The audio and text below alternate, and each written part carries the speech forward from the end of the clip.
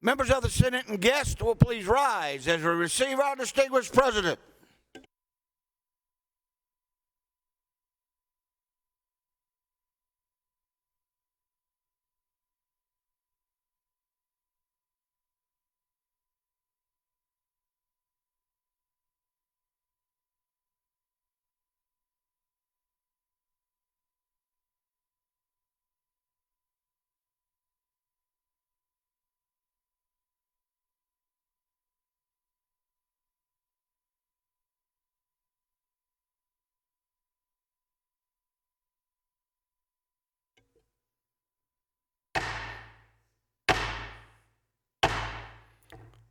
The Senate will come to order. Members and guests will remain standing while we're led in our devotion by the chaplain this morning, followed by the Pledge of Allegiance. Chaplain. Speaking to his people, Joshua said, "Now therefore revere the Lord and serve him in sincerity and in faithfulness." From Joshua chapter 24, verse 14. Please join your heart with mine as we pray. Gracious Lord, here in this bold 21st century that we're living through, there are all sorts of alluring, tempting voices that call to us again and again. And hearing such, many women and men might find themselves lost and adrift. Yet we are confident, Lord, that if all who serve you in the Senate will only turn to you and follow you, then assuredly their way will be straight and true. After all, only through becoming your servants first of all will these leaders truly achieve the best results for this state we all love. Further, O God, during these perilous times, keep safe our women and men in uniform serving around the globe and here at home, and use us all to your glory. In your wondrous name we pray, Lord. Amen. I pledge allegiance.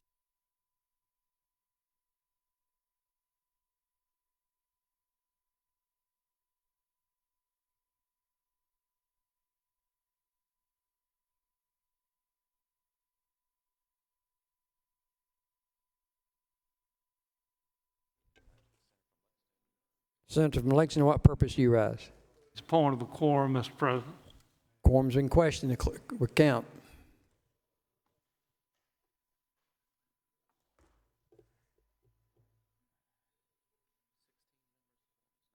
"16 members are present. Quorum is not Mr. present." President, I move for a call of the Senate. Senator from Lexington moves for a call of the Senate. Clerk will ring the bell.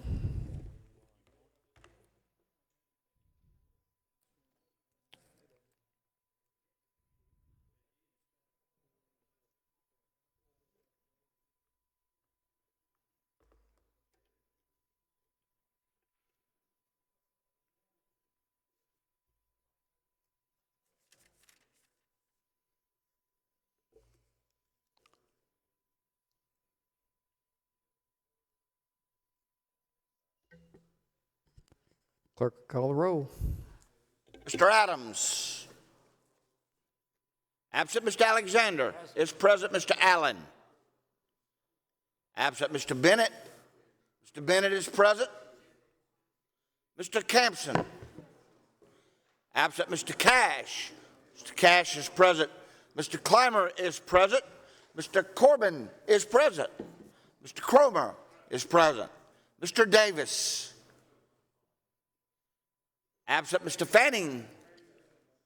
Absent Mr. Gambrill. Absent Mr. Garrett. Mr. Garrett is present. Mr. Goldfinch, present. Mr. Grooms is present. Mrs. Gustafson is present. Mr. Harpootlian is present. Mr. Hembry is present. Mr. Hutto. Absent Mr. Jackson. Absent Mr. Kevin Johnson. Absent Mr. Michael Johnson, present. Mr. Kimbrell, present. Mr. Kimson. Absent Mr. Loftus. Absent Mr. Malloy. Absent Mr. Martin is present. Mr. Massey, present. Mrs. Matthews. Absent Mr. McElveen. Absent Ms. McLeod. Absent Mr. Peeler. Mr. Peeler is present. Mr. Rankin, present. Mr. Rice. Absent Mr. Sabb is present. Mr. Scott. Absent Mrs. Sin, present. Mr. Setzler is present.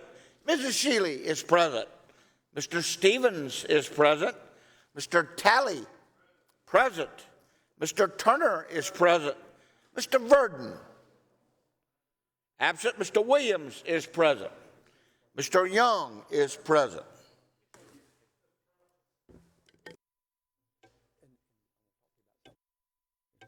Senator from Lexington, what purpose?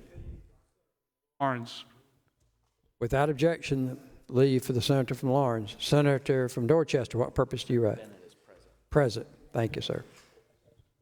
Other members? Still in a member on this roll call. Does this relate to the roll call? The senator from Lexington, Senator Shealy, what purpose do you write? Doing great, thank you. Over to you. Bright Matthews until 1 o'clock. Without objection. Senator from Kershaw, you. Of a unanimous. Hold that for. I'm still in the middle of a Oh, I roll didn't call. know. I'm sorry. Yeah, I'm sorry. Excuse me. Senator Scott is present. Senator Kevin Johnson is present. Senator Kempson is present. Other members?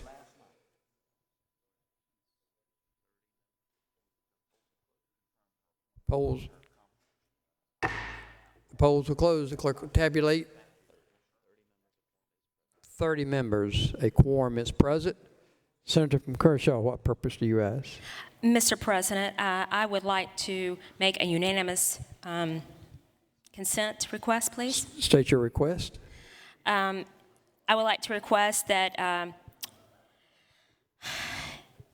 we adjourn at the earliest available date in memory of Jenny Zemp. Jenny Zemp was our executive director of Historic Camden, who suddenly passed away on Monday, the age of 60. She is going to be very much missed. She's very much respected. She's done a lot for the county and for the Revolutionary War site. And I would ask that the Senate adjourn in her memory at the earliest date possible. Without objection. Thank you, ma'am.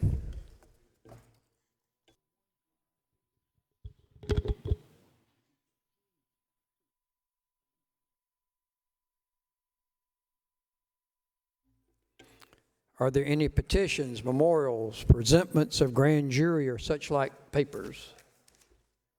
The clerk will read.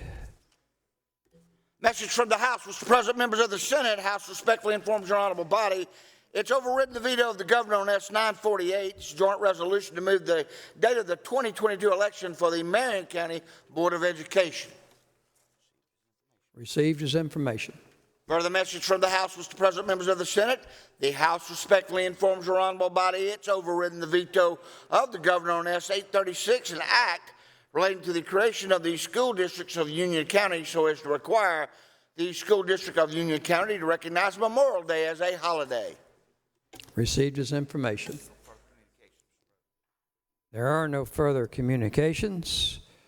Therefore, we are on the introductions of new bills and resolutions. The clerk will read. Introduction of a bill by Senator Garrett and others to enact the Youth Protection from Internet Pornography Act, adds an article to the code so as to provide protection for children against unfiltered devices, provide necessary definitions, require manufacturers to provide automatic filtering capabilities of devices activated in this state. Judiciary Committee. Introduction of House Bill 4766. This is a bill. It amends the code relating to the Coordinating Council for Workforce Development so as to delete references to designees for the Coordinating Council.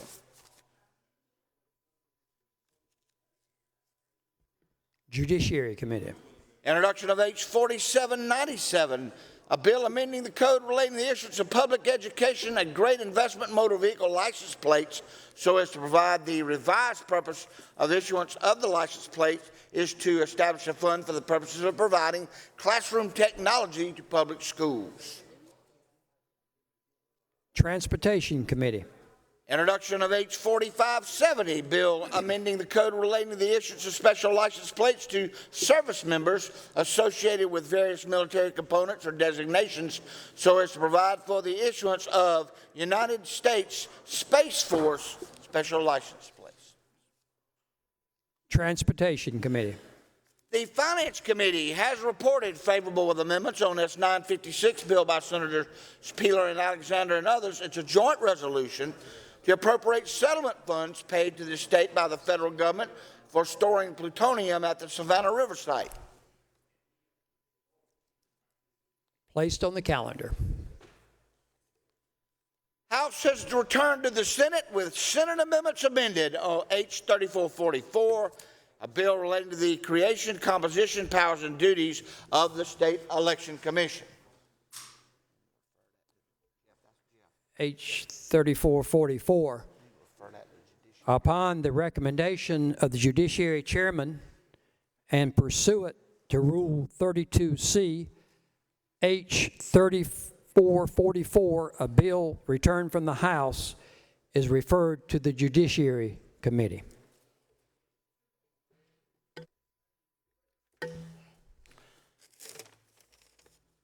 Family and Veteran Services Committee has reported favorable on the following statewide appointments. Member of the Foster Care Review Board, 4th Congressional District, Mrs. Mary D. Long of Camden. Received as information. Member of the Board of Trustees for the Veterans Trust Fund of South Carolina at large, Dr. Ada D. Stewart of Columbia. Received as information. Member of the Veterans Trust Fund of South Carolina at large, Ms. Brenda Lopez Stewart of Clinton. Received as information. Member of the Veterans Trust Fund of South Carolina, representing Veteran Services Organizations, Mr. Melvin Poole of Rock Hill. Received as information. Member of Veterans Trust Fund of South Carolina at large, Mr. Nick A. Messenberg of Beaufort. Received as information. Initial and reappointment of a member to the South Carolina Foster Care Review Board, 4th Congressional District, Mrs. Jane W. Daniel of Greer. Received as information, initial and reappointment.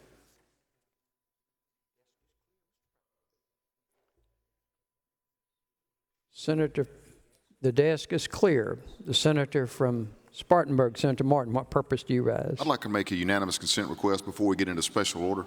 State your request. To go to page 8, the top of the page. Oh, I didn't see you in the chamber. I'll go ahead and finish. Anyway, to go to page 8, top of the page, H 4576. It's the bill to declare the third Tuesday in February of each year as the Historically Black Colleges and Universities Day. That's the one we worked on yesterday, and I'd like to give that a unanimous roll consent. call vote. Unanimous consent is to go to that page and take it up on third reading on a uncontested basis. H 4576. Is there objection to going to page 8, top of the page, 4576? Without objection, we're on the bill. The clerk will read. This is a bill which adds a section to the code so as to declare the third Tuesday in February of each year as Historically Black Colleges and Universities Day. Question is third reading of the bill. A roll call is required. Clerk will ring the bell. You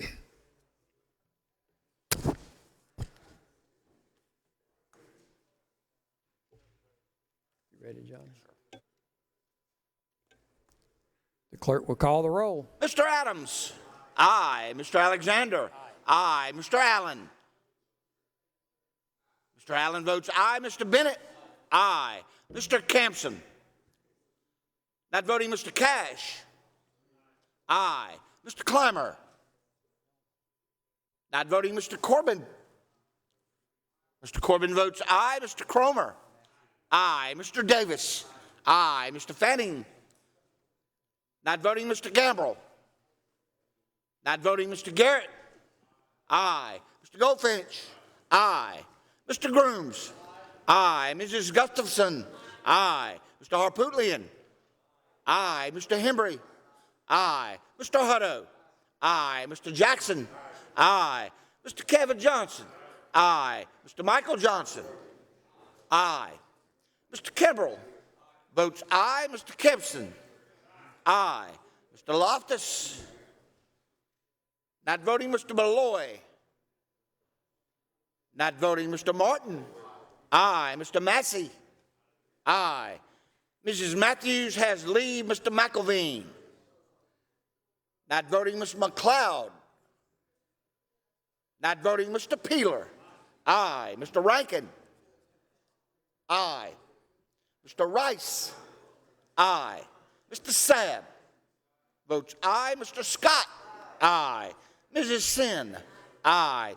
Mr. Setchler. Aye. Mrs. Shealy. Aye. Mr. Stevens. Aye. Mr. Talley. Aye. Mr. Turner. Aye. Mr. Verdon has leave. Mr. Williams. Aye. Mr. Young. Aye. Senator Clymer votes aye. Other members, Senator Campson votes aye. Other members, have all senators voted? Senator Spartanburg, Senator Martin, what purpose do you rise? Prior to the roll call being closed, I'd like to make a unanimous consent request. State your request. Leave for the senator from Darlington until 1 p.m. Without objection. Have all members voted? Senator from McCormick, what purpose do you rise? State your request. For Mike Gambrell to receive excuse for today as being sick. Leave for the day, without objection. Senator from Sumter, what purpose? Votes aye. Senator McElveen votes aye. Have all members voted? All members voted. Polls are closed. Clerk will tabulate. By a vote of 38-0, the bill is given a third reading. H 4576. The senator from Richland, Senator Jackson, what purpose do you rise? Mr. President, a unanimous consent request. State your request. That at the next available date that the Senate adjourn in honor of Cynthia White Williams. Without objection, so ordered.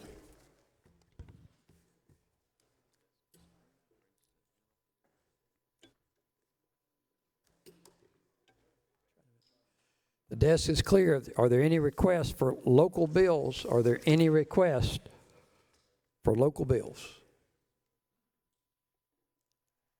Hearing no requests for local bills, that takes us to interrupted debate on page 4. S 150 amendments are on the desk. The reading clerk will read. The next amendment is amendment number 48 by Senator Cash. Amends a bill, strike section 4453, 2010, subitem 25B. Senator from Anderson, Senator Cash, what purpose do you rise? Find the amendment. Recognized to explain the amendment.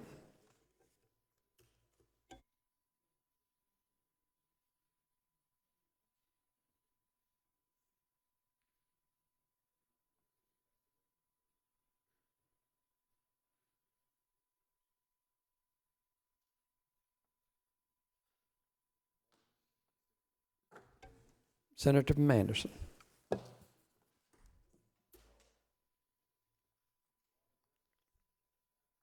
This amendment is in section 4453, 2010. It's approximately page 7 if you printed this document out before we got started. And basically it's striking under the definition of physician. It strikes paragraph small letter B, the point of which is to prevent someone who is not a South Carolina physician from being able to write these prescriptions. This was a point that was brought forward by the senator from Horry. I'm not sure if he is planning to introduce an amendment, so I am introducing an amendment that would make it so that the physician had to be a South Carolina physician. Pending. Senator from Beaufort, What purpose do you rise? If the senator would yield for some questions. Senator yield for questions. Senator does. Senator yields. Senator, did you know this is one of the points that the senator from Ori made last Thursday? And I was taking my notes in regard to how we could make this bill tighter. I think he made some meritorious points in that regard. I think that it's probably a good idea for us to proceed cautiously, and so I will support you in this amendment at the appropriate time. There are no other questions. I move for adoption. Senator McManus moves for adoption of the amendment. All in favor would say aye. Aye. Aye. Opposed, no. Ayes have it. The amendment is adopted. The reading clerk will read. Next amendment is amendment number 49 by Senator Cash. It amends a bill by striking section 4453, 2350, subsection A, item 2, subitem A. Senator McManus, and what purpose do you ask? Explain the amendment. Recognize, explain the amendment. This is on page 35, section 4453, 2350. I brought this up in my comments early on in this debate that this deals with a situation where there are more applications for a medical cannabis establishments than are allowed by the bill, and in which case a numeric scoring system is going to be put into effect to help make these decisions as to who gets the licenses. And under point number 2, and I know this has been amended, but I think it still pretty much follows under point number 2. In cases in which more applicants apply than are allowed by the local government, it says the system must include an analysis of, and in small letter A says, the preference of the local government. And I brought this up before that if we're having a numerical scoring system to determine among excess applicants who's going to be preferred to get a license, it simply is vague to me whatever that could mean. How can you, what does it mean to say that the preference of the local government is somehow used in a scoring system to determine which applicant among several should be preferred? It's unclear, so I just moved to strike that line. Mr. President. Senator from Beaufort, what purpose do you rise? To ask if the senator will yield for some questions. Senator yields. Senator, did you know that I'm looking at the bill, the most recent bill as amended, and as you noted, it may have shifted around, but I think it appears now in that same section that you noted, 44-53-2350, under paragraph A, 2B, I, where it references the preference of the local government, which is to be considered. Is that That's correct. Is that the section? It is. I would move for adoption. There are no other questions, Mr. Chairman. I'll move for adoption. Pending questions, adoption of the amendment. Those in favor, please say aye. Aye. Opposed, no. Ayes have it. So ordered. The reading clerk will read the next amendment, publish the next amendment. Next amendment is amendment number 50 by Senator Cashman. It's a bill. It's in section 4453, 2130, subsection A, adds appropriate numbered new item. Senator from Anderson, what purpose do you rise? To explain the amendment. Recognize, explain the amendment. This amendment will be found on page, well, actually, it will be inserted around page number 17. What we're talking about here is the registry identification cards and what has to be provided to the department in order to get one of these cards. And it says in a later part of this bill that the department cannot issue a card to someone who is employed in public safety, commercial transportation, or the operation of commercial machinery. So that comes on later in the bill where that's prohibited. But I've put this in here because if that's prohibited by the department when they get ready to issue a card, then it ought to be obvious when someone is doing the actual application for a card that we've got they need to provide their job, a description of their job, and they need to be informed that if they work in public safety, commercial transportation, or operating commercial machinery, that they're not allowed to get an ID card. And the amendment also states that if someone makes a false representation, say that they're a bus driver, an airline pilot, they drive heavy machinery, a crane operator, or so forth, if they make a false representation and just flat out lie, you know, I mow lawns for a living or something like that, then I provide the same penalty here that would be provided for the diversion of cannabis products to people other than those who have the card in their possession. But it does provide that on the application, there's a clear warning that if you provide a false representation of what your job or your job description is, in order to gain a card, that's a felony. That is disclosed on the application. Senator from Buford, what purpose do you rise? Senator would yield for some questions. Senator yields. Senator, did you know that this, as with some earlier amendments that you've offered and that's been adopted, this was among the things that the senator from Ori noted when he went through the bill in detail on Thursday, and it was in my cleanup amendment to address. I think it is appropriate for the applicant at the time of seeking a registry card to disclose their job position, because the bill contemplates certain employees not being eligible to receive a card. So at the appropriate time, I'll move adoption. Mr. President, if there are no other questions, I would move adoption. Senator Manderson moves for adoption of the amendment. Those in favor say aye. Aye. Opposed, no. Ayes have it. So ordered. The amendment is adopted. The reading clerk will read and publish the next amendment. Amendment number 51 by Senator Cashman, the bill, section 4453-2390, subsection D, and inserts a new subsection D. Senator Anderson, what purpose do you rise? All right, this would be on page 46. This is the section of the bill that basically deals with who is allowed to have a license, and in particular, in subsection D, now let's see.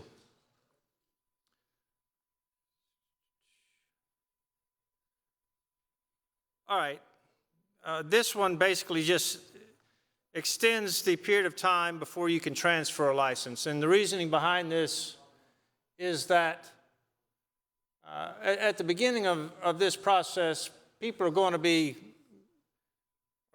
granted, or they're going to win licenses for being a grower or a processor or a therapeutic dispensary business. And since there's going to be a limited number of those licenses available, it could be that over time those licenses in and of themselves become fairly valuable because they're like taxi medallions. There's only so many in circulation.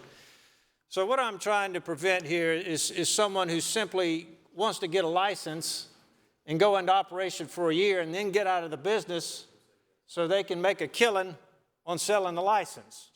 Senator from Buford, what purpose do you rise? If the senator would yield for some questions. Senator yields. Senator yields. Senator, I'm going to support you on this amendment for the reasons that you've just stated, but I wanted to advise the body that I'm going to offer up a perfecting amendment at the very end that will, in addition to this 36 months requirement, provide for DHEC to approve the transfer, because the senator from Ori rightly noted last week that after these licensees have gone through all these hoops and been qualified and given a license, it would seem to be not prudent if we just simply allowed there to be a transfer without DHEC somehow reviewing it. So I would move for adoption of this amendment, but advise the body that I think additional cleanup language is also going to be forthcoming.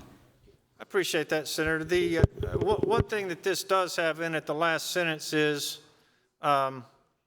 it repeats something that the initial applicants would be screened about, which is you cannot transfer the license to someone who has been convicted of or pled guilty or nolo contender to a felony drug-related offense.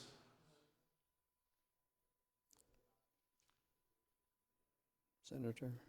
Well, it extends the time from 24 months to 36 months before you can transfer a license, but it says you can't transfer the license to any person who has been convicted of or pled guilty or nolo contender to a felony drug-related offense, which I believe is in the initial screening requirements. Mr. President, if there are no further questions, I move for adoption. Pending question is adoption of the amendment. Those in favor say aye. Opposed, no. Ayes have it. Amendment is adopted. The reading clerk will publish the next amendment. Amendment number 52 by Senator Cashman is a bill that strikes Section 4453, 2020, subsection B, items 2 through 5, and inserts. Senator from Anderson is recognized to explain his amendment. Number 8. This is a rebalancing of the cannabis program funds excess revenues, should there be excess revenues after the department has had its expenses covered. And what I am simply doing here is, if you look at the excess revenues under point B, this current language provides 2% to local providers who do drug and abuse prevention, early intervention, and treatments. So I'm moving that from 2% to 10%. On the next point, number 3, the current bill has 3% to SLED. I've moved that to 5%. So that's a total of 10% I've increased, so I just decreased to 85% to the State General Fund to make that 75%. Senator from Beaufort, what purpose do you rise? To see if the senator would yield for some questions. Senator yields. Senator yields. Senator, it seems like you were taking the same kind of notes I was taking last Thursday in regard to the very meritorious review that the senator from Ori made to this bill.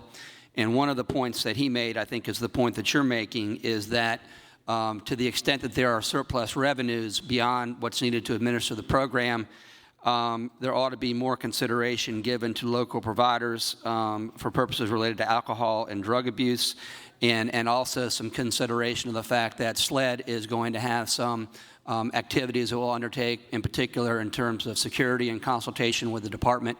I think we could debate what numbers are appropriate, but I think that what you're amending is providing emphasis to the things that the senator from Ori indicated, and I think that that's meritorious, and at the appropriate time I'd move for adoption. There are no further questions, Mr. President. I move for adoption of the amendment. Pending question is the adoption of the amendment. Those in favor, please say aye. Aye. Opposed, no. Ayes have it. So ordered. The adopted amendment. The reading clerk will publish the next amendment. Next amendment is amendment number 53 by Senator Campson. Amends a bill that strikes Section 4453, 2096, subsection C, and inserts subsection C. The Board of Pharmacy shall develop a process and promulgate regulations for issuing a permit to a therapeutic cannabis pharmacy, including the establishment of associated fees. Board of Pharmacy shall not prohibit a pharmacist who owns a non-therapeutic cannabis pharmacy from Senator obtaining from a Lexington, permit. what purpose do you rise? Senator from Charleston is not in the chamber. I move to carry over the amendment. Carried over. Senator, thank you. But we will withhold that motion momentarily. Senator from Beaufort. I think it's something, I'm just looking at it, I think it's something that I can agree to. Would we rather carry it over till the author is in here, or I'll do either? I think it'd be. Mr. President, I move to carry over to the Move office. carry over. I think Out if he of made a courtesy to the mistake, members. I- Sure. That's fine. I agree, yeah. All in favor of carrying over, say aye. Opposed, no. Aye. The amendment is carried over. Reading clerk will publish the next amendment. Next amendment is number 54 by Senator Sin. Amends a bill, page 2, lines 40 through 43, and page 3, lines 1 through 11. Strikes Section 4453, 2010, Senator. subsection A, subsection 1, item A. Senator from Charleston, Senator Sin, what purpose do you rise? To explain the amendment. You're recognized to explain your amendment. So what this does is decrease, or actually it sets a limit on the amount of marijuana that can be given to a patient. I chose to do what the federal government, or through the FDA, has recommended for cannabis trials, which is 5 milligrams a day, and that would equal 70 milligrams for the 14-day period. Alabama, for instance, now they do it a little differently. They're the only other state that actually sets milligrams. They allow 75 milligrams total, but they allow it in as many as 70 doses. I think if we're going to do what these other doctors have mentioned, how they prescribe stuff, it's start low, go slow, hydrate. I think that this is what would do that. Move adoption. Senator from Beaufort, what purpose do you rise? If the senator would yield. Yes. The Senator yields for questions. Senator, what was commented yesterday, we discussed when Senator from Spartanburg, Senator Kimmer, was on the floor. We talked about how some states had caps in regard to what could be authorized. Other states did not.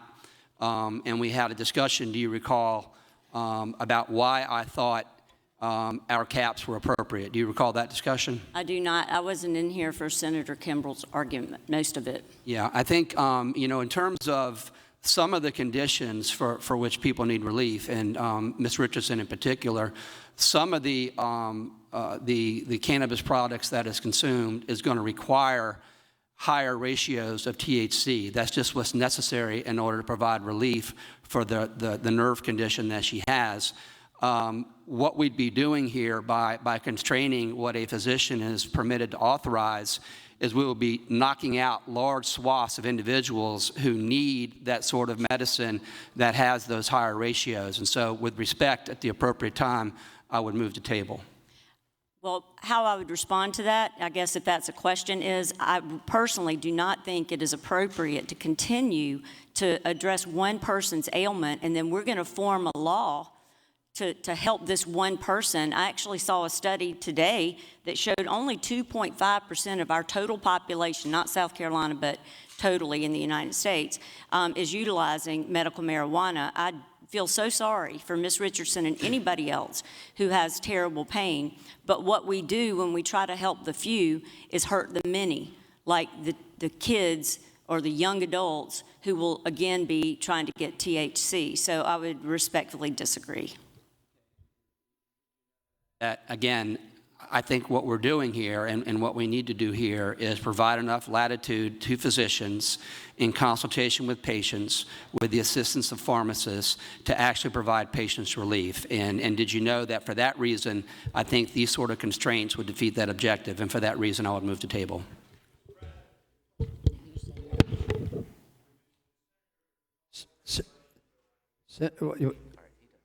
Yeah, Senator Sin has the floor. So I'll relinquish. well, the senator from Anderson, Senator Cash, what purpose do you rise? Wish to be heard on this amendment. Senator from Anderson is recognized on the amendment. I think we're dealing with what I call the FDA portion of the bill, and I will say, Senator, you've been requested to come to the... Okay. Senator from Lake... This banner back and forth on the floor versus taking the podium. Senator is recognized on his amendment at the podium.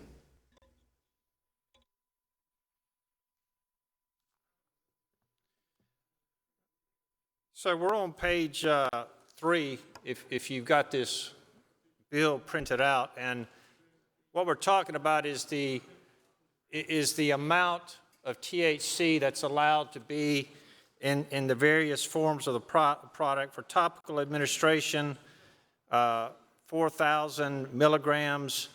For oral, 600 milligrams. For oils, for vaporation, 8,200 milligrams. And I think the part of the anxiety or concern that this body has about the bill in general is the fact that none of us are marijuana experts, and none of us really know what those numbers mean.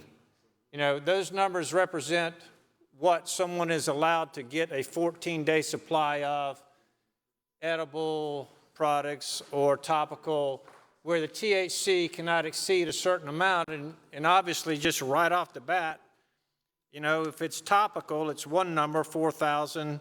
Oral, another number, 600.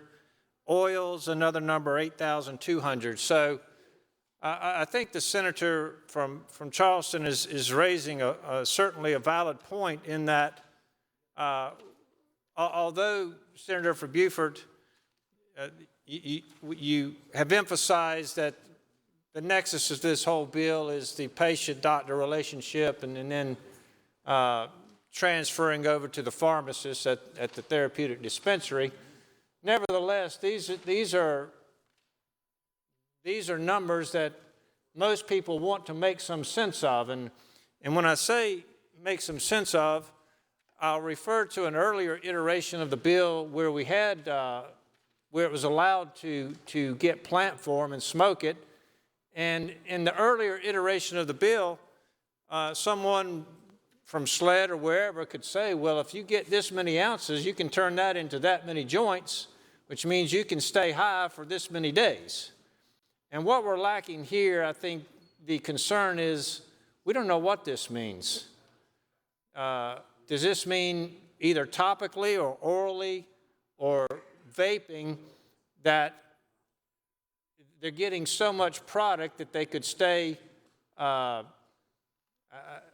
don't mean this in a pejorative manner, but high for 14 days on end, because that's how much is allowed. Now, I think at one point I heard you, Senator, mention that you might have pulled these numbers from a different state, maybe Ohio, and maybe that would give us some relief if you could give us a little bit of the background, although I know I can't ask you a question. Senator from Beaufort, what purpose do you rise? If the senator would yield. For a question? Senator yields. Senator yields for questions. And Senator from Anderson, you're correct in terms of there was an iteration of this earlier in the process that was different because we were dealing with leaf and burning leaf.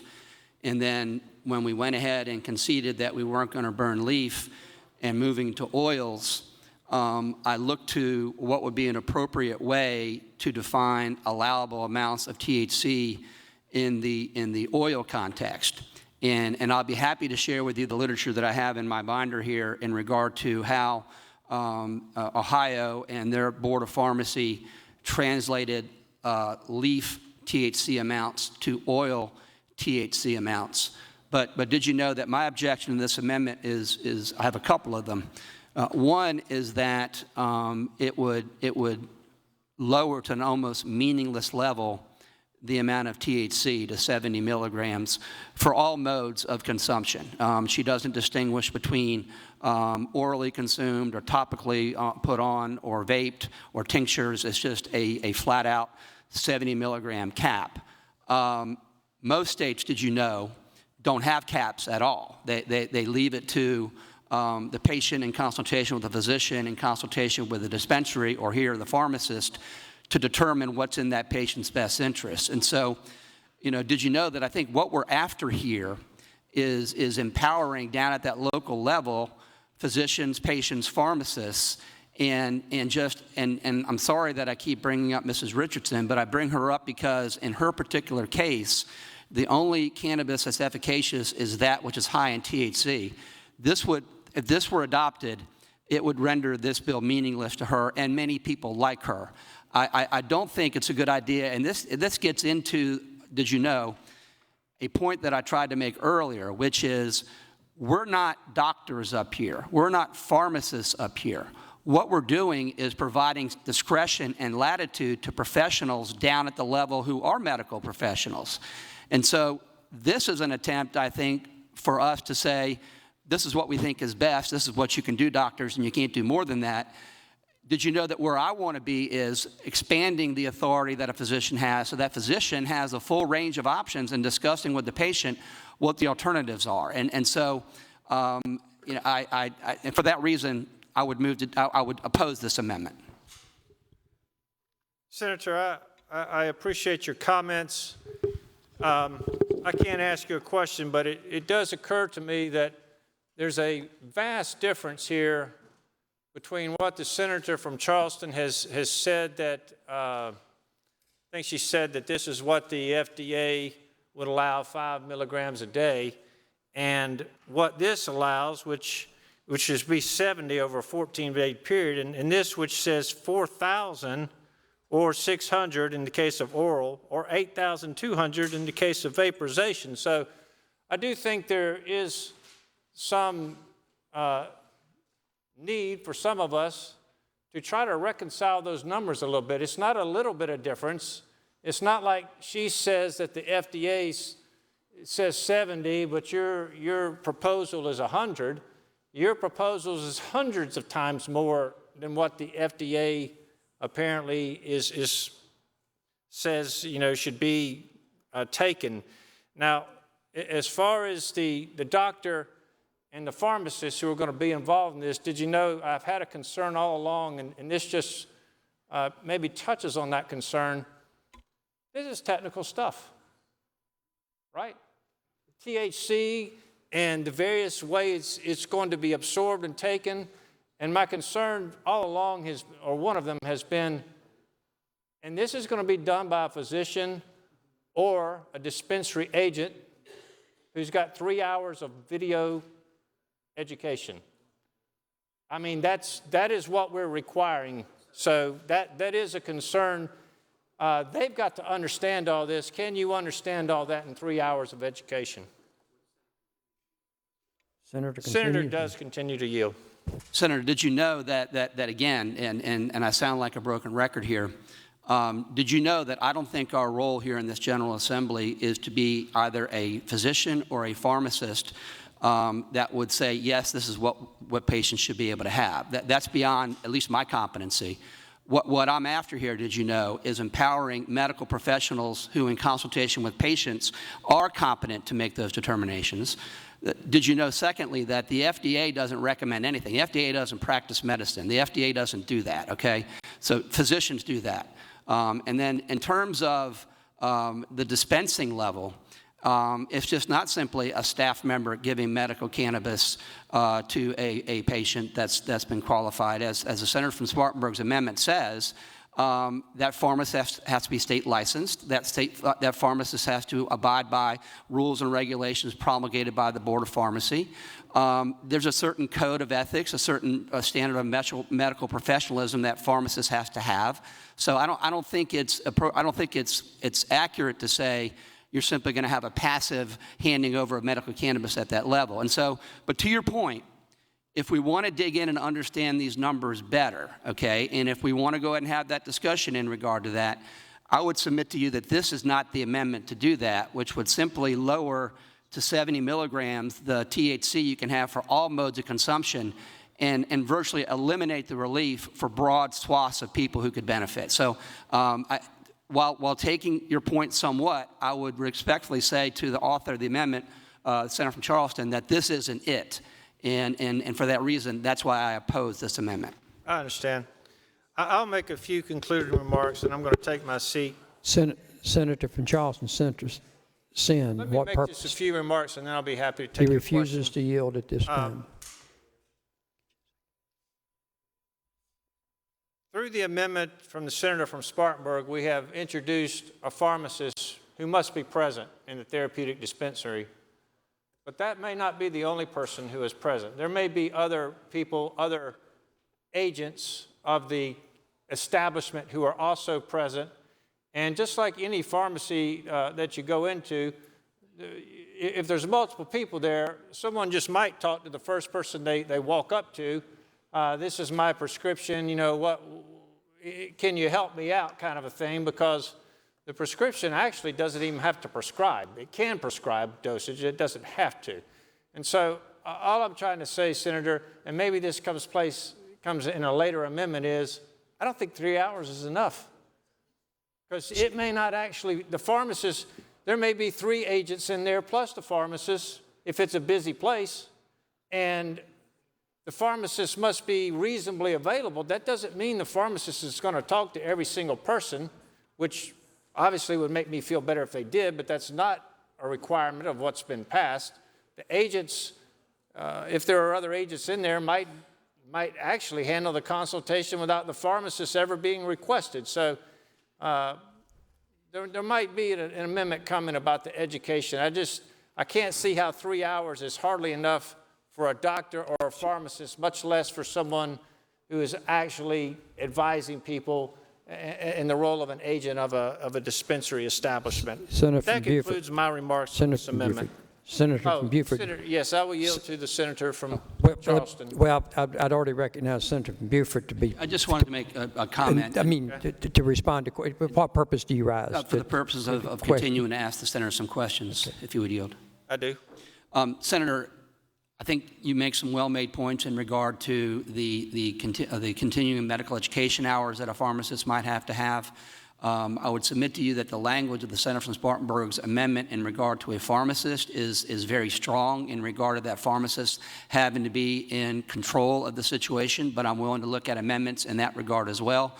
But what I would submit to you, one way not to address the concerns that you're expressing is to limit among all modes of consumption THC to 70 milligrams of THC. That would just knock out broad swaths of populations that not only Ms. Richardson, but those who have chronic pain, those who would access medical cannabis instead of opioids. I mean, it would really work against what I think one of the fundamental objectives of this bill is. Well, I appreciate you taking my questions. And I appreciate those comments. And again, I cannot ask you a question, but if I'm correct, the vaping limit was something pulled from Ohio. I don't know if the other two limits, if they were all pulled from the same place. Okay. So before we go to the senator from Charleston, Senator Sam, would you holding the floor for the introduction of the doctor of the day? Senator from Sumter, what purpose do you rise? Mr. President, I just wanted to ask unanimous consent with the senator from Anderson holding the floor that I be allowed to introduce the doctor of the day. Is there objection? Hearing none. Senator from Sumter is recognized to introduce the doctor of the day. Thank you, Mr. President and members of the body. If you look into the gallery this morning, you will see another who should be a very familiar face.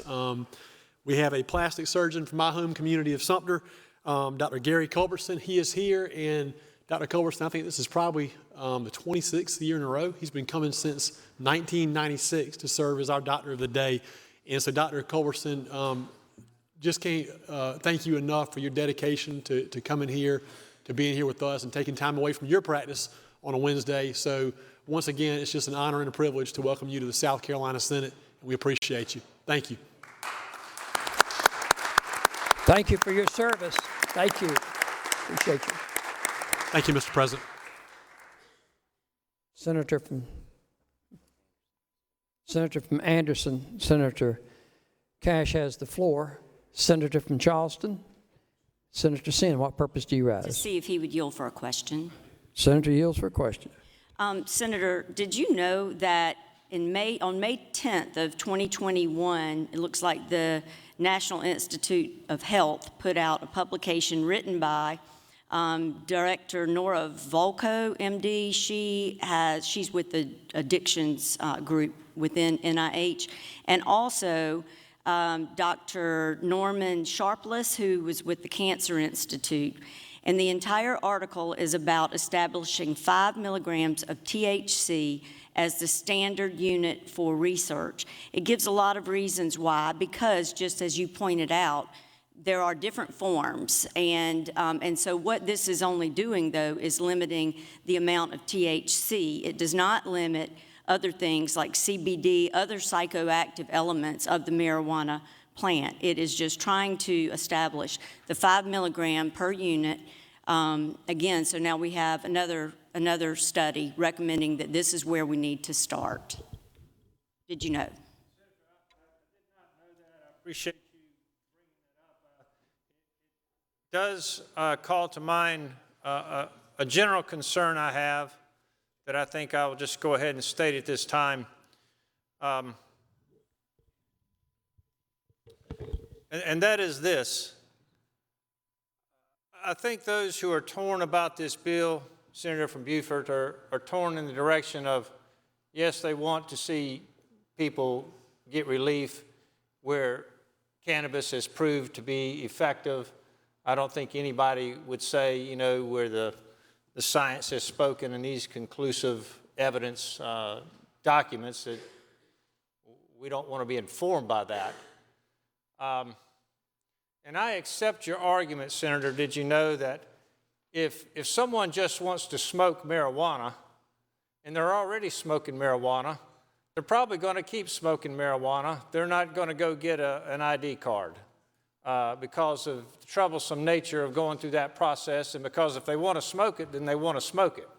And so I'm not overly concerned about the person who's already smoking marijuana somehow using the ID card to continue their habit. They're already doing it. But those of us who are perhaps a little bit more leaning or concerned about the public safety aspect of this, I think the concern for me, Senator, comes in that once you make medical cannabis lawful, anyone who might qualify for one of these conditions, who might not otherwise ever use a cannabis product, might very well indeed be tempted to try to get a prescription to try a cannabis product. Senator, And that in that regard, we could literally have tens of thousands of people who, under the definition of chronic pain and PTSD, get an ID card and begin experimenting with products. And unfortunately, some of them are going to end up getting addicted, and maybe they go on to using other things as well. That is, I think, a large part of the public safety concern. And so when we talk about some of these ideas, I'm not worried too much about Cheech and Chong abusing medical cannabis. And I want to mention another thing here, because this has been brought up by several people. The data I've looked at, and I've got reports from 13 different states, the states I see here do not indicate an abnormally large number of young people enrolled in using medical cannabis. The numbers are all over the demographic spectrum. It's not just young people in their 20s, it's people in their 30s, 40s, 50s, and 60s and beyond. Senator from Spartanburg, Senator Martin. And so I'll take the question as soon as I can finish my thought. Okay, otherwise, being my age, I'll forget the thought. It's not the Cheech and Chong so much that I'm worried about abusing this or getting hooked on this. They're already hooked. What about someone who's 40 or 50 and has never had any kind of cannabis product, but hey, I play basketball, which I do occasionally. My knees hurt as a result. You know, I tried CBD oil for my knees. Didn't do anything. What works best for my knees is just stop playing basketball. But I did try CBD oil. Do people, and as you look at the older age groups that are getting the cards, and in some instances, if you look at New Hampshire, that's quite a large percentage of the people up there, I believe it's New Hampshire, who are in the older age category. Are we creating people who might actually form addictions because they're going to experiment to see, as they get older and you have various aches and pains and you want some relief, maybe you say, well, I'll stop taking ibuprofen and try this for a while. And so that is where we get into the public safety side of this, of balancing, if it's possible to balance giving relief to people who really need it without creating tens of thousands of people dependent on cannabis products who heretofore had never used a cannabis product. And I will yield to the Senator Gladys. Senator from Spartanburg, Senator Martin, what purpose do you rise? To see if the Senator from Anderson would yield for a question. I do. Senator yields. Senator, when you started talking about playing basketball, I saw the Senator from Greenwood standing there. Did you know that reminded me of the former Senator from Greenwood who used to say he fixed his knees by just wrapping them in WD-40 for a while. So So anyway, I thought that was funny. But I'm looking at your, well, I don't think it's your amendment, but it's the amendment you're speaking in favor of. Can you help me understand, because I really don't know. It says cannabis products not exceeding a total of 70 milligrams of, I'm just going to say D9T because I'm not even going to try to pronounce that, per day for 14-day period. Where did you get that number, and what is that number accomplishing? That's what I'm just trying to understand, because I wouldn't know at this point if 70 is a low number or a high number, or if 5,000 is a high number. I really don't understand. So what does that do? Is that coming from, is that what somebody wants medically? Senator, as I understand it, these limits here, as I understand it, have been pulled from the Ohio law. I cannot tell you what these numbers mean in a practical sense, because I do not know. I think that's why we're having this discussion.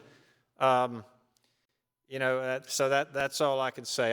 I can't explain the numbers. I do think it's meaningful that we're having this discussion, and I do think it's something that concerns people, because practically speaking, we're not talking about, well, how many joints is that?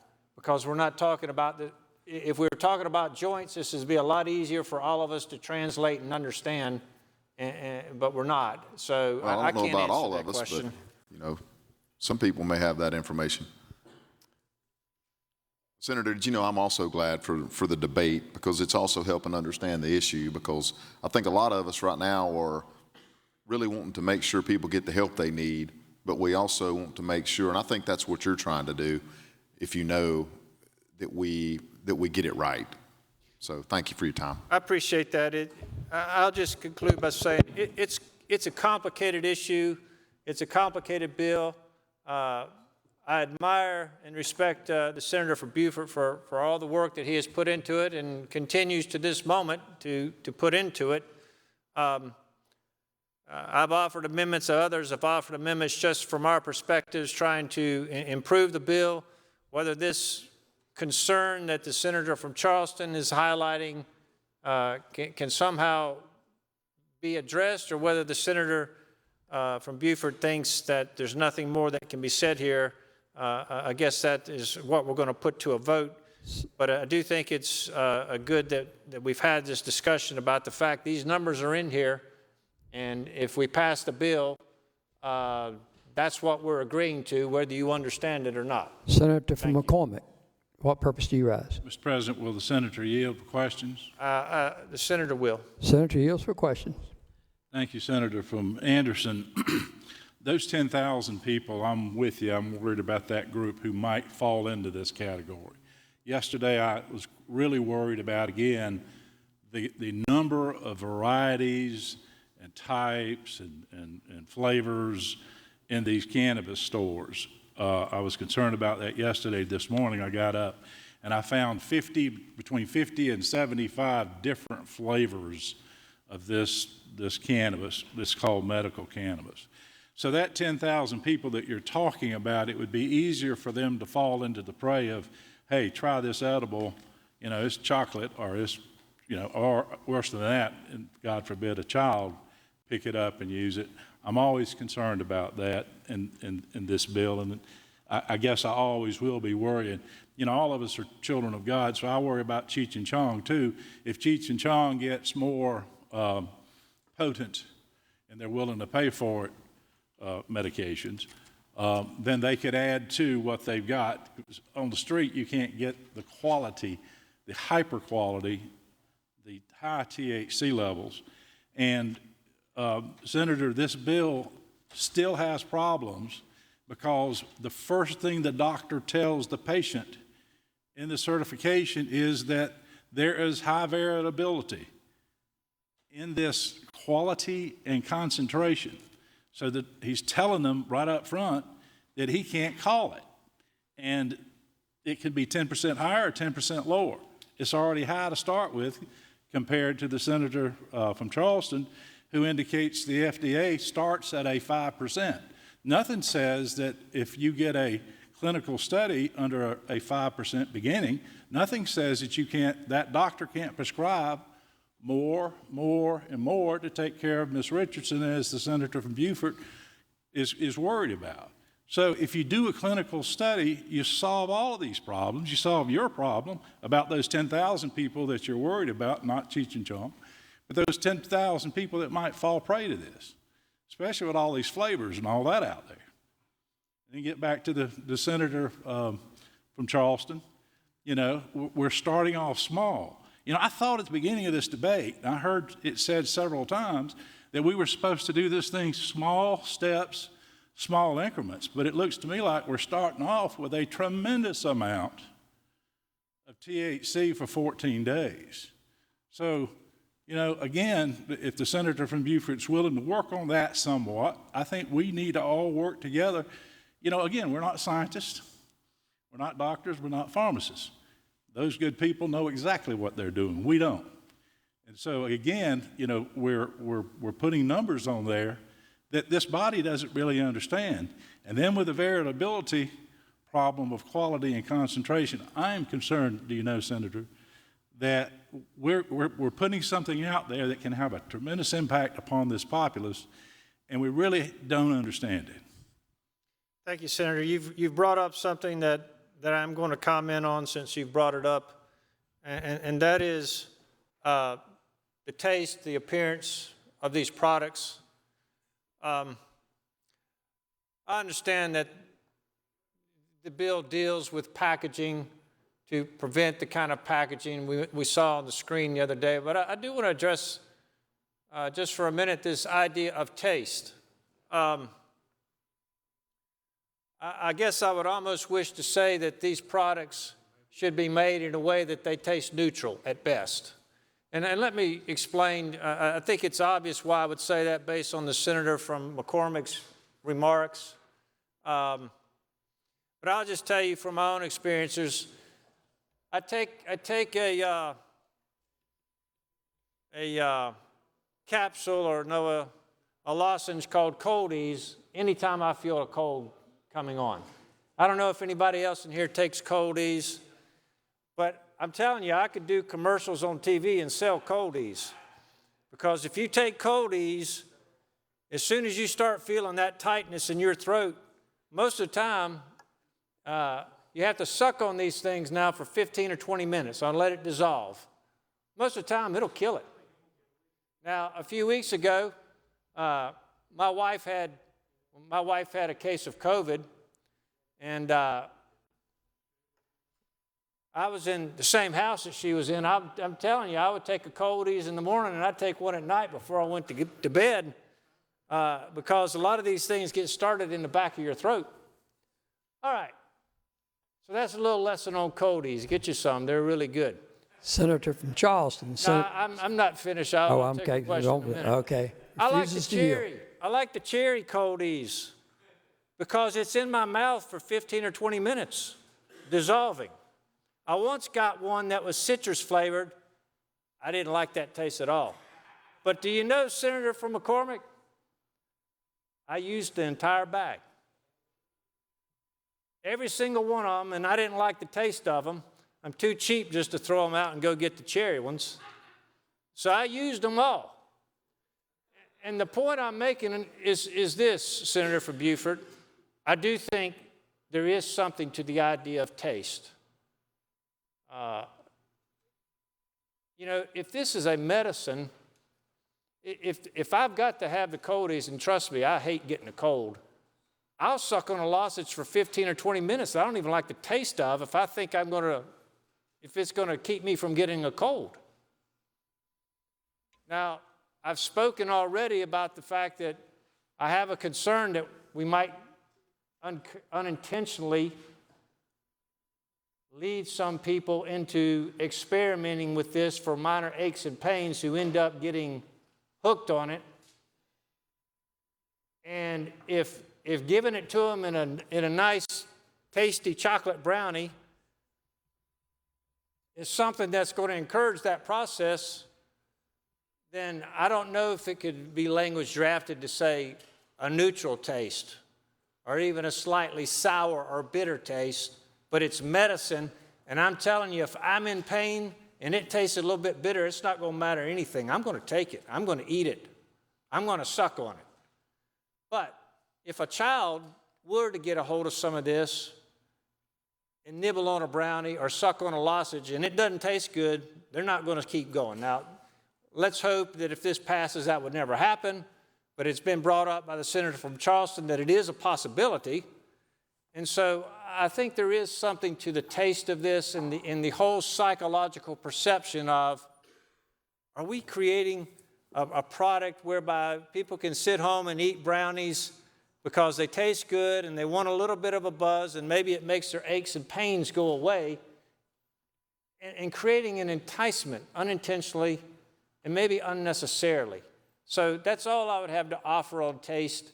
I understand that you're trying to get the benefit from the THC that's in the product, but it could have an unintentional issue attached to it. In fact, I think it does. Senator from Charleston, Senator Sin, what purpose do you rise? To see if the senator from Anderson would yield for a question. Senator does. Senator yields. Sticking with, for now, your thought about making any edibles not taste good, did you know that there is going to be an amendment later that deals along those lines? But did you also know that this past summer I went to Disney World with my niece and another little girl? And did you know that when we went there, we went to the Beauty and the Beast castle? It's really hard to get a table there, but I was able to get a table there. And when I did, of course, you know, they're all dancing around singing, be our guest, put our service to the test. Well, part of that song, if you listen to it, it says, try the gray stuff, it's delicious. So guess what got served to us for dessert? It was gray stuff. It was delicious. The 2 6-year-olds at the table said, they didn't have any part of it. So I think that there are ways to even make the product delicious, but that it's not going to appeal to a child, like a bowl of something that's gray that looks like oatmeal. They didn't want any part of it. So there are lots of ways I think we can address it. Did you know?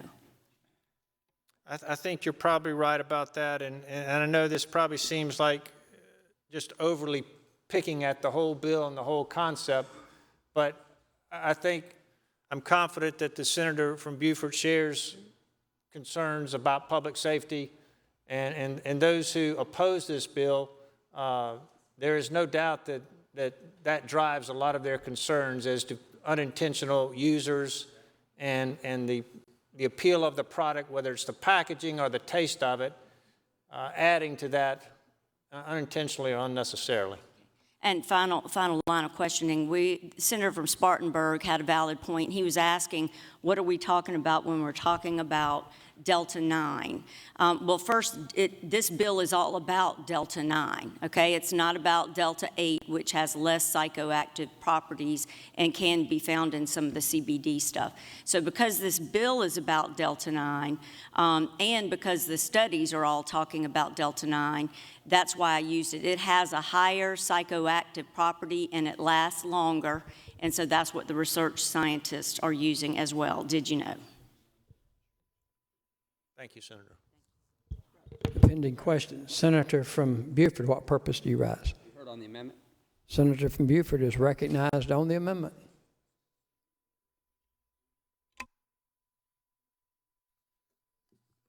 Members of the Senate, I will be brief, as I was just admonished by one of my colleagues there.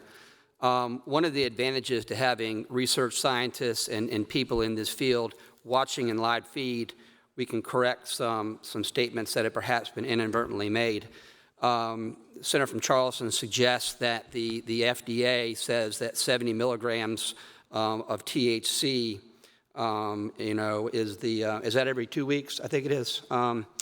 And in fact, just one of many studies, the FDA has approved a study on inhaled cannabis and vets, 70 milligrams of THC per day, okay, per day. That's an FDA-approved trial with vets at 70 milligrams of THC per day, which translates into 5,000 milligrams of THC per week, or even greater than that for a 2-week period.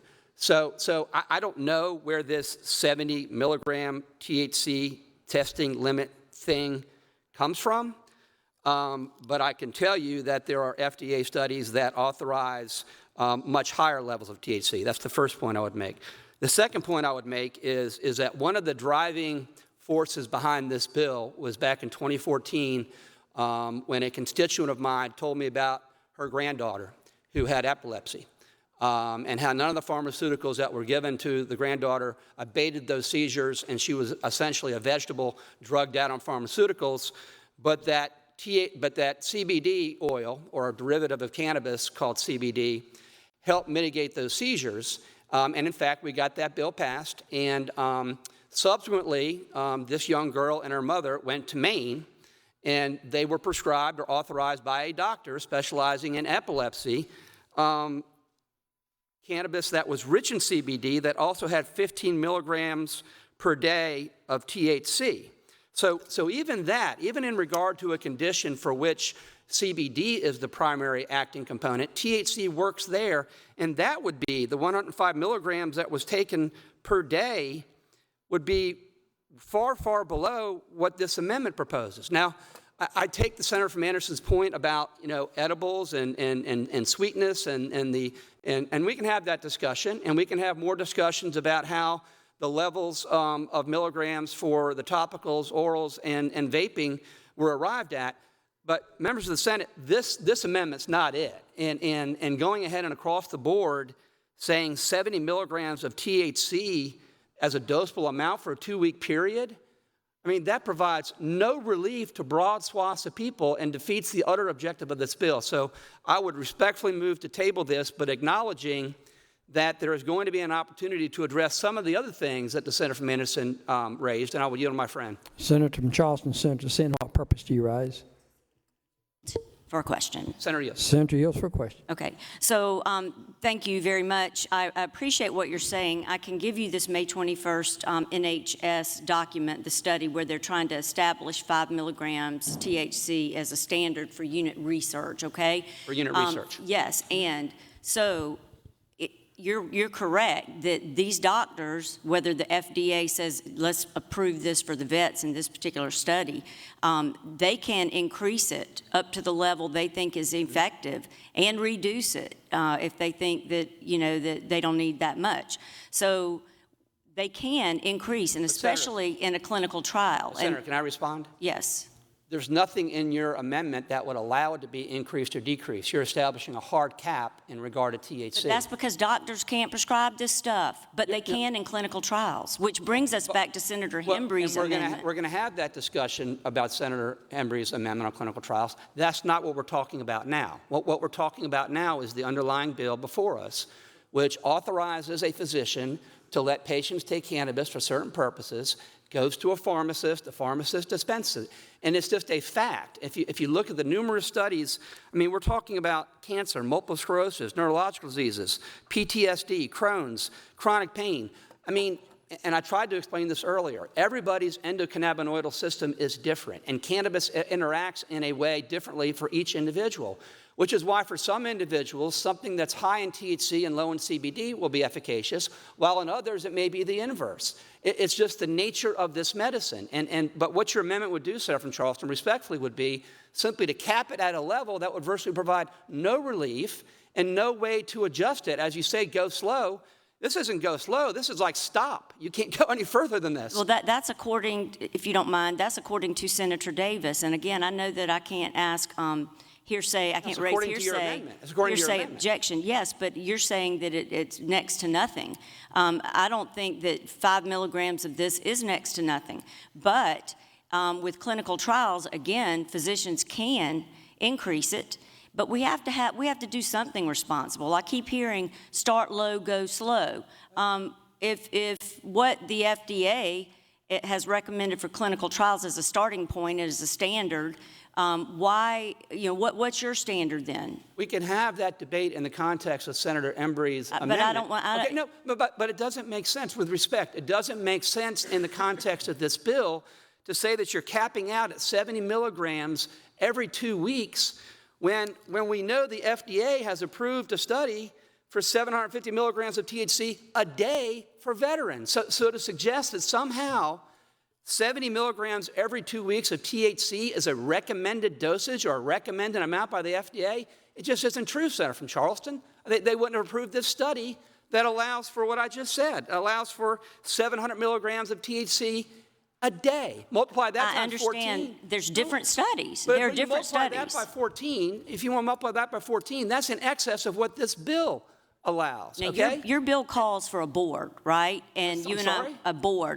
governing board for medical marijuana. So are we talking about allowable amounts, or are we talking about the board now? I'm going to both because you and I talked about maybe changing up the makeup of the board, right? And the board would have certain authority.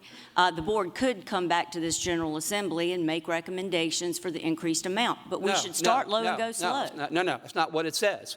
What they're allowed to do, what this board's allowed to do, under the bill as it stands, is to review the science and make recommendations as to additional conditions that can be qualifying. Well, why don't we fix that? Let me finish my answer. Or take away conditions for which the science doesn't support it. Has nothing to do with dosage amounts, has nothing to do with the amount of THC. It talks about additional qualifying or less qualifying conditions. But why don't we allow the board more power so that way it will alleviate your concern? If the number from the National Health Institute is wrong, because I don't want the board to be in charge of what happens to that patient. I want the physician to be the one in charge. But the problem is the physician can't be because it's illegal. Well, Senator, if this amendment, I'll speak to this amendment, okay? We can talk about other parts of the bill later. This amendment would limit to a 2-week period, 70 milligrams of THC, when we know the FDA has approved 70 milligrams of THC a day. That would translate to about 4,900 a week, or in excess of 9,000 every 2 weeks. So I just think this is hamstringing. It completely guts the process. People won't get relief, and I respectfully move the table. Senator from McCormick, what purpose do you raise? I apologize. I didn't see you, sir. Would the senator yield? Senator yield for question. For question. Senator yields. Thank you. You know, you had asked me during our discussion as to whether or not I had any FDA information showing that they would be working towards helping in this process of finding medical solutions using cannabis. And this, you just said it. Again, the FDA is not against us.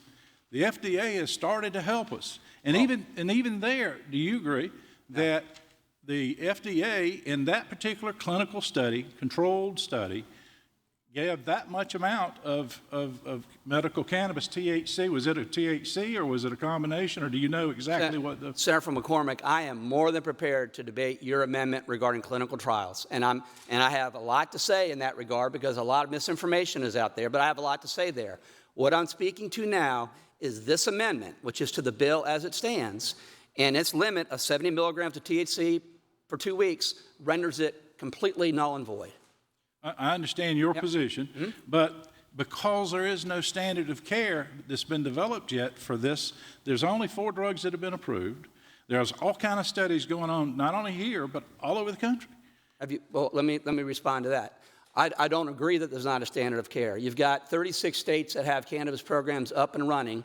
There is a developed body of law of what an applicable standard of care is, and a jury in a negligence trial for malpractice would be able to have expert witnesses called as to what constitutes due care, reasonable care in a medical context, medical marijuana context. I've made the point before, Senator, do you know I don't really care about what these other 36 or 37 states do.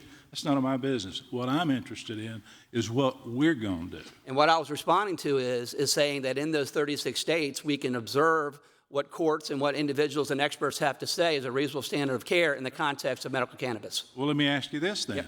If your bill says that because of variability and quality and concentration, that standard of care seems to be a floating target. Do you agree? No. I mean, I'll be happy to have a dialogue with you about standard of care if you'd like. Isn't that a standard of care?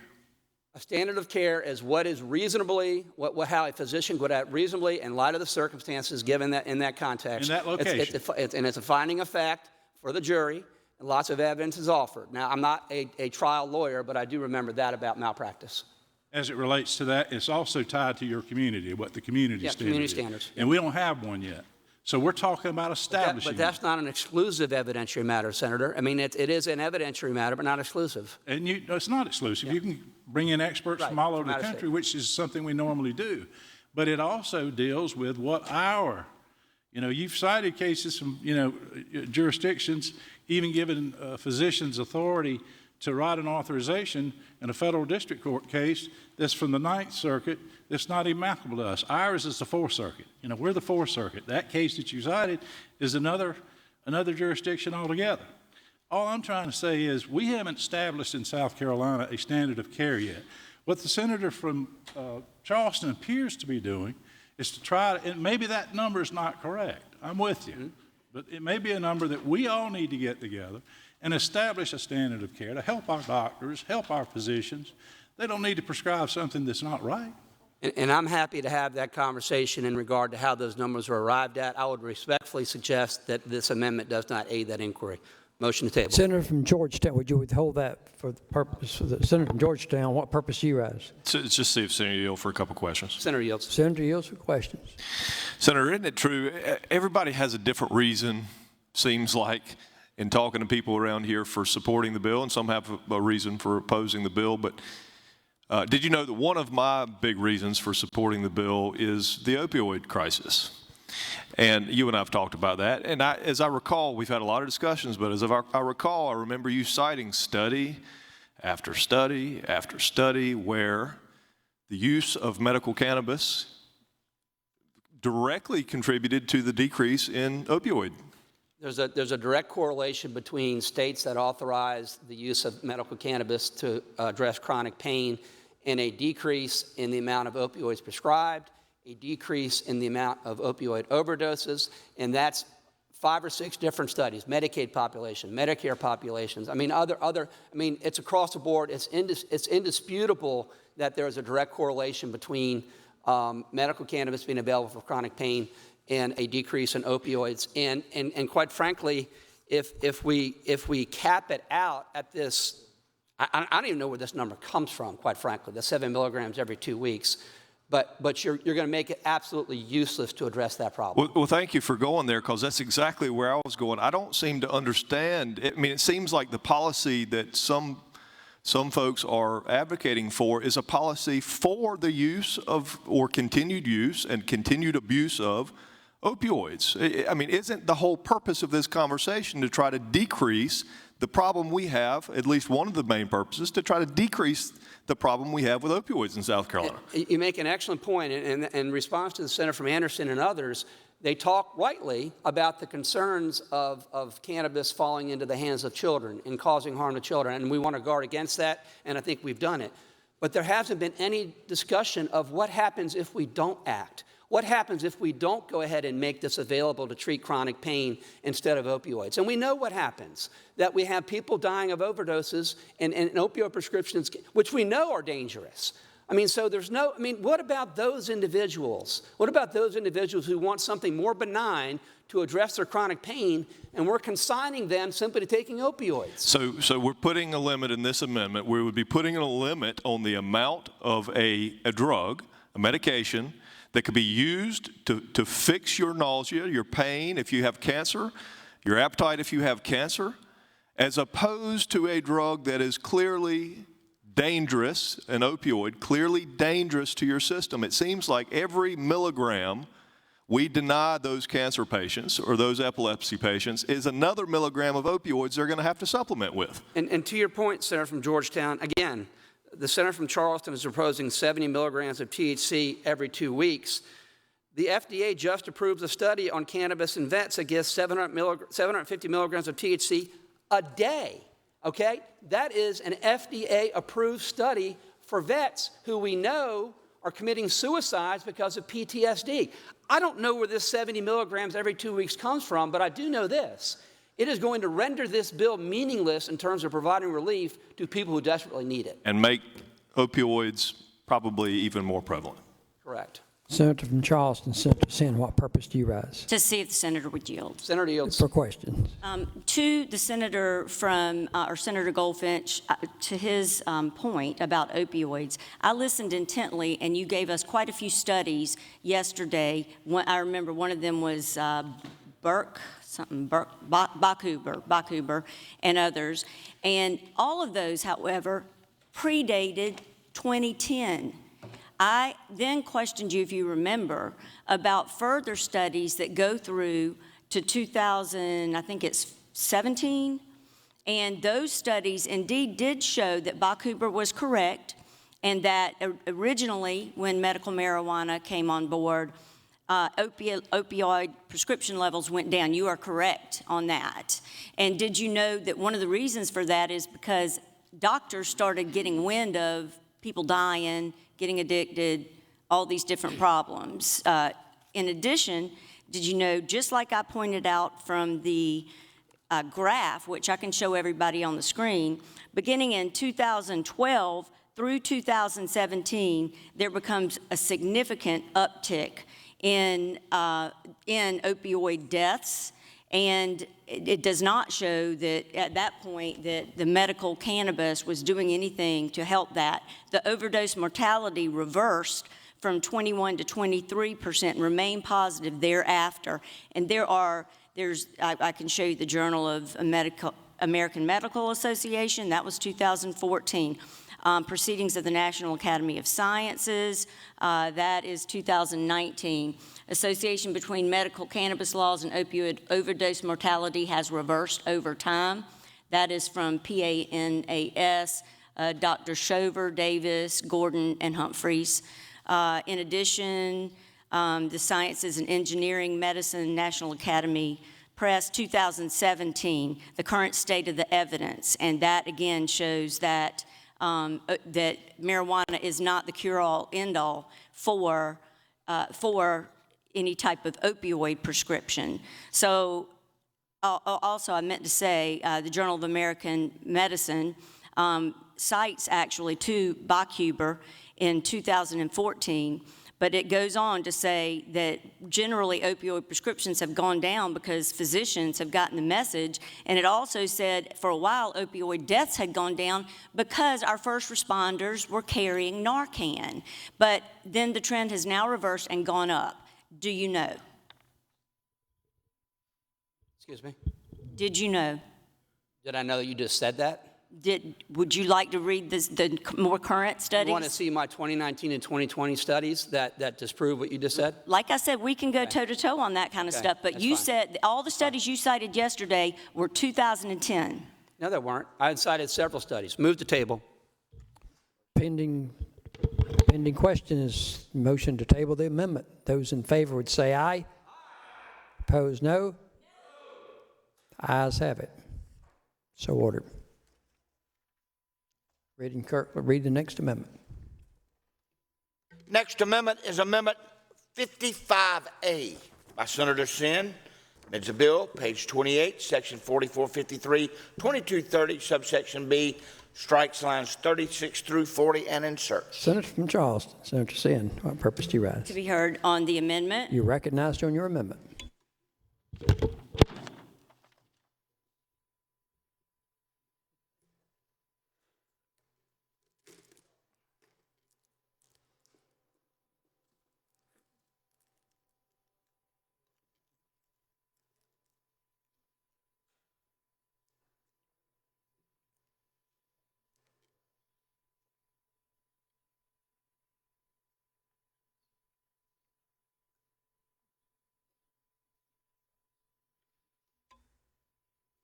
Senator from Charleston, recognized on her amendment.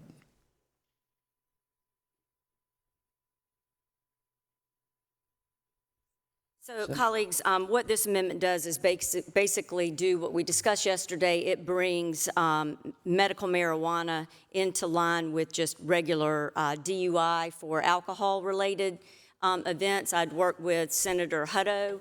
He had requested a couple of changes, which we have made to make sure that it does comport with the regular old DUI statutes. But I wanted to talk to you a little bit about why this is very important, and the next one.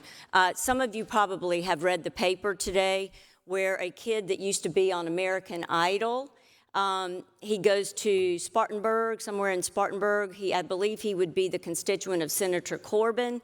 The young kid, 17 years old, same age as my son, at noon, like 12:30 in the afternoon. I would assume he's supposed to be at school. He goes to Dorman High School, I think it said.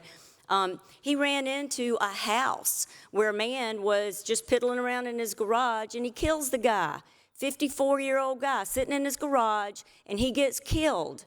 And I'm telling you this because I have the police reports now. They're over here buried in my other documents. But if you would like to see it, he admitted to smoking marijuana. So he's now been charged with felony DUI. That has changed that young man's life forever, and it has ended the 54-year-old man's life. And therefore, I would move adoption of 55A as reviewed and corrected by Senator Hutto of Orangeburg, and now makes the DUI laws add the penalties and everything else for cannabis use. Senator from Orangeburg, Senator Hutto, what purpose do you rise? See if the senator would yield. For question. Yes. For question. Senator yields. Senator, did you know that I'm unaware of any of the supporters of this bill, including myself, who are in any way advocating that people should use medical marijuana and then drive?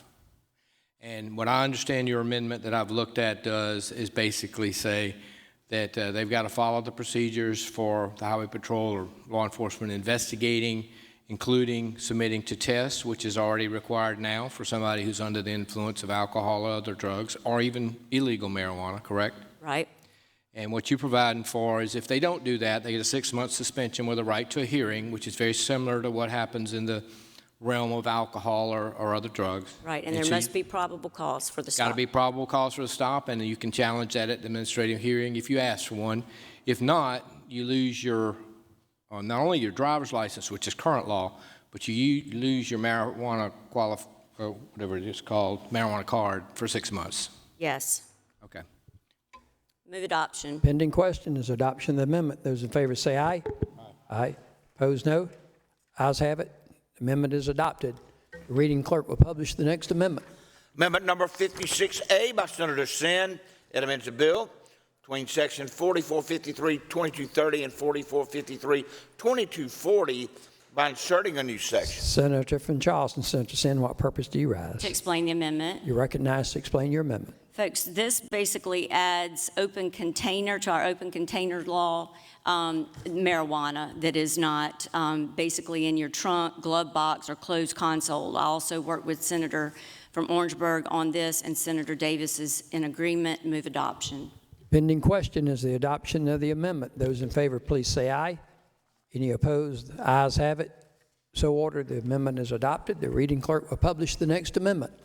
The next amendment is number 57 by Senator Sin. It's in section 4453-2080, subsection A, item 3, in section 3, by adds the following lettered sub-item to read. Senator from Charleston, Senator Sin, what purpose do you rise? To explain the amendment. You're recognized to explain your amendment. This amendment, I was concerned because I felt like one of these doctors who were going to prescribe the card or give the card could just basically ask the patient, oh, so you have been diagnosed before with some type of debilitating illness, and that would check a box. This basically means that the physician has either objectively diagnosed the debilitating disease himself or has verified the diagnosis with the treating physician. In addition, the physician would have to independently verify other evidence. For instance, we heard PTSD. I think that there were some allowances directly for veterans, combat veterans, I think law enforcement officers, and rape victims. I mentioned, the reason I think this is important, I mentioned to you all yesterday the guy that had been bothering me in 2019. He came back up again, and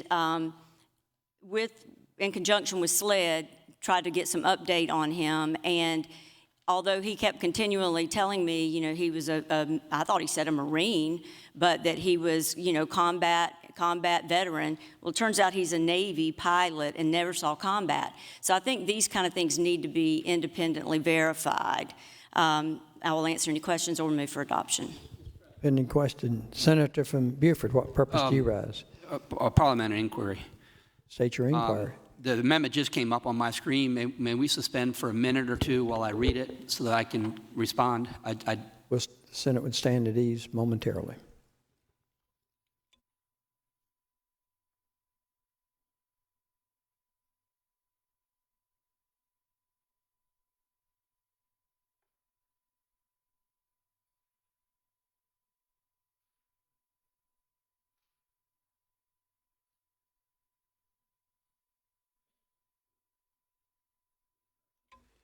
Senator from Beaufort, what purpose do you rise? If the senator would yield for some questions. Yes, sir. Senator from Charleston yields for questions. Okay, Senator, we're looking at section 44-53-2100, and it's the section of the bill that talks about providing evidence that an individual has PTSD. Is that correct? Is that what we're looking at? That's one of them, yes, sir. Okay, and I'm okay. First of all, I'm okay with the first part, the first one about the objectively diagnosed. I think that's fair.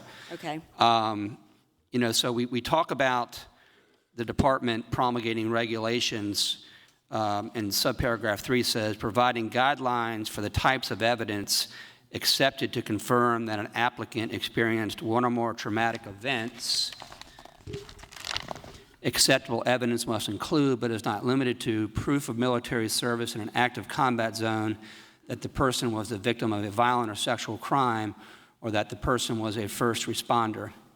Right. And then we go to add subparagraph, well, I guess it would be 4, that says that the physician has independently verified the evidence. How would the physician go about independently verifying that someone was the victim of a violent or sexual crime or was in an active combat zone? I mean, what is it about? And I'm not disagreeing with you. I'm just trying to think through it here. I mean, so I guess that would be that the physician would have to request evidence from the patient, and the patient would then have to provide evidence that presumably would have to be in conformance with these guides. That would be one way. There's a form, I can't remember what it's called, DD something, when you're in the military. So that should be readily available. And in addition, with a rape victim, I would assume that there is a police report. At the appropriate time, I move adoption. Pending Senator from Charleston moves for adoption. Move adoption. Adoption of amendment. Those in favor say aye. Aye. Opposed, no. Ayes have it, so ordered. Reading clerk will publish the next amendment. Amendment number 58 by Senator Garrett amends the bill, strikes section 4453, 2010, subitem 7, and inserts. Subitem 7, cultivation center means a facility located in South Carolina operated by an organization or business that is licensed by the department pursuant to this article to cultivate, possess, and distribute cannabis products to processing facilities, dispensaries, independent testing labs. Senator from McCormick, what purpose do you rise? Explain the amendment. Recognized. Explain your amendment. Thank you. The purpose of this amendment is basically what we've already talked about as it relates to making sure cultivation centers are a facility located in South Carolina operated by an organization or business that's licensed by the department pursuant to the article to cultivate, possess, distribute cannabis products to processing facilities, dispensaries, independent testing laboratories. We also wanted to make sure that the 2 acres was one single level, was not more than one level. Senator from Beaufort, what purpose do you rise? If the senator from McCormick would yield. You will. For questions. For questions, excuse me, I'm sorry. Thank you, Senator. As I'm reading this, I think this is similar to something we adopted earlier, but I guess the one change would be the multi-level facility. Is that correct? That's correct. Move adoption. Move this down to adoption. Senator McCormick moves for adoption of his amendment. Those in favor, aye. Opposed, no. Ayes have it. So ordered. Reading clerk will publish the next amendment. Amendment number 59 by Senator Garrett amends the bill, section 3, page 8, after line 19, adds a new subsection to read, standard of care for dispensing or certifying a patient for medical marijuana means a level and type of care that a reasonably competent and skilled health and care professional with a similar background and in the same medical community would provide, but must include providing specific dosage units and concentration levels. Senator, what purpose do you rise? Explain the amendment. Senator McCormick is recognized to explain his amendment. Thank you. In the bill, this standard of care is a very, very, very important statement for both doctors and for the pharmacists and for those who are receiving these certifications. We want to make sure that we set our own standard here in South Carolina. And we want to also make sure that the standards of negligence, medical malpractice are adopted in our body of law in South Carolina. And so the other thing about this, though, we want to make sure in our standard of care that we require our doctors They must include providing specific dosage units, because there seems to be a lot of discussion about that, and concentration levels of each dosage unit for medical cannabis products dispensed or certified. So what we're trying to do here is, in our standard of care in South Carolina, we have to have specific dosages and we have of units as well as concentration levels. The second part of the amendment deals with emergency rooms. I want to make sure that, as in some states they've had runs on the emergency room after they've implemented medical cannabis, I want to make sure that we have a method of following that, catching that. The department shall establish by regulation reporting requirements for the emergency room treatment facilities for medical cannabis incidences involving qualified patients to be listed on the web-based verification system. Again, I'm always concerned about this bill calls for a retreat or a recheck in 6 months. What happens between the time he gets the cannabis or she gets the cannabis and that 6 months? And so this would be a good way to watch those, take care of those patients, and also to have further discussions about it if it becomes a problem. Senator from Beaufort, what purpose do you rise? I have one. I'm sorry. I refuse to yield at this time. One more statement. Yes, sir. As it relates to the range, our range right now is 10% up or down in the current bill. I think that we can do better than that. I think we should make that 1% up or down, and especially if we're talking about something that's untried and untrue, let's keep it within 1% tolerance with these laboratories and with these processing facilities. Thank you. Senator, will you yield? Senator from Beaufort, what purpose do you rise? If the senator from McCormick would yield for some questions. You'll yield. Senator yields. Senator, looking at your amendment, and there are some parts of this that I would agree with, did you know, and others that I don't. I think it is fair to say that a physician has to conform with the standard of care. What I would object to, did you know, is that involves an inquiry into specific dosage units and concentration levels of each dosage unit.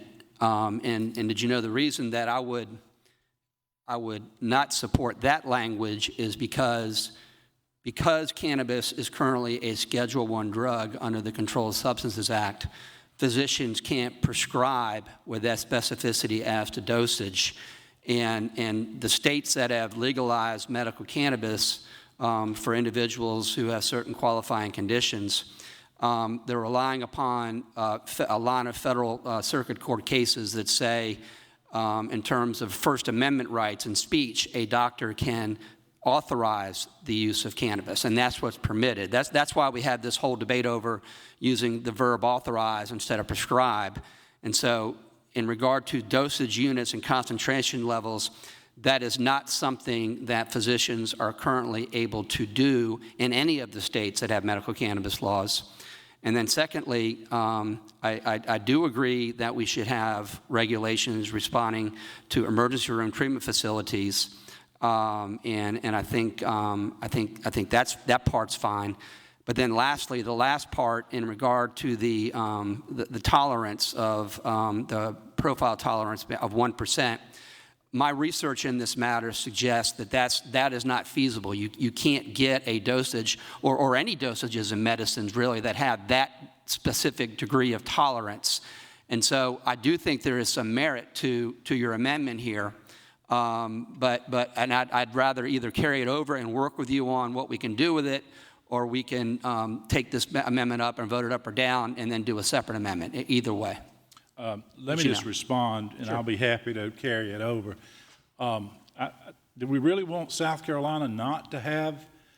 The doctor obviously can't prescribe, as we've discussed. He can only authorize, and First Amendment or other whatever reasons that he can authorize. But if he authorizes and he gives an instruction to a pharmacist, don't you think you're using the amounts that he can give?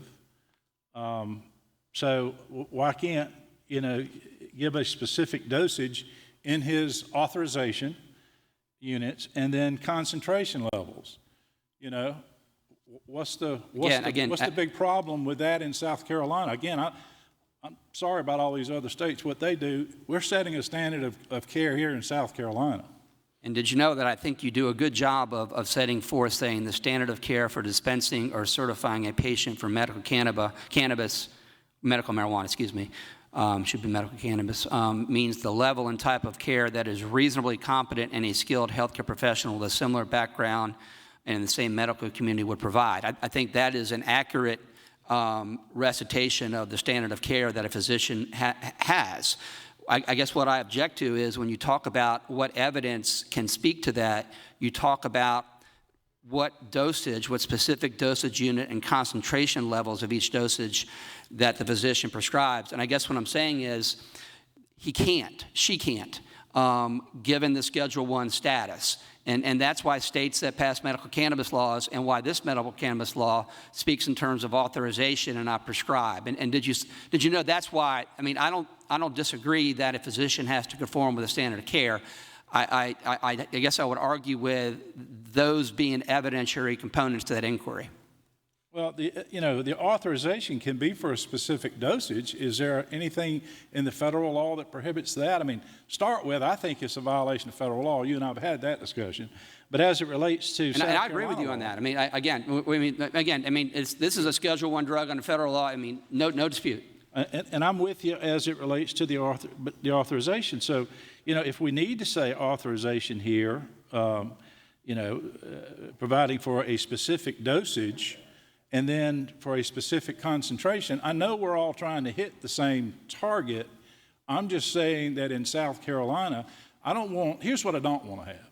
Doctor says, I think you need about 50 of those chocolate, boomerangs, that kind of thing. And then the pharmacist goes and he fills it with 50 whatever milligrams of chocolate boomerang. That's my concern, Senator. Just want to make sure that we are specific about what the dosage amount is. To the senator from Charleston, there's a debate right now, and hopefully we can work on that some. And then the concentration levels. So again, I can carry this over, but it's something that I think we ought to talk about.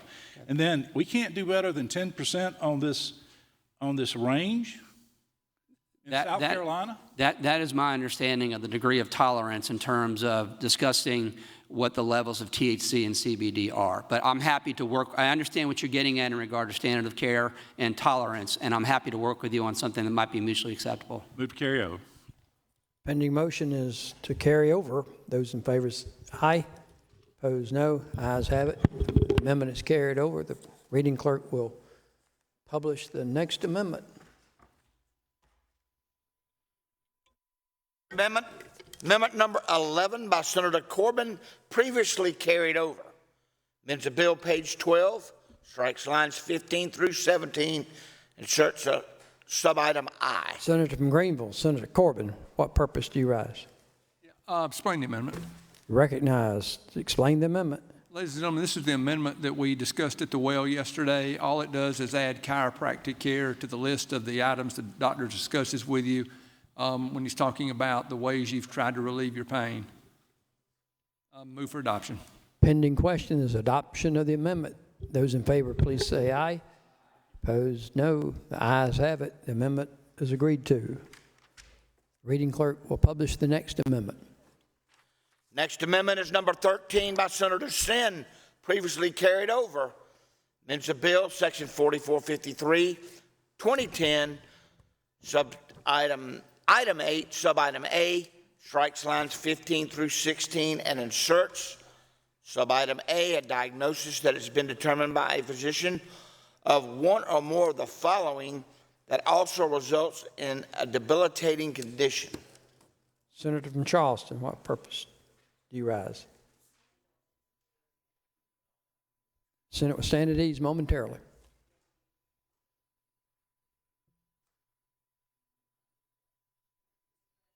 Senator from Charleston, Senator Sin, what purpose do you rise? While my colleague here is trying to help me and find that particular amendment, I would like unanimous consent to withdraw amendments 14, 16, and 27 as having been basically subsumed by other amendments. Unanimous consent. Amendments number 14, 16, and 27. Is there objection? Hearing none, so ordered.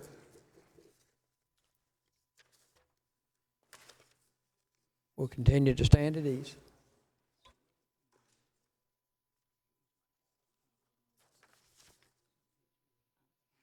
Mr. President, move to just temporarily carry over one more time. This amendment that had been published. So, amendment number 13. Those in favor of carrying over amendment 13, aye. Opposed, no. Ayes have it. So ordered. Thank you.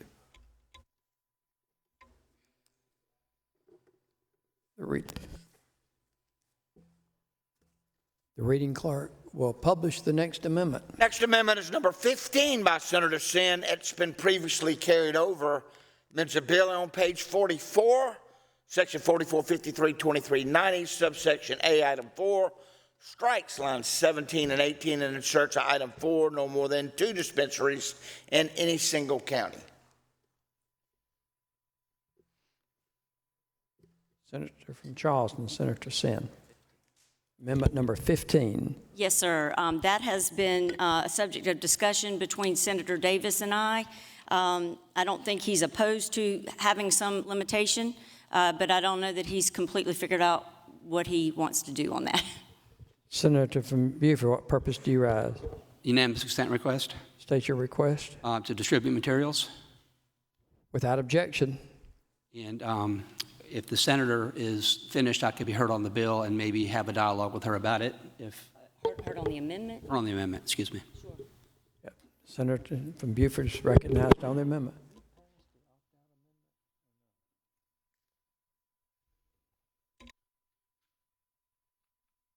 Senator from Beaufort. Thank you, Mr. President.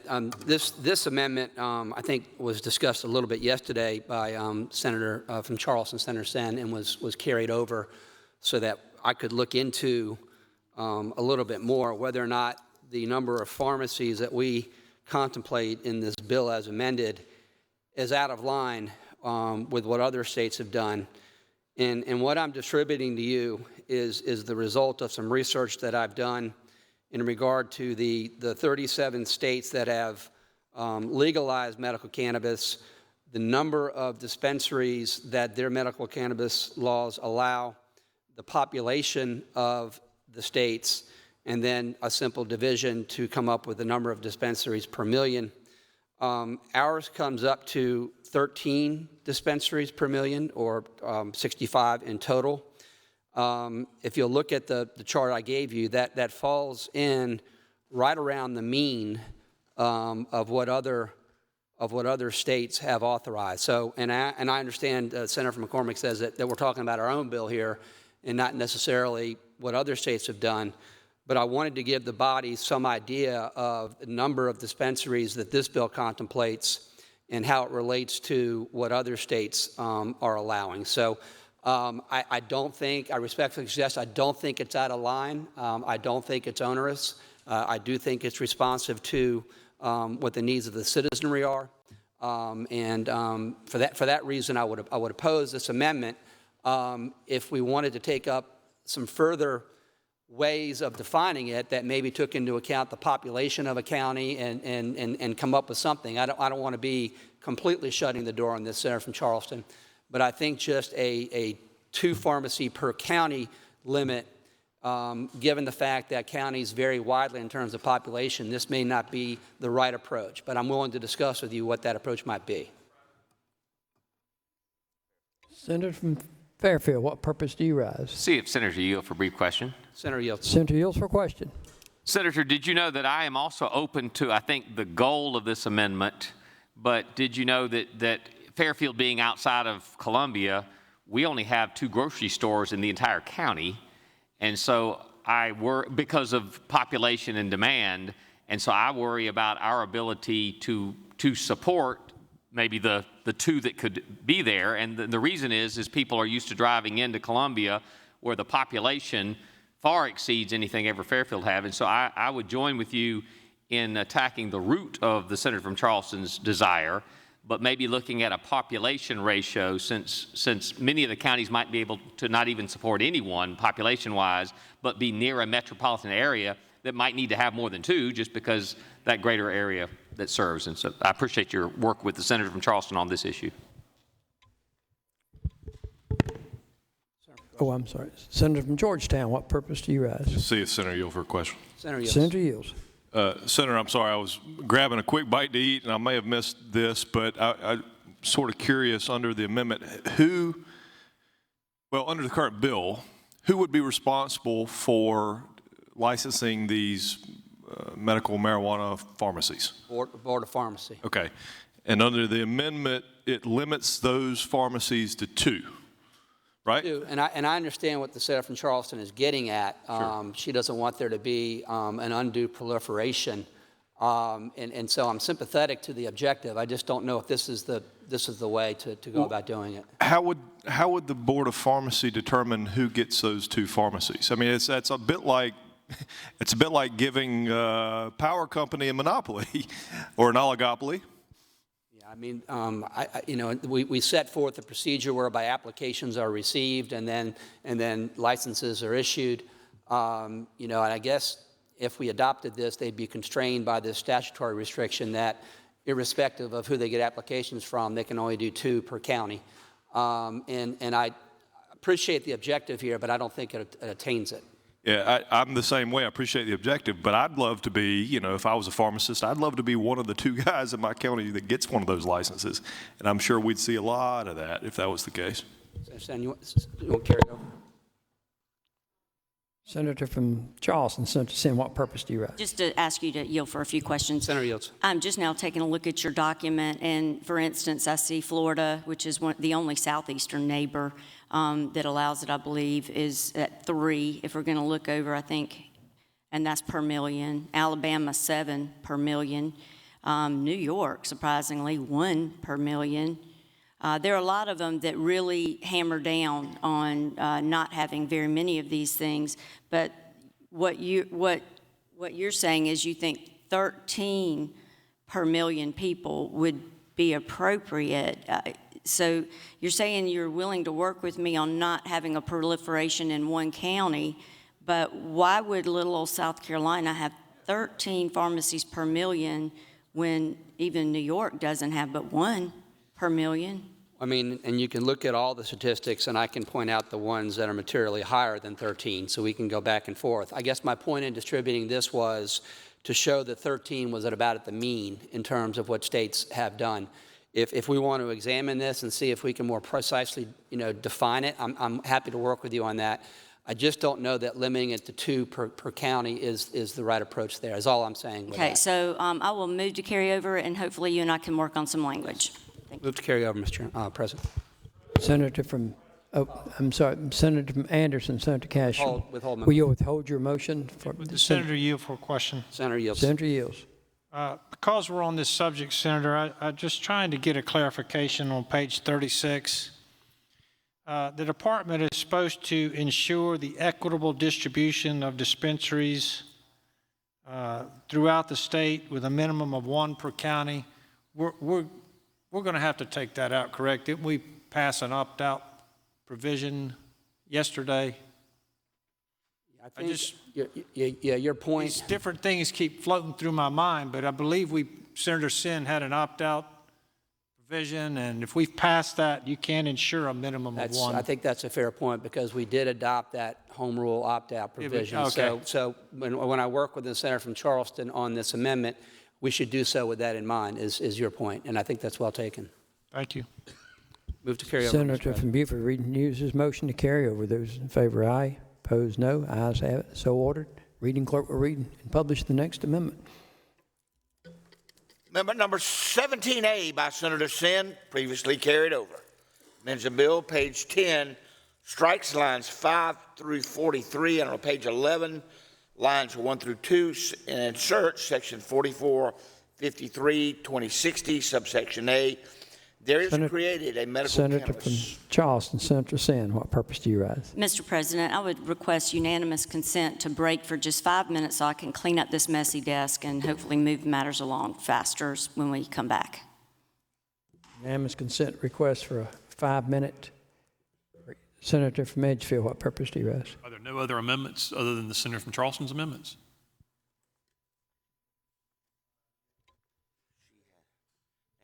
The next one after this. Could we go to? There are additional amendments. Could we go to the next? I ask unanimous consent to go to the next senator's amendment, and once that amendment is completed, we come back to the Senator from Charleston's amendment. Is there objection? Hearing none. So ordered. The next amendment, publish the next amendment that is in compliance with the unanimous consent request. The next amendment is amendment number 22 by Senator Hembry, previously carried over. Senator from Horry, Senator Hembry is recognized. For what purpose do you? Thank you, Mr. President. I'm rise to explain the amendment. Recognized. Thank you. This Amendment 22 we spoke about some last night. This was to give it a bumper sticker, I guess, or a short title. This is what I was calling my anti-corruption amendment. This was the amendment that would preclude any member of the General Assembly from being paid by one of these companies or receive any financial benefit or have an ownership interest in one of these marijuana companies.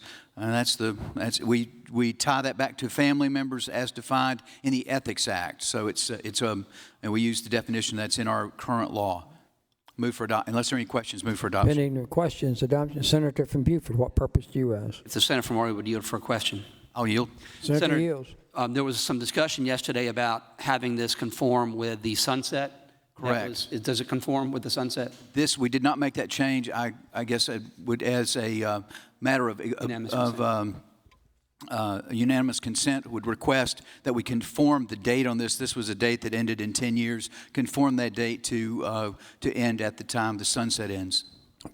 Unanimous consent. Another amendment. Unanimous consent requests that the date would conform with the date of the sunset. Is there objection to that? Hearing none, so ordered. Senator from Horry. Senator from Anderson, Senator Cash, what purpose do you ask? See if the senator would yield. I'll yield. For some questions. Senator yields. Senator, I appreciate this amendment in broad terms. I'm certainly supportive of it. We have added a home rule provision to this bill that will allow and will no doubt involve counties and cities who are going to vote on whether or not to allow these therapeutic, whatever we're calling them, establishments. And they're going to be in the same situation that we are, Senator.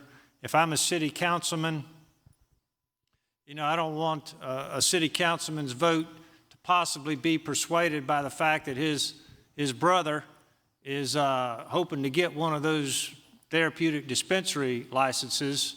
It seems to me like we're going to have to broaden this a little bit to anyone who's voting on this. If you're a public official and you're voting on this, you're not going to be in the business. Do you understand what I'm saying, Senator? Well, yes, and I do understand what you're saying, and your suggestion is a good one in my view. Because it's the same problem. It's the same. And as I said, I think corruption is probably not the best word. Temptation to be corrupted, because that's the goal of this. Obviously, is to take away that temptation to feel pulled toward one way or another because of a business opportunity. I don't know. That home rule provision, I don't believe was contemplated, or at least was not adopted at the time this amendment was presented. So this strictly deals with the members of the General Assembly and their family members. But I certainly would. I think your idea has merit. I would support such an amendment and would be happy to help you to try to put that together. But it's the hour is getting late, and we're needing to. That may be a bit more complicated in its structure. It may take a little bit to put that together, but I'm with you. Well, Senator, it would appear to me that if we're going to include elected officials who are going to be voting on whether or not these establishments can be in their area, this would be the place where it would go. Would you be amenable to carrying this over and just including it all in your amendment? I feel like we're probably going to be making that change in another part of the bill just because of the way it's structured. And I think you're going to probably have to draw that amendment to the section that deals with the home rule, or otherwise it's going to be very confusing. I think you need to draw it specifically to that section of the bill. So my recommendation, I would prefer to go ahead and vote on the amendment and do that as a separate amendment to that section of the bill. I understand. Thank you, Senator. Senator from Fairfield, what purpose do you rise? Senator Yield, for one clarifying question. Absolutely. Senator Yields. Just a clarifying question, the gentleman that is likely to be seated here, the elections in a month from now, he would be allowed to, because he didn't vote on it today, is that correct? Unless we come back and have a vote before the end of session. Right. Well, if you recuse yourself, you could participate in such a program. I can't see how we could hold it against him, quite frankly, if he comes in later. But, and I'm not suggesting we do. I was just asking. And then obviously future elections for future members of this chamber wouldn't be bound, because I'm assuming you're targeting the use of the Senate seat to vote to something that we would later financially benefit for. Correct. Future senators would not have necessarily had that. That's correct. Thank you. Senator from Georgetown, what purpose do you rise? See if Senator Yield for a question. Happy to yield. Senator Yields for a question. Totally support the idea, but I was trying to read through it quickly. Maybe I missed the pertinent parts, but my understanding from the Ethics Act is the way it currently reads is you must resign, quit, be done with your seat in the membership of the body for, I think it's 2 years if you're going to go be a lobbyist, and a year or 2 years if you're going to go be a judge, right? I think it's That's 2. right. Sure. Yeah, I think it's a year for a judge and 2 years for lobbyists. Okay, 2 years for a lobbyist, but it's going to be 10 for owning a medical cannabis industry? It would be short of that based on the sunset provision. 6. It's a little bit shorter, but yes, it's a significantly longer period of time that you would have to be out before you could get involved in this business. But I could, or a member could resign tomorrow and go lobby for the cannabis industry 2 years from now. Sure. Okay. Yeah. As long as everybody understands. No, it's a good question. I understand your point. Senator from Spartanburg, Senator Martin, what purpose do you rise? Who has the floor? Senator Morey has the floor. He's responding. Sorry. Senator from Morey, I want to see if he would yield for a question. Sure, absolutely. Senator yields. All right. For a question. Senator from Morey, I know the senator from Darlington had some questions on this yesterday, and I think it was on similar lines of what he was raising. That was before he really knew the Senate was going to come in at 11 o'clock. He's got leave until early this afternoon. I'll be happy to carry it over. Would you mind carrying it over? No, I don't want to pass it, and he's planning on talking to you about something. So Fair enough. Thank you. Thank you. Senator Morey Move to carry over. moves to carry over. Those in favor, aye. Opposed, no. Ayes have it. So ordered. The reading clerk will publish the next amendment.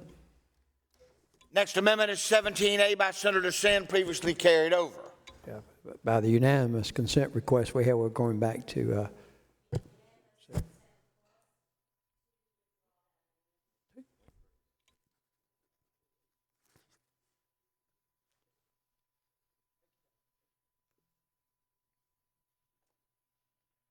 Senator from Charles, Senator Sand. Thank you. I'd like unanimous consent, please, to withdraw Amendment 17A, the one that you just asked about, as well as 26 and 21. Unanimous consent request is to withdraw Amendment 17A, Amendment 26, and Amendment 21. Is there objection? That completes your unanimous consent request, Senator? Yes, sir. Is there objection? Hearing none, so ordered. Senator from York, Senator Clymer, what purpose do you rise? State your inquiry. Are we between amendments at the moment? We are. Okay, I'd ask unanimous consent to make a quick introduction on behalf of the President. Is there objection? Hearing none, the senator from York is recognized for the purpose of an introduction. Thank you, Mr. President. And Senators, we're delighted to be joined today by Justin Abels, who is a constituent of our president, the senator from Oconee. Mr. Abels is a farmer in Oconee, and he is this week's Farmer of the Week, who's coming here on behalf of the Farm Bureau to help educate us about the various issues affecting farmers across this state. Justin is a cattle farmer. He has 10 poultry houses, and he grows row crops. So he's sort of a Renaissance man among farmers with a lot going on the farm. He is a fifth-generation farmer with some young, soon-to-be farmers in the house right now, and was recently named the Young Farmer of the Year for the Farm Bureau, which got him a new Ford pickup truck. And so, ladies and gentlemen of the Senate, please join me in welcoming Mr. Abels to the South Carolina Senate. Thank you for being here today. We appreciate you very much. Thank you for what you do. And he'll be out in the antechamber for just a moment if anybody would like to say hello or pose a question to someone who has some pretty significant expertise on a range of subject matter. A range of subject matter. Thank you, Senator from York. Senator from Spartanburg, what purpose do you rise? Senator Martin. Sorry.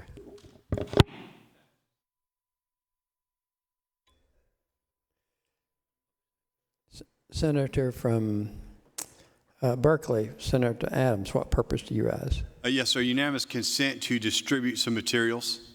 Without objection.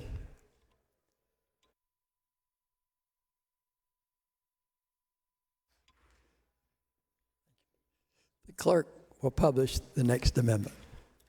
The next amendment is amendment number 24 by Senator Sand. It amends a bill, page 4, line 26 through 43.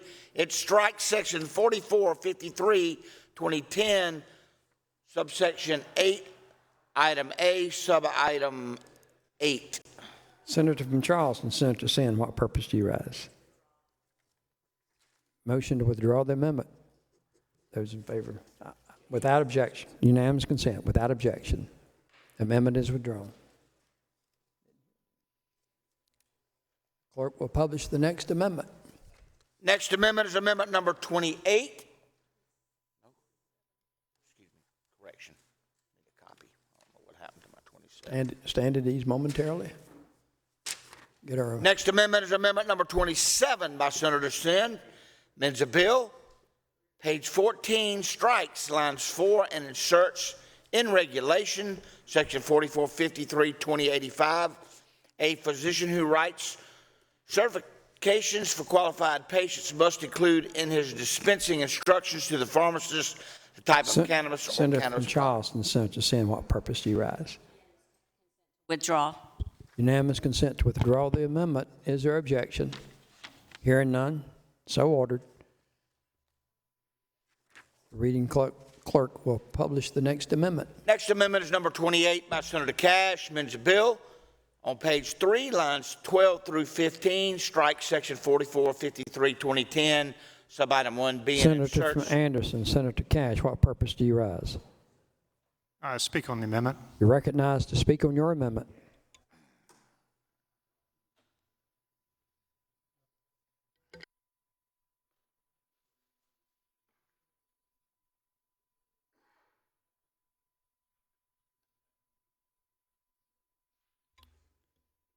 Senator from Anderson.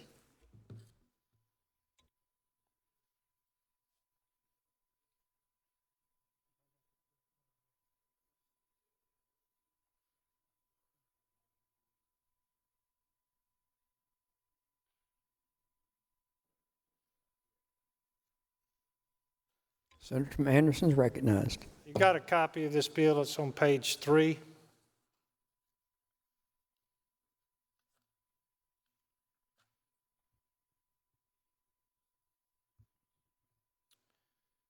I am adding some language here, and I'll try to explain why.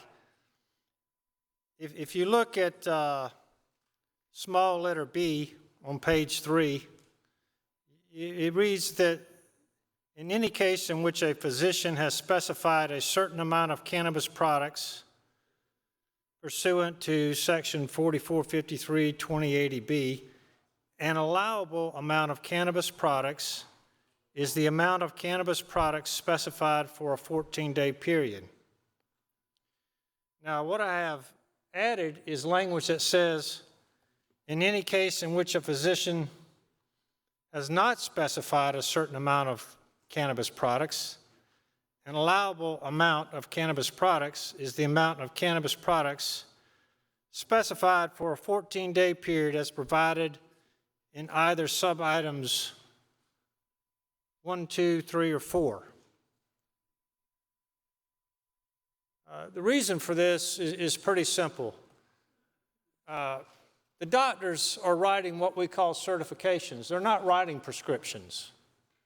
Now, a doctor may provide what we would call a dosage, an allowable amount, if they choose to, but they may not. And the way I read the plain language of the bill, if a doctor didn't specify, then as far as I could tell, someone could go down to the dispensary and they could get a 14-day supply of products for topical administration, oral administration, and vaping. It appears to me, I'm sure that's not what the senator was thinking, but that's just the way the bill reads to me, and I want to make sure that if a physician doesn't specify the allowable amount you can get, that you can't go down there and just load up, I want to try some of every category, give me a 14-day supply in each category. Senator from Beaufort, for what purpose do you rise?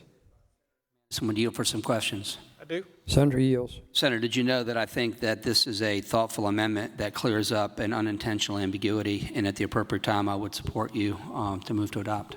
Mr. President, if there's no further questions, I move for adoption. Pending question is the adoption of the amendment. Those in favor, aye. Opposed, no. Ayes have it. The amendment is adopted. The reading clerk will publish the next amendment. Amendment number 29 by Senator Cash, previously carried over. Amends the bill, page 7. Senator from Anderson, what purpose do you rise? Explain the amendment. Recognized. Explain the amendment. This amendment has to do with page number 7. In the definition of physician, which is definition number 25,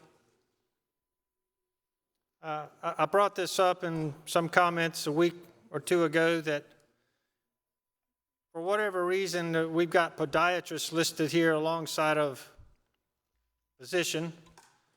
And the explanation at that time was that they asked to be included.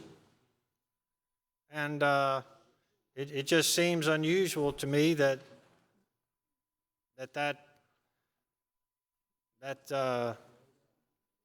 subspecialty or whatever is included in a bill having to do with medical marijuana. I don't know why we can't just stick with the definition of physician.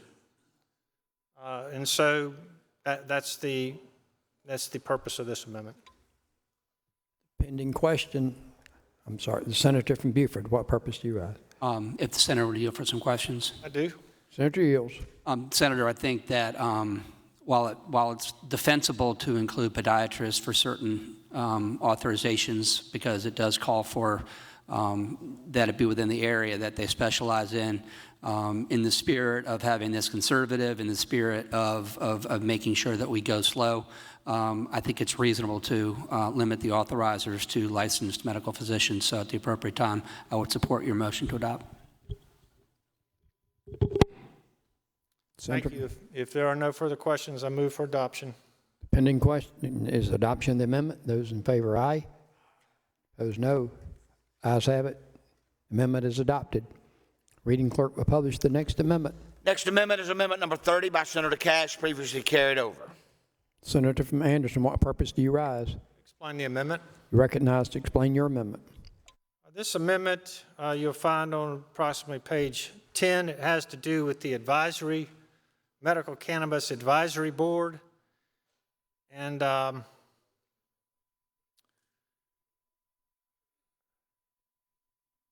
I am going to have two amendments to this section. I don't know if they're out of order, but this one here will establish the fact that there needs to be a chairman of this commission. You got to have a chairman. I believe the chairman should be appointed by the governor and should have the minimal duties of scheduling these meetings, presiding over the meetings, determining whether public hearings should be held in conjunction with the meeting.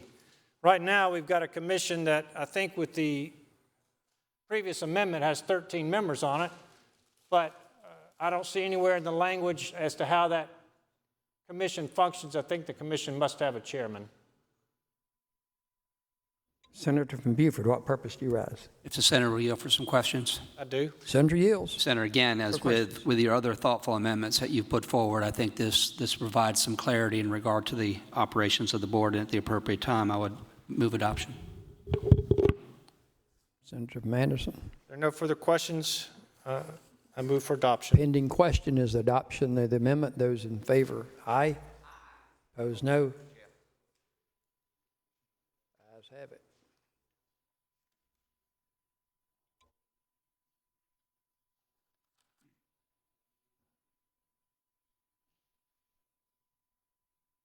Stand at ease momentarily.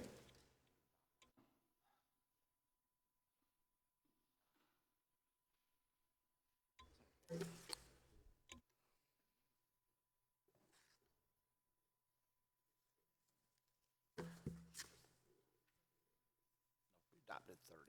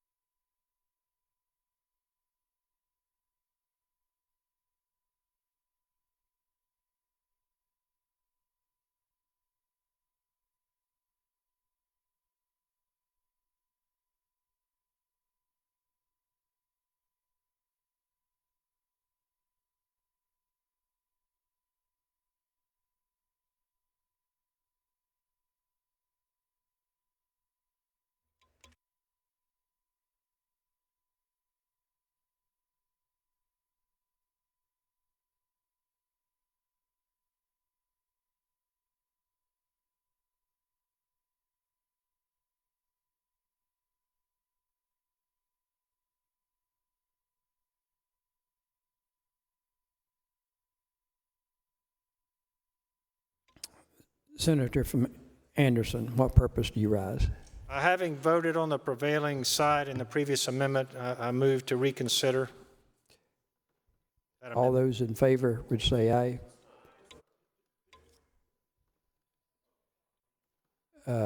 Opposed, no. Ayes have it. Let me explain So we're going to get to the confusion here. We're back on amendment number 30, and I'm going to ask the reading clerk to publish the amendment. Confusion is two pieces of my paper got stuck together. Yeah. So I was explaining to you the second amendment instead of the first amendment, okay? So procedurally, we're back on the one that was before us. That's amendment. I have asked the reading clerk to publish the amendment. Amendment number 30 by Senator Cash has been reconsidered. It amends the bill on page 10, lines 29 through 31 in section 4453, 2060, subsection B, and inserts. Senator from Anderson, Senator Cash, what purpose do you rise? So I rise to explain the amendment. Recognized. Explain the amendment. All right, what this amendment does is change the frequency at which the board, advisory cannabis board, is going to meet from twice a year to once a year. This is a volunteer board. I simply don't feel like there's warrant for them to have to meet twice a year to add or remove conditions, especially if you consider that they might include hearings, a hearing or more in conjunction with those meetings. So I'm simply saying, instead of them having to come twice a year to do this, I think once a year is often enough. It also allows them to add or remove, they can add or remove a condition as a result of their deliberations. Senator from Newberry, what purpose? Senator yields for question. Senator, I think the senator from Beaufort explained your amendment when he was saying what we were reading it on the. So I think we're all okay with it if you want to do that. And sometimes they may need to meet more than once a year. And you've covered that because you said that they shall meet at least once per year. So if they need to meet, if they found out that maybe some illness or condition or whatever does not warrant being used, having medical marijuana being used for it, then they could meet, at a call meeting and go ahead and remove that from the list. So I agree with the senator from Beaufort. We passed it, so anytime you want to make a motion, we'll be glad to do so. Senator from Fairfield, what purpose do you rise? See if Senator yield for a question. The senator yields. Senator yields for a question. Thank you, and I appreciate the clarification. Just a quick question. It mentions in your amendment the ability of the board to remove a condition that would qualify. Is that a change from the underlying bill, or is this the amendment that allows them to remove a previous condition? And maybe the senator from Beaufort could help with that as well. I cannot recall if we've had an actual amendment put forward that would allow the removal of condition. I know we've had discussion about that, which I believe the senator from Beaufort was amenable at the time to the idea that if the science conclusively proves that cannabis products are not helpful to a condition, that, following the science, it should be removed. I believe that was his position. If otherwise, he's certainly able to speak for himself. But that is something that was not in the underlying bill, removing the condition, but it is in this amendment. And did you know, I don't disagree with you. I just, my ears perked up when I heard the board now would be able to delete a provision, and that being new to our dialogue the last month. So I appreciate the clarification. No further questions. I move for adoption of the amendment. Pending questions, adoption of the amendment. Those in favor, aye. Opposed, no. Ayes have it. So ordered. The amendment is adopted. The reading clerk will publish the next amendment. Amendment number 31 by Senator Cashman, a bill, page 10, lines 32 through 37, striking section 4453, 2060, subsection C and inserts. Senator from Anderson, what purpose do you rise? Explain the amendment. Recognized. Explain his amendment. Now, this is the one I inadvertently explained already, which is the appointment by the governor of a chairman.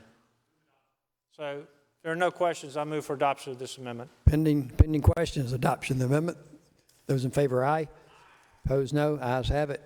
So ordered. The reading clerk will read the next amendment, publish the next amendment.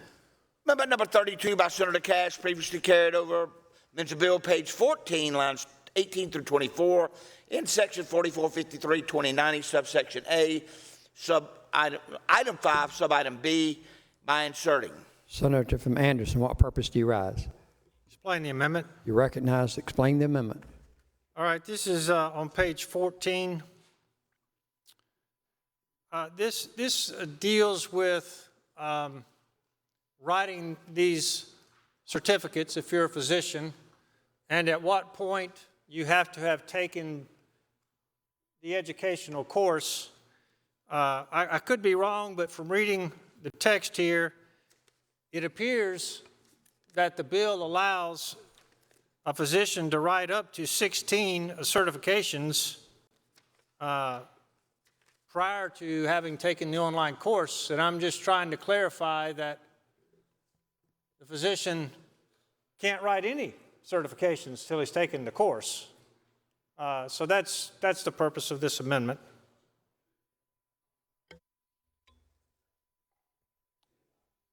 Pending question is the motion, is the adoption of the amendment by the Senator from Move Anderson. for adoption. All those in favor, aye.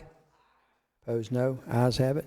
So ordered. The reading clerk will publish the next amendment. Amendment number 33 by Senator Cash, previously carried over, amends the bill, page 27, lines 29 through 43, page 28, lines 1 through 6, by striking section 44, 53, 2220, subsection B in its entirety, and inserts a subsection B. Senator from Anderson, what purpose do you rise? Explain the amendment. Recognized to explain his amendment. Members, this is the portion of the bill that deals with if a card holder possesses cannabis in plant form or smokes cannabis or uses a device to facilitate the smoking of cannabis. That's the subject of this amendment. Currently, if you read the language of the bill following 44, 53, 2220, capital B, it has subpoints 1 and subpoints 2, and I've eliminated those subpoints. And what I have said that it is very clear it's unlawful for a cardholder to possess cannabis in plant form or to smoke cannabis or use a device to facilitate the smoking of cannabis. Now that is already in the underlying bill, okay? That statement is already there. The difference is I've gotten rid of something here that seems to be inventing a punishment that I would disagree with, and just state clearly that a person in violation of this subsection is subject to the applicable provisions of law for unlawful possession of cannabis. Senator from Fairfield, what purpose do you rise? I'll yield. Yield. Senator from Beaufort, what purpose do you rise? If the from Anderson would yield for some questions. I do. Senator yields. Senator, as with so many of your thoughtful amendments you've put forward, this also addresses some things that the Senator from Ori noted last week. I think it provides clarity. It does reference existing law. I think it's an appropriate penalty for violating that particular prescription in the bill, and at the appropriate time I would support a motion to adopt. There are no further questions. I move for adoption. Pending question is adoption of the amendment. Those in favor, aye. Oh, I'm sorry. Senator from McCormick, what purpose do you rise? Senator Hill, briefly. Senator Questions? yields. Senator yields. Are you taking out the part that I think is very helpful to the bill that provides criminal penalties above and beyond if they go outside of this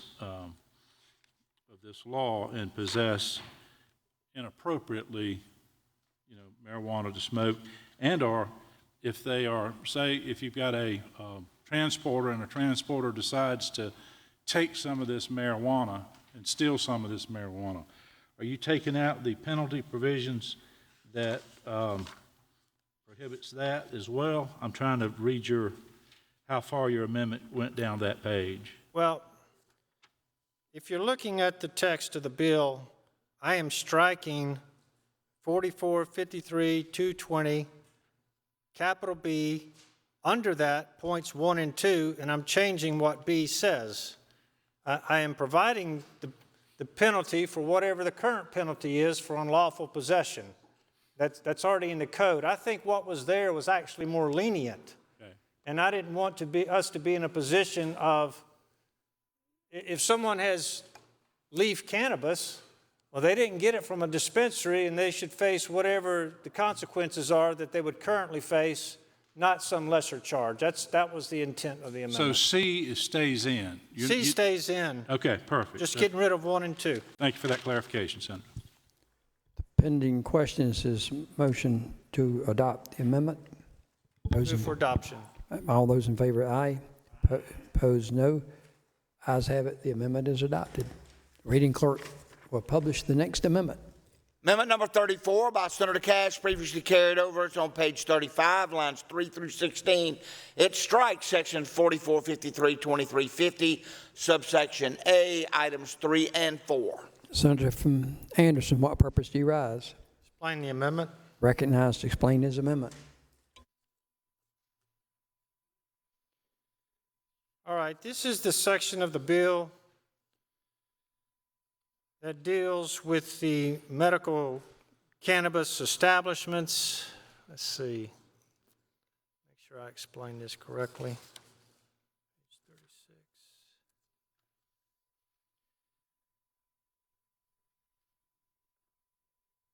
All right, so it talks about establishing the medical cannabis establishments. I'm striking under 4453, 2350. I'm striking under capital A, I'm striking numbers 3 and 4, and I'll briefly explain. One, I think point number 3 has to be struck because it ensures the equitable distribution of dispensaries, one per county.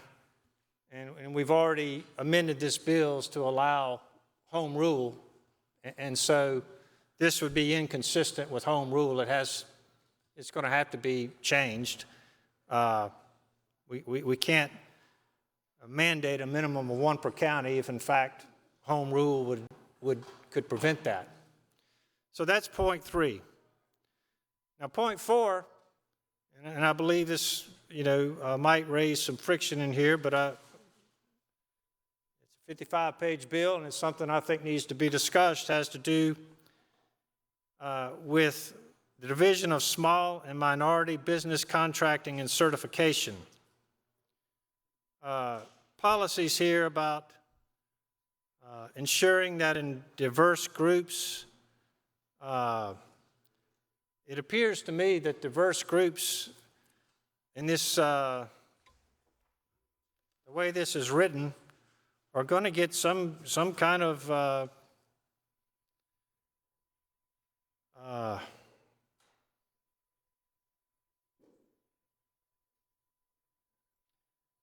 I'm simply not sure what it means to ensure that diverse groups are afforded equal protection in licensing. I find that vague. I'm concerned about the implications of that when they're promulgating these regulations. Senator from Williamsburg, what purpose do you rise? Senator would yield. Senator yields. For a question. Senator, if I understood you correctly, you have some concern, or either you experiencing some kind of confusion as it relates to what diversity means in this context? I think that's open to interpretation, and I'm concerned about what's going to come out of the regulations. But, Senator, we're clear on what diversity is, are we not?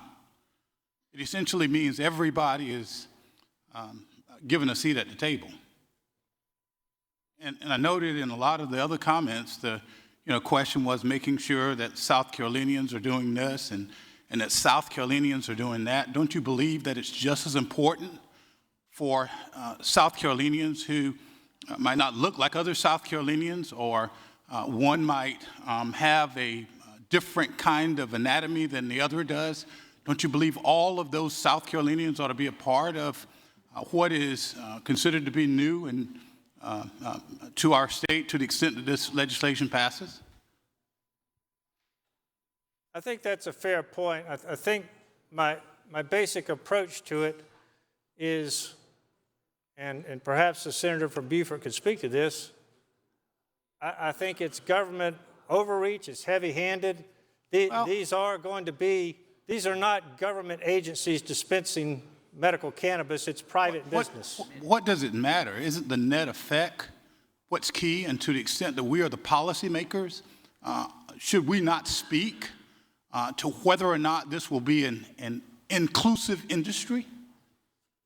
Isn't that our job? to make sure that everybody gets a fair shake and that everybody's involved in the process? Again, Senator, I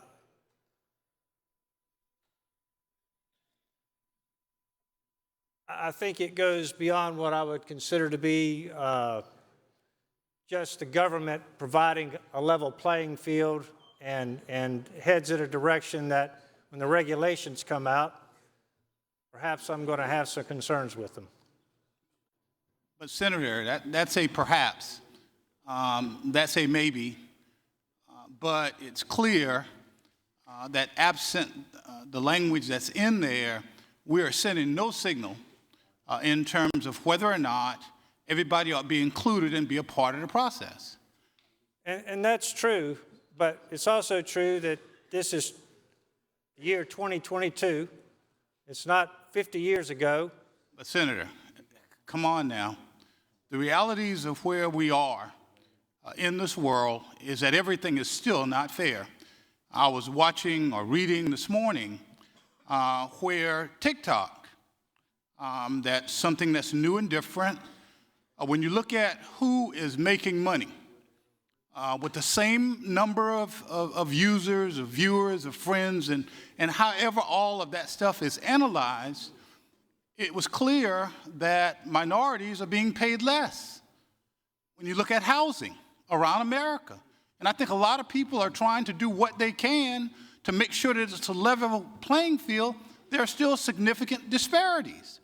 And so while we are in 2022, the reality is when you look at statistics is we are still, as a country, not where we need to be. We are still, as a state, not where we need to be.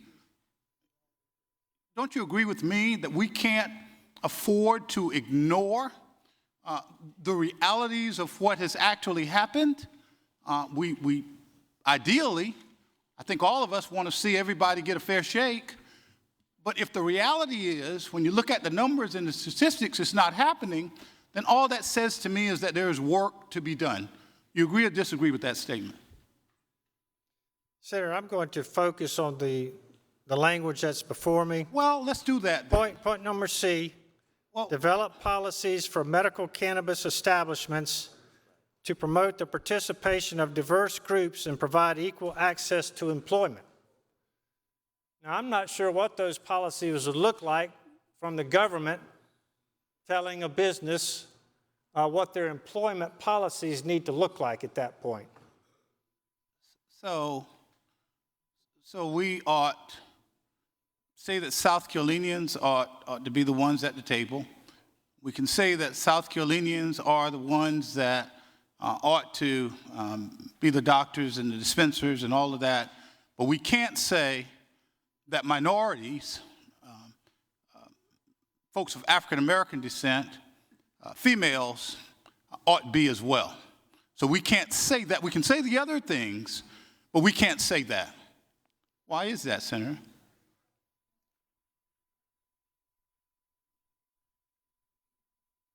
Senator, I think I've made clear my position. I think you've made clear your position. I think it's government overreach in trying to establish this in regards to what our private businesses. And I will say I will have a further amendment coming that might upset some people about sustainable packaging. So let's just be clear. This is important.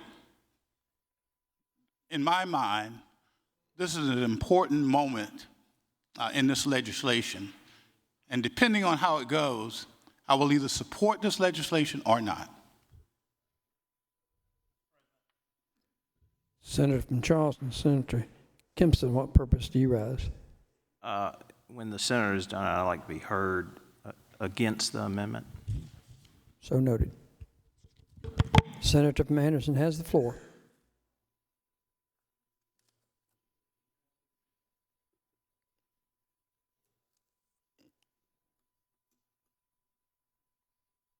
Senator from Charleston, Senator, what purpose do you rise? I'd like to be heard on the amendment.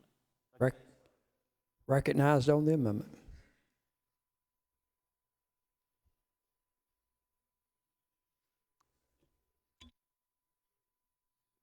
Thank you, Mr. President, members. So I just want to read the pertinent part of the statute that the Senator from Anderson wants to delete. Now, all this is in subsection 4453-2350. And there's simply a list of categories in which the department is promulgating rules to ensure that, for lack of better words, everybody has a seat at the table. We got the medical community at the table. We got the law enforcement at the table. We got the people from health at the table. We got the people that study, research at the table. So what we've done is engineer a bill to ensure inclusiveness. That's what we've done. And I applaud the senator from Beaufort for doing that. As I mentioned, I was on the subcommittee, and I heard a lot of testimony. I heard a lot of testimony from different stakeholders. All these stakeholders have a role in the bill. Now, why is having an African American part of the committee important? Why? What it's doing is making sure a material part of South Carolina is reflected in the promulgation of policy that's going to affect a significant amount of people. That's all it does. It says among a list of people, Department of Labor, SLED, Sheriff, Agriculture, Governor appointment, Public Accountants.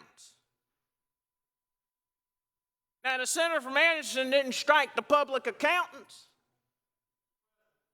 He didn't strike. Senator from Anderson, what purpose do you rise? See if the senator will yield for a question. I yield. Senator yields for a question.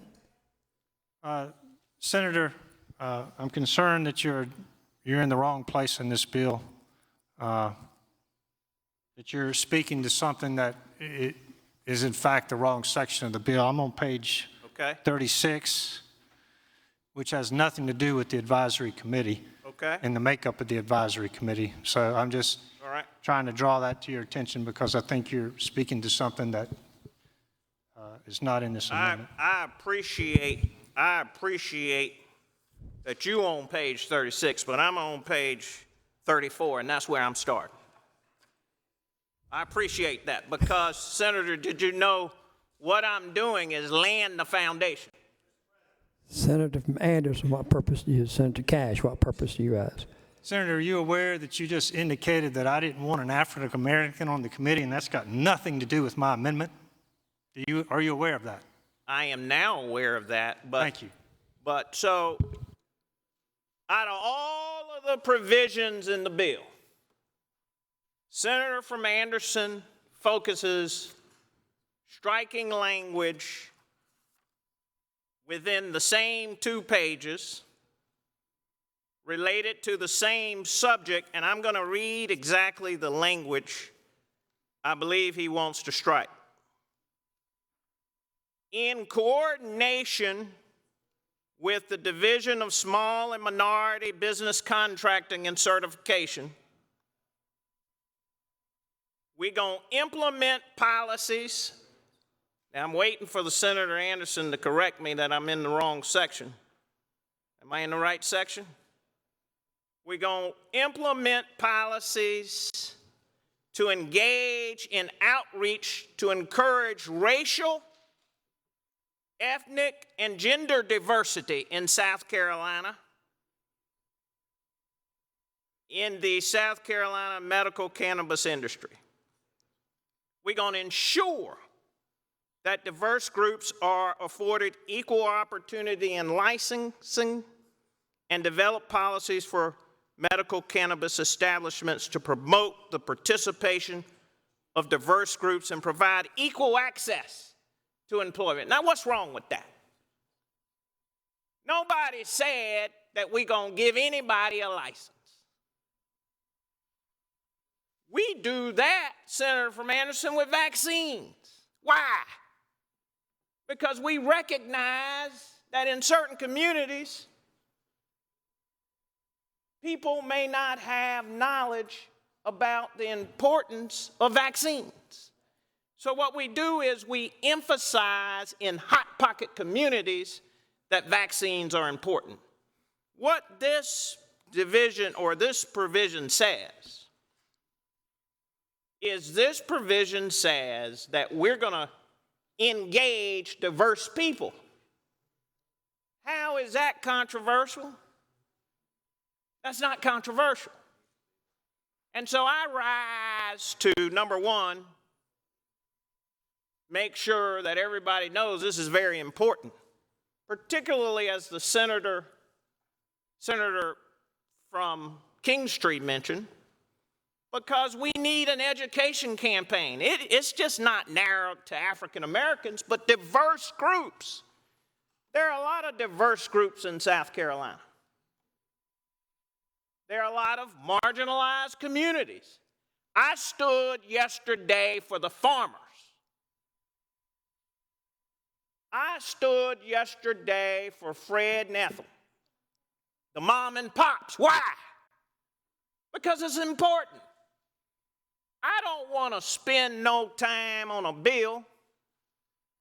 I don't want to spend any time on a bill if this ain't going to benefit people from South Carolina, particularly the small Fred and Ethel farms. And that is why, quite frankly, I believe, and the senator from Beaufort can speak to this, but I believe that he put this in here because we want to make sure that diverse communities, women, other marginalized groups who may not have access to broadband, people who have challenges reading English but know how to cultivate. And so that's all this amendment does. Now, look, I've been around long enough, and I'm going to yield to a question. I think the senator from Kingstree said it eloquently. And maybe this is the senator from Anderson's position to try to kill the bill. But I can tell you this, a number of us want to see this in this legislation. Senator from Fairfield, what purpose do you rise? Senator, yield for a question. I yield. Senator yields for question. Senator, are you really concerned with making sure folks have a seat at the table when we start this thing? I'm very concerned, and that was really my action yesterday. And did you know that I heard that yesterday and remembered Fred and Ethel and Bernadette and somebody else that Bernadette married, I can't remember now. But Jamal, that's right. You never can forget Jamal. But the key is being at the table, is it not, when something new is started? Is that not your point?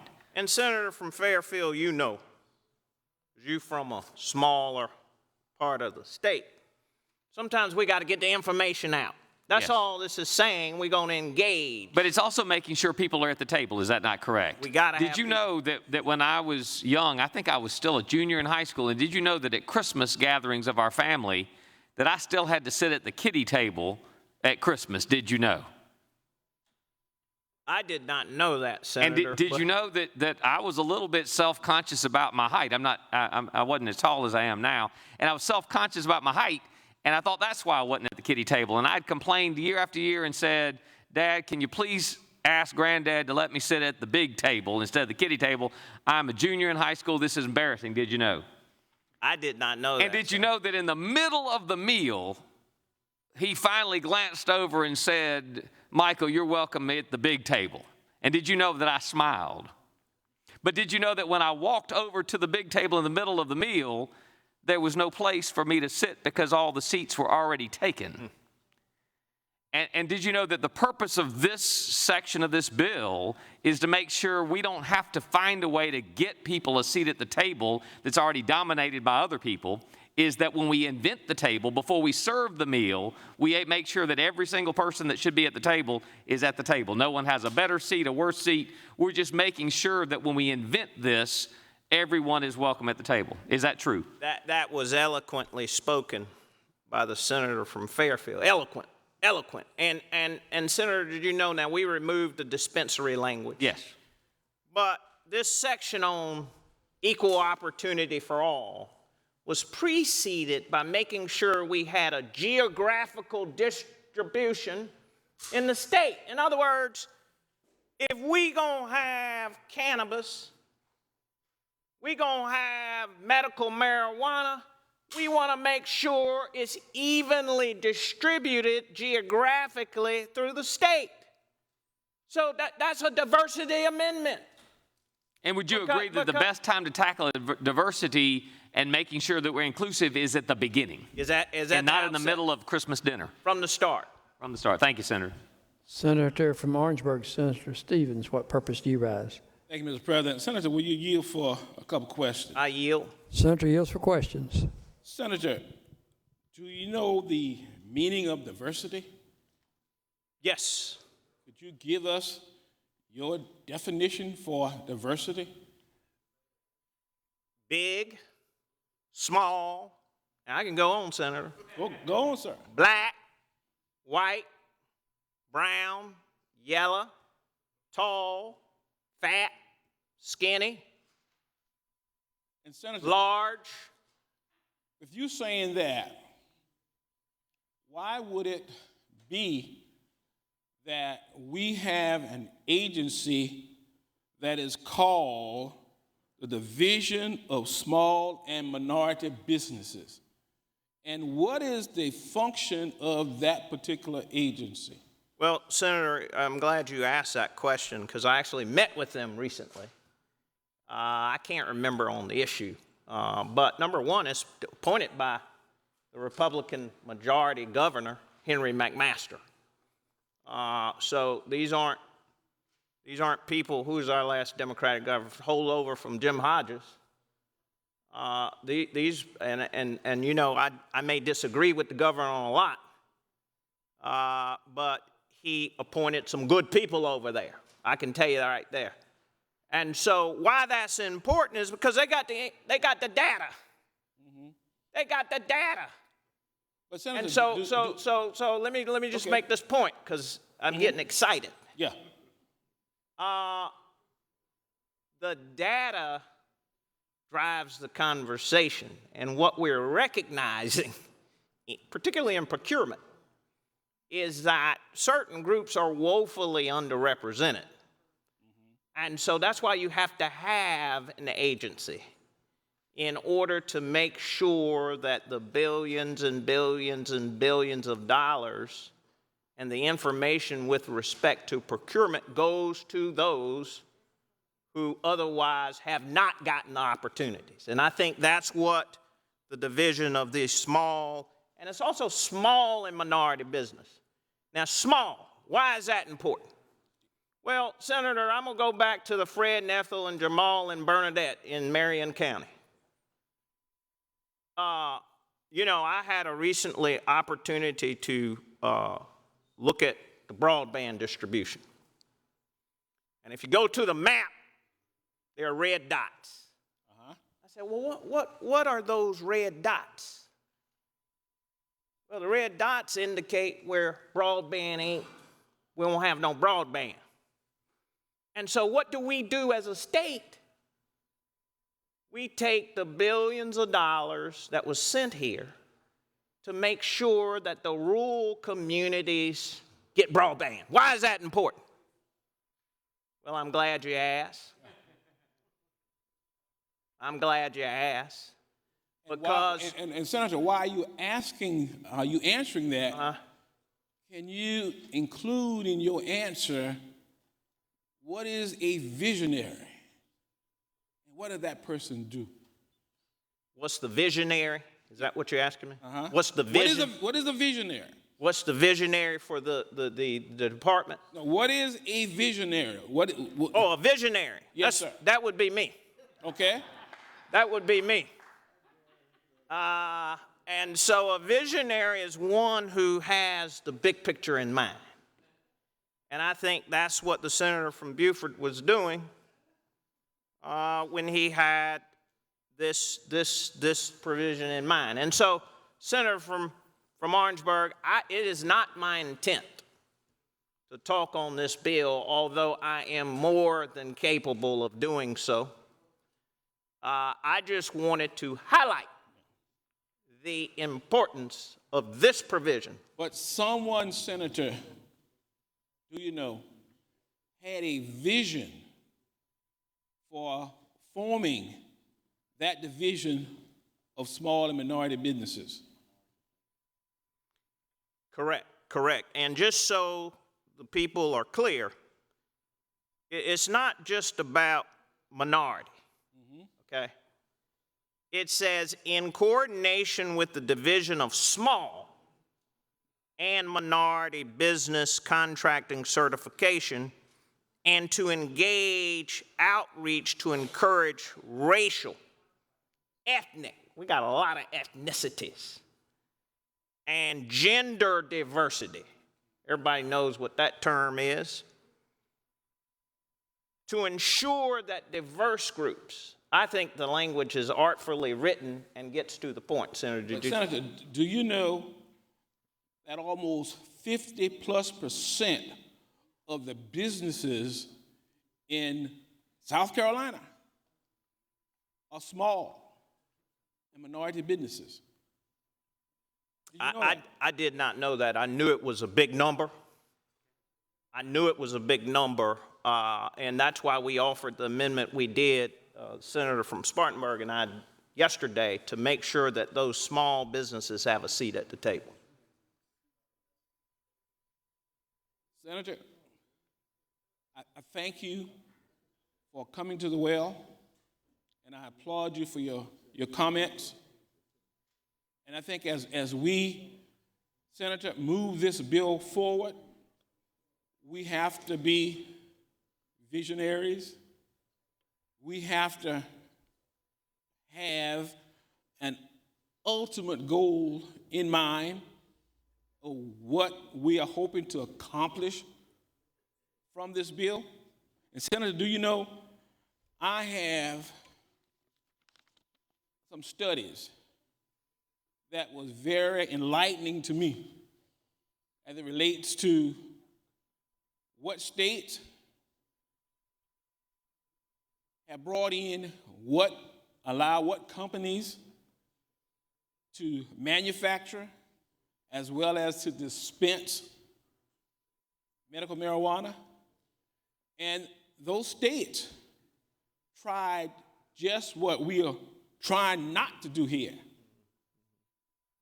So we got to make sure that we do this right the first time. Thank you, Senator.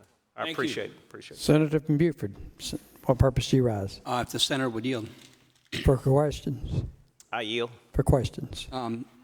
Senator from Charleston, looking at the amendment that Senator from Anderson put on the desk, did you know that I agree with some of it? I think it's appropriate that, I think the first part is to delete subparagraph 3 that talks about one therapeutic cannabis pharmacy per county. I think it's appropriate to take that out because we've already, in deference to home rule, allowed a local government to preclude via zoning if they want to. So I think that part of it is meritorious.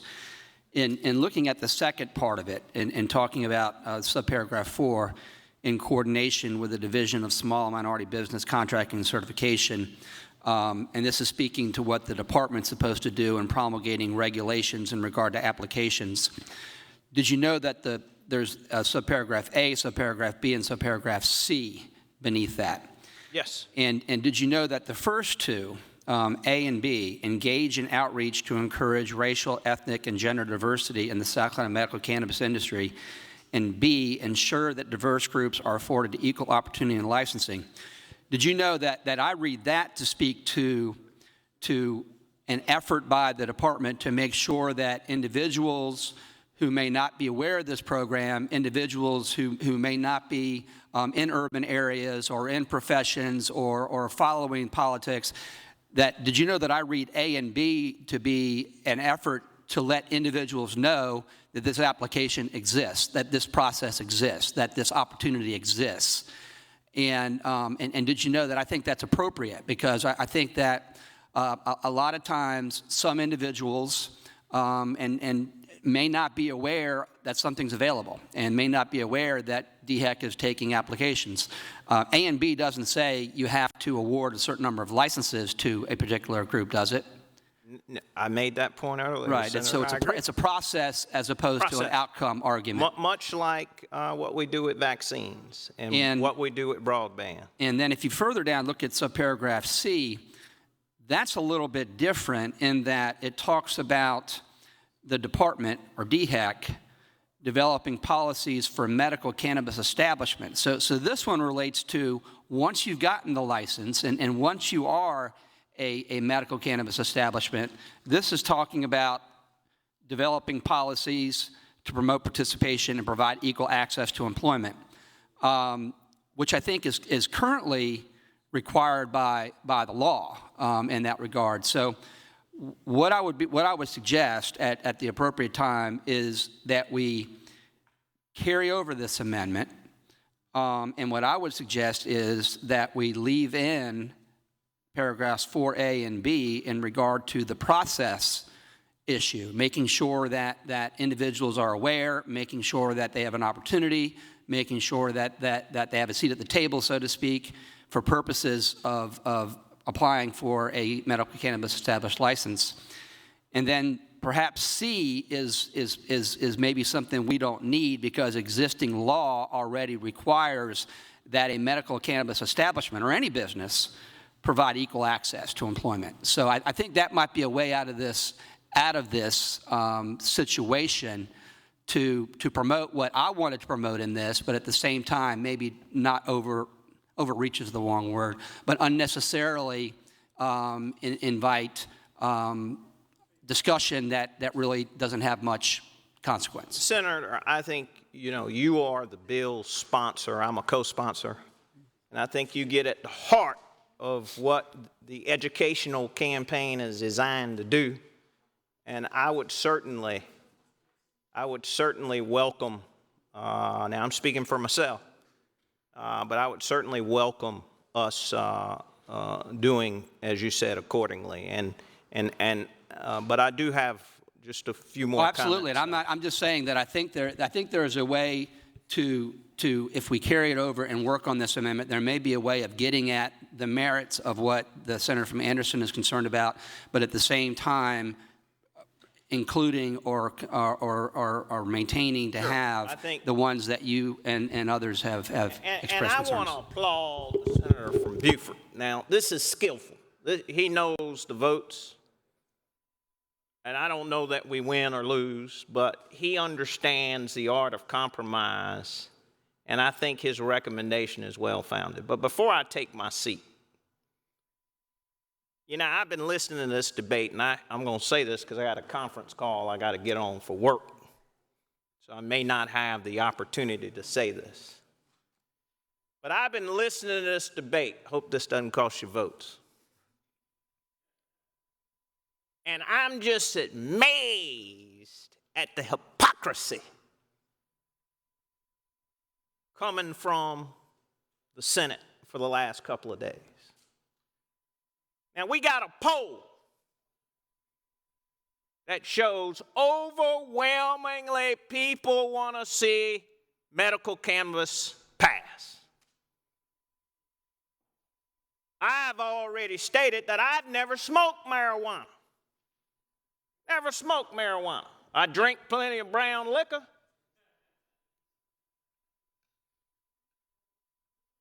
But it would be unfair to say I hadn't smelled marijuana at a University of South Carolina football game or a basketball game or Clemson or any big university. And I suspect many of the people, I'm not accusing anybody in this Senate, But I suspect many of us have seen people smoke marijuana too. And all I'm going to say is ye hypocrite. Ye hypocrite. It's mighty funny that we can be at a committee hearing on Tuesday and support using horse medication for vaccinations, a cocktail designed to get rid of worms. But now all of a sudden we're concerned about FDA approval. It's mighty funny that we can file all kind of unconstitutional bills. And we know what bills we're talking about. Just read the federal court opinions granting injunctions on abortion, on the heartbeat bills we pass. Patently, on its face, unconstitutional, but now all of a sudden we worried about the conflict with federal supremacy. I'm just saying this. Words and your deeds ought to match your verbosity. And we ought to give the people of South Carolina this last chance to be able to use this medication, and I'm going to call it medication, in the way prescribed by the senator from Beaufort. It's a narrowly tailored bill, it's conservative, and let's make sure that our words and our actions are consistent with our verbosity. Thank you, Mr. President. Senator from Spartanburg, Senator Martin, what purpose do you rise? See if Senator from Charleston would yield for a question. Would the senator yield for a question? I yield. Senator yields for a question. Senator, did you know that I really appreciate what you just said? I didn't know that, but I appreciate it. And you brought up a good point. Did you know that as I chaired some of those committees that you talked about where they were dealing with ivermectin, there's doctors that have realized that it was helping their patients. And that doctor, with the doctor-patient relationship, they chose, knowing that that particular drug was approved for use somewhere else in a totally different manner. But did you know that they felt like it was in the best interest of their patients? It's proven results. And did you know that they're still having to fight through hospitals and other protocols and agencies and worrying about their license just to do something good for their patients? And I just appreciate you bringing that out, because that's one reason that a lot of us are keeping an open mind on this bill, because it would be hypocritical for those of us who are advocating for that doctor-patient relationship in one area to maybe not want to protect or at least listen to that doctor-patient relationship in another area. So I want to thank you for that. Thank you, Senator from Spartanburg. Thank you, Mr. President.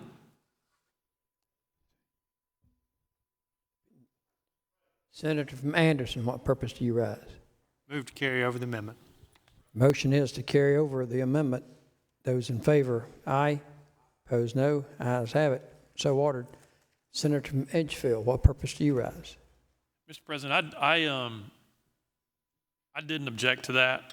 Y'all, we got to start resolving the amendments. I mean, we're carrying over a lot of stuff, saying we want to work on them. We're now into week 3. And I know we're all trying to be patient here, but a number of folks, because I'm hearing from you, the patience is running thin. So I think we're at the point that we need to start resolving the amendments. Let's vote on them, let's table them, let's do whatever we're going to do, but we're just spinning right now. We're treading water. We're about the same place with amendments where we were yesterday at about the same time. So we need to start making some progress. So hopefully we can try to resolve some of these amendments. But I mean, when we get on an amendment, if it's going to have to be carried over, how about let's carry it over at the time rather than spending 45 minutes on it before we carry it over. But I'm hopeful we can start making some progress here, please. Senate is so informed. Reading clerk will publish the next amendment. Next amendment is amendment number 35 by Senator Cash, previously carried over. Amendments to bill, page 39. It strikes section 4453, 2350, subsection B. Senator from Anderson, what purpose do you rise? You recognize to explain your amendment. Senator Edgefield, up until that time, I had a pretty good batting average. I think most of my amendments went through in about a minute. But I'll try to do better. Well, but, Mr. President. Senator from Edgefield, what purpose do you rise? Senator, did you know, I think when this amendment was called up, the reading clerk indicated that this is an amendment that was previously carried over. Now, I understand that sometimes we got to work on stuff, and it takes some conversation. But if we've got amendments that we carried over yesterday, hopefully by today we'll have reached to a point that we can have some type of resolution on it. That's my only point. I mean, we're at about the same. Even the ones that we've resolved, we've got more being added to it. So I'm hopeful that we can start moving along. That's fine, Senator. But you are aware I carried over a dozen of them to try to help the senator from Ori briefly explain his amendment before we adjourned.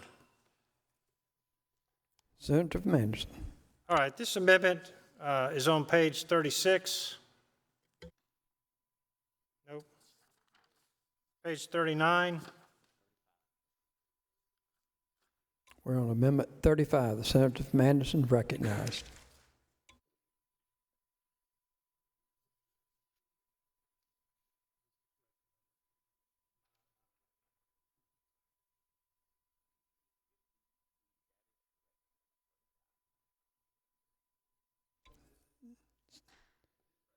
Senator from Beaufort, what purpose do you rise? Parliamentary inquiry. State your inquiry. Which amendment are we on, sir?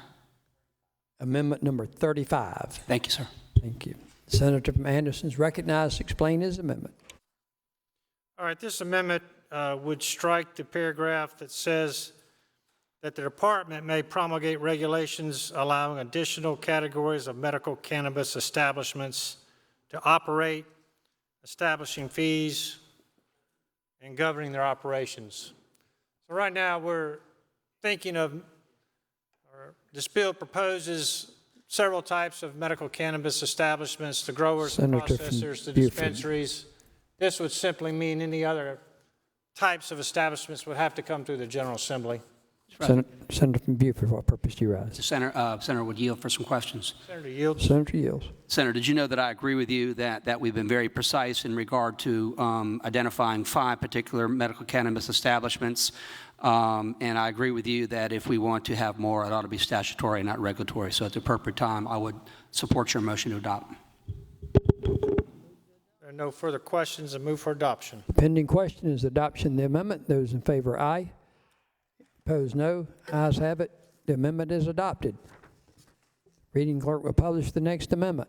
Amendment number 36 by Senator Cashman, the bill, page 46, lines 34 through 41, by striking section 4453, 2390, item 1, and inserting.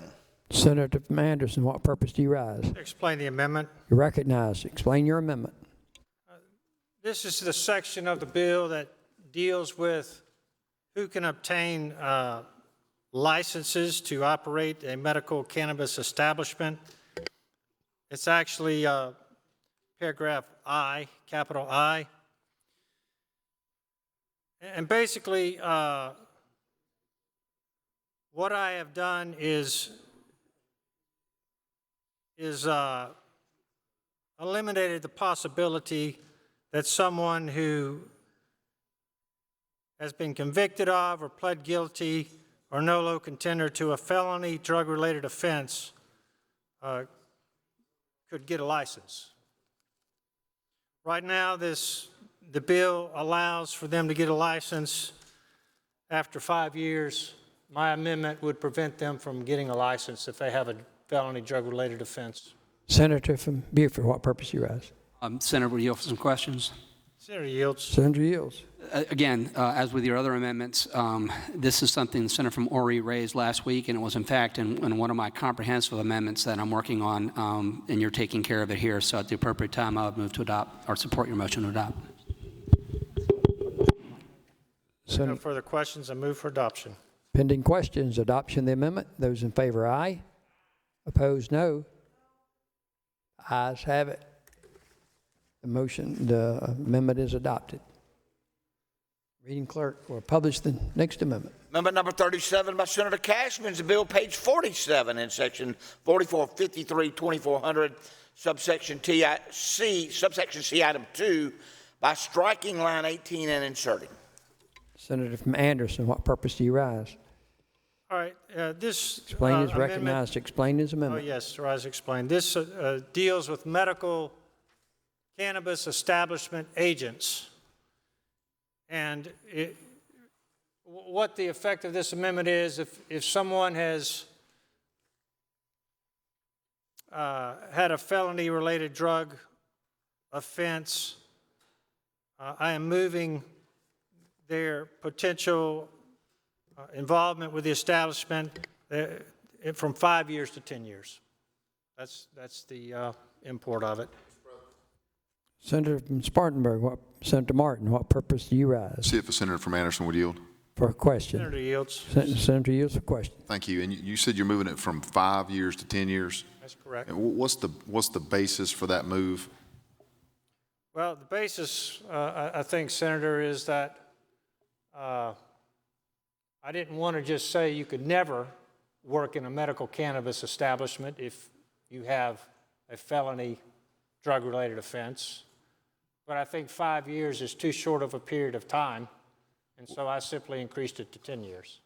So basically, it's my understanding if you've got a felony conviction like that, you can run for federal office after 15 years, right?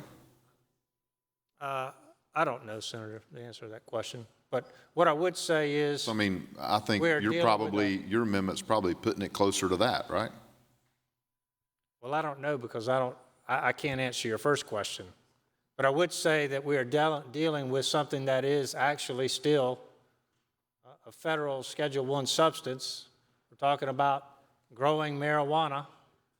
And if someone's going to be involved in an establishment, whether they're a grower or processor or in the therapeutic dispensary, and they have a drug-related background, I am more comfortable if that is 10 years in the past than if it is 5 years in the past. Senator, did you know that I'd be more comfortable if it was 15? Your point's well taken, but there are no further questions. I move for adoption. Pending question is adoption of the amendment. Those in favor would say aye. Opposed, no. Ayes have it. The amendment is adopted. The reading clerk will publish the next amendment. Amendment number 38 by Senator Cash. It's on page 48 of the bill, lines 40 through 43. It strikes section 4453, 2430, subsection B.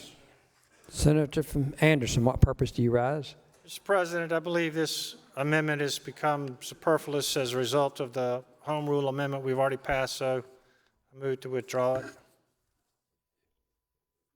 Motion to withdraw his amendment. Those in favor, aye. Opposed, no. Ayes have it. The amendment is withdrawn. Reading clerk will publish the next amendment. Next amendment is amendment number 39 by Senator Cash. It's a bill on page 53, line 41, inserts subsection C. Senator from Anderson, what purpose do you rise? Explain the amendment. Yes, sir. Senator is recognized to explain his amendment. This is on page 53. Currently, capital C here says, after 2 years, the department shall evaluate the efficacy of cannabis as a medicine and make a recommendation with regard to rescheduling to a lower schedule.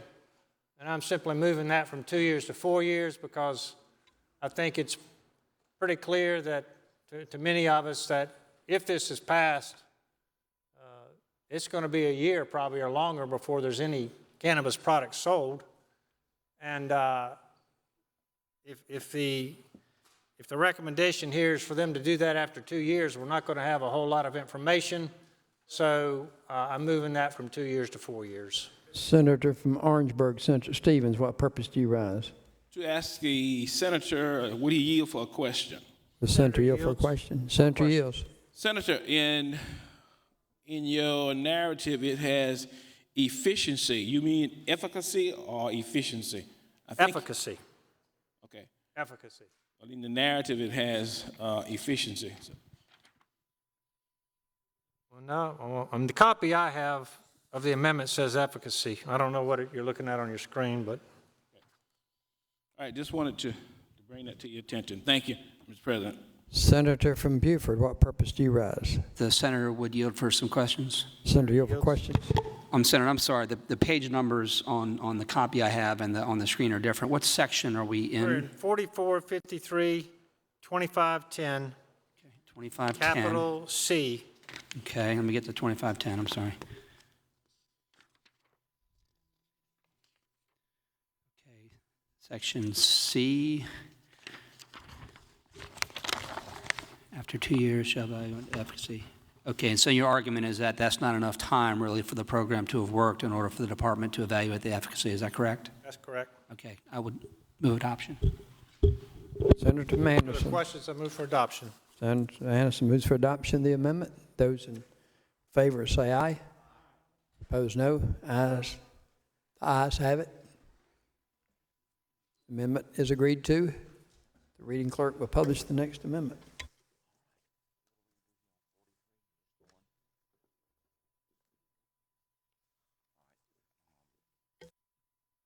Amendment is amendment number 43 by Senator Adams.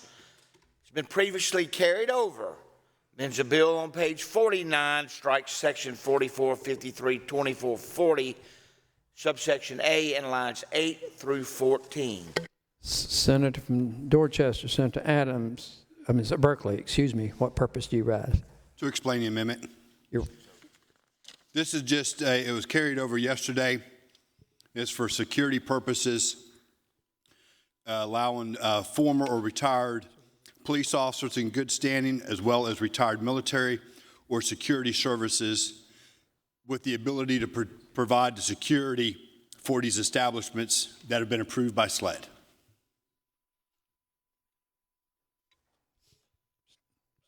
Stand at ease momentarily.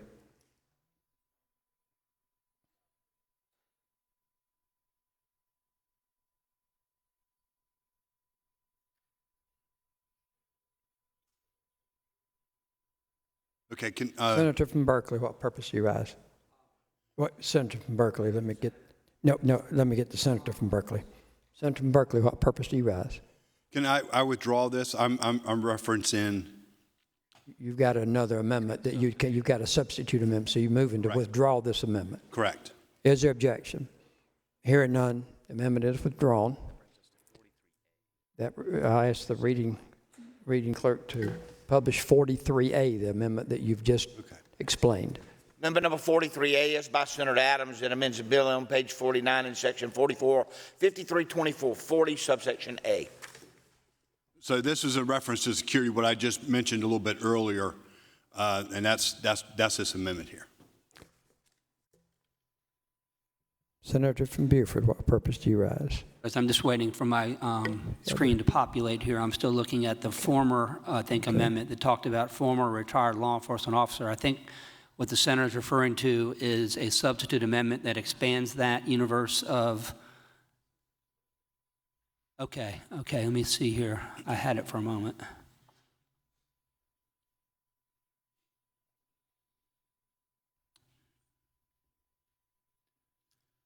Senator from Beaufort. Okay, I'm waiting for my screen to. Okay, we'll stand momentarily.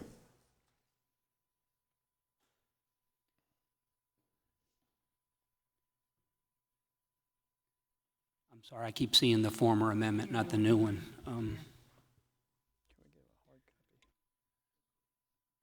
Okay, so as I read it now, Senator, it says these are the pool of individuals that can be hired as security. Medical cannabis establishments shall employ a former or retired law enforcement officer in good standing, former or retired military personnel, or a security service agency. Is that correct? That's correct. Yes, sir. Okay, thank you, sir.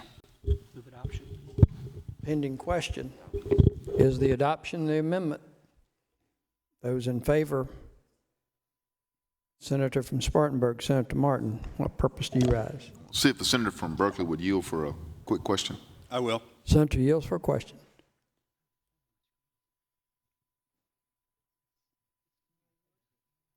And again, I'm just trying to look at it on the screen here.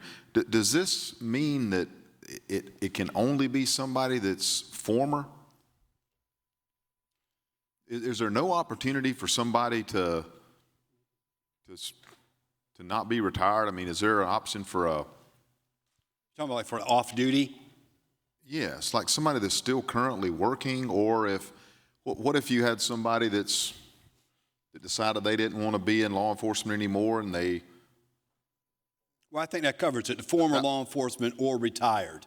Okay, but what about the current? What if you had somebody that, let's say they had a job, they were, whatever, they worked a shift. So in other words, they worked as a deputy in Orangeburg, there's a field up there, they're off-duty. Can they hire them as an off-duty capacity? Yes. Well, my concern, I guess, with that would be, would that be within a policy? Myself and the senator from Charleston talked about that a little bit. Would that be within the department's policy to allow them to engage in that type of security service for them like they would for stores, for shoplifting and stuff? So football games or something, right, for schools. Correct. Or something. Okay. So there are several departments that don't allow off-duty officers to perform security duties at clubs because of the possibility of somebody's been drinking in there. They put themselves in a position of them driving away, then we don't know how much they drank. They've been involved in an accident. So it's kind of putting them in the same position of marijuana. We want to make sure that they don't put themselves, did this person possibly use, did they possibly steal or something like that, get them in the middle of law enforcement when they're supposed to be providing a security service. Okay, thank you. Yes. Senator from Newberry, what purpose do you rise? See if the senator from Berkeley would yield for a question. Yes, sir. Senator yields for a question. Senator, currently, we have more controlled substances and all that sort of stuff in a pharmacy, a regular pharmacy, than you would in one of these pharmacies. We're not talking about being able to have the marijuana plant, the ground up leaves and all that. We can't smoke it or anything. Now, I do realize that there may be an opportunity for somebody to get some that can be ingested orally or either vaped or whatnot, but a lot of this stuff is going to be creams, ointment, lotions, etc. So I'm just wondering that if there's really a need for it. Like I said, I mean, a regular pharmacy got all the opioids and everything else that we have there. And I'm always concerned about my daughter. My daughter runs mine, somebody walking in and pointing a gun in her face or whatever. So we think about that all the time, and we try to do certain things as preventative measures. And I won't go into that for obvious reasons, but that being said, is there really a need? But if you feel like there's really a need, I think that we ought to include off-duty police officers. Now, if there's a department, say like Newberry County Sheriff says, none of my guys can work in any other facility after they get off of work as a law enforcement officer or security officer or what have you. But if they do allow that, I'm thinking like maybe a place like Marion, South Carolina. If they've got one down there, and Senator from Marion, they may not have enough or any retired law enforcement people living there. They might not have a retired military person or whatnot. So they're very limited as to where they can find people to come in and work. So I would like to see you change that. If you're insistent upon doing this, I'd like to see you change it to where they could use, if it's permitted by their agency, could use off-duty law enforcement or military. I understand what you're saying. So the reason why I'm presenting this is because out in Colorado, Arizona, when these establishments started coming up, a bunch of security departments or security agencies started to draw LLCs, and they weren't prepared or ready to provide securities for the field, the processors, or the dispensaries or pharmacies. So, and they're going to be required to have some sort of security from the field to the processor and so on. So I think that's the important part.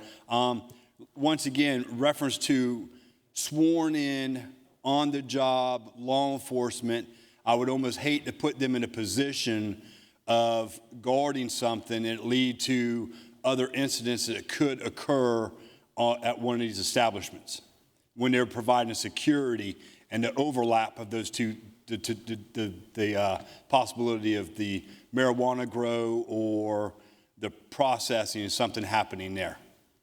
That's the only reason why I did not add the sworn in active law enforcement.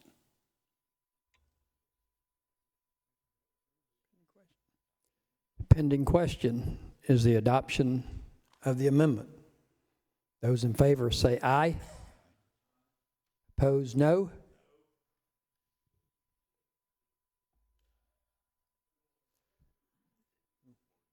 Please vote more generally. Those in favor, please say aye. Aye. Opposed, no. The ayes have it. But y'all did vote more generally. Thank you. The reading clerk will publish the next amendment. Amendment number 41 by Senators Hembry and Garrett, previously carried over.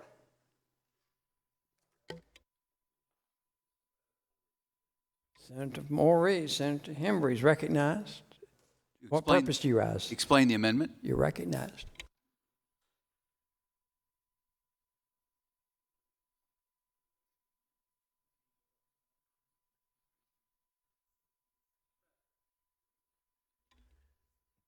Senator from Beaufort, as the senator comes to the Unanimous consent to distribute some materials.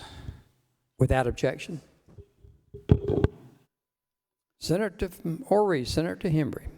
Recognized. Mr. President, my fellow senators, this is the amendment that some of you will remember last night. It was getting rather late, and we had finished dinner and came back, and I was given the opportunity to give you a bit of a preview of this amendment and what I will characterize as a dramatically different approach to providing medical help to South Carolinians that are suffering from diseases that can be helped by substances that are contained in cannabis. I'm going to the chamber last night was late and folks were kind of in and out, and I know we're kind of there's some in and out going on today, so I feel compelled to sort of walk back through the amendment and the mechanics of the amendment first, just for those that may have missed it. Hopefully, those that are not in the chamber now that are interested, give them some time to come back in. I will not belabor it as far as the mechanics of the amendment, but I will review it quickly. First, there's a definitional section. I'll take that back one step. This is a version of, or a sort of a modification of Julian's Law that this General Assembly passed several years ago, which created a process by which CBD could be studied, researched, and presumably, hopefully used for medical purposes. In the interim, the FDA approved Epidiolex. This was geared toward and aimed at kids, mainly children that had epilepsy. That's what Julian's Law permitted. It permitted research on CBD for the purposes of treating epilepsy. As I say, but in the meantime, and sort of before this really got going, the FDA approved Epidiolex, and now we have that treatment available that a doctor can prescribe. Currently, that has been the law of the land for a while now, several years, that a pharmacy, you can get it at the pharmacy, and it is treated like medicine. It is medicine, FDA approved. So let me walk you through, that's kind of the background on where we start, walk you through the components of the bill. First, it defines in this definitional section, it adds a definition of cannabis. And we use the definition that was in 150, the bill that the Senator from Beaufort has presented to us. So we just essentially cut and pasted his language into this bill. Secondly, we defined debilitating medical condition. So this proposal, this model, would expand the universe of diseases that can be studied in South Carolina, from epilepsy to this, essentially to the list that Senator from Beaufort has in his bill, 150. I will touch on the distinction. It's all of the same conditions. I went through those last night. Debilitating medical condition would be cancer, multiple sclerosis, neurological disease or disorder, including epilepsy, glaucoma, post-traumatic stress disorder, Crohn's disease, sickle cell anemia, ulcerative colitis, wasting syndrome, autism, severe or persistent nausea in a person who is not pregnant and that is related to end-of-life or hospice care, or who is bedridden or homebound because of a condition, a chronic medical condition causing severe and persistent muscle spasms, a chronic medical condition causing severe or persistent pain, or a terminal illness with a life expectancy of less than 1 year in the opinion of the person's treating physician. So in the conditions that are eligible for study under this model, they are exactly the same with one twist. We did not include the opioids, the reference back to opioids as equaling a chronic medical condition causing severe persistent pain. We actually just used the actual words, a chronic medical condition causing severe and persistent pain, instead of this reference to opioids. That's the one difference between the conditions that would qualify for treatment under this model or Senator Davis's amendment. Defines physician, defines qualifying patient, which means a person with a debilitating medical condition, which is defined above. So those are the definitional sections, and those are the changes that are made to Julian's law.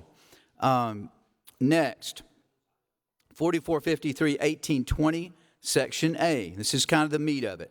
A statewide investigational new drug application. Now, let me tell you what an investigational new drug is. A term of art. That is a process through the FDA that companies, academia, others that are,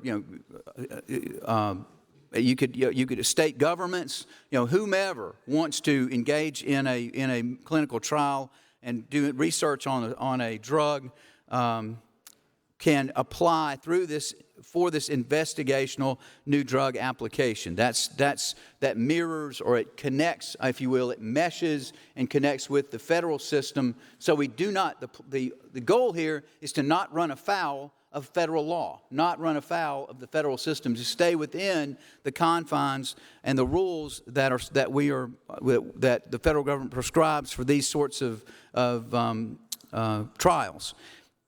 Statewide investigational new drug application may be established in the state if approved by the United States Food and Drug Administration to conduct expanded access clinical trials using cannabis on qualifying patients pursuant to an investigational new drug application. So we set that up in the state. Now, here's something that's really interesting about this that I've learned.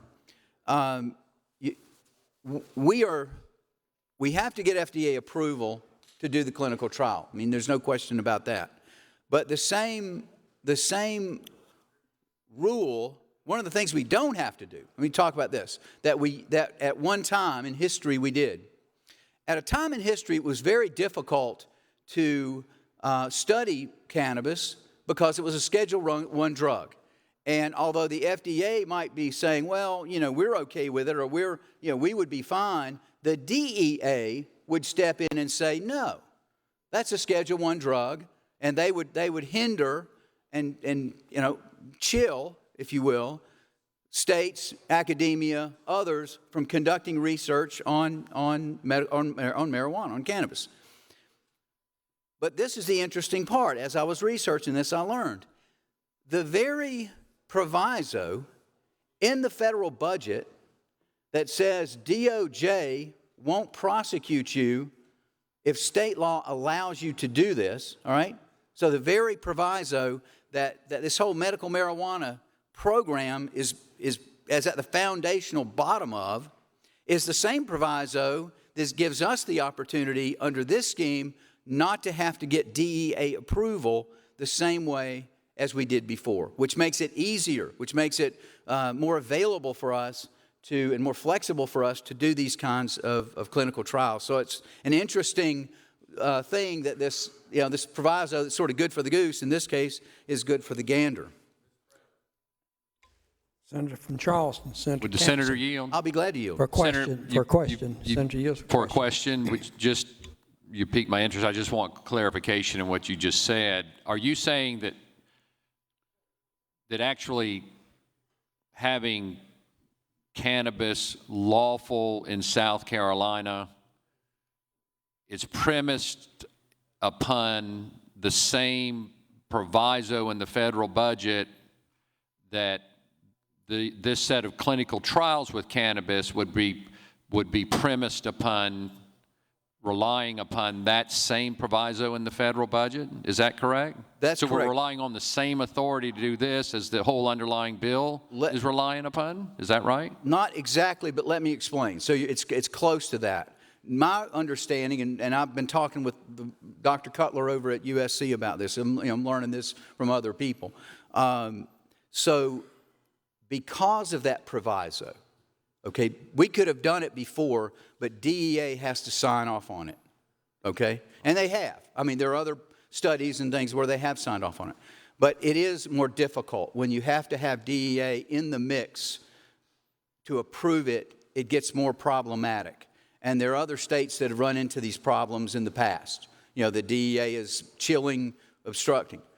With that federal proviso, it sort of loosens the nets on us, where if we can do medical marijuana because of the federal government, the federal budget proviso, then it makes it easier where we're not subject to a DEA prosecution, okay, under that same, well, the DOJ won't prosecute us if we undertake this with FDA approval, but without DEA approval. So it's it's kind of a half step, but I wouldn't say it's a full step. Well, this level of complexity is all attributed to the federal government's inaction, right? No on question. This? I mean, we all kind of acknowledge that, but I'm just trying to discern if we adopt this, the chances of this being actually implemented are as good as the chances of the entire bill as it currently stands, right, being implemented and not struck down or not right, prohibited by federal law enforcement, because it's really the same proviso that your amendment relies upon and also the underlying bill as it currently stands relies upon. Is that close to being correct? Close. And I don't mean to parse words with you, but it really is a very nuanced idea, because we could seek DEA approval. All right, let's say that under this model, we pursue this model, and we open up this major clinical trial in South Carolina.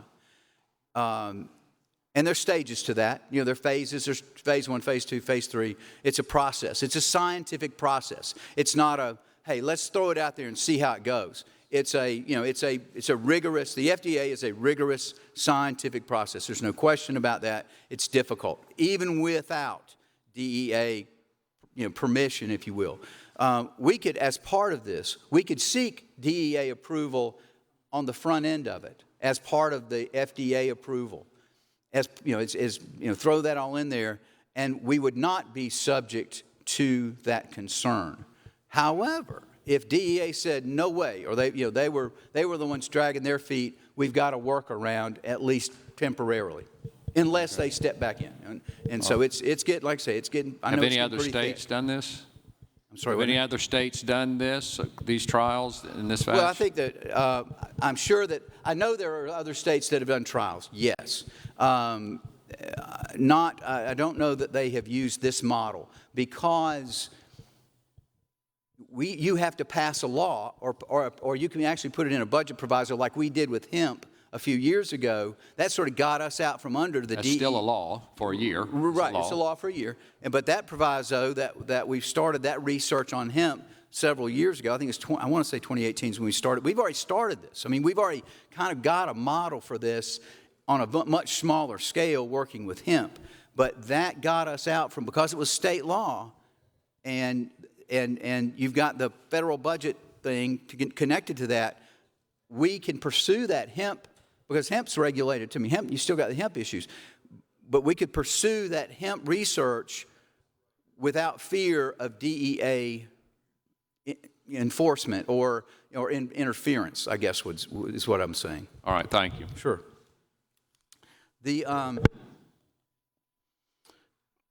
Let me go to section B. So that's the meat of it. That sort of tells you what the idea is and how you start to build it. Any physician who is board certified and practicing in an academic medical center, it's a defined term, in this state and treating patients with one or more debilitating medical conditions may serve as the principal investigator for such clinical trials. And then you have to apply to FDA, and there you go. Now, this is important. Let me take you to C. Such physician acting as a principal investigator may include sub-investigators who are also board certified and treat patients with debilitating medical conditions. Now, that's very important because as I see this in my mind, you would have the main clinical trial being conducted, and if I were to pick, I would conduct it out of the School of Pharmacy, the College of Pharmacy at the University of South Carolina. They've got more experience than anybody else. I mean, literally, we've got the tools to carry this out literally at our fingertips. I mean, they're right down the street. This expertise, this knowledge, this vast experience in doing cannabis research is we could walk there from here. We could walk down to their office. And not one, but two of the premier experts in the country are right here under our noses. And why we're not taking advantage of that talent for this purpose, I mean, we just haven't thought about it. It hadn't come up until now. So it's something I hope that we will take advantage of. But if the college were to take it on as the project, and that's how if I were building it, that's how I would do it. You'd have the primary investigator who could connect with, I don't want to say employ, but connect with sub-investigators in Charleston, in Lexington County, in Horry County, and those, and there's no limit to that, and there's actually a provision in here. Nothing in this article prohibits a physician licensed in South Carolina from applying for investigational new drug authorization from the United States Food and Drug Administration. There's an effort to expand the universe of those that can participate in in a trial of this nature.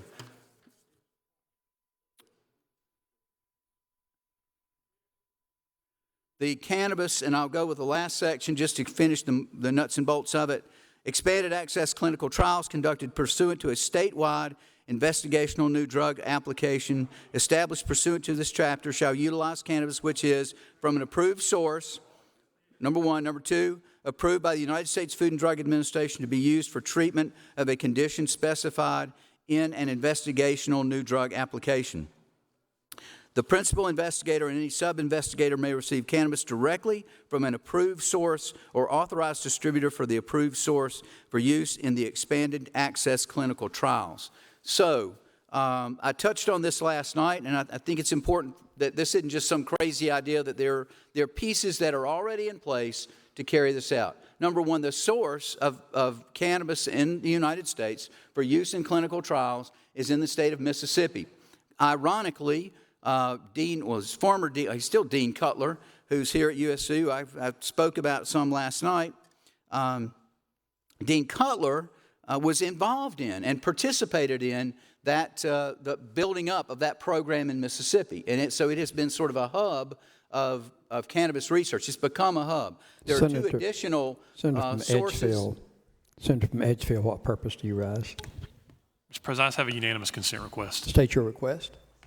Senator from Horry retaining the floor, I ask unanimous consent that the Senator from Orangeburg, Senator Hutto, Senator from Richland, Senator Jackson, Senator from Spartanburg, Senator Talley, Senator from Pickens, Senator Rice, and I be allowed to vote from the balcony and be counted in a quorum. Okay. For a subcommittee meeting. So is there objection? Hearing none, so ordered. Senator from Horry. Thank you, Mr. President. So, as I was saying, Dean Cutler was involved in that process in getting that production facility, if you will, grow field, if you want to call it that, established in the state of Mississippi. There's a second one that is being established in Amherst, Massachusetts, and there's a third that's in process. The one in Amherst, I'm not sure if it's certified yet or not by the FDA, but it is on the way to being certified. That's where it's going to be located. And there's a third one out west that that's a little farther along in the process. But the source is, we will have sources of cannabis to conduct these clinical trials. That's not something that is a challenge for carrying out a program of this nature. Now, I want to swing back around to the FDA a little bit. And again, I'm not trying to present to you that FDA trials are an easy thing to get through. You're testing the dangers of potential medicines on, there's a long process. Like I said, there's phases in that process. And there are phases you have to get through before you get to the human trials. So this is not, I don't want anybody to believe that we appropriate some money in the budget for this program. We stand it up with the College of Pharmacy. We begin that, down this pathway, and that, by July, Ms. Richardson's able to get her medication through this clinical trial. It's not going to be that fast. I mean, I cannot say how fast it will be because it depends on how much you invest. The more you invest, the more accelerated the program goes, the more accelerated the research can unfold. But this has been a project that has been in process for 7 years now. And I recognize that, and I know it's been a long haul, but there's a right way to do this and a wrong way to do this, and in my view, this is the right way. Let me talk to you about the FDA. And this, I read some, and I had somebody ask me a question about this since last night, but I read a few lines off of the FDA website and one of the flyers, the information brochures that they send out and to let those that are interested in cannabis research know where they are on the issue and how to go about engaging in these clinical trials. And somebody asked me, well, where did you get that stuff? Where was that from, that you were saying that stuff about FDA? I said, well, that came off of their website. So I want to make it crystal clear, this is not some arbitrary, this isn't language that I came up with. These are the quotes that come directly out of the FDA brochure. And it starts, the FDA has an important role to play in supporting scientific research into the medical uses of cannabis and its constituents in scientifically valid investigations as part of the agency's drug review and approval process. As part of this role, the FDA supports those in the medical research community who intend to study cannabis by providing information on the specific requirements needed to develop a human drug that is derived from a plant such as cannabis. In December 2016, so not all that long ago, not too long ago, in December 2016, the FDA updated its guidance for industrial botanical drug development, which provides sponsors and guidance on submitting investigational new drug applications, what are called INDs, for botanical drug products. 2, providing specific support for investigators interested in conducting clinical research using cannabis and its constituents as a part of the IND or investigational new drug. Providing general support to investigators to help them understand and follow the procedures to conduct clinical research through the FDA Center for Drug Evaluation and Research. Goes on, the IND application process gives researchers a path to follow that includes regular interactions with the FDA to support efficient drug development while protecting the patients who are enrolled in the trials. An NDA includes protocols describing proposed studies, the qualifications of the investigators who will conduct the clinical studies, and assurances of informed consent and protection of the rights, safety, and welfare of the human subjects. So there's some other language in here but the FDA, they're not as a matter of policy. I think as a matter of policy, they're eager to support these studies and willing, ready, and able to consider applications supported for investigational new drug applications. So and they'll give you help in trying to fill out the application. You actually can go online and pull the whole thing up, and it does walk you through it. Now it's hard and complicated. You've got to know what you're doing, but it's right there. I want to as I look at our alternative here, and we've got one model that we've been talking about. This is a totally different model that I'm proposing here today. But I would say to you, and this is more of just an argument or a thought, that I started to touch on it, let's not overlook, let's as a General Assembly, how many times have we jumped into something that we really don't know what we're doing about? Okay? We do it on important issues, and we really, really don't know fully what we're getting ourselves into.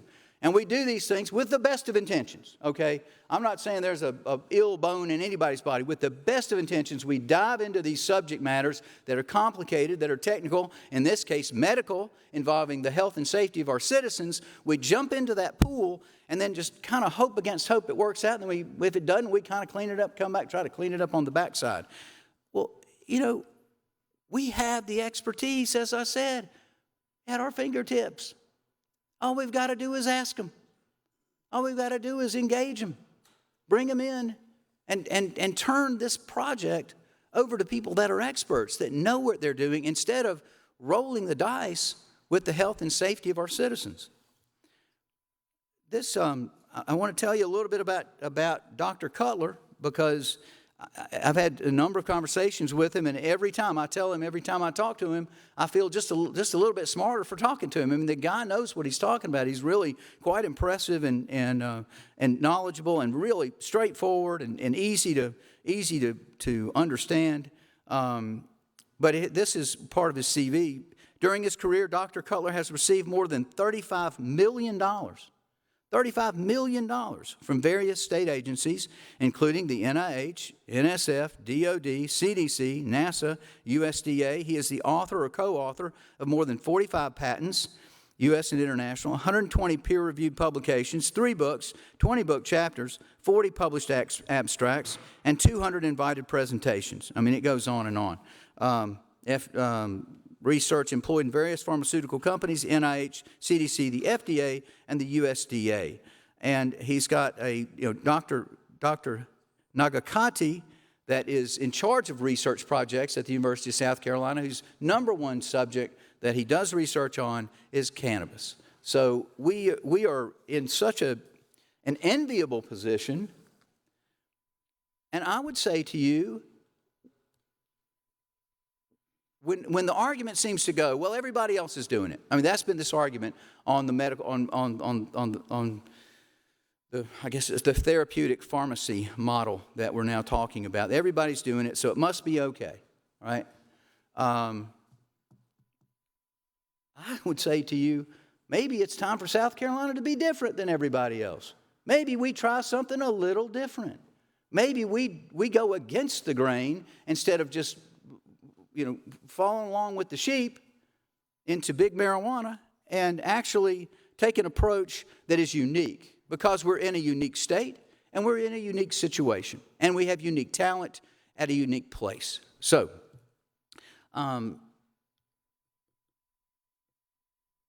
let me get to this. Well, let me answer. I'll be glad to answer any questions if there are any. Senator from McCormick, what purpose do you rise? Will the senator yield for questions? Senator Yes. yields. I've heard the banter conservative thrown around a tremendous amount in these last 2 weeks. And would this not be the absolute most conservative bill possible to accomplish taking care of Ms. Richardson? I think it would be, it would be following the scientific method, okay? Because what we're talking about doing with the therapeutic cannabis pharmacies is we're abandoning the scientific method. We've decided as elected politicians from all walks of life, all different backgrounds, all over the state of South Carolina. Only one of us has any real training at all, a lot of training, but only one of us has any training at all in the subject matter that we're discussing. We are quitting on the scientific process if we take that approach. This approach embraces the scientific process that has been used in this world since the 17th century, in Galileo, okay? No, he's the father of the scientific method, sort of, but it was even before that. So I guess I would say it's certainly not, it's not politically conservative. I don't think that's what you're saying. No, you're saying just more from a standpoint of actual use of the term, just conservative as a normal word. And I would say it's conservative because that scientific method has been tried. It is the most conservative because it is the most tried and true method of testing a scientific hypothesis and testing the efficacy of a drug. There is a process to it that is well established, and it may be cumbersome, and it may be inconvenient to those that want what they want right now. I get that. But it is based on a experience that has been over hundreds of years. And that scientific process has been honed and improved and worked upon, and it is the tried and true method. And these scientists, they've got the studies, I guess, from all over, if they're the ones conducting the studies. So we're already, luckily, like you said, uniquely suited to get this work done to take care of Ms. Richardson. Well, and to your point, and when you look at the scientific process, one of the first steps, you've got the question. We got the question. We know what we want to try to do. We've got that part. The second part is you research the topic. That's the second, and then you form your hypothesis based on that research. That's just the third step. So, there's a lot of data, a lot of research, and Senator from Beaufort has I've referred to a few of them. He's referred to quite a few more. Others in this body have referred to others. There's a lot of data out there to conduct that, and that's the phase one. That's when you're starting out of a clinical trial. You don't just start, let's stick a patch on Mary and send her out the door and see how it turns out. There's a process to get to that place where you have, okay, we're going to try this product in this form for this disease in this dosage on these people. And but yes, it's more conservative, but at the same time, it's more wise, particularly for people that don't know what they're doing. Well, you have expanded. Obviously, you have followed the senator from Beaufort's list of maladies, I think appropriately in the bill to, and couldn't we have individual studies? We could have a marijuana study for Crohn's disease. Right.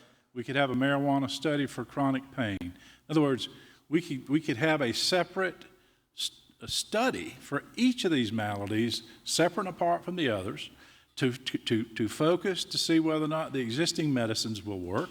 And if not, then we go to a hybrid, a combination of the CBD oil as well as the THC. But now we've got some background. We've got some body of standard of care that is available to us to do the scientific method.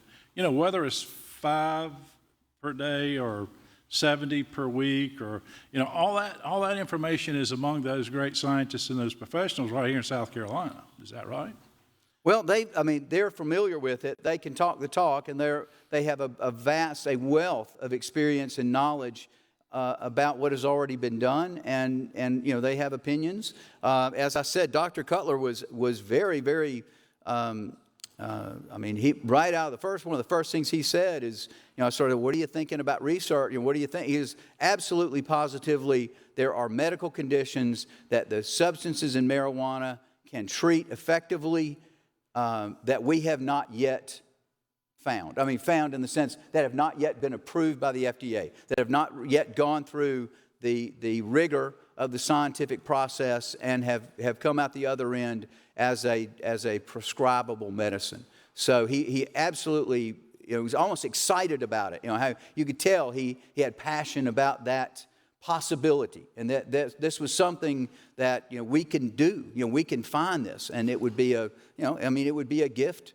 that we would leave future generations. That's to me, when I think about South Carolina being, this opportunity we have at this moment in time on this particular issue. We have the possibility of becoming the nation's leader in medical cannabis research. What a gift! What a gift to the rest of the world! What a gift to generations that come behind us. That's what we could. Those are the possibilities with this model. Well, here's the possibility of the other model. There's some people that are going to get relief. That's real. I believe that. I don't deny that. I don't deny that Ms. Richardson will not get relief from that model. But here's what the gift to our future generations will be. It will be a permanent, large-scale marijuana industry in South Carolina. That's what we will be leaving behind when we leave this General Assembly. Well, that was the day, okay? That was the day. What is it? The 9th. February the 9th was the day that we gave big marijuana to South Carolina. Or we gave South Carolina to big marijuana. Kind of depends on how you want to look at it. Or it can be the day that we went against the grain, okay? It's easy to go along with the crowd. It's easy. It's easier to go along with the crowd. It's harder to cut against the grain, particularly when you have nice people like Miss Richardson that you want to help. Everybody, we've covered that. Everybody knows. There's no issue about that. But to go against that grain and say, we're not only going to consider, the people that are, this immediate problem we have, we're going to think longer term. We're going to think a little farther than the election cycle, okay? We're going to think a little farther than the next 4 years. We're going to look at the long term. What does this look like in 10 years, 15 years, 25 years? And did we leave something behind when we took this approach that really, really does help people as medicine in the long term?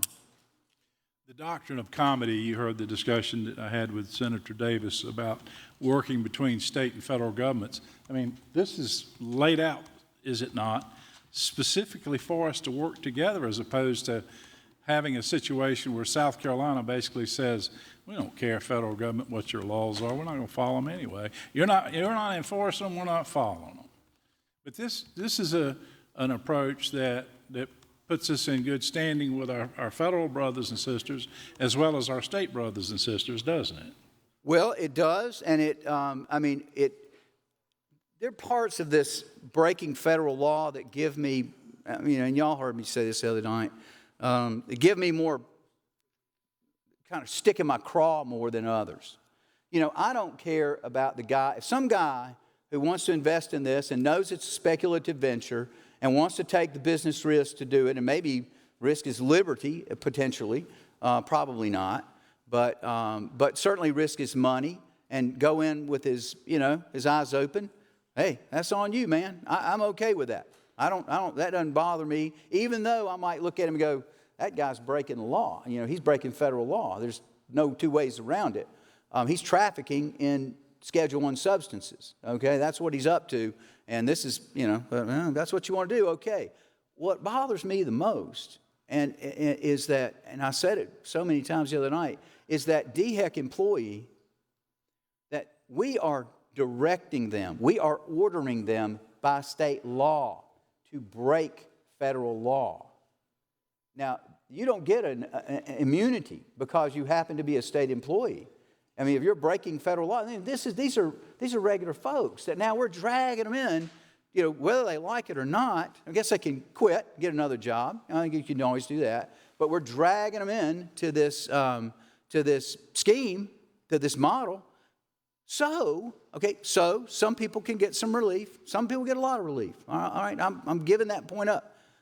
But so a relatively small group of people, really a relatively small group of people, are going to make an awful lot of money on these limited numbers of licenses that you can transfer once you get one. There's going to be a lot of money to be made. And it's going to be a relatively small amount. And I will say to you, so back to that's the part about the conflict with the federal law that troubles me the most, because this is under the authority of the federal government. As I said last night, the senator kind of directed it to Senator Corbin, my friend, just kind of for fun. But this Second Amendment issue, this conflict with the Second Amendment issues, this is a real question. This isn't a joke. This isn't some trick that Henry pulled out of the hat to try to derail the whole thing. How I got wind of it was reading Senator from Buford's bill, because he acknowledges it. He understands it. I mean, he's right. He's being truthful. He's very direct and truthful with us, absolutely. So it's a problem. And that federal law, you can't square up unless you go through an FDA trial. And this is a way for us to avoid that and to avoid all those prickly points that we sort of throw caution to the wind with if we go down this therapeutic cannabis dispensary business model. And if we did this, we wouldn't have to have 15 grow fields. You wouldn't have to have any grow fields. You could certainly, I think, it depends on how you set up the clinical trial, because you build it a certain way. But the product is available from the federal government. That comes through the FDA approved source. The approved source is the University of Mississippi, the state. It's in connection with the University of Mississippi and the research they do. So that's where you get your product. Now the compounding, that would depend upon, in my opinion, you might allow them to do it. You might have our people here do it, depending upon what forms. And there's hundreds of chemicals in marijuana. What forms you want to use and combinations of those forms to test. Right. Yeah. So getting back to the grow fields, then we have to go to DEA approved. If we do that, again, it's helping us get along with the federal government, trying to follow their protocols. And if we got to a point where we were moving enough of this marijuana for medicinal purposes, we can grow our own if we get DEA approval, I would assume. Actually, that's very interesting that you bring that up, because I talked to Dr. Cutler, or Dean Cutler, about that. We can actually grow our own under, if we have FDA approval under this program, we could grow it here as part of that program. Yes. So the answer is yes. And that does not require DEA approval per se, because of the same issue I talked to the senator from Charleston about. Although you could seek it. The more conservative approach would be to get them to adopt your attempt through the FDA then get their stamp of approval. That's right. That would be the more conservative approach. If we wanted to do that, we could do that in South Carolina. Senator, can I get you to suspend for a minute? See the senator from Edgefield with the senator holding the floor. Senator from Edgefield, what purpose do you rise? Have a unanimous consent request. State your request. Mr. President, I ask unanimous consent that we cut off requests for all amendments at 345, except that members may substitute existing amendments that have not yet been published by the clerk to make minor technical and conforming amendments. And there may also be one additional conforming and technical amendment offered by the senator from Beaufort as a cleanup amendment that makes technical and conforming changes. So what this does, Mr. President, it says as long as you've got your request in to staff to draft the amendment by 345, it would be in compliance. So staff may have a backup. It may take them a little bit longer to get it done, but as long as you've got your request into the staff by 345, then that would be in compliance. You've heard the full explanation of the unanimous consent. Is there objection Objection is heard. The senator from Horry has the floor, and the senator from McCormick is recognized for continuing questions. We're talking about the grow fields. Right. Did you finish that part? Right. They're talking with Dr. Cutler, that would be something that would be a possibility for us to pursue. Whether that would be wise or even necessary with the availability of cannabis from the federal government through their program, that'd be something we could determine. The investigators and sub-investigators that are working under this program could make that judgment as part of their FDA FDA approval, and then and I suspect that you could. I know that there are modifications that occur. You start a trial one way, and along, you check in with I know that from reading about the FDA's program. You check in with them on a regular basis. They have oversight of that, and I'm sure can make modifications along the way as the science takes you in whatever direction it takes you. So as it relates to growing government, we wouldn't need all these advisory boards at this junction. No, you wouldn't need advisory boards. And to be quite candid with everyone here, and what I have in my mind is I don't think we can just talk about what should happen. Okay, I don't find that to be that's insufficient. That's an insufficient response to the problem that we're trying to solve here in this debate. We can't appropriate money as part of this discussion, but I will tell you that I think that we need to be prepared as a state to spend money to tackle this problem. We're prepared to right now. Under the dispensary model, we're prepared to, and I know that Senator Davis has. He questions the amount, but at least the fiscal impact that only one I saw was right at $15 million the first year. You don't have any revenues the first year. I'm not sure we're going to have revenues for a couple of years because you've got, it's a complicated piece of machinery to build. He's got a deadline on it of 2 years. That seems, still would be hard to get it under the wire, but I think probably can be done. I just have to remember a DSS computer system that was kicking around when I got here, just to tell you how badly these things can go. And that computer system probably dragged on for 15 years. I don't know. It was a scandal. It finally got done, but I just know sometimes these things don't work out quite as quick as you think. So I think we're probably on the hook for a good bit of money in the second year without any revenues. So I don't know what that number is, but I'm prepared to advocate for us to spend money to pursue this, not to just talk about it, not to just pass if you want to do it, here it is kind of thing. I think we as a General Assembly need to take action to address the problem. And I think this is the way to do it. All right. And then there's nothing that says you can't put a 2-year proviso on your bill as it relates to, or your amendment, as it relates to having a situation where if we don't get this moving in time, that the average citizen could then bring suit.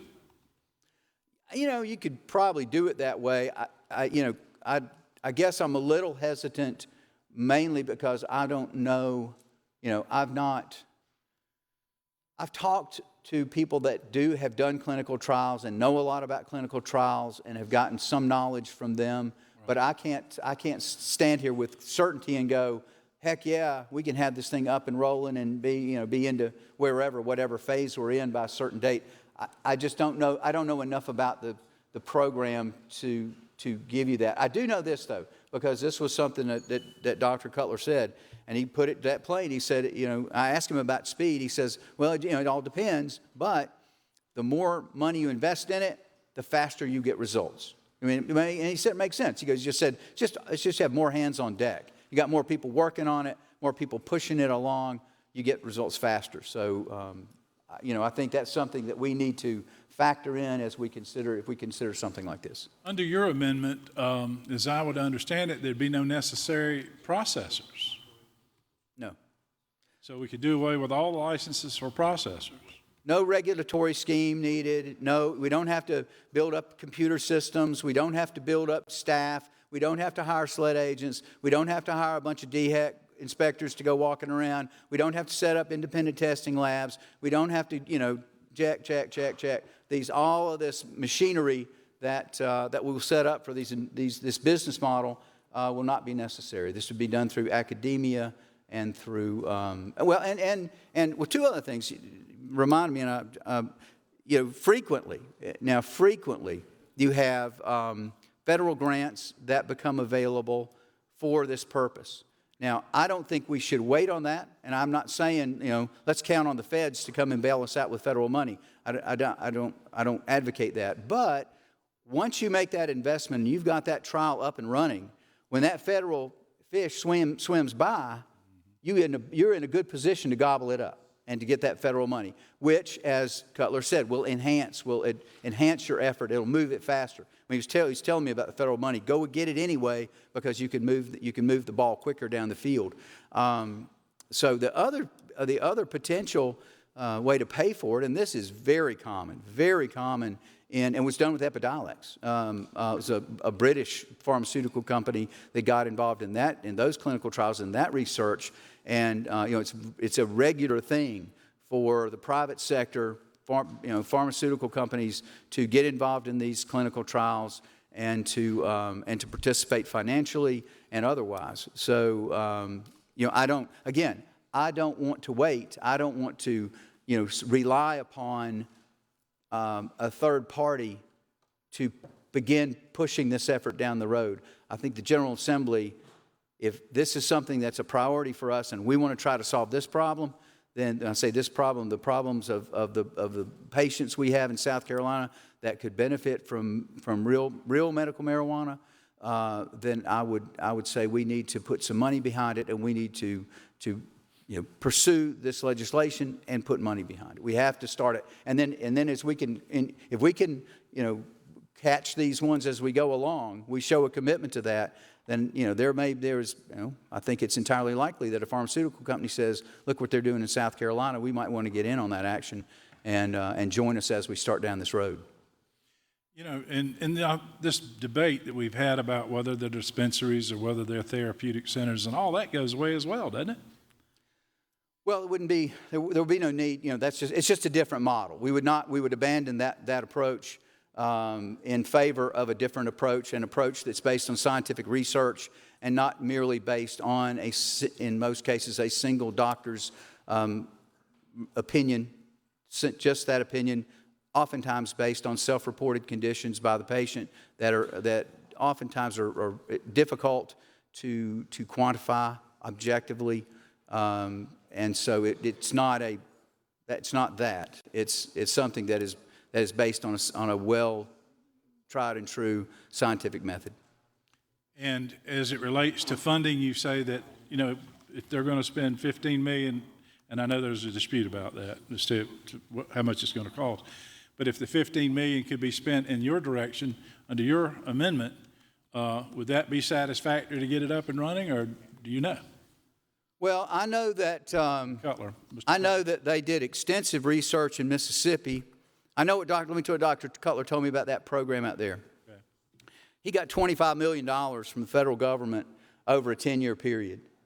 So they were doing, it was large scale cannabis research. They did it $2.5 million a year.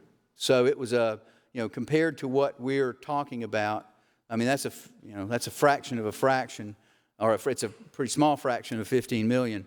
I don't know. I cannot tell you, and I would be disingenuous to say this is how much we should spend. I've got it all figured out, and this is how much we should spend. I do not. This is something that we have to we have to play that out.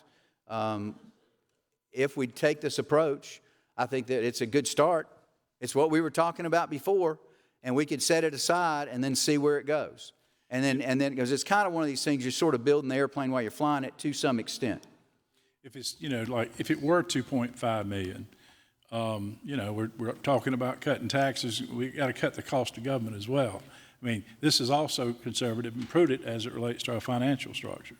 Well, if we just spent 2.5 versus 15 in year one, obviously that's a savings of $12.5 million.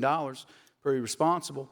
But I'll tell you, and this is just me, just my view on how to fund it. And I would look higher.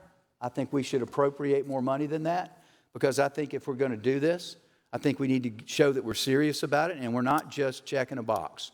And I know $2.5 million doesn't sound like we're just checking a box, but I don't have any interest. I'll tell you, Senator, I don't have any interest in doing, pursuing a course of action just to get out of this bill.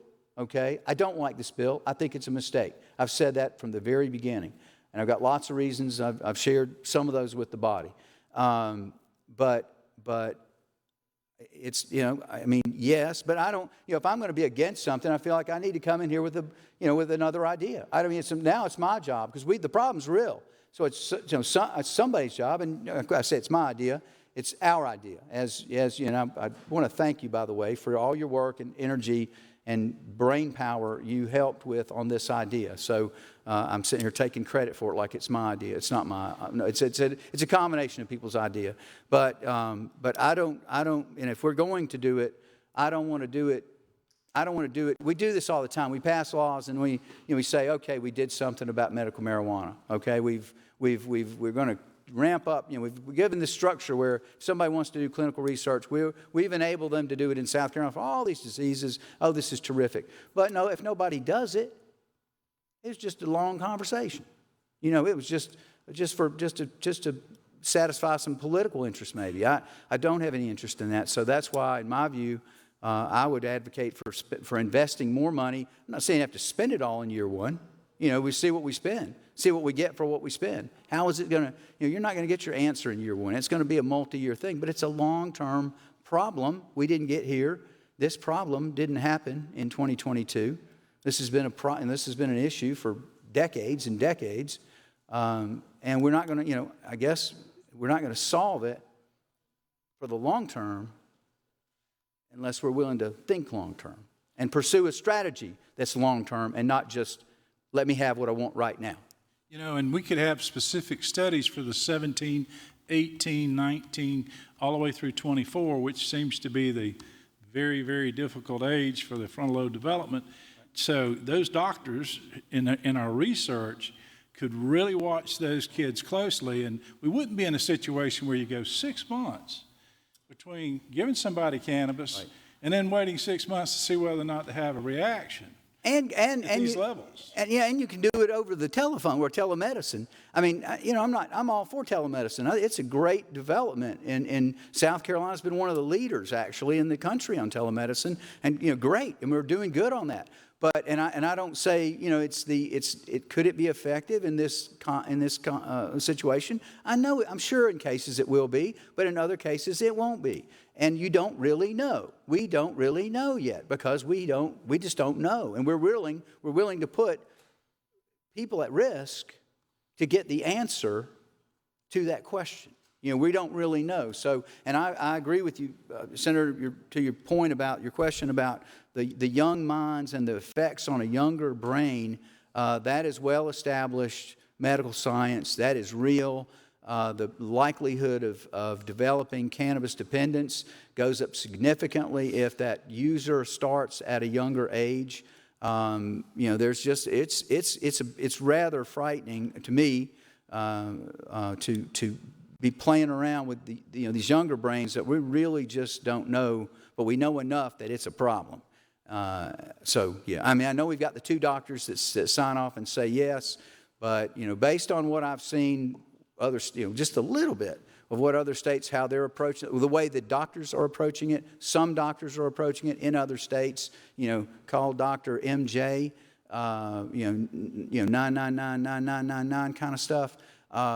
It gives me a lot of concern that you need 2 pot doctors to say yes instead of 1 pot doctor to say yes. Guess what the answer is going to be? I mean, this isn't going to be a real high threshold. I fear that's how it will develop. I don't know what it will look like at the beginning. Under your amendment, everybody would have to be under a clinical trial then. Correct.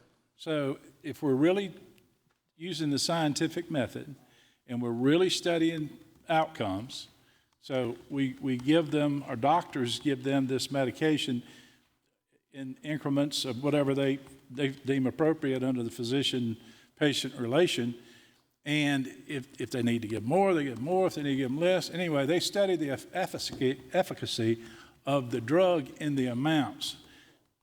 I've been concerned about this bill from the beginning because the variability. And we need to be in a position where the amount of the drug, the quality, and the concentration of THC or CBD are outlined.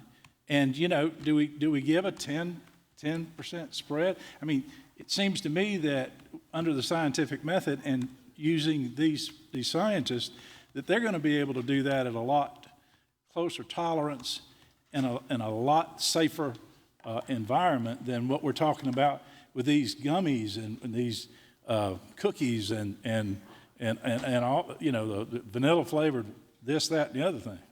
Well, it's a highly controlled environment in a clinical trial, and you know, so and that's why it's slower, and that's why it takes more time, and that's why it's, you know, I mean, it's much harder to build than dispensaries. I mean, dispensaries are pretty. I mean, it's going to take some time to get all the stuff up and running, but from a standpoint of, you know, you got a 10% tolerance on what the potency is one way or another. I guess that's 20% spread there that you got to land in. Well, that's a pretty good, I mean, that's a pretty good goalpost there. You know, I don't have to get it in the middle. I can get it over here, pretty good ways.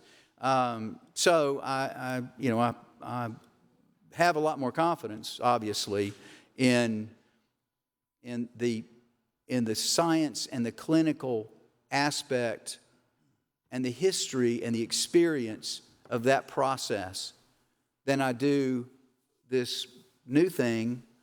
And I'll tell you, and I said it before, I've got real concerns about the laboratories, the testing laboratories, because we're sort of hinging everything on the independent testing. They call them independent testing laboratories, but there's no real requirement that they be independent. I mean, they're a different company or they're in a different place, but I couldn't find anything, and maybe there might have been an amendment that changed this. We've had a lot of them, and I've kept up with most of them, that said, well, if you invest in the grow field, you can't be a part owner of the laboratory who's testing the grow field.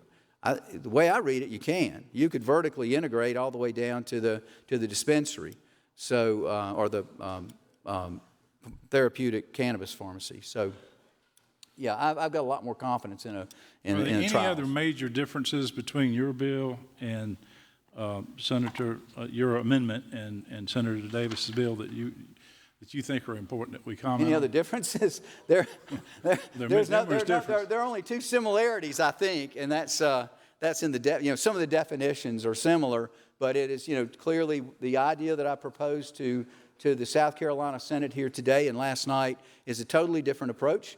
It's and again, I feel compelled that if I just saying no when we've got a legitimate problem really isn't doing my job. I need to try to come up with a different answer, and this is the best alternative that I could find that kept us in compliance with state law, that satisfied concerns about the Second Amendment, that got to a place where we could provide medicine to our citizens and at the same time leave a lasting legacy of those drugs that we were able to medicines that are approved by the FDA as a result of the good work that we do in South Carolina under this concept.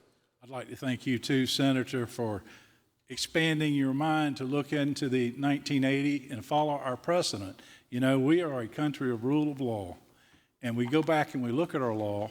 There's a history behind our law, and there's reasons that the General Assembly in 1980, would you agree, found it necessary to go ahead and start investigating marijuana as it related at that time to glaucoma, cancer, and chemotherapy.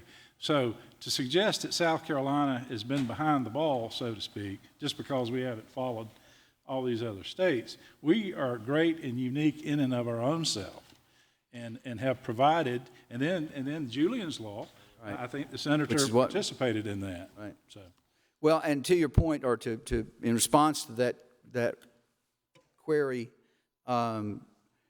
it's interesting you bring up the 1980 law, because clearly there was a recognition by this General Assembly at that time that we needed to take some action.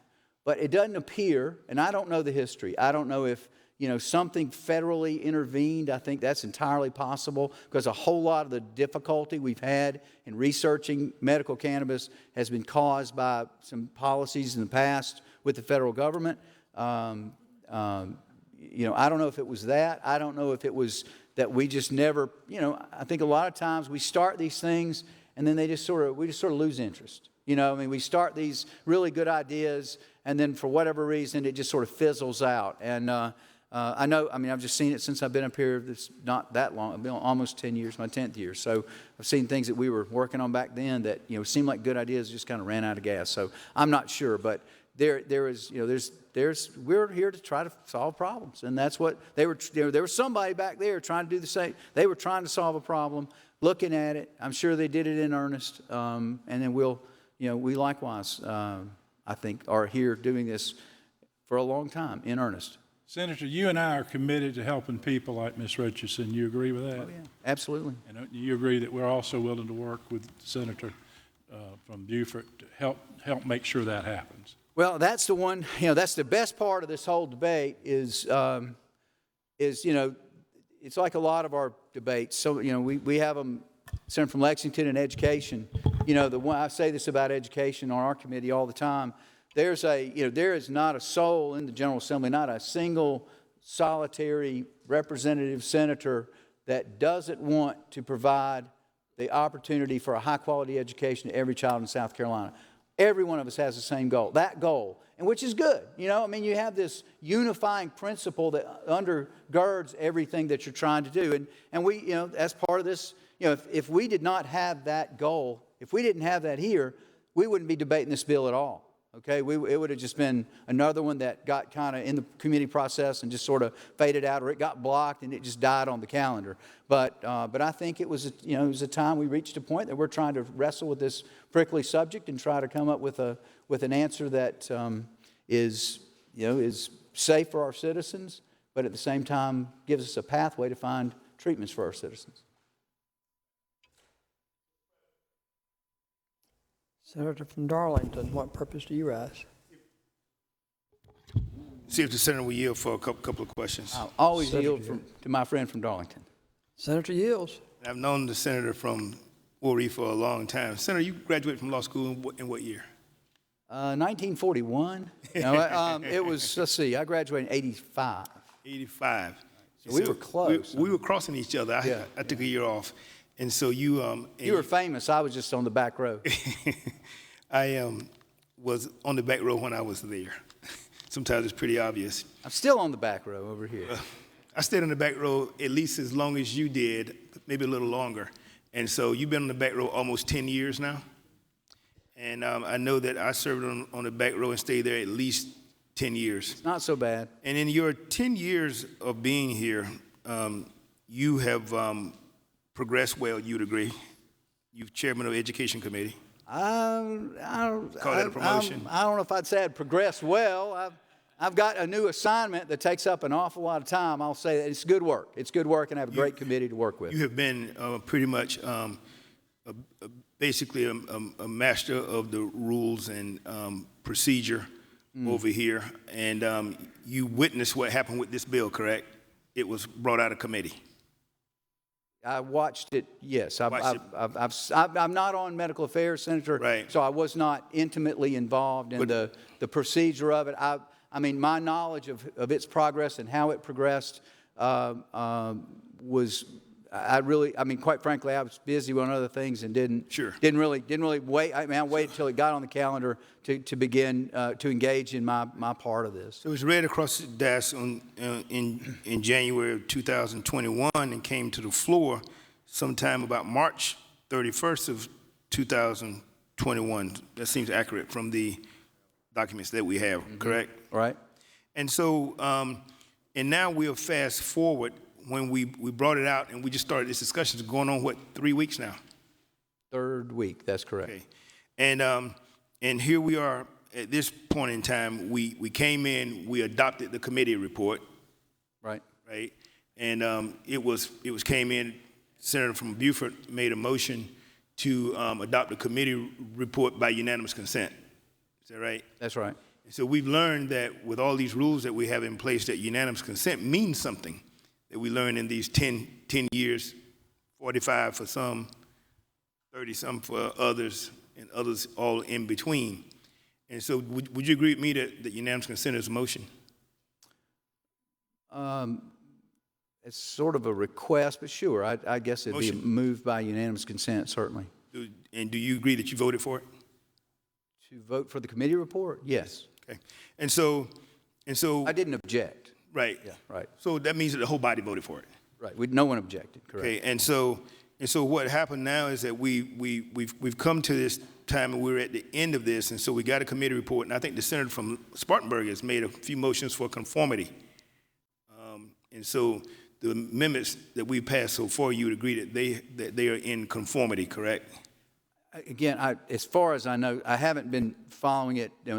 Truthfully, it's more of the desk. I haven't been following the nuance of the procedure to that degree. But yeah, I'm sure that we will. If we have not, we will ultimately get those conformed. And so I'm trying to get to what your bill does. And your bill, what it does, from my understanding, is that for everything that we've done so far with the bill that we have, that it deletes that bill in its entirety.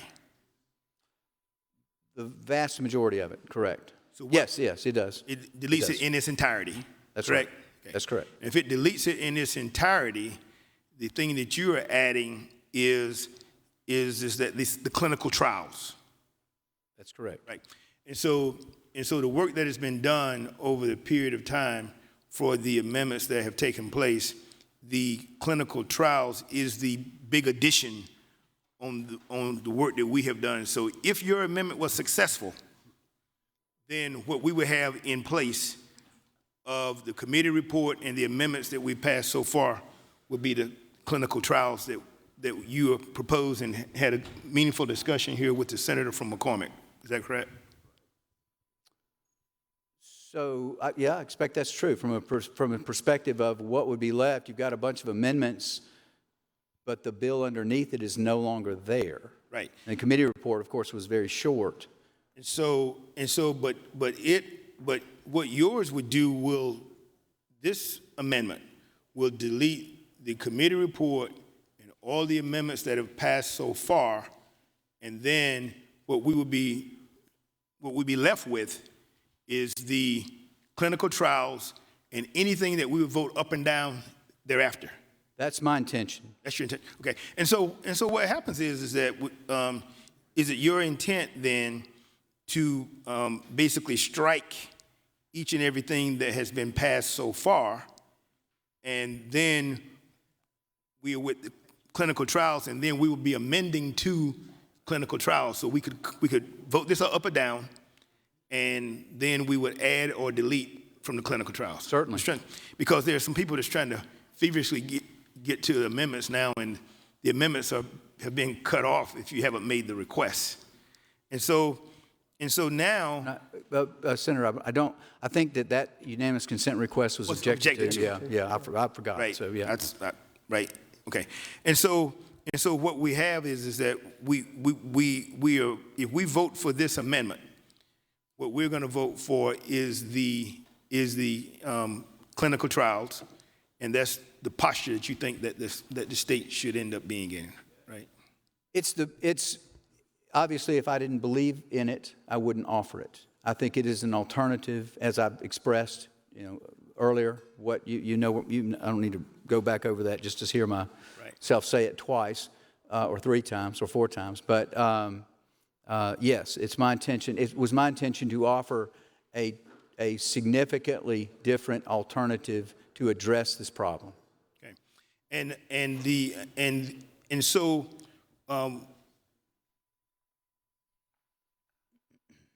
Is it such then that, is there any reason that we did not just put up the clinical trials by itself, as opposed to striking the entire bill? Well, because I think I'm going to take your question. I think I understand your question, and if I don't, I'll straighten me out. But because I believe the model, the business model for therapeutic cannabis is a business model that I, for a host of reasons, find to be the wrong course of action for the state of South Carolina. So it is not as if I want to, because I understand what I think I understand what you're saying. You could do both. You can certainly do both. You could have this cannabis pharmacy model going on at the same time that you encourage clinical trials. I mean, you could do both at the same time. But to me, I'm not in favor of this. I am in favor of that as an alternative, which I present to this body for y'all's consideration and decision. And we'll understand either way. Thank you. Questions? I have one last thing to share with the body before I sit down about this, where we are, and what alternative that has been presented to you, and the decision that each one of you is going to have to make in today or tomorrow or maybe both. I'm not sure. Suspect we'll get second reading sometime tonight or get to second reading. But there's a guy named Robert Corey. Robert Corey's a lawyer, went to the University of Colorado, Stanford-trained attorney, very smart guy. He is known as the father of marijuana in Colorado. And he played a pivotal role to legalize marijuana in Colorado. He drafted the Amendment 64 on Colorado's 2012 statewide ballot that permitted production and retail sale for recreational pot. He also designed and implemented the dispensary framework for patients and caregivers under Amendment 20, which was enacted in Colorado in 2000 for medical use of marijuana. And he's dedicated his life to the legalization of marijuana, his professional career over a long period of time. And now, as he sits in Colorado and looks at his state, watches what has evolved in his state after enacting both medical and now recreational, he is full of regret. And I want to share with you some quotes from him that I find compelling, because this man was a true believer. He was a true believer. And he put his heart and soul into this effort. And now, with the benefit of time and experience and observation, he says this: I wish I could be proud of what we created, but I'm not. The outcome of 64 is shameful, hurts people, and Colorado is not safer. I've remained consistent through the years in advocating for legalization, an end to marijuana prohibition, and an end to criminal prosecution of marijuana offenses. What I have changed my mind on, applying current reality. I was too naive to anticipate 10 years ago is the wisdom of a commercialized, for-profit, elitist, government-protected, privileged, monopolistic industry that perpetuates itself and its obscene profits to the detriment of the public good and the planet Earth. No true free enterprise exists in this regulatory industry, but rather a small oligopoly of crony capitalists who are given privileged government licenses. Licenses are capped, and new entry is nearly impossible. Extreme regulations are created and supported by the big players and benefits these big players over smaller competitors. True competition is lacking. Regressive pricing disproportionately harms the poor. The inmates are running Colorado's marijuana asylum. Amendment 64 created a corporate lobby that punches far above its weight. Any of this sounded familiar?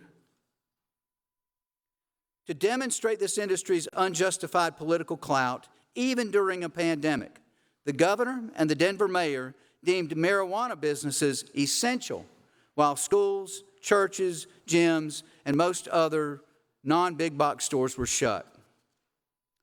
The fawning that legislators and executive branch officials bestow on this criminal cabal is mystifying. Big marijuana cheers on the criminal prosecution of small personal grows. But in fact, each one of these licensed operators is a knowing federal criminal, as well as all of the ancillaries, such as banks, lenders, investors, or advertisers. Marijuana remains illegal under federal law, state license or not. And this is perhaps licensed marijuana's most detrimental long-term damage to the American people and our respect for the rule of law.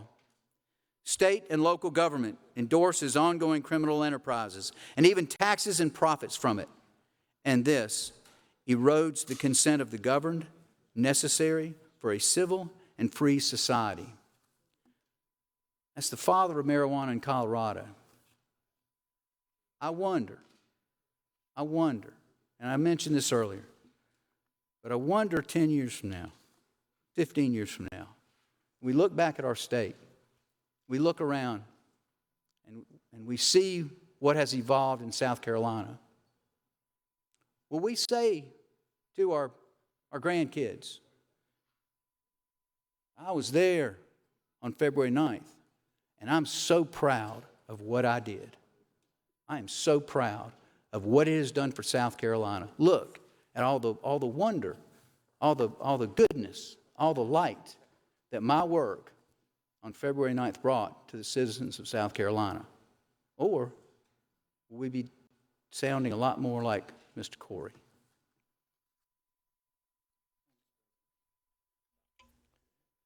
Question is, Senator from Beaufort, what purpose do you rise? You heard on the amendment? Senator from Beaufort is recognized on the amendment.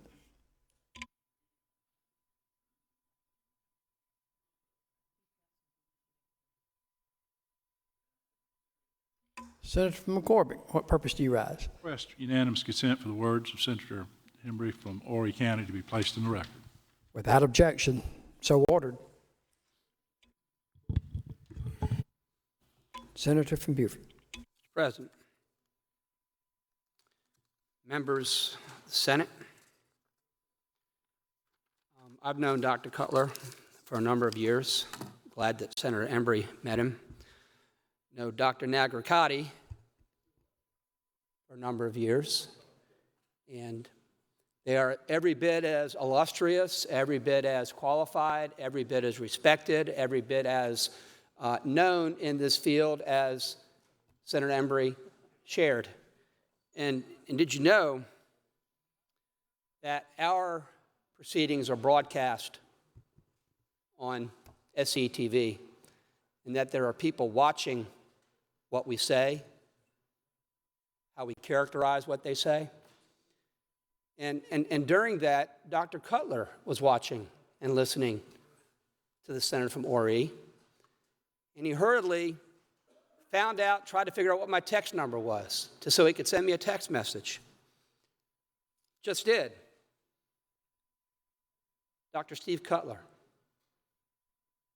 upon whom this approach that the senator from Horry has bottomed this clinical trial, which I'll talk about in a moment. Senator, as an expert in marijuana, I support the Compassionate Bill 150 proposed by Senator Tom Davis. I support this bill as an expert in the field. I stand ready to be a resource. Okay? That's from Dr. Cutler. And the reason that he can say that is because clinical trials relate to obtaining data, doesn't relate to providing access. Okay? It's an important distinction that I'm going to talk about in a moment. And the other individual that the senator from Horry invoked, Dr. Nagrikati, who I've known for several years, had to say this, also submitted contemporaneously with these arguments being made. Pursuing clinical trials with medical cannabis is a wonderful idea and is critical for gaining support from the medical community and the society. However, it is extremely challenging to pursue clinical trials with marijuana because it is a Schedule I drug. The National Academy of Sciences has identified several barriers to conduct clinical trials with cannabis. These include the need for the investigator to seek review and approval from 1, the FDA, 2, the DEA. 3, the National Institute on Drug Abuse. 4, institutional review boards. These are very time-consuming and very expensive. Secondly, there are several debilitating and painful diseases against which there is currently no cure. They range widely from cancers to autoimmune diseases to fibromyalgia. It is difficult to conduct clinical trials with such wide-ranging diseases because of inclusion and exclusion criteria. For example, such patients are treated currently by physicians with a specific specialty, and to group them in one category will not be feasible. Also, such patients may already be taking a wide range of medicines specific to their disease, which may interfere with cannabis, making it difficult to interpret the results of trials. The ideal solution is to offer the cannabis to those who need it right now and in parallel pursue clinical trials and not the other way around. Direct quote from Dr. Nagrikati. So the two individuals that the senator from Ori cited as authority for the proposition that this is the way we ought to go the way of clinical trials, one in real time texted me and said, that ain't what I meant.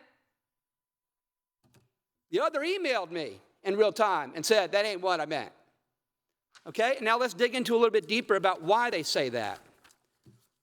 I passed out to you some materials. The first one I want to refer to at the top, it starts with a quote that Senator Embry said yesterday. It starts out with the quote, what I was pitching to Dr. Cutler as a model, that South Carolina engaged in the largest scale medical marijuana research project in the history of the country. You may want to pay attention to that, Senator Peeler, because projections are that that is going to cost us, if we actually want to do that, $406 million, okay?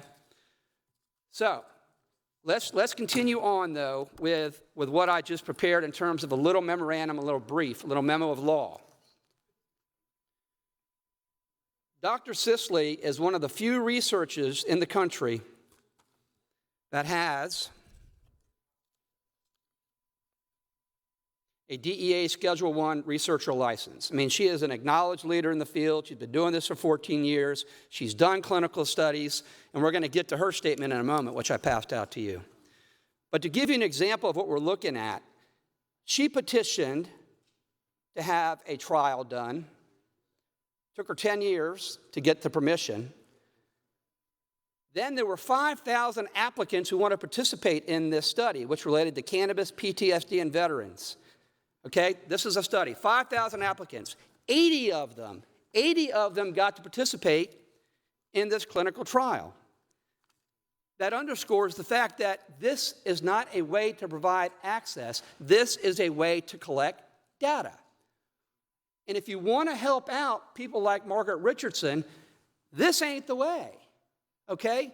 When you've got 5,000 people funneling in and you can only select 80, 40 of whom, by the way, get placebos, the other 40 get the cannabis. That isn't the way you're going to provide relief to people who need it here in South Carolina. I mean, it's just not. I mean, if this were a way to do it, the 37 states that have legalized medical cannabis in the way we're doing here would have done this. They would have done this, okay? None of them have done this as a standalone. Now, some of them have done it concurrently. They've said we can do both, like Dr. Nagrikati said. Let's do research. Let's do clinical studies. Let's collect data, but not to the exclusion of access. And again, the very individuals that the senator from Ori cites as authority for this is the right approach are texting me and emailing me in real time saying, no, that isn't what we said. Research is important, yes, but my God, don't deny cannabis to people that we know will benefit from it. We know will benefit from it. They stood with me at a press conference in January earlier this year and called for passing S-150. They stood there and issued statements to the media. So to characterize what they're putting forward as a substitute for what S-150 is right now is not a fair characterization of what Dr. Cutler and Dr. Nagrikati are advocating at all, at all. So I'm going to walk you through, again, starting with the quote from the senator from Ori yesterday when he says it's doable. I'm going to tell you why it isn't doable.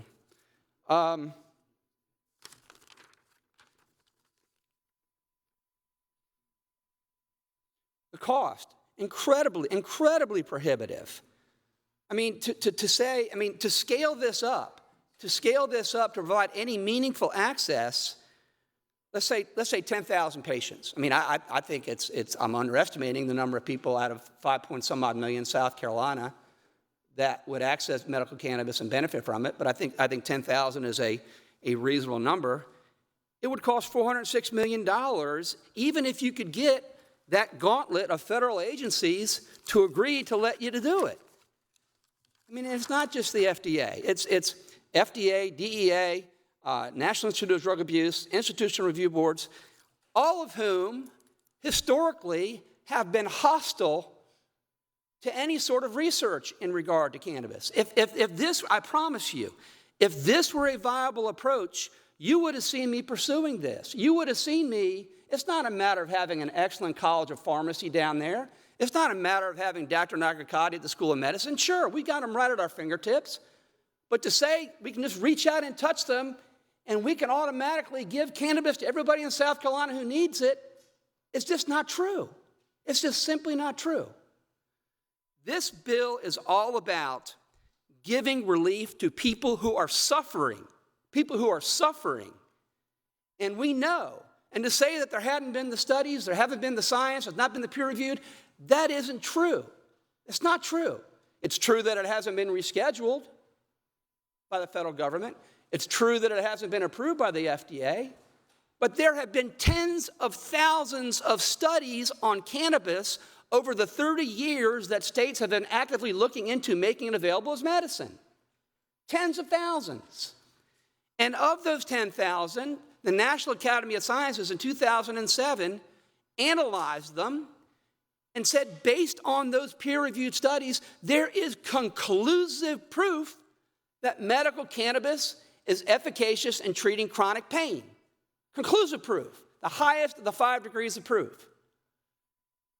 Why in the world are we standing in the way? Why are lawmakers standing in the way of doctors who want to help their patients, of doctors who want to say to them, I want to address your pain, I don't want to give you these opioids, but I can't do it because the people up in Columbia have said, no, we can't do that.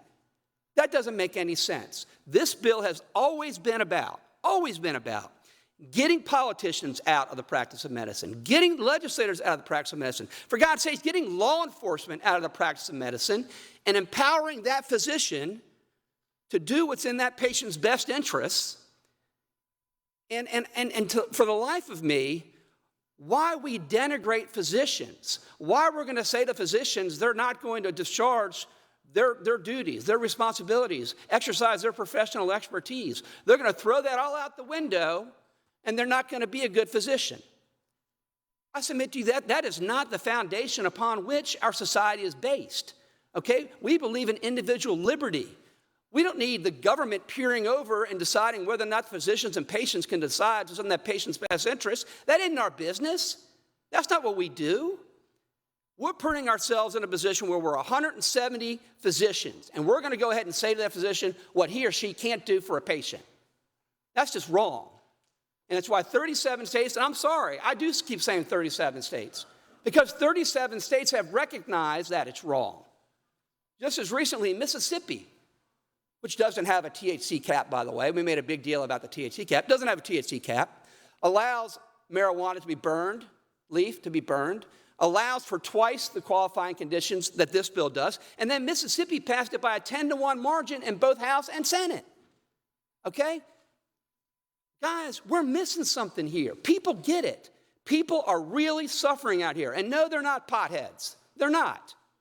There are people that are suffering. There are people that are creeping around like criminals to buy marijuana on the street, not knowing what's in it, because they need it and their children need it. That's what they're doing. They're breaking the law. And shame on us for making them do that. That isn't necessary. It isn't necessary. And you know what? I respect the Senator from Horry, and I agree that clinical trials is important. But my God, it is not about access.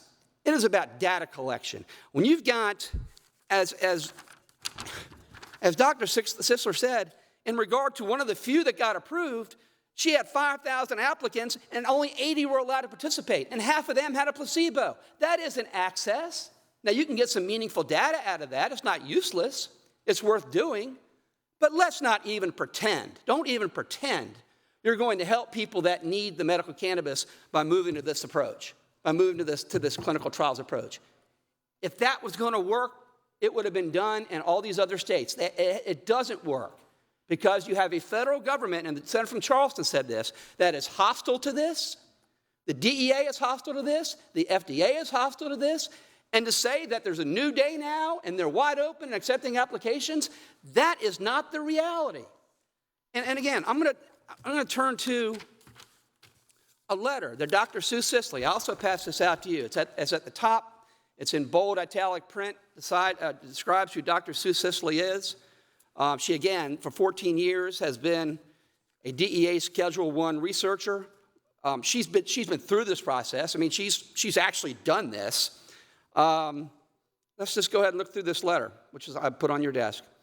I have been involved with researching cannabis for more than 20 years. I am writing to you today to tell you that, quite simply, a large-scale clinical trial for medical cannabis is not feasible in a reasonable amount of time, and there's not enough funding to execute for the vast number of patients needing access. Basically, this is not a solution for sick patients who need safe, legal access right now or any time within the next decade. I don't want to wait another decade. I don't want Margaret Richardson or anybody like her to wait another decade to get something that her physician thinks will help her. That isn't what we're sent up here to do. Continuing on with her letter, through the relentless trials and tribulations I've experienced trying to research this plant, I implore you not to travel down this road. You will not be providing relief to the suffering patients of South Carolina. This is a woman who's got a DEA Schedule I research license, one of the few in the country, been through this process, begging us not to do this. Dr. Cutler, begging us not to do this. Dr. Nagrikati, begging us not to do this. Yes, research is important, but my God, don't deny access. In real time, these gentlemen whose name were being evoked in this podium, in real time, they took the time to email me and to text me to say, we stand for your bill. We stand for providing access to these patients. We believe clinical research is important, but we never suggested it was meant to be replacing giving a physician the opportunity for the patient to benefit from something that science has proven will help. And you need that context, ladies and gentlemen. You need that context. This bill is about access. What the senator from Horry is proposing has merit. It can be done concurrent if you want it to be, but it's not a replacement for access. Clinical trials collect data. And when you're funneling, for instance, 5,000 applicants into 80 that qualify and 40 of them get placebos, how is that giving access? Those 5,000 applicants, most of them had to go home. Most of them went back and weren't able to participate in this trial. Continuing on with Dr. Sisley's letter. And the regulatory approval process for starting a study is excruciating.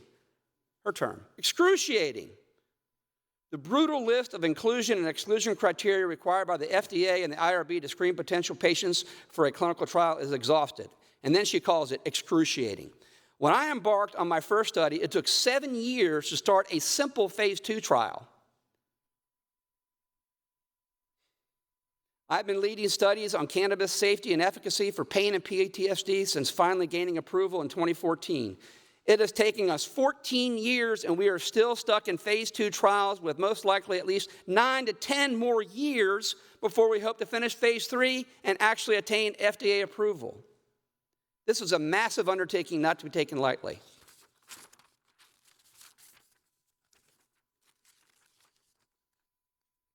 I've already talked about, and Dr. Sisser talks about too, that in these clinical trials, half the very small number of participants that are allowed to participate take placebos, okay? So no access for them, even for the small amount. Even in that case I described where you had 5,000 applicants and 80 got approved, only 40 of them got the cannabis. The other 40 got a placebo.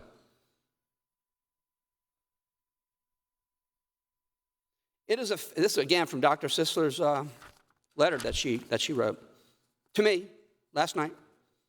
It is a fantasy to think an investigator can, quote, put any person who wants to enter a clinical trial in these studies, unquote, in these studies on the basis of one of these diseases. And it is a fantasy. It's an absolute fantasy. You're talking about a finite, very infinitesimal small group of people. Even if you're lucky enough to be authorized by all those federal agencies to conduct a clinical trial, even if you run that gauntlet and go the dozen of years and spend the millions of dollars and have your clinical study, only a handful of individuals get to participate because, again, it's about collecting data. It is not about providing access. This bill is about providing access. I'm not saying it's bad. I'm not saying it doesn't have any merit. What I'm saying is it's not a replacement for what's before us here. It's not a replacement for what we've been working on for 7 years and what we've been debating for 3 weeks. It's not. It's something completely different. And to suggest that a clinical trial is going to provide access to people like Mrs. Richardson or anybody else is a cruel assertion. It isn't going to happen. Not going to happen. Don't take my word for it. Take it from this doctor who has a phase 1 DEA license and her work over 14 years trying to make it happen. Okay? She's actually been in there and sees how it works. Hasn't just made a phone call to Dr. Cutler or Dr. Nagarkali. I mean, although that's fine, you can do that. They don't support a clinical alone. They support S-150. It's why they stood there. It's why they were at the press conference in January calling for it to be passed.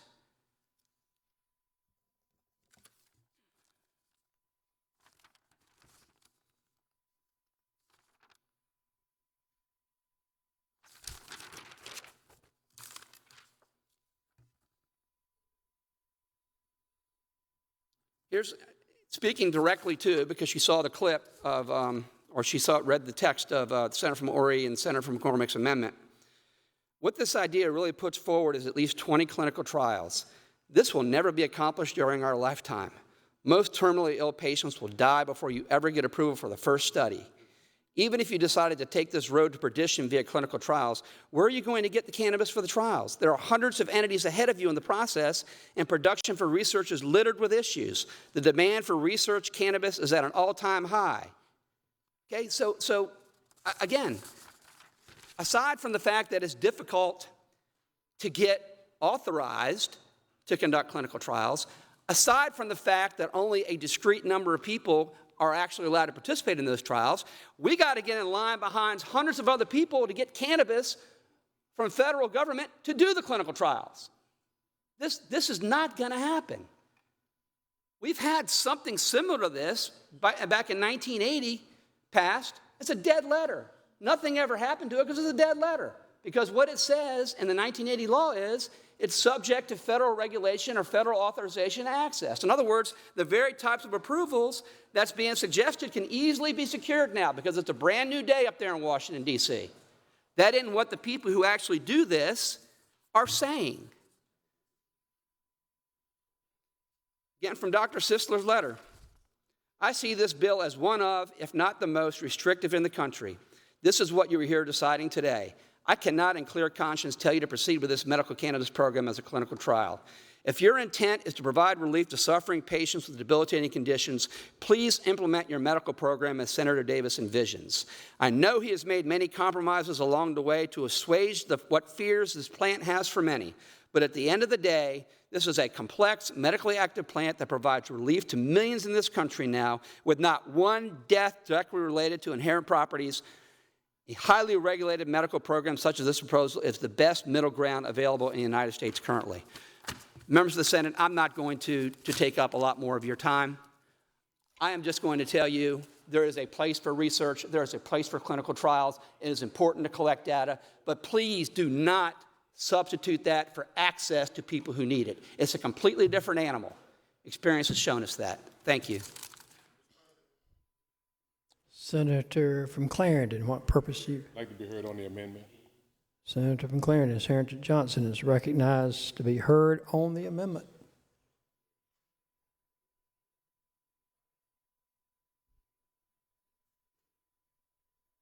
Thank you, Mr. President. Senator from Clarendon. Members, we all know we've been at this for 3 years, or to be more exact, we've been at it for 3 weeks. We've been at it for 7 years. And I've sat here these past 3 weeks and listened to all of the debate. And I think we can all agree that, that regardless of which side of the issue we stand on, there have been some compelling arguments made that make a lot of sense. And I'm convinced that, at least in my mind, despite the great, intelligent comments, I don't think we're changing anybody's mind. I think we could vote now, or we could vote a month from now, and it would be the same. But I do want to say that, and I've said from the beginning, we come up here and we quote polls, we quote statistics, we quote other people's words, and I found when I was more involved in this bill as a member of the subcommittee, that for every poll that says one thing, there's another poll that says the exact opposite. We talk about doctors and what doctors are saying, and doctors standing with us at press conferences and those types of things, which is all true. But I've also found that probably as many doctors that support this bill, there are others who don't. And so we say that we're sitting here standing in the way of doctors providing services or treatment to their patients.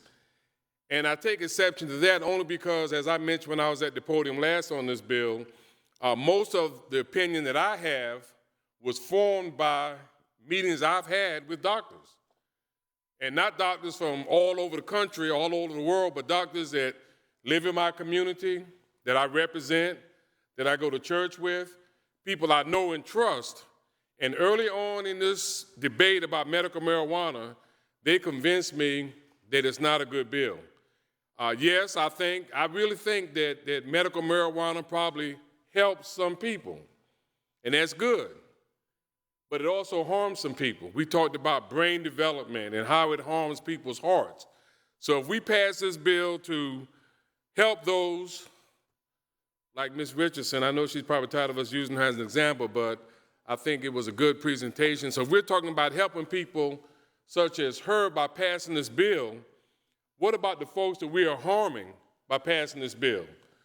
There's debate as far as whether medical marijuana is dangerous or not, or whether it's harmless or not. And again, I say, if you support this bill, you will find people who would say that medical marijuana is harmless.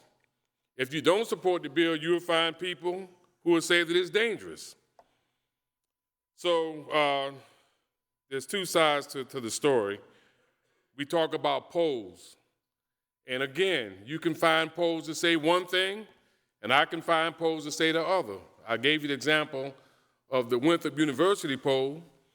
So, you know, we can come up here and argue and state all of these fine facts and figures and data and statistics and everything, but the truth of the matter is that it splits both ways. So we're not trying to stand in the way of physicians helping their patients, because all of us know that regardless of what your ailment is, there are prescription medications that are legal and approved by the FDA to solve your issue. Now, we can say, I don't want to take that, I want marijuana, but that looks like what the case is. And I hate to keep harping on it, but I tell you, I have a bad back, and I have days when the pain is excruciating, but I don't want marijuana. I take the medicine that I know is legal, it's been tested, it's safe, and you know, it's what I take.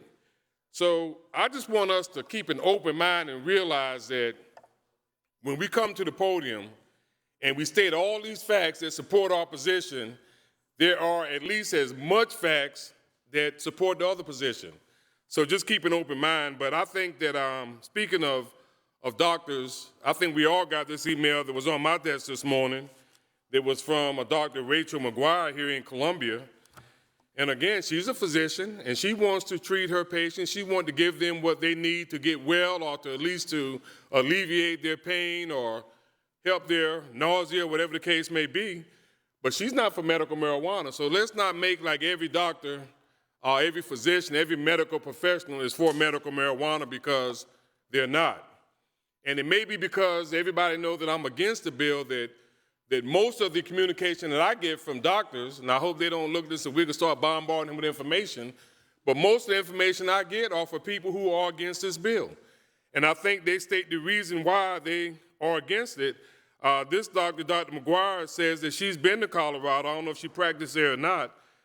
And she sees or she's witnessed the unintended consequences of medical marijuana. And like I said when I began my remarks, sure, we probably will help some people like Ms. Richardson. I don't doubt that at all. But we're going to also harm some people. And that's my problem. If we could come out with a medical marijuana in any way, shape, or form that would help people and not also hurt people, that would be great. But I believe that when we pass this bill, or if we pass this bill, we're going to, again, help some and harm others.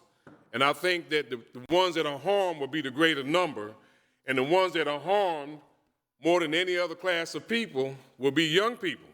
And I told you about the 3 or 4 physicians that I talked to, one in particular from Manning and one from Lake City, that were very adamant about what they see in their practice.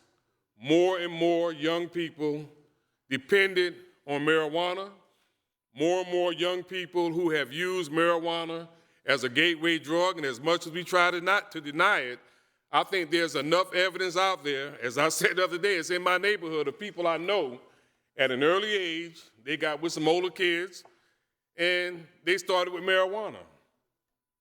And then it goes from one thing to the next thing.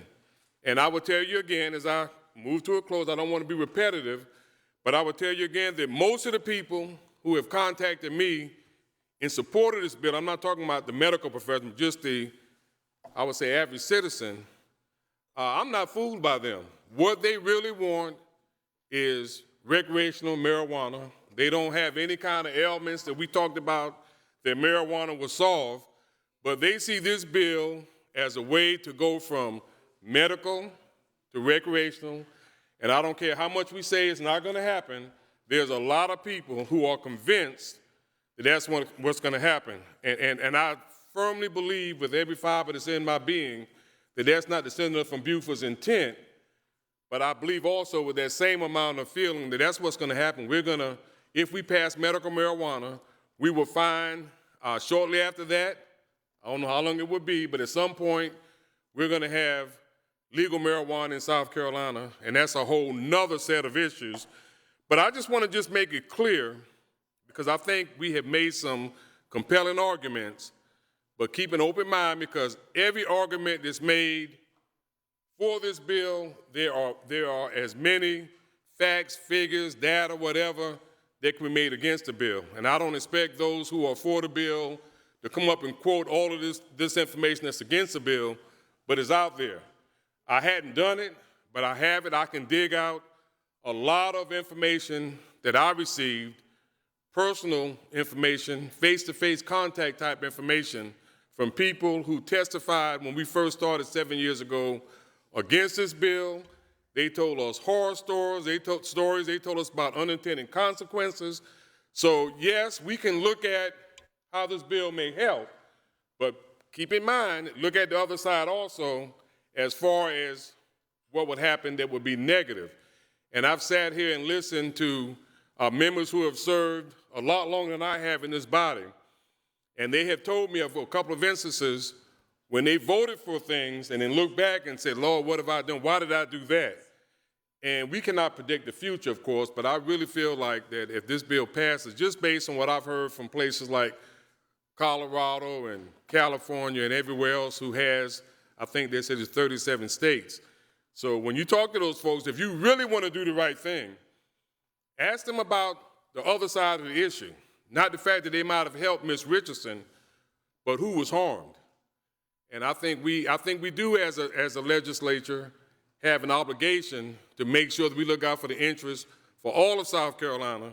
And I don't think we want to solve one issue by creating a lot of other issues. And so I just want to keep in mind that I'm not swayed by polls. The only polls I'm swayed by are the people I've met with and talked to face. I don't know how many people these polls have questioned. I don't know who they called. They certainly hadn't called me.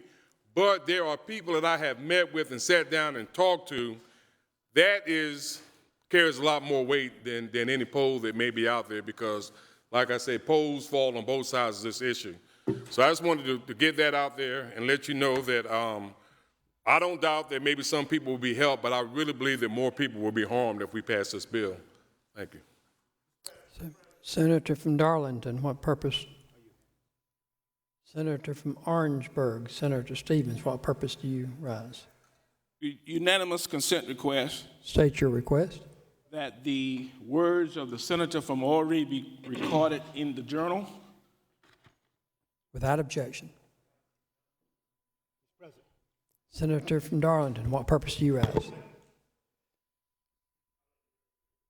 Senator from Darlington is recognized on the amendment.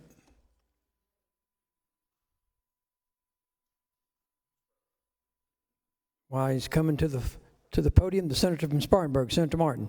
Rise to make a unanimous consent request. State your request. To have the words from the senator from Beaufort and the senator from Clarendon, and I believe the senator from Maurice have already been placed in the journal. But if not, I'd like to include his as well. All of the on this above. Recent amendment. On this amendment. Is there objection? Hearing none, so ordered. Thank you. Senator from Darlington is recognized. Thank you, Mr. President, members of the Senate. In my church, they sing a song that says, if I can help somebody, then my living will not be in vain. I remember when we have cast some very hard votes in this body, and sometimes we get it right, sometimes we don't. A lot of times we follow other states. I'm reminded of these clouds and these shadows and these things that weigh us down.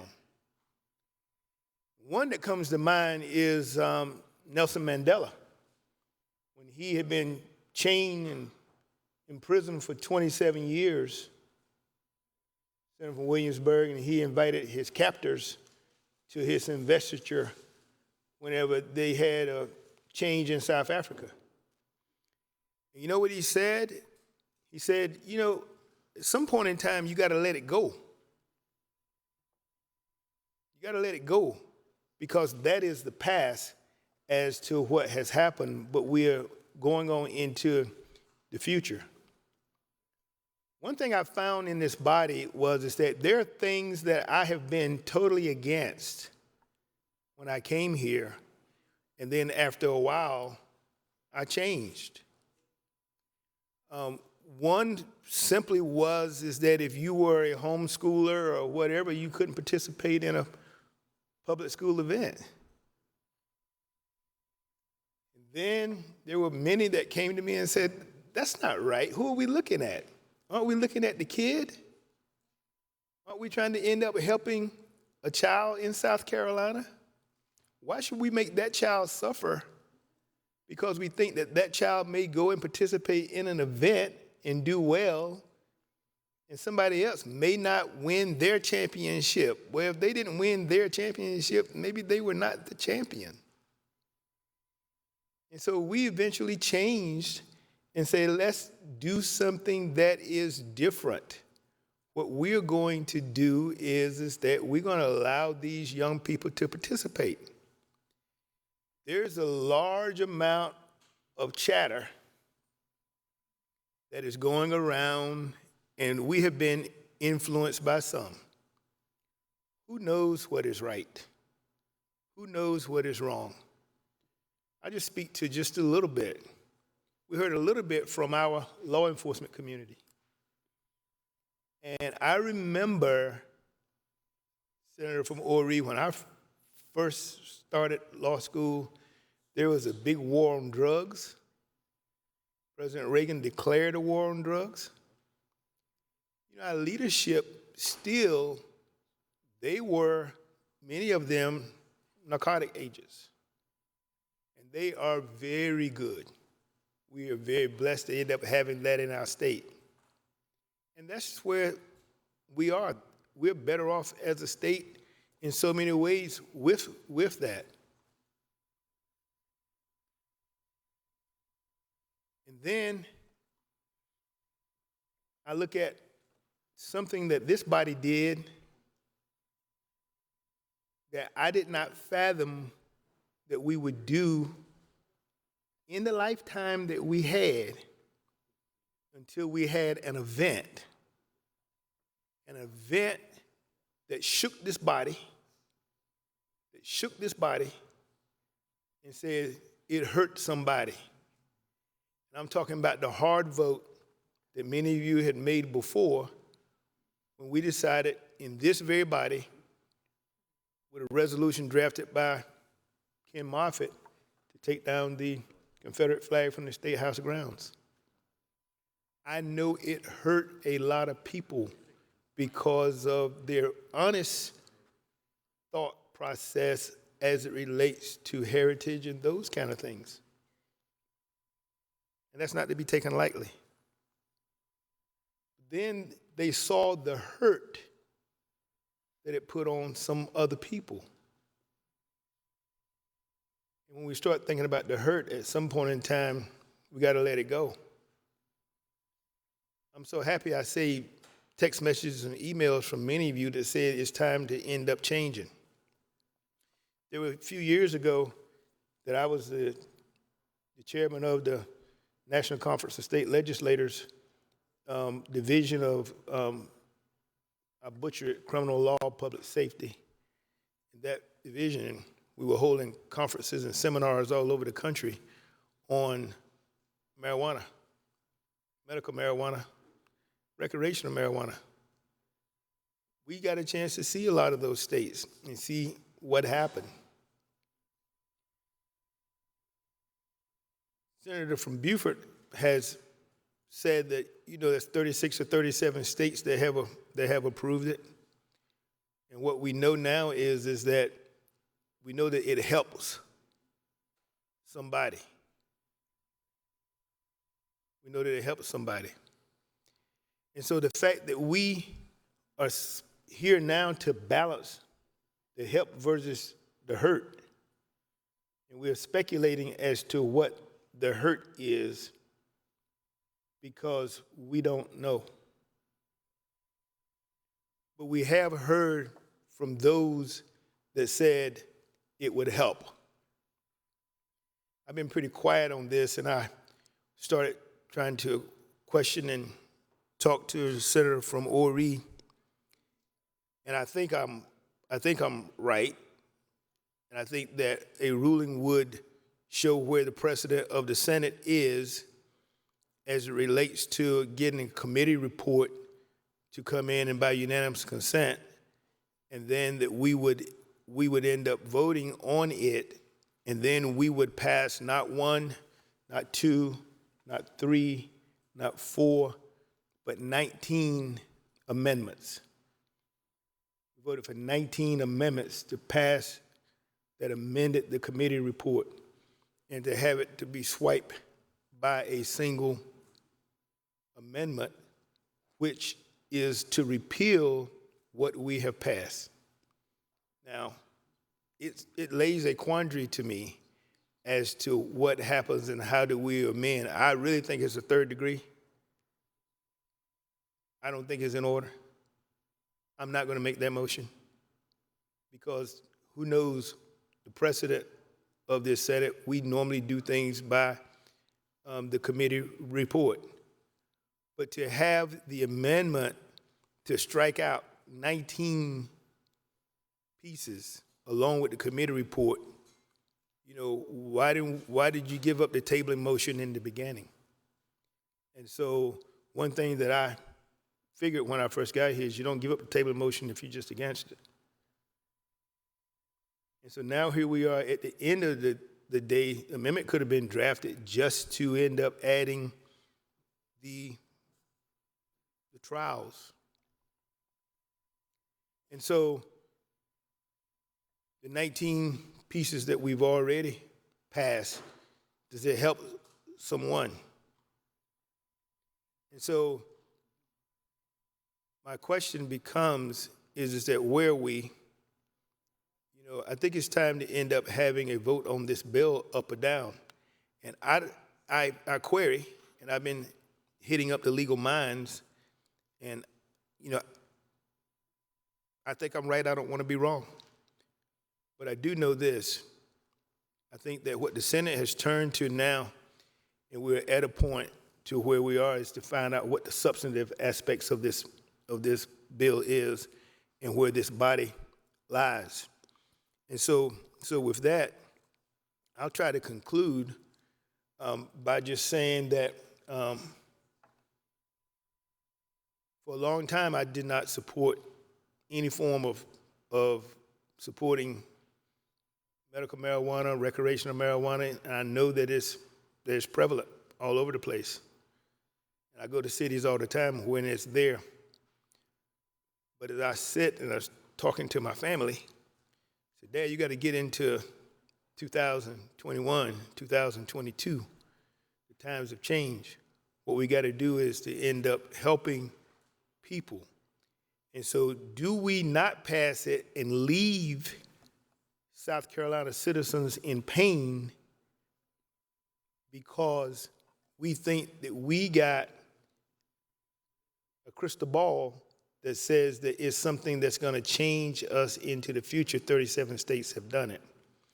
And so without further ado, I'm going to yield because I think the last word on this should be given to my friend, the club member, Senator from Beaufort, to be able, he spoke once, but I would hope that he would come up and give us his last viewpoint on this, because this is where the rubber meets the road. And I think that the appropriate motion would be to end up tabling, but to know that if we don't table this bill, then what we've done is that we've had 19 amendments that's just going to go down. And what we have is that we have just a clinical trial that we would be left with. And so I would encourage you to stay the course and to make certain that whenever we are voting, not that I'm taking anything away from my fellow colleagues that's in opposition, but every time that we think about this, I think that we need just to think about, does it help somebody? Pending question. Senator from Beaufort, what purpose do you rise? Refer to my friend from Columbia. Senator McLeod, what purpose do you rise? Senator from Richland, Senator McLeod, what purpose do you rise? Thank you, Mr. President. I'd like to speak on the amendment. Senator from Richland is recognized to speak on the amendment.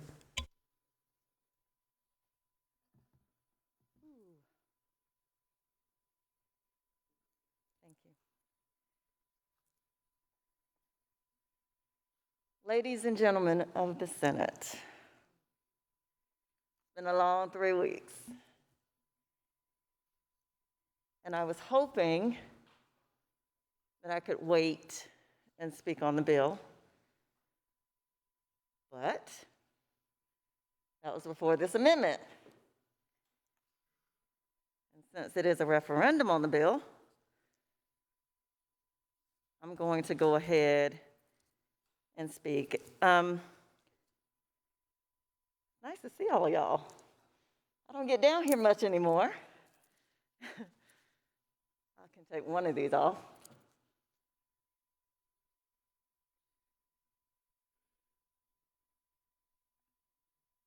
But I want to start by saying thank you, Senator from Beaufort. I mean that sincerely. I appreciate your years of hard work and perseverance. Thank you for caring enough to try and usher our state into the 21st century. Your patience here at the well and your passion for the people of South Carolina and compassion for the people is truly admirable and should challenge all of us to do and be better. I've taken copious notes, and I appreciate those of you who sent copies of the amendments up to the gallery. so that I could participate and engage from up there. And what I'm about to say, not just about this amendment, but about the bill. What I'm about to say is not a reflection of you, Senator from Beaufort, or your efforts. It's not an indictment of anyone in particular, inside or outside of this chamber, and certainly not of those of us who have been fighting with you to legalize medical marijuana. But I'm not one to mince words, and let's be real. This amendment is just another effort to kill the bill. And the bill is already a much weaker version than the original proposal. In fact, it's already the most conservative bill in the country and a fraction of our original proposals. And yet, for the past 2 weeks, I've watched and listened as some of you try to dilute it even more.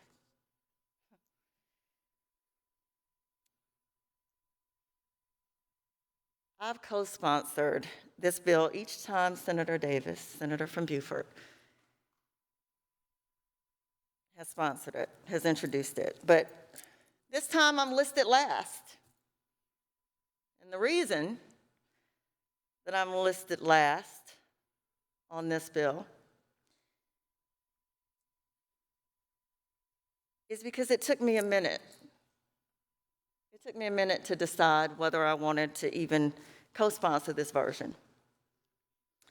I added my name to it again, reluctantly, in spite of my reservations, because if our efforts move the needle even slightly in a better direction, we'll significantly improve the quality of life for so many South Carolinians. So that means our big first step in the right direction is definitely one worth taking. For years, I've sponsored and advocated for each version of our medical cannabis bill. And for years, many of us have listened. Even in the House, listened to so much testimony from people who traveled from all over the state about the life-changing benefits of medical cannabis for South Carolinians who suffer. They continue to suffer in silence with cancer, PTSD, lupus, Crohn's, epilepsy, chronic pain, nausea, sickle cell anemia, and so much more. I've been listening intently up there to this debate from the gallery, trying to protect myself from COVID, because there seem to be no governmental protections or compassion for people with chronic medical conditions like mine. And to hear some of you bash and stigmatize those of us who benefit from medical marijuana hurts, because the reality is I wouldn't wish the pain and suffering I personally endured with sickle cell anemia. I wouldn't wish it on anybody. And to think that some of us in this body would obviously have to feel that kind of pain firsthand, just to have an ounce of compassion and empathy for people across the state who struggle like I do. It's disheartening. So, for those who have expressed judgment, disdain, and disregard, for anyone who would use marijuana for any reason, shame on you. Shame on us in this body. Will there be some who abuse or try to beat the system? Of course. That's the case for just about everything. There are already some who do it when it comes to opioids and narcotics and other regulated substances. This one is going to be no different. And while it's great that neither you nor anyone close enough to you knows what it feels like to have pain so intense, so excruciating and debilitating, that it can only be managed in a hospital. Please understand that some of us know that level of pain all too well. So well, in fact, that ER docs have asked when I've gone to the ER many times, Ms. McLeod, what's your pain on a scale of 1 to 10?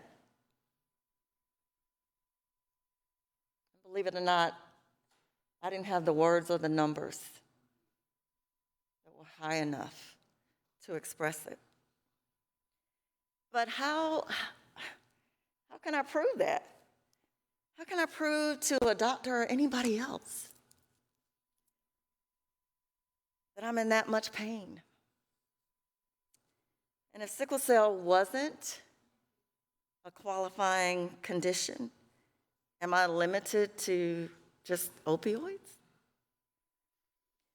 To deny those of us who do know that kind of pain, one of the few remedies, natural remedies, that would allow us to live, work, and actively engage in life is a frightening misuse of our legislative powers. So while you may not know what it feels like to stare at a bottle of opiates and wonder whether or not your pain would finally stop,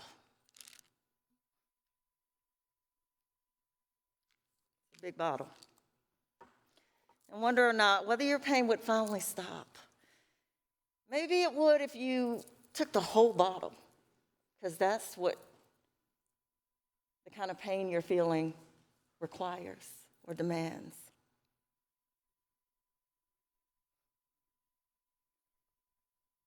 Maybe some of you know what it feels like to have one of your limbs hurt so badly you'd consider cutting it off if severing it would make the pain stop, just for a minute.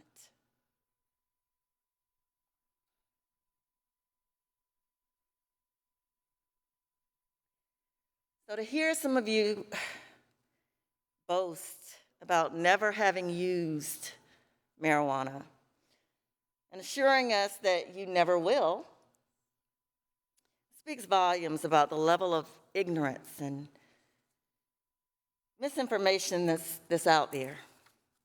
Let me assure you, the majority of those who find hope and relief in medical marijuana aren't potheads. They aren't weed heads or criminals or characters in a Cheech and Chong movie. And quite frankly, referring to any South Carolinian who is reaching out to us for help in such a demeaning and derogatory manner is beyond offensive. The majority of us, believe it or not, are law-abiding citizens, taxpayers, voters.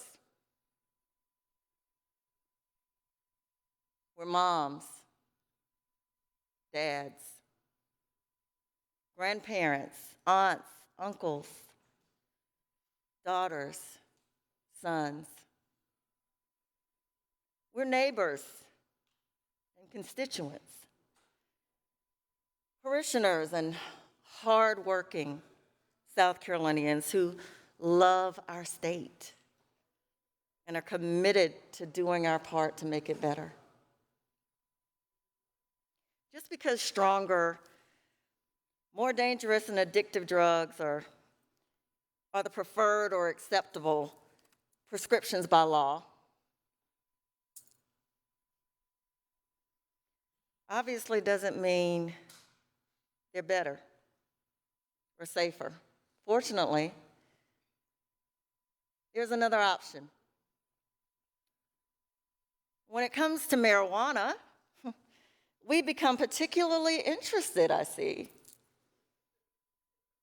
in those who might drive while under the influence or work while under the influence. But truth is, they would be breaking the law, like too many other South Carolinians. Apparently, since South Carolina is 5th highest in the country for DUIs. And despite our DUI stats, alcohol has never been and probably never will be illegal. Neither have we penalized or vilified those who consume it. Yet we question or challenge the validity of practically every qualifying condition, because some of you want or seem to think that everybody who wants medical marijuana will lie, cheat, and steal to get it. Accusing South Carolinians of faking or embellishing symptoms, possibly using it for purposes that are outside of the prescribed conditions, is interesting. Actually, it's ironic. It's a better word. Hypocritical. That's a better word. Take Viagra, for instance.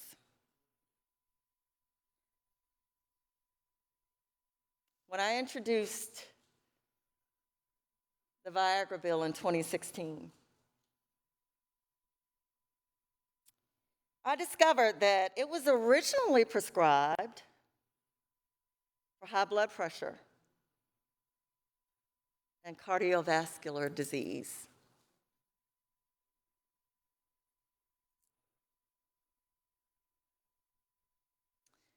And it just happened that one of the side effects of Viagra was erections.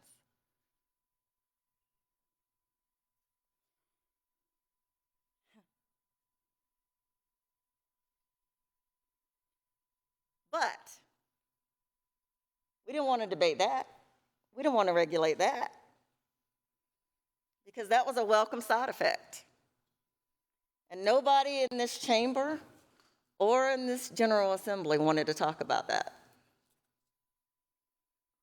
I am not aware of any attempts to regulate Viagra. But yet, when it comes to medical marijuana, we got folks who've come to this well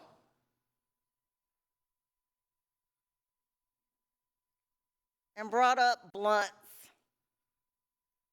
Why would we bring blunts into the equation here on the floor? And I think there was a casual reference to smoking blunts, and it just happened to be connected to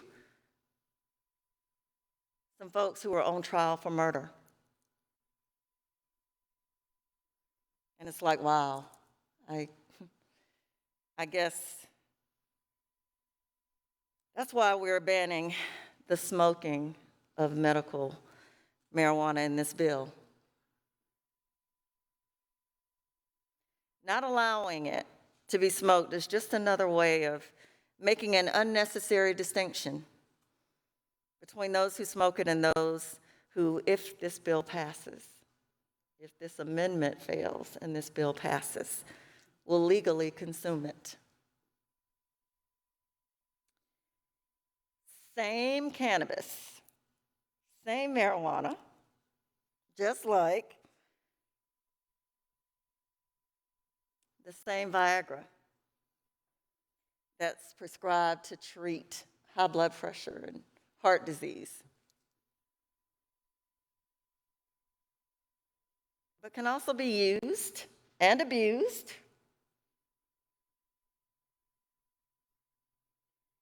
by men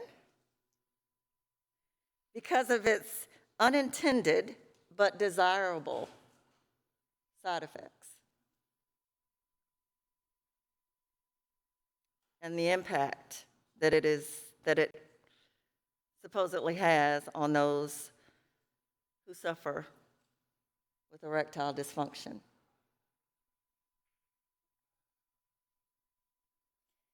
And yet, I've never heard y'all say that Viagra and Cialis and similar drugs can only be used or prescribed for their originally intended purposes.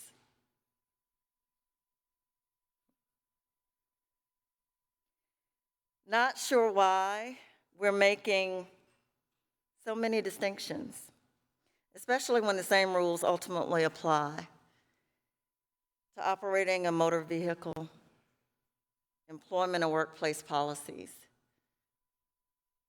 school policies, and other venues where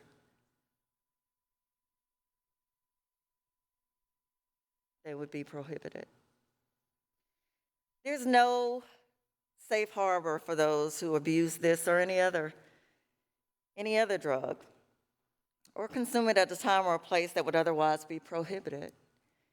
And yet, some of us continue to challenge the efficacy of medical cannabis when it comes to certain conditions.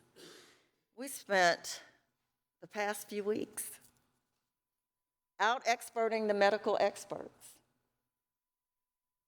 I think the senator from Beaufort talked a bit about that yesterday. Or maybe it was today. My days are starting to run together.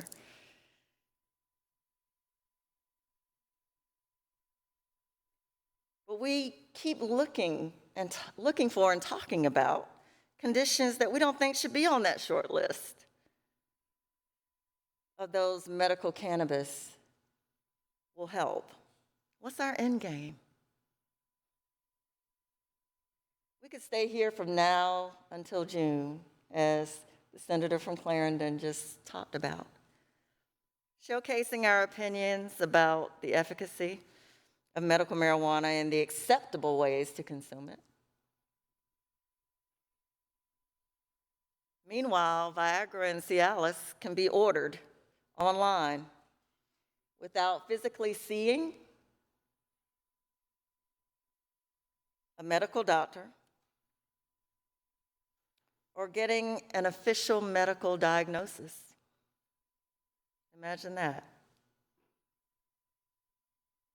Why is that?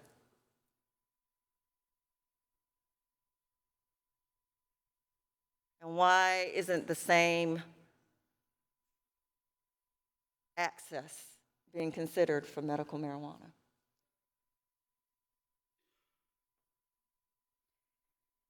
So if we truly want to make a difference in the lives of South Carolinians who are suffering, and we have a safe, effective antidote, why wouldn't we do everything we can to make it available and accessible? As someone who has had excruciatingly painful sickle cell crises, I can tell you firsthand that when that pain hits, you can't eat, you can't sleep, you can't think, you can't move. Everything hurts. You can't have the quality of life so many who have never experienced that kind of pain take for granted. If this bill had passed years ago, I may have been able to avoid so much of the pain I've endured because I was so afraid of taking too many of the opioids that my doctors prescribed. When my sons played college football and tore ACLs and LCLs and Achilles, I didn't want to take the chance of them becoming addicted to prescription opioids or narcotics that could have seriously hurt or killed them. Take a look at the size of this bottle, please, if you will. That's a big old bottle. I still got plenty left in it. These are prescription opioids. Think about how often these are prescribed in South Carolina. And think about how many South Carolinians have overdosed and died trying to manage their pain at home and their dosages at home. When I looked up this drug, here's how it's defined. Narcotic, used to treat moderate to severe pain. Controlled substance, high risk of addiction and dependence. Can cause respiratory distress and death when taken in high doses or when combined with other substances. Are we really going to make a dangerously strong, semi-synthetic opioid like this the only option suffering South Carolinians have? Over the years, I've been prescribed, I'm just speaking for me personally, I've been prescribed morphine,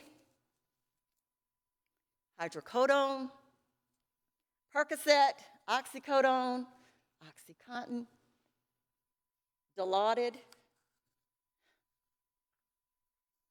When it comes to pain meds, you name it, and I've probably been prescribed it.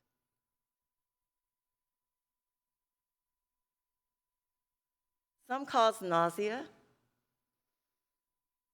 and other side effects. But then some of us are damned if we do and damned if we don't.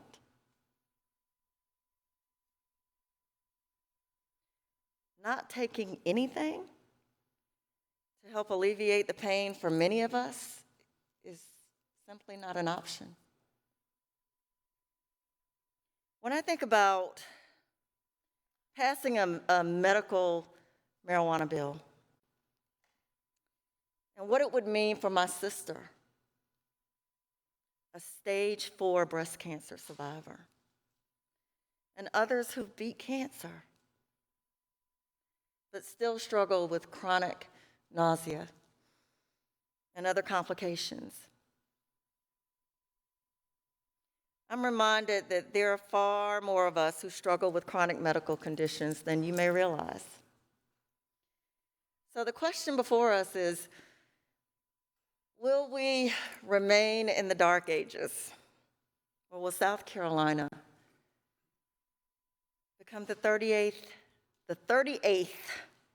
state by finally taking a bold, necessary step towards legalizing medical cannabis for those of us who need it and those of us who deserve a different, safer, effective option? Even Republican-controlled states like Alabama and now Mississippi have legalized medical marijuana. Like me, I'm sure all of you have gotten lots of emails from folks across the state asking, why is South Carolina so behind the curve on medical cannabis? The recurring theme of these emails is that it makes no sense that our doctors have to prescribe far more dangerous medications when no one has died. No one has died of a marijuana overdose.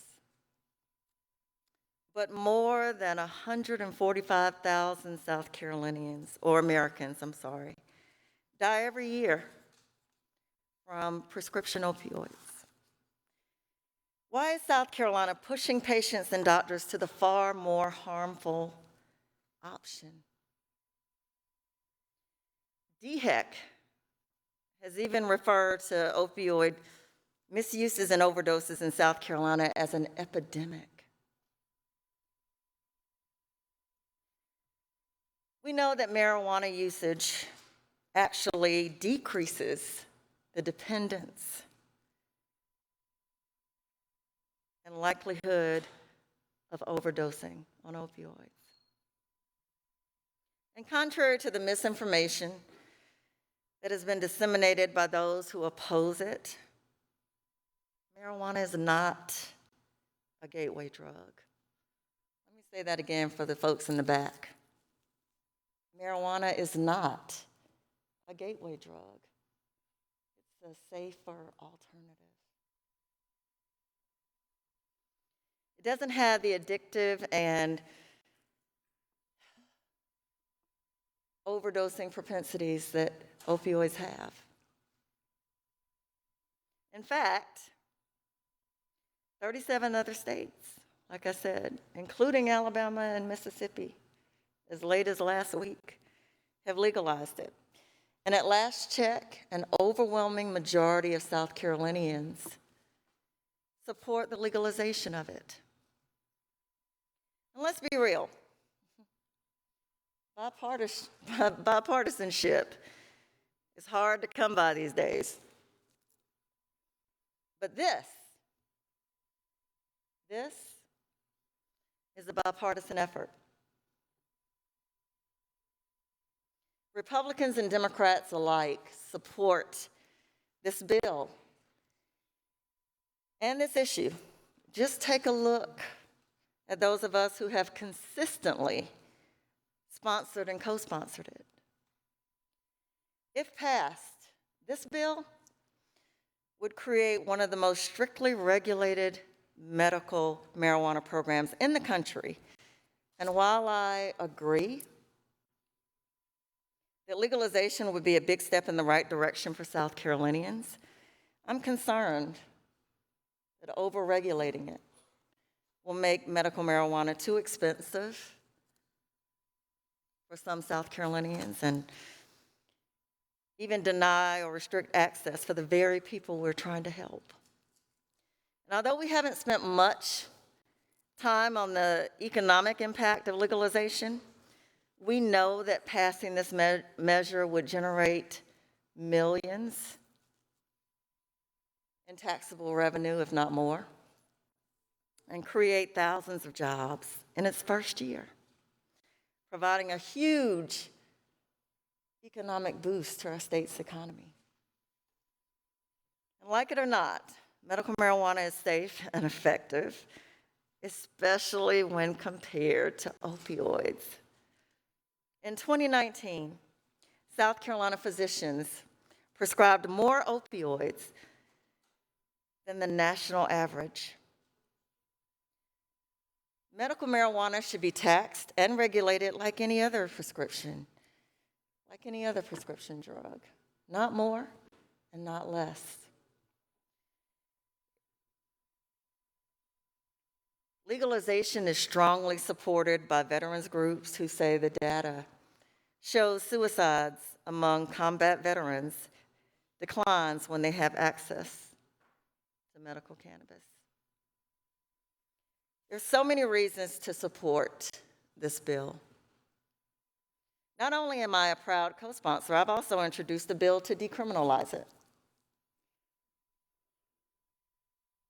Because I'll never forget what SLED and the South Carolina Sheriff's Association and other members of our law enforcement community said during a subcommittee hearing on my Disturbing Schools bill when I first introduced it in the South Carolina House.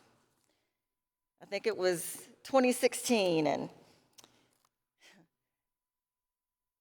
I remember them pleading with us not to remove that tool from their toolboxes. And I thought, wow, that's an interesting request.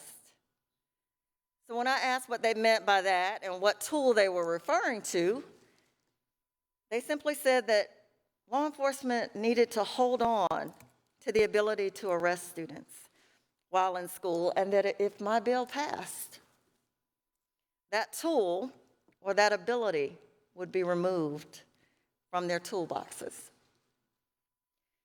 Sadly, those officers and their organizations were well aware that the old Disturbing Schools law had already sent more than 30,000 South Carolina students into the school-to-prison pipeline, had already sent over 30,000 South Carolina students to DJJ. And the majority of those students were not engaged in criminal activities at school when they were arrested. Arguably, that's the same point they're making here when they voice their opposition to medical marijuana, saying that the legalization of medical marijuana will impact their ability to distinguish between the good guys and the bad guys. If that's their rationale or reasoning, I can't help but wonder why. Why then were those same law enforcement officers and agencies noticeably silent and low-key supportive of open carry? Because if there ever were bills that would impede law enforcement's ability to perceive an imminent threat or distinguish the good guys from the bad guys, it's open carry bills that have sailed through this chamber despite the opposition, despite the research, and with reckless disregard for those of us who will be negatively impacted.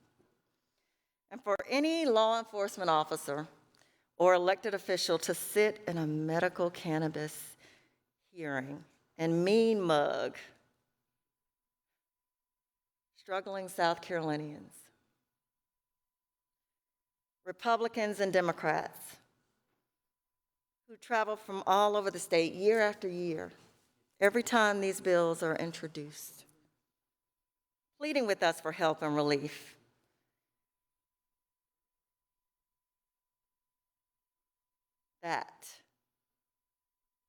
That's what seems criminal. So I was curious about why medical marijuana ever became an illegal substance in the United States. And according to Britannica, the answer is simple, yet not surprising. The root of marijuana's illegality, Senator from Clarendon, is racism.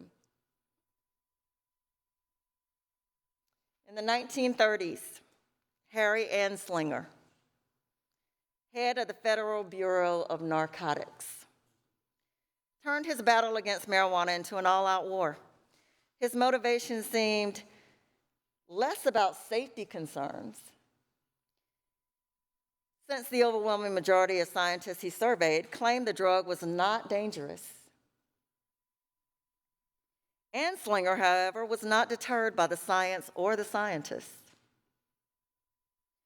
So he sought a federal ban on marijuana and moved full speed ahead with his high-profile campaign that relied heavily on racism, even claiming that the majority of marijuana smokers were Black and brown people,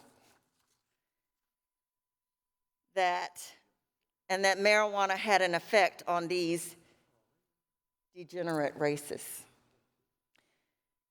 such as inducing violence and causing insanity.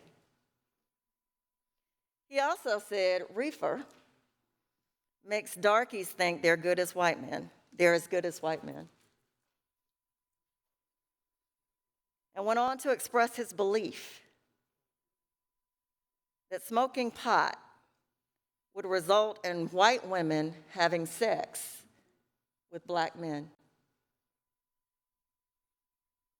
Anslinger eventually oversaw the passage of the Marijuana Tax Act in 1937, which effectively made the drug illegal across the United States, but was declared unconstitutional in 1969 and replaced by the Controlled Substance Act the following year. That legislation classified marijuana, as well as heroin, LSD, and others, as a Schedule I drug. Also not surprising is that racism was evident in the enforcement of the law as well. Those enforcement disparities are unfortunately still happening today. In 1996, California was the first state to decriminalize marijuana for medicinal purposes. By 2019, more than 30 US states permitted some marijuana use, although it remained unlawful at the federal level. According to Britannica, African Americans in the early 21st century were nearly 4 times more likely than whites to be arrested on marijuana-related charges, despite both groups having similar usage rates. That's why I've introduced a bill that would take the question concerning whether to legalize medical and recreational marijuana to the people of South Carolina. Let's put the question on the ballot so we'll know once and for all where South Carolinians stand on this extremely important issue. We owe that to the people who continue to suffer without help and without hope. Before I take my seat, and I'm sure you're ready for me to do that, I just want to remind all of you of the words of Greenville native and civil rights icon, Reverend Jesse Jackson, who said, never look down on anybody unless you're helping them up. My prayer is not that you will come to know or understand or experience our pain firsthand. My prayer for all of you is that God will give you the courage, compassion, and empathy to do right by all of the people of South Carolina, regardless. That starts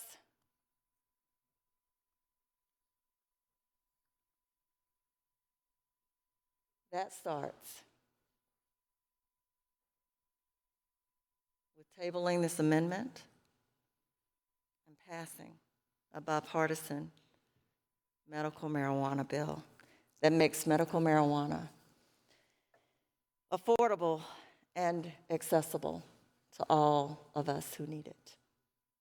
Thank you. Senator from Beaufort, Senator Davis, what purpose do you ask? Unanimous consent request. State your request. That the words from the senator from Richland be recorded in the journal. Without objection, the words from the Senator from Richmond and Senator McLeod will be printed in the journal. And when the senator is relinquished the podium, I'd like to be heard on the amendment. Appropriate time is Senator from Berkeley, what purpose do you ask? Yeah, I wanted to be heard on the amendment too. Okay. But so I'll yield. So the senator from Berkeley, Senator Grooms, is recognized on the amendment.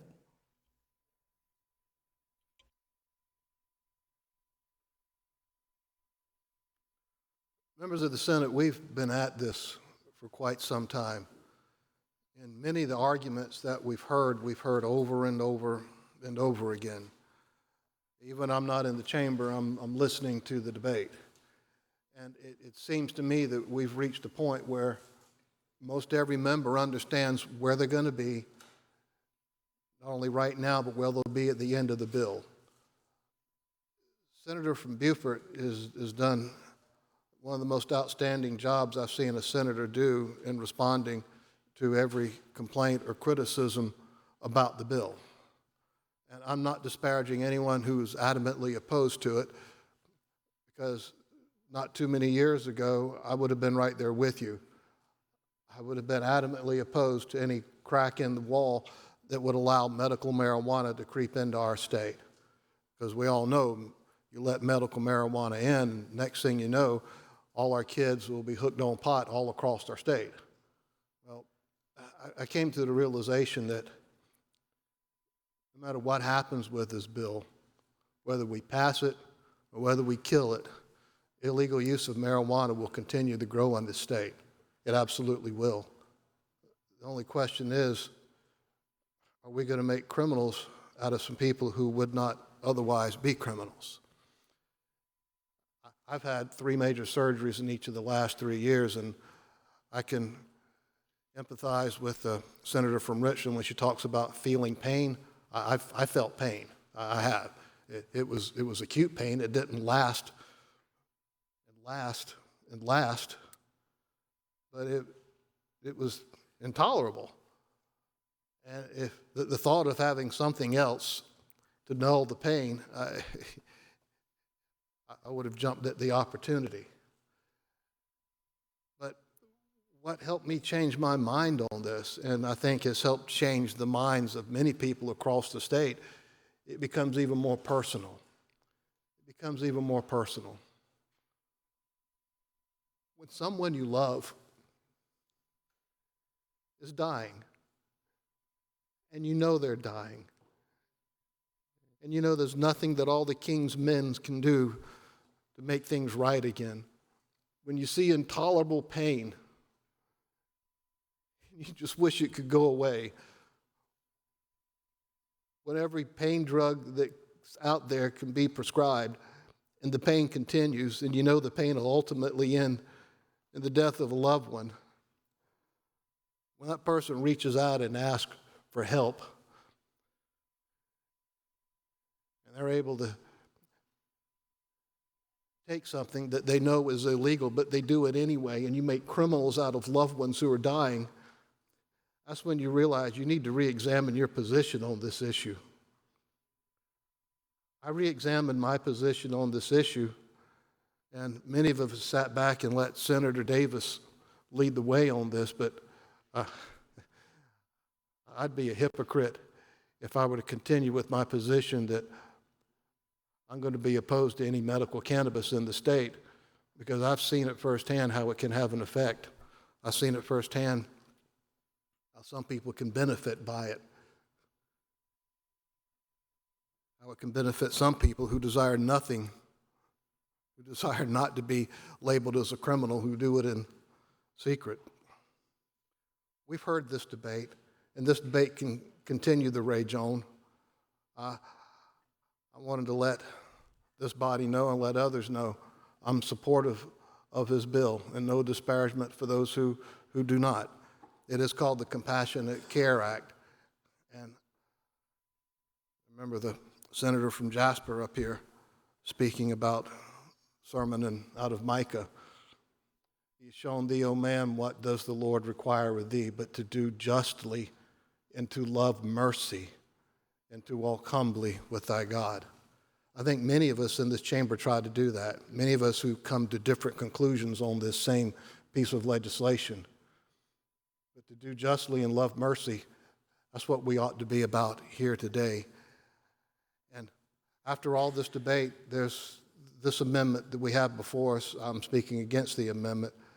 This will sort of set the direction of where we're going to go. And I don't think this debate ought to be prolonged, and I think many of you understand that also. So I'm going to ask that this debate be brought to a close. I'm going to ask that it be brought to a close at 5:45. So, Mr. President, under Rule 15A, I move that the debate be brought to an end at 5:45. I also move that no amendment, as part of the motion, I move that no amendments may be placed on the desk after 5:45, and that the Senate move to consideration of all amendments with 5 minutes of debate for and 5 minutes of debate against each amendment. I move that after all amendments are disposed of, that there be 15 minutes of debate for and 15 minutes of debate against the main question.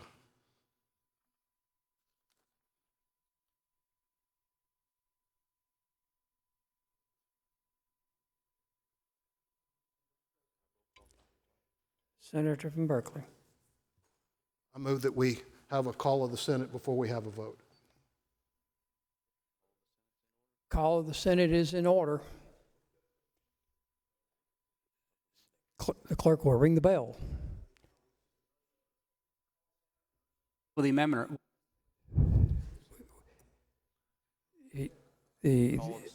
We'll do a call of the Senate first, and then we'll go forward from there. Clerk will ring the bell.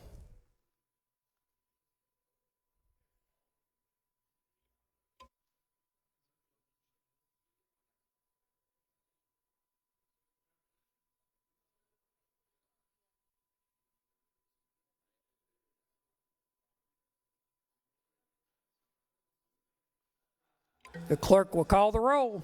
Mr. Adams. Mr. Adams is present. Mr. Alexander. Present. Present. Mr. Allen is present. Mr. Bennett. Present. Mr. Campson. Present. Mr. Cash is present. Mr. Clymer. Present. Mr. Corbin. Mr. Corbin is present. Mr. Cromer. Present. Mr. Davis. Present. Mr. Fanning. Mr. Fanning is present. Mr. Gambrell has leave. Mr. Garrett. Present. Mr. Goldfinch. Present. Mr. Grooms. Present. Mrs. Gustafson. Present. Mr. Harpootlian. Present. Mr. Hembry. Mr. Hembry. Mr. Hembry's present. Mr. Hutto. Present. Mr. Jackson. Mr. Jackson is present. Mr. Kevin Johnson. Present. Mr. Michael Johnson. Mr. Michael Johnson is present. Mr. Kimbrell, present. Mr. Kempson. Mr. Kempson's present. Mr. Loftus, present. Mr. Malloy. Mr. Malloy is present. Mr. Martin. Mr. Martin is present. Mr. Massey, present. Mrs. Matthews, present. Mr. McElveen, present. Ms. McLeod, present. Mr. Peeler, present. Mr. Rankin, present. Mr. Rice, present. Mr. Sabb, present. Mr. Scott, present. Mrs. Sin, present. Mr. Setzler is present. Mrs. Shealy is present. Mr. Stevens is present. Mr. Talley, present. Mr. Turner, present. Mr. Verdon is present. Mr. Williams, present. Mr. Young, Mr.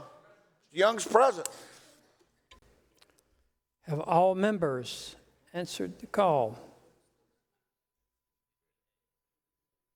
Have all members answered the call? Senator from Anderson, Senator Cash, does it relate? When it's appropriate, I would wish to speak to the motion.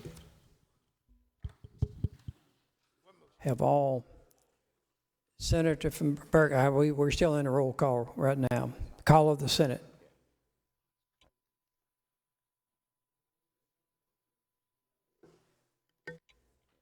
All members answered the call. All members answered the call. 44 members are present. The pending motion is under 15A. Call would be to cut off amendments 545, 5 minutes for, 5 minutes against, and at the end of the consideration of amendments, 15 minutes for and 15 minutes against. State your inquiry. So I just want to make certain I'm clear on the senator from Berkeley's motion. He made a motion for a call of the Senate, and then the next motion we come in is for cloture under 15A, which is together, basically. You could have the call of the Senate right prior to the. So he did not make a motion for tabling the amendment, correct? This is strictly 15A. Bring them under the cloture. So it's a terrible precedent. The question is, it is a non-debatable motion. It is 15A as a cloture. Okay. All in favor of the motion? Roll call has been requested. Do 5 members second? 1, 2, 3, 4, 5, 6. More than 5 members. Ring the bell. Clerk will ring the bell.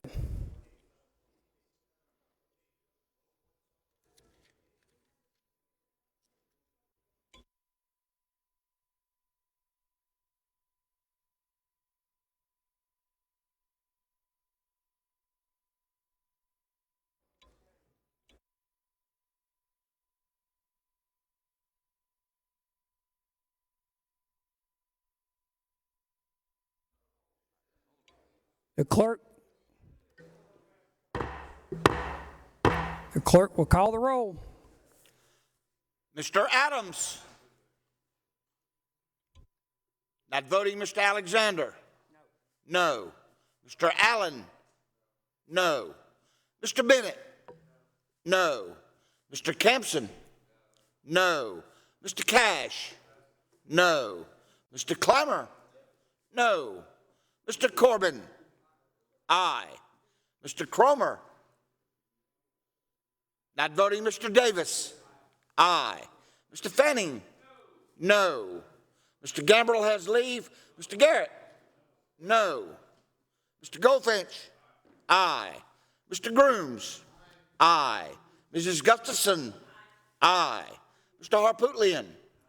No. Mr. Hembry. No. Mr. Hutto. No. Mr. Jackson. No. Mr. Kevin Johnson. No. Mr. Michael Johnson. No. Mr. Kimbrell. Mr. Kimbrell not voting. Mr. Kempson. Mr. Kempson not voting. Mr. Loftus. No. Mr. Malloy. No. Mr. Martin. No. Mr. Massey. No. Mrs. Matthews. Not voting. Mr. McElveen. No. Mr. McLeod. No. Mr. Peeler. No. Mr. Rankin. No. Mr. Rice. No. Mr. Sabb. No. Mr. Scott votes no. Mrs. Sin. No. Mr. Setzler. No. Mrs. Shealy. Mrs. Shealy votes no. Mr. Stevens. No. Mr. Talley. Mr. Talley not voting. Mr. Turner. No. Mr. Verdon. No. Mr. Williams. No. Mr. Young. No. Of all members answered the roll, Senator Cromer votes no. Senator Kempson votes no. Senator Adams votes no. Senator Matthews votes no. Have others, anybody else on the roll call? On the motion, Senator from Beaufort votes no. Have all members voted? Senator from Kershaw, Senator Gustafson. I have a unanimous request to change my vote from a yes to no before we close. Senator No. Votes no. All members voted. Polls will close. The clerk will tabulate.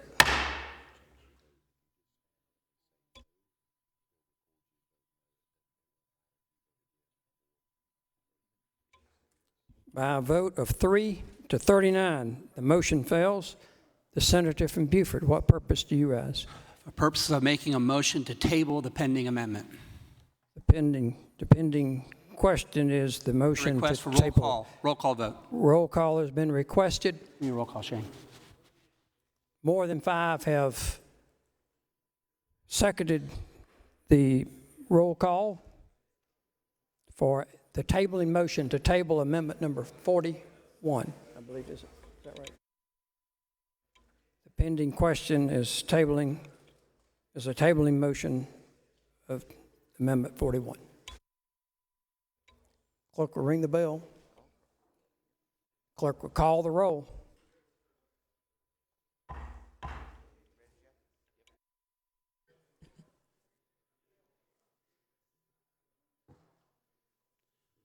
Mr. Adams, aye. Mr. Alexander, no. Mr. Allen, aye. Mr. Bennett, no. Mr. Campson, no.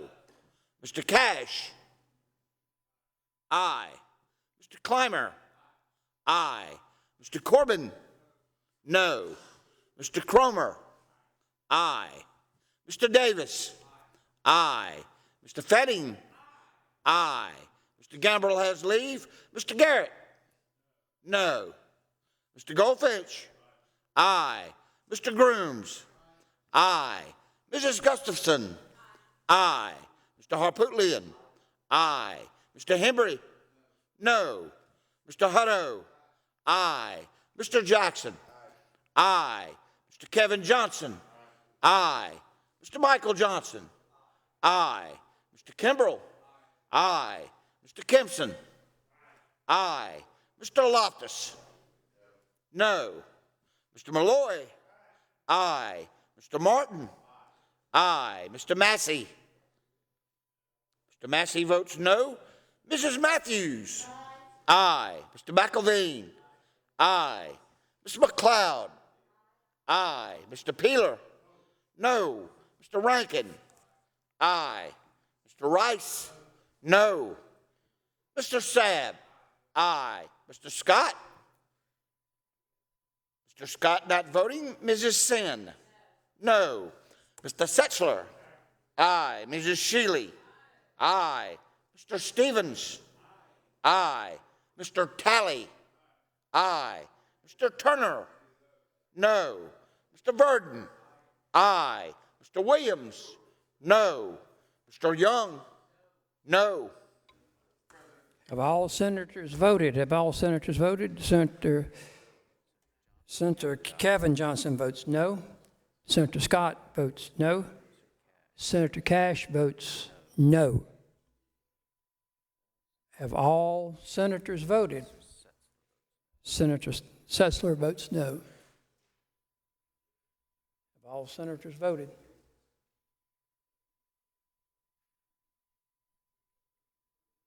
The polls will close and the clerk will tabulate.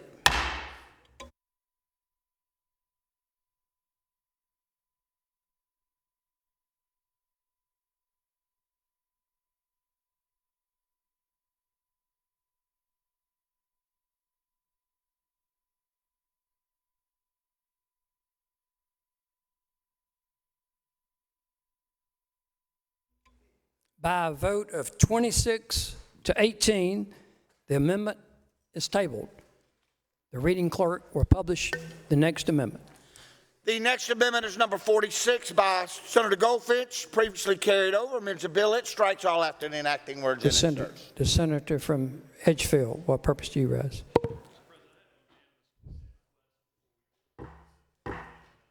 State your unanimous consent request.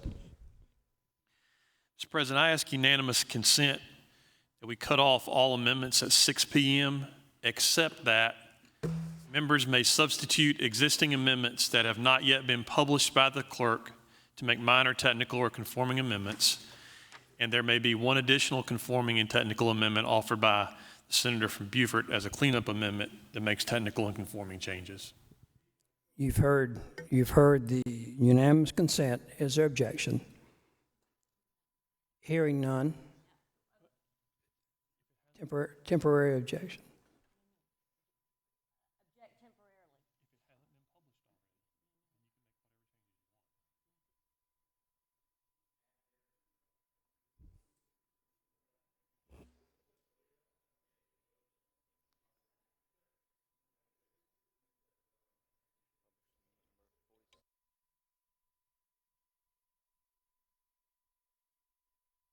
Stand at ease momentarily.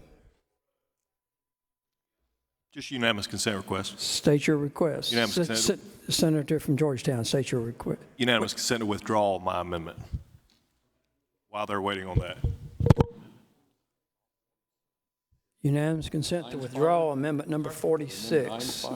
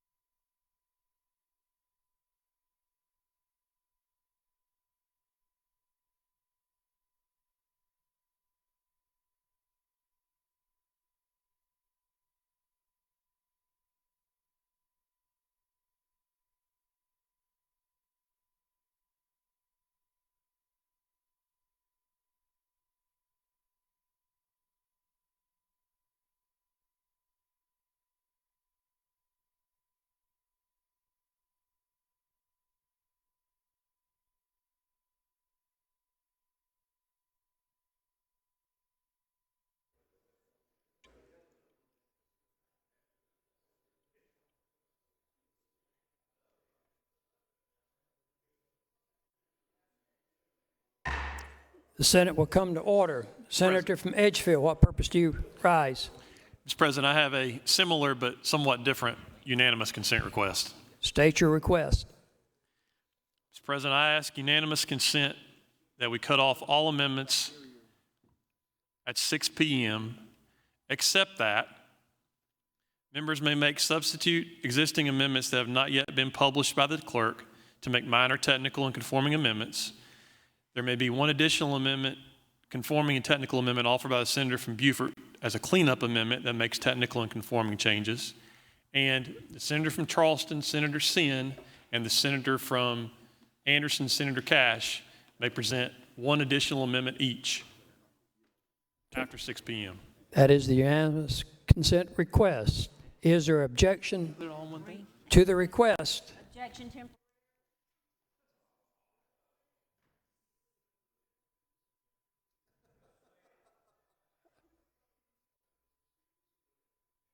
The reading clerk will read.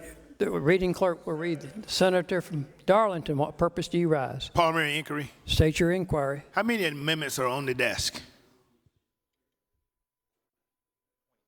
We have, I'm informed we have 20 amendments on the desk. The senator from Georgia, we were at ease. Will you restate your unanimous consent request? I'm sorry, Mr. President. I was trying to jump in line. Unanimous consent to withdraw my amendment. Number 46, that was getting ready to be published. Is there objection? Hearing none. So ordered. The reading clerk will publish the next amendment. Amendment number 47 by Senator Cash, previously carried over. Amends the bill, page 14, section 4453, 2080, subsection D, strikes line 4 and inserts a subitem E. A physician authorized to issue written certifications can write no more than a total of 500 certifications for qualifying patients per year. Senator from Anderson, what purpose do you rise? Wish to withdraw that amendment. Unanimous consent. Unanimous consent To withdraw the amendment. Is there objection? Hearing none. So ordered. Clerk will publish the next amendment. Amendment number 53 by Senator Campson, previously carried over, amends the bill. It strikes section 4453, 2096, subsection C, and inserts. Subsection C, the Board of Pharmacy shall develop a process and promulgate regulations for issuing a permit to a therapeutic cannabis pharmacy, including the establishment of associated fees. The Board of Pharmacy shall not prohibit a pharmacist who owns a non-therapeutic cannabis pharmacy from Senator from Charleston, what purpose do you rise? Senator from Beaufort, what purpose do you rise? To be heard on the amendment. You're recognized to be heard on the amendment.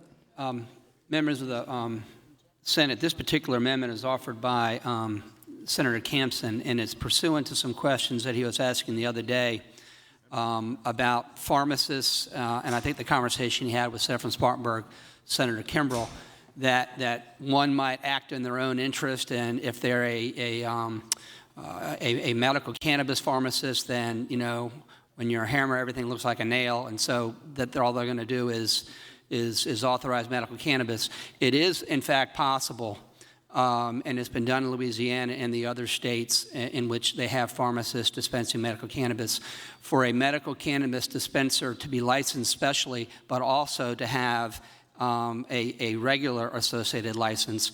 This particular amendment would state that the Board of Pharmacy shall not prohibit a pharmacist who owns a non-therapeutic cannabis pharmacy from obtaining a permit to own and operate a therapeutic cannabis pharmacy, provided that the pharmacies must be located in independent structures that are at least 1/4 mile apart from each other. That's consistent with what the other states that have pharmacists authorizing the use of cannabis, and it also addresses one of the underlying motivations that a pharmacist might have that Senator Campson was talking about the other day. So I would move adoption of this So amendment. will you withhold that? Senator from Newberry, what purpose do you? Mr. President, I was just going to see if Senator would yield for questions. Senator, yield for Senator, you know that's a good amendment, and I would be in favor of adopting it whenever you make the motion. The pending question is adoption of the amendment. Those in favor say aye. Opposed, no. Ayes have it. So ordered. Reading clerk will publish the next amendment. Next amendment is amendment number 59 by Senator Garrett, previously carried over. Amends a bill in section 3, page 8, after line 19, adding new subsection Standard of care for dispensing or certifying a patient for medical marijuana means the level and type of care that a reasonable, competent, and skilled healthcare professional with a similar background and in the same medical community would provide, but must include providing specific dosage units and concentration levels of each dosage unit for medical cannabis products dispensed or certified. It amends the bill further. Page 30, after line 20, adds a new lettered subsection to read, Department shall establish by regulation reporting requirements for emergency room treatment facilities for medical cannabis incidents involving qualified patients to be listed on the web-based verification system. Senator from Beaufort. You said the author of the amendment wasn't here, but I see he's here now.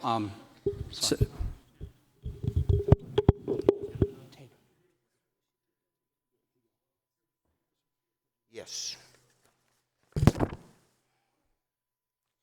Senator from McCormick, what purpose do you rise? We'll stand at ease momentarily.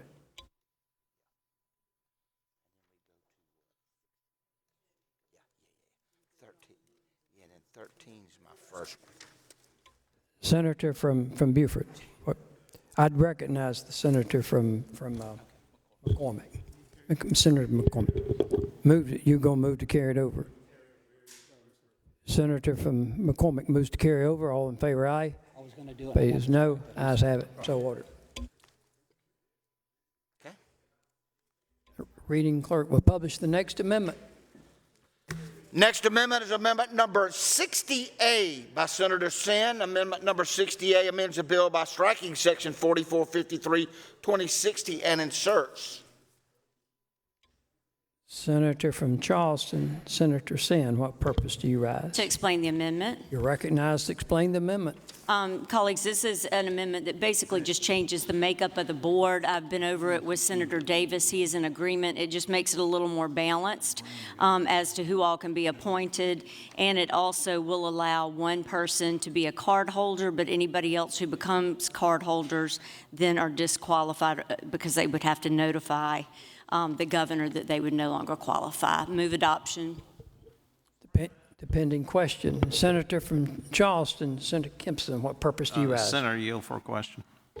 I would. A little more balanced in what way? Can you clarify? Previously, there was a card holder and a minor, a parent of a minor. It had multiple, what appeared to me and others, and Senator Davis agreed, that it could end up being a board that appeared stacked in favor of adding illnesses. And so, therefore, this is now, it's always been a governor-appointed board, but it instead of like just two pharmacists, it was have two, that dispense is two pharmacists that don't, two pharmacists that do, things of that nature.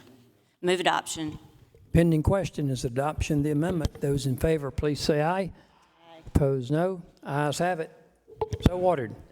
Senator from Darlington, what purpose do you rise? See if the senator from Charleston, Senator Senn, will yield. Sure. So the senator from Charleston. Senator yields for a question. For a question.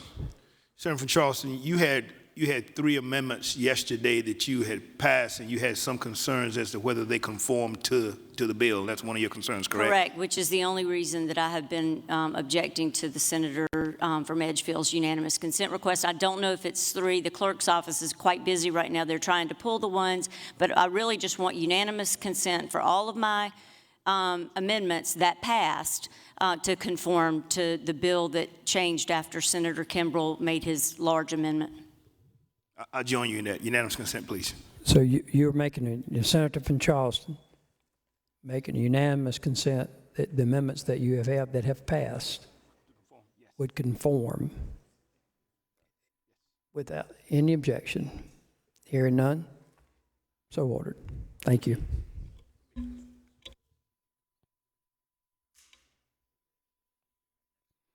Clerk will publish the next amendment. Amendment number 61 by Senator Sin amends a bill. It strikes section 4453, 2470, subsection A. Senator from Charleston, Senator Sin, what purpose do you rise? To explain the amendment. Recognized to explain the amendment. This is another amendment agreed to by Senator Davis. What this does, it takes Senator Kimbrell's amendment a little bit further. That amendment said that a pharmacist had to be reasonably available. That could have meant a lot of different things, and it did not mandate that the pharmacist actually be present while the dispensary is open. And I believe even Senator Kramer will tell you he's got to have a pharmacist present while his drugstore is open. And therefore, what I did was add that a pharmacist must be physically present on premises during dispensing hours.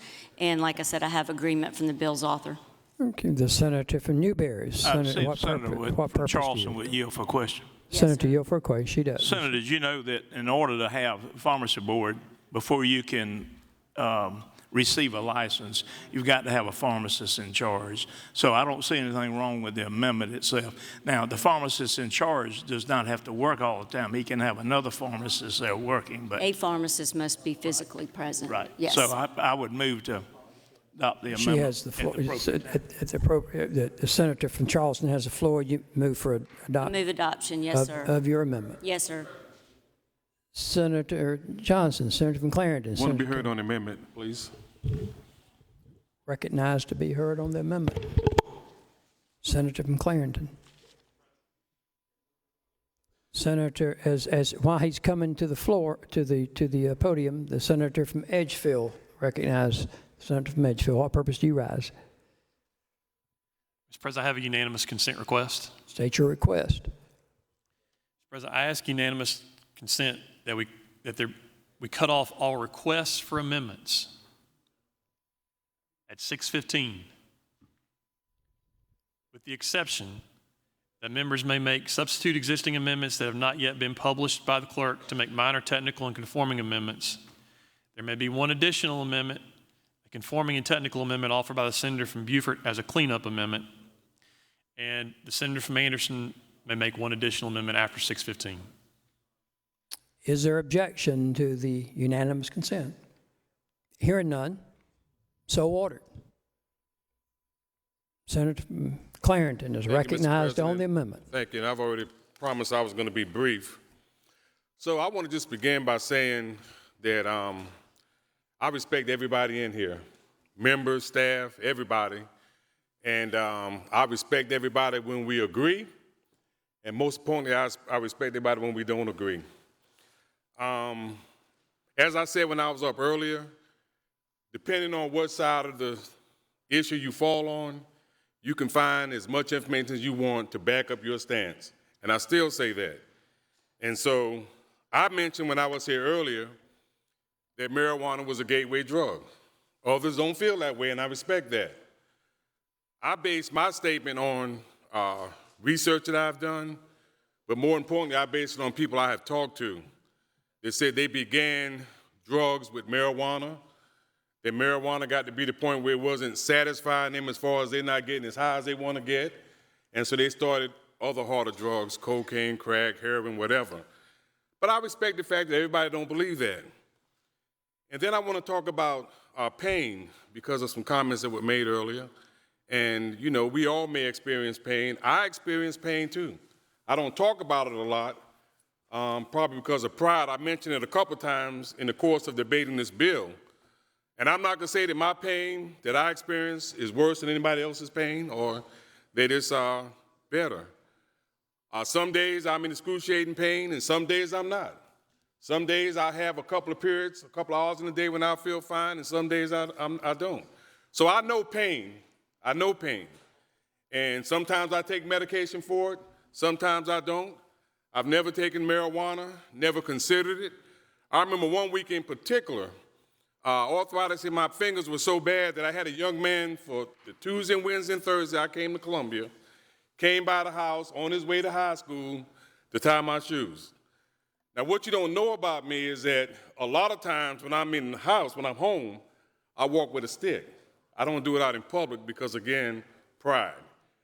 But one thing I will never do in this debate or no other debate, I'm not going to cast aspersions on anybody. I'm not going to insinuate or imply or state that anybody is stupid or ignorant or whatever. We all have our own opinions about this stuff, but I don't take it personal. All I want out of being up here, I don't talk much, but when I have something to say, I want to have my say, and I want to have my vote, and to have the vote go, I fall in line. One more quick story about pain, and then I'll take my seat. The person I experienced the most pain, going through the most pain, was my mother, and she had cancer.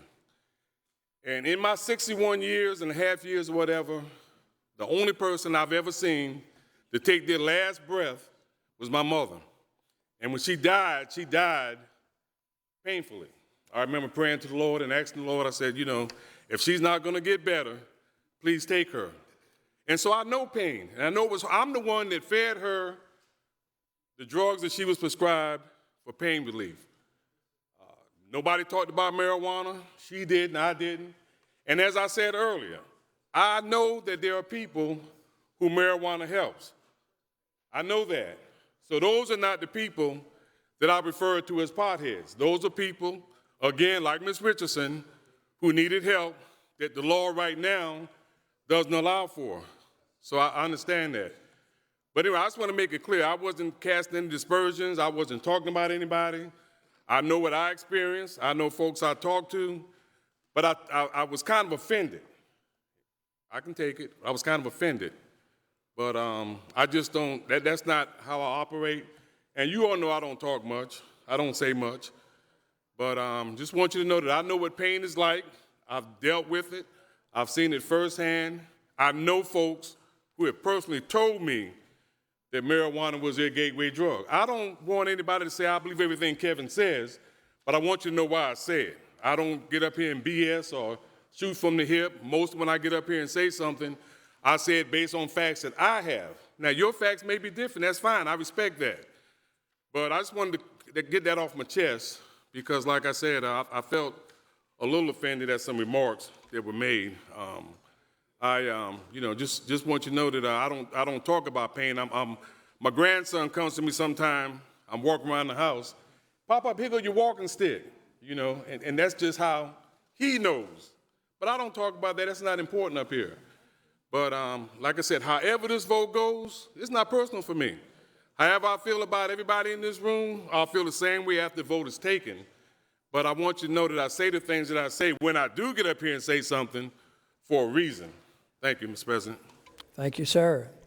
The pending motion is the motion from the senator from Charleston. Move for passage of Amendment 61. Pending question is adoption of Amendment number 61. The senator from Beaufort, what purpose do you rise? And to see if the senator will yield for a question.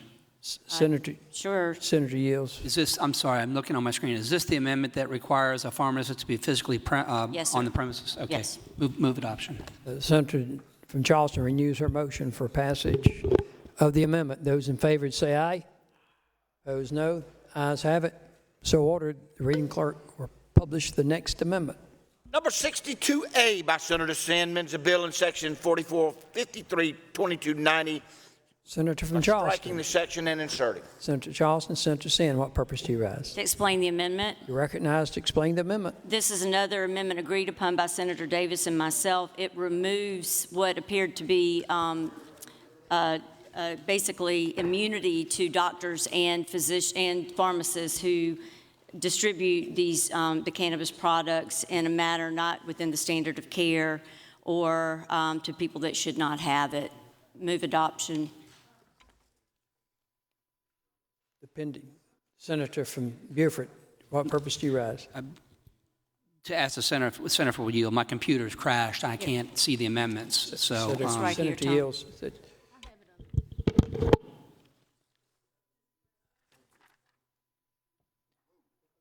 And it is to get Senator, did the senator yield? I'm sorry.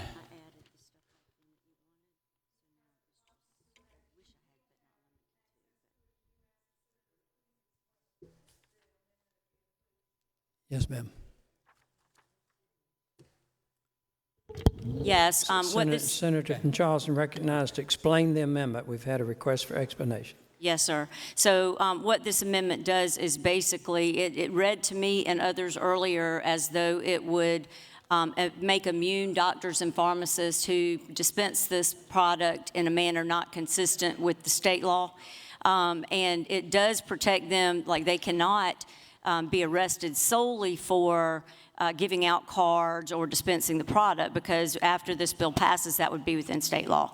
But it does not grant them immunity from malpractice cases should they violate the standard of care or dispense against state law.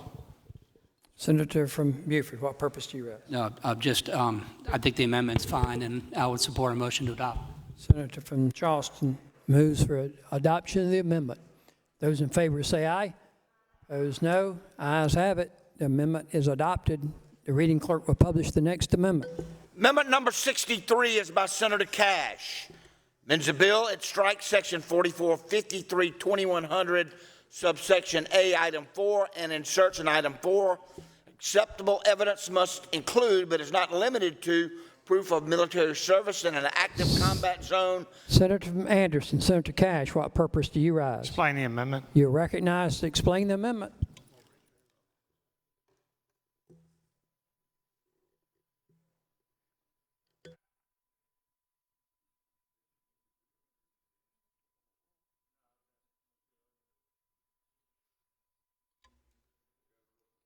Senator from Anderson.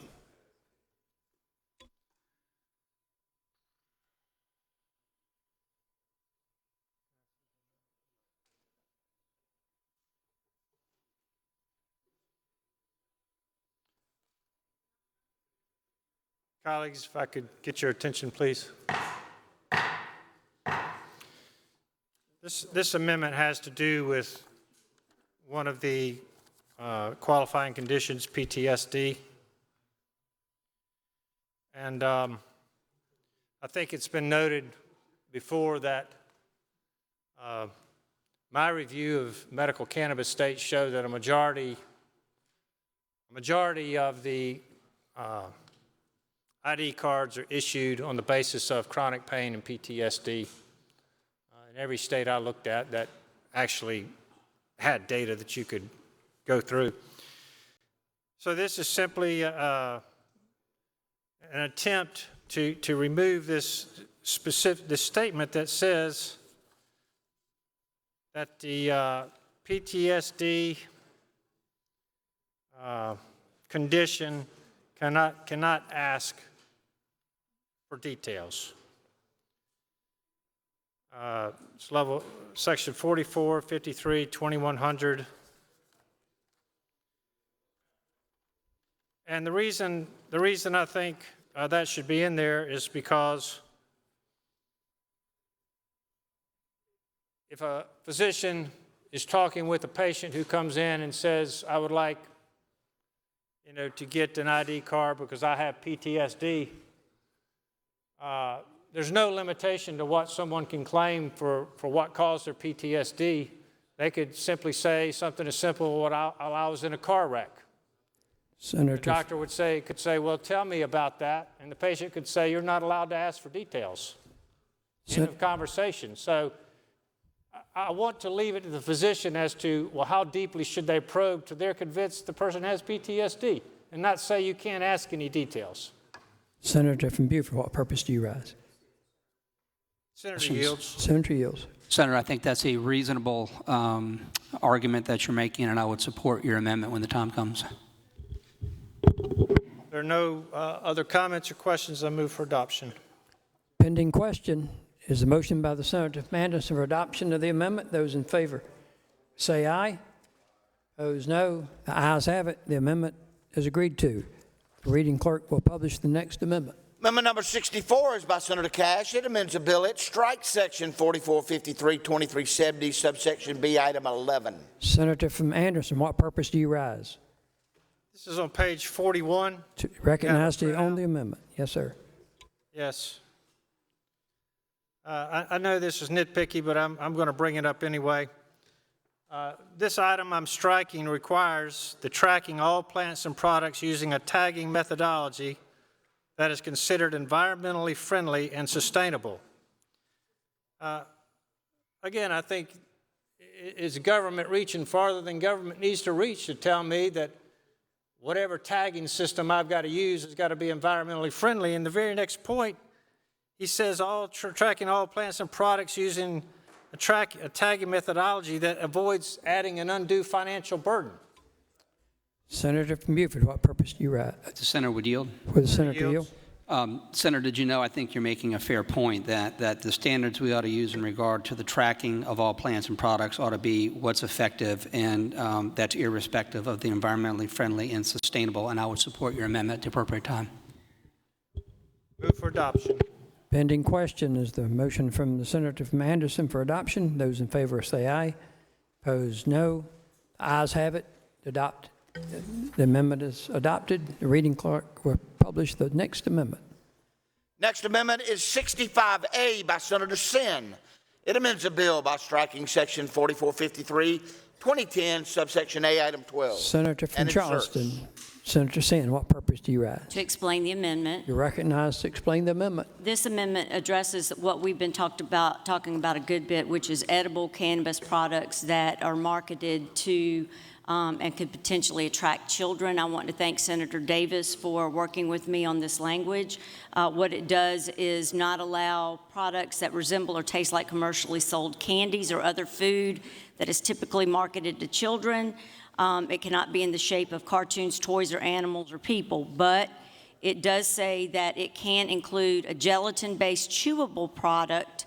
That's the best way we could come up with to describe a gummy that is not shaped like a bear. Pending questions is the senator from Beaufort. What purpose do you rise? Just want to find the amendment. It's 2010 A12. I want to see how it reads now.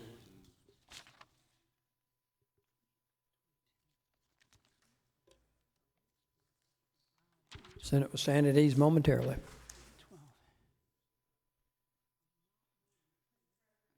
Mr. President. Senator from Beaufort, I'd recognize, then I'll come to the senator from Collinsville. Senator from Beaufort, what purpose do you rise? If the senator would yield for a question. Senator yields for a question. Senator, I think. Senator from Spartanburg, Senator Martin, what purpose do you rise? Parliamentary inquiry. I've got 3 people standing trying to talk, and nobody's at the podium.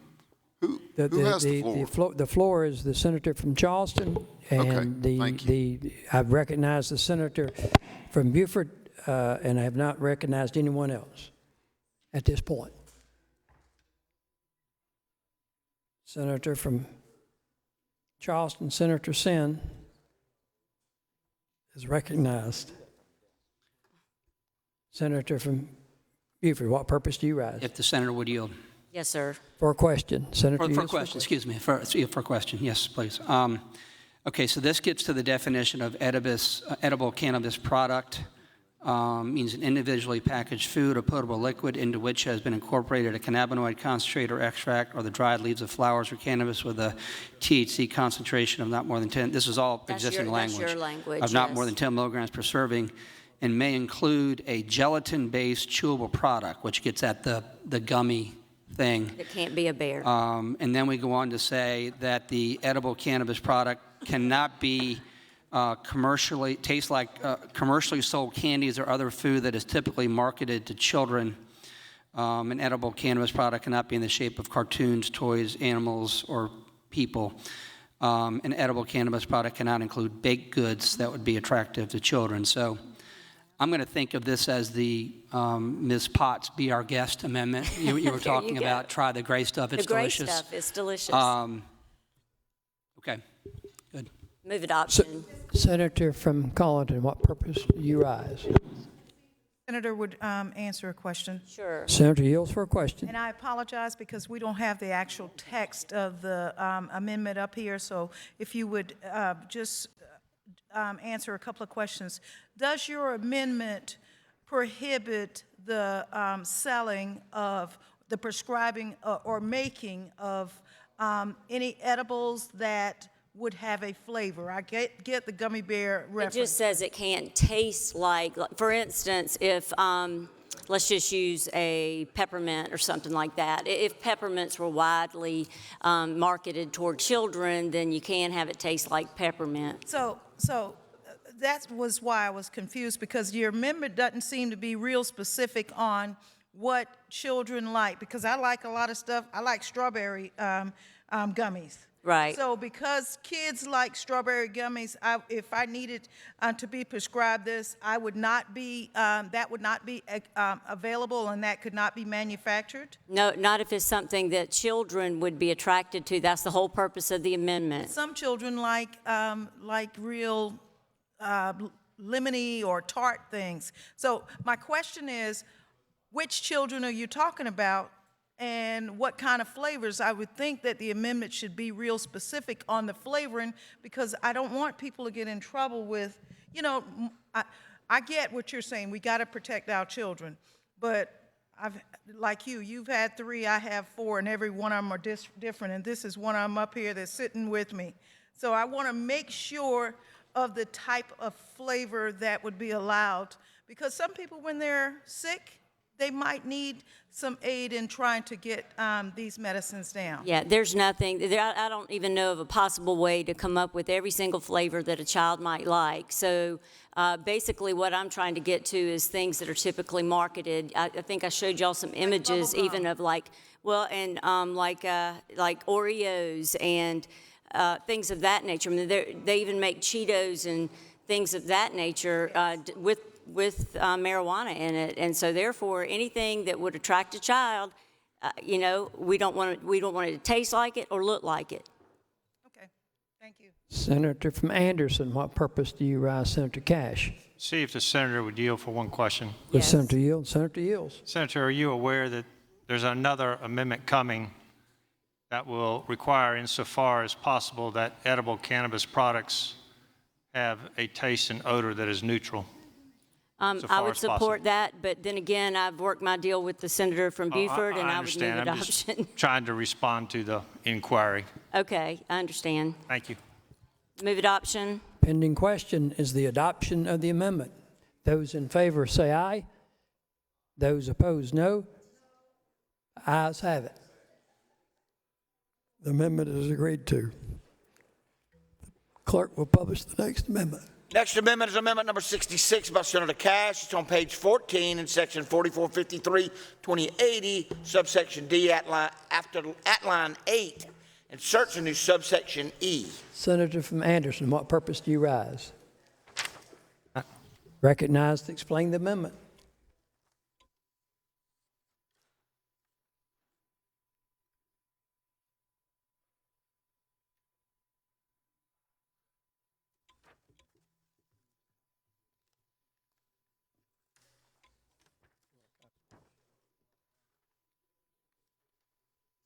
Senator from Anderson is recognized. Members, this is a redraw of an amendment that I offered yesterday.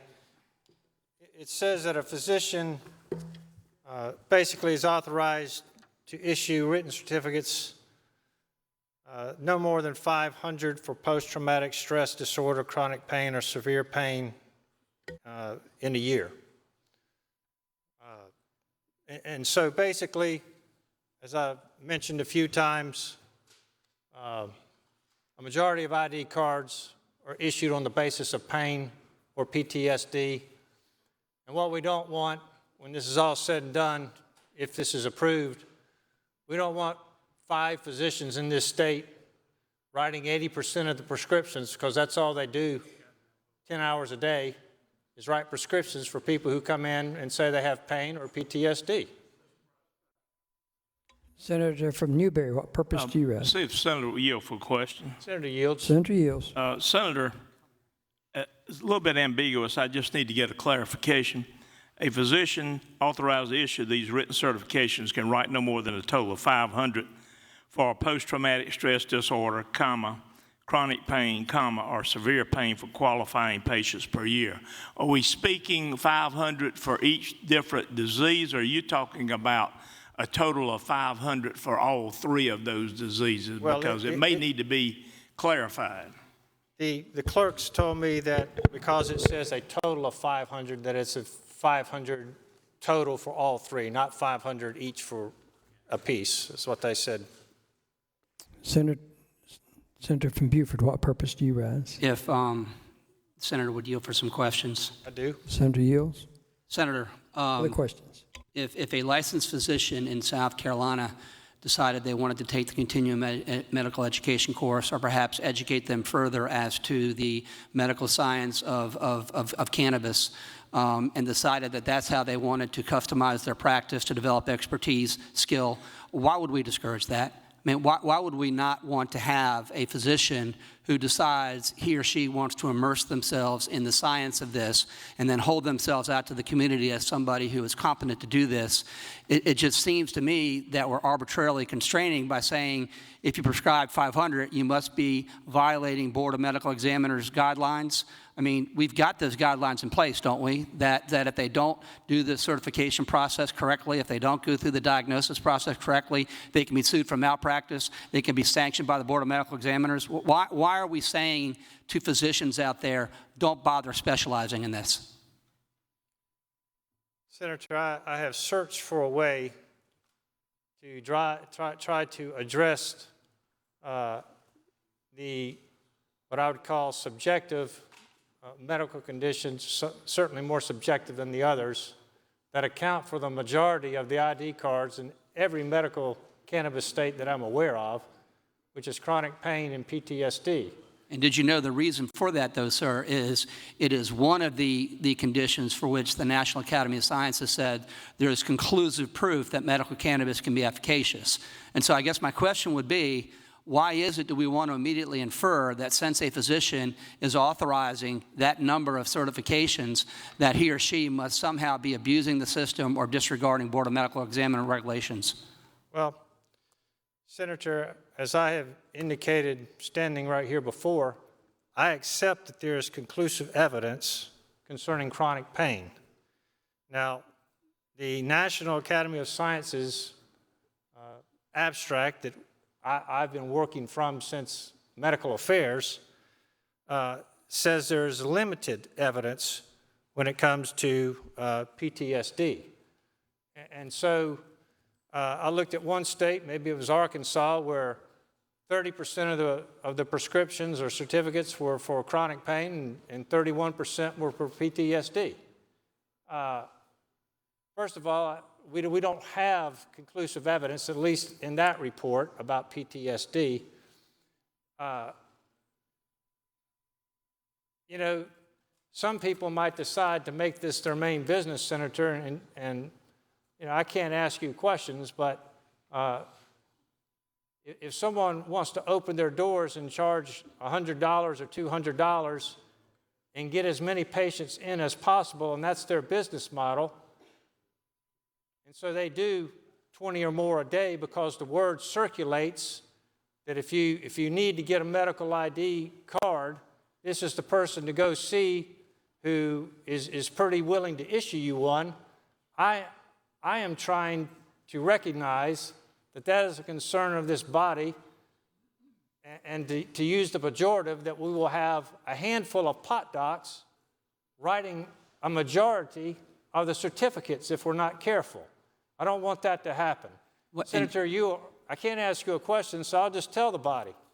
Oklahoma, which has a population of about 4.9 million people, has about 10% of their population with medical cannabis cards. Close to 500,000 people there have medical. How did they get those cards? Well, maybe their conditions are much more numerous than ours, or maybe it's much more easy to write a certificate if you're a physician. I'm simply trying to put a guardrail up for something that is a red flag to me, and I don't know how else to do it. This is one way to do it. And I appreciate that. Did you know that I appreciate that? But did you know that my concern is this, that there are going to be some physicians that recognize this is an emerging field of medicine. They're going to want to study on this. They're going to want to become expert on this. They're going to go ahead and hold themselves out rightfully as an individual who can properly diagnose in these conditions. did you know that my concern is that we're discouraging physicians who might want to go ahead and specialize in that area? And in fact, I think it's good public policy if we actually had physicians who wanted to immerse themselves in the science of this to really become responsible physicians. The guardrails you speak of are already in place. If they don't discharge this, if they're a pot doc, quote unquote, which I take to mean somebody who doesn't really go through, the procedures we've outlined and doesn't do the proper analysis and doesn't obey, the board of regulations that the Board of Medical Examiners promulgated, there are sanctions and penalties against that physician. They exist already. I guess what I'm suggesting to you, sir, is we don't need this guardrail, and a collateral consequence of it is going to be that we don't incentivize doctors to do what I think would be advantageous, which is to immerse themselves in the science and hold themselves out to be medical cannabis doctors. I understand your position, Senator. We disagree. I think within a short period of time, you'll have 1,000 or more physicians who are willing to see patients and write prescriptions.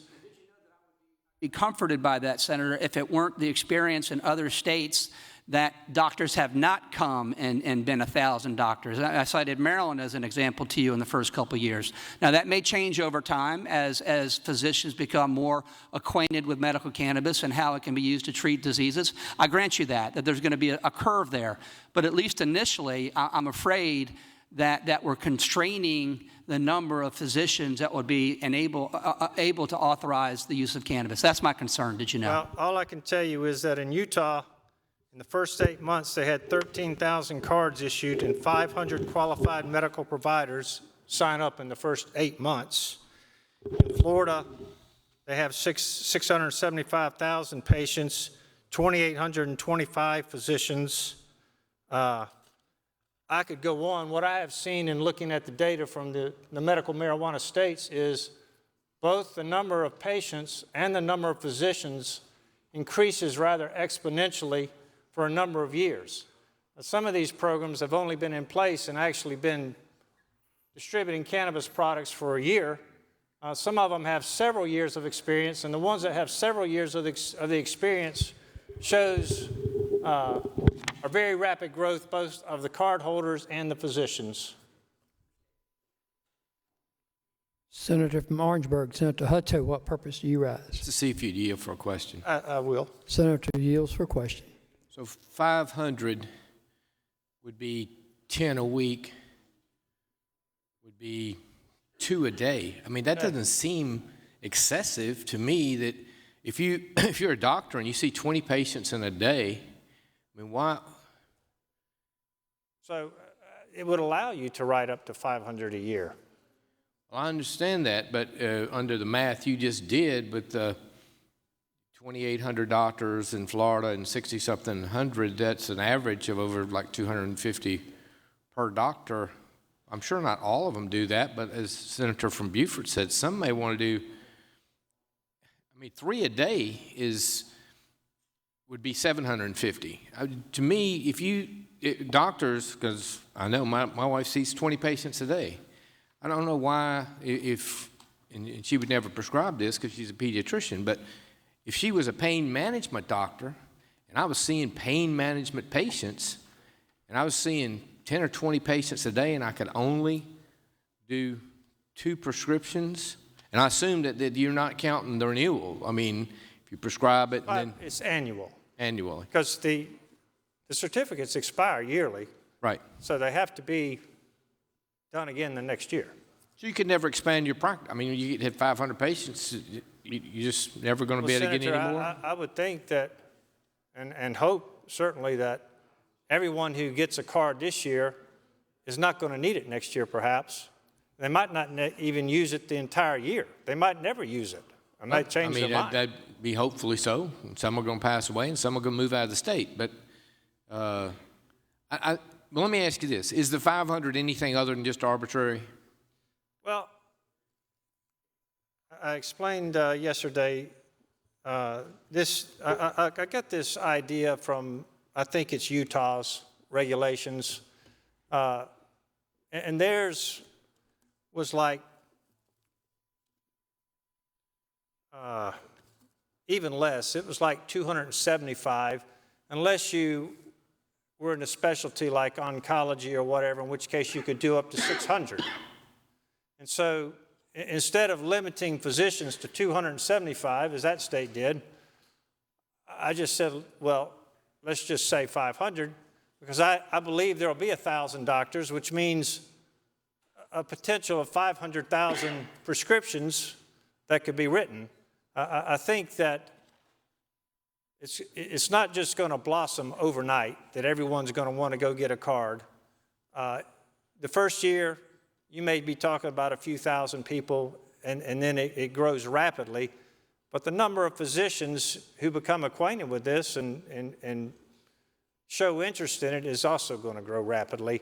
I just don't want a large percentage of the prescriptions written by a very small number of people who might allow for people to get cards under chronic pain and PTSD in a very easy manner. And if someone, Senator, says their knee hurts, I have pain. If someone says I was in a car wreck and I have PTSD, to some degrees, those are simply unknowable things. And I simply don't want a physician in the community to have the reputation that if you need a card, it's very few questions asked. Go claim this condition or that condition and try it out. Senator from Georgia. That's the best that I can explain it. Senator from Georgetown, what purpose do you rise? Just see if Senator yield for a question. Senator yield for a question. Senator yields. Thank you, Senator. I was sort of shocked by the numbers you were talking about earlier with Oklahoma, so I started looking. And did you know that Oklahoma doesn't require qualifying medical conditions to get their cards? So the 400,000 people you were concerned about didn't have to have a qualifying medical condition. And did you know, beyond that, Colorado, the height of Colorado's medical marijuana boom, they only had 128,000 people with cards. So I completely agree, Senator, with your aim. And I don't think there's anybody in here, did you know, that doesn't agree with your aim. I'm just not sure that placing an arbitrary number on a physician of how many prescriptions he can write, certifications he can write, is the right solution. I mean, have you considered maybe audits of folks that do high numbers of certificates as opposed to just placing an arbitrary number on a doctor? No, and the simple reason is, if someone comes in for chronic pain or PTSD, I think it would be pretty much impossible to say, well, you wrote this certificate fraudulently, because I think the person doesn't have PTSD. Again, we're talking about out of the, it's either 11 or 13 conditions in here, there's 2 of them that account for the majority of the ID cards in medical cannabis states, and those are the 2 conditions that are the least objective. Well, but I mean, Senator, you would agree that cancer patients, even though cancer's listed, cancer patients fall into that pain category just as much, right? I mean, cancer patients experience extreme pain, don't they? So I would think when they're talking with their physician and they talk about cancer, that would be a very objective indicator of the need for the card. It would be, right, as would nausea and the need to be able to eat, as a lot of people that are having cancer treatments can't do. But, I mean, Senator, if you place, did you know, if you place an arbitrary number on a doctor to get between the doctor and his patient in this particular situation, we may end up hurting the patients rather than hurting the people that you're actually trying to hurt. Did you know? I mean, I think what you're trying to do is stop doctors from being pill departments. You know, Senator, that I've got a book about the opioid crisis, and one of the first points it makes is that when this thing got started, and I could be incorrect about it being in West Virginia, there was one particular place where people could go and get a prescription for opioids, and before long, that business had a line around the block in the morning before it even opened. That was the place you went, because you got your prescription, and then you went to the pharmacy to get it filled. Now, I'm not trying to say that medical marijuana is opioid. But I'm telling you, that was the narrative in the book when I opened it up. You're exactly right, Senator. And I actually, literally an hour ago, got off the phone with a pain specialist that I know, is a great friend of mine. Did you know? He doesn't prescribe pills anymore as a pain specialist because of the amount of pressure that he's gotten over the years from DEA and SLED. None of his friends in the pain specialty fields prescribe pills anymore because of the pressure. They're putting these guys out of business left and right because of the opioid crisis that we're in right now. To insinuate or to come right out and say that there's going to be a medical marijuana crisis with these guys, I think that just goes a stretch too far, doesn't it? I have not done that. Okay. What I have said is, early on in the opioid crisis, the word got around in the community that this is the person you go see for this prescription, okay? Yeah. No questions asked. Go in there. I got pain. I got back pain from working in the mines, or however you want to describe it. You get the prescription. So, but don't we want to stop that, Senator? I mean, I totally agree with the sentiment. I would prefer, Senator, that they go to their family physician, if need be, their primary practice doctor, and not someone who is basically spending 8 hours a day writing prescriptions for people who come in claiming chronic pain or PTSD. I agree. I think everybody in here agrees. I don't want to speak for everybody, but again, the policy that's being espoused here supports a policy of peddling opioids. That's not a policy I don't think this body wants to embrace. You want to get away from opioids, as we all do. The way to do that is not to limit an alternative, a safer alternative. The solution is to let the safer alternative flourish. Is it not? Senator, I don't think you can, I don't know how to answer you, Senator.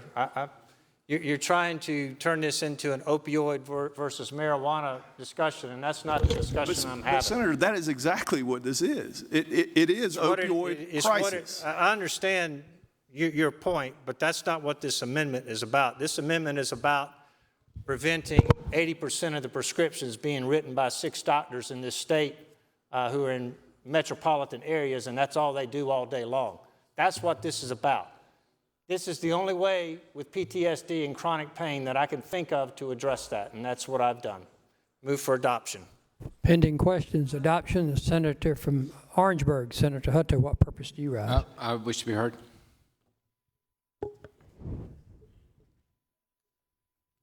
Relinquishes the floor. Holds this.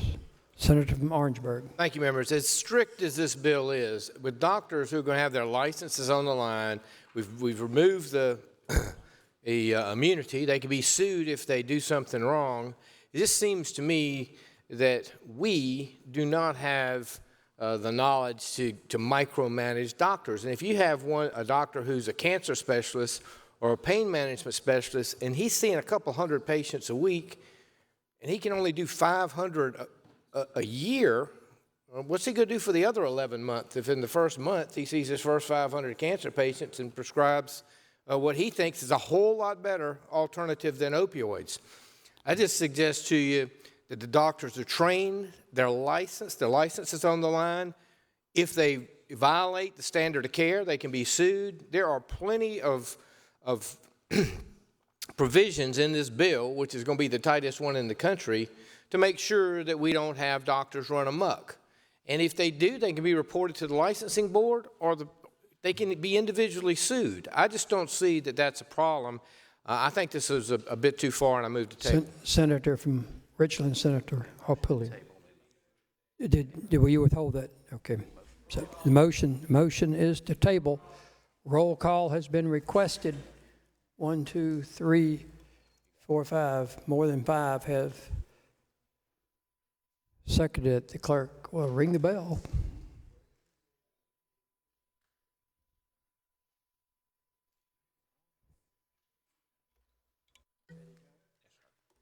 The clerk will call the roll. Mr. Adams.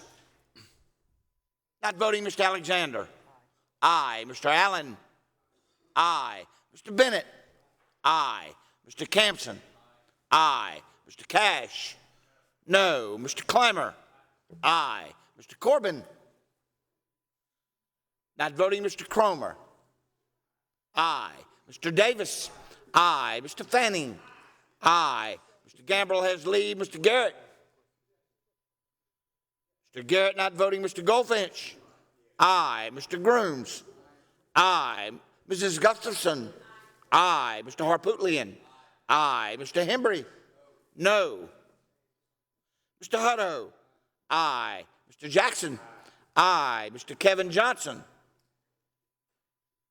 Not voting, Mr. Michael Johnson. Aye. Mr. Kimbrell. Aye. Mr. Kempson. Aye. Mr. Loftus. No. Mr. Malloy. Aye. Mr. Martin. Aye. Mr. Massey. Aye. Mrs. Matthews. Aye. Mr. McElveen. Not voting, Mr. McLeod. Aye. Mr. Peeler. No. Mr. Rankin. Aye. Mr. Rice. No. Mr. Sabb. Not voting, Mr. Scott. Votes aye. Mrs. Sin. Mrs. Sin not voting. Mr. Setzler. Aye. Mrs. Shealy. Aye. Mr. Stevens. Aye. Mr. Talley. Aye. Mr. Turner. Aye. Mr. Verdon. Aye. Mr. Williams. No. Mr. Young. Mr. Young votes aye. Have all members voted? Senator Corbin votes no. Senator Garrett votes no. Senator McElveen votes aye. Senator Sabb votes aye. Senator Adams votes aye.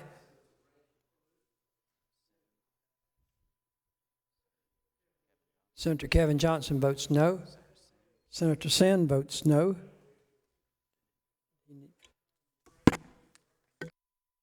Have all members voted? Have all members voted? The polls will close. The clerk will tabulate.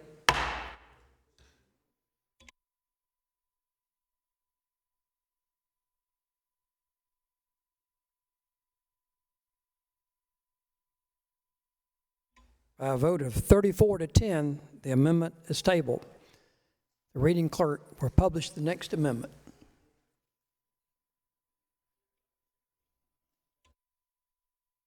Next amendment is amendment number 67 by Senator Hembry. Amends a bill by striking section 4453 2020B. Senator Morey, Senator Hembry, what purpose do you rise? To explain the amendment. You're recognized to explain the amendment. 16. 15.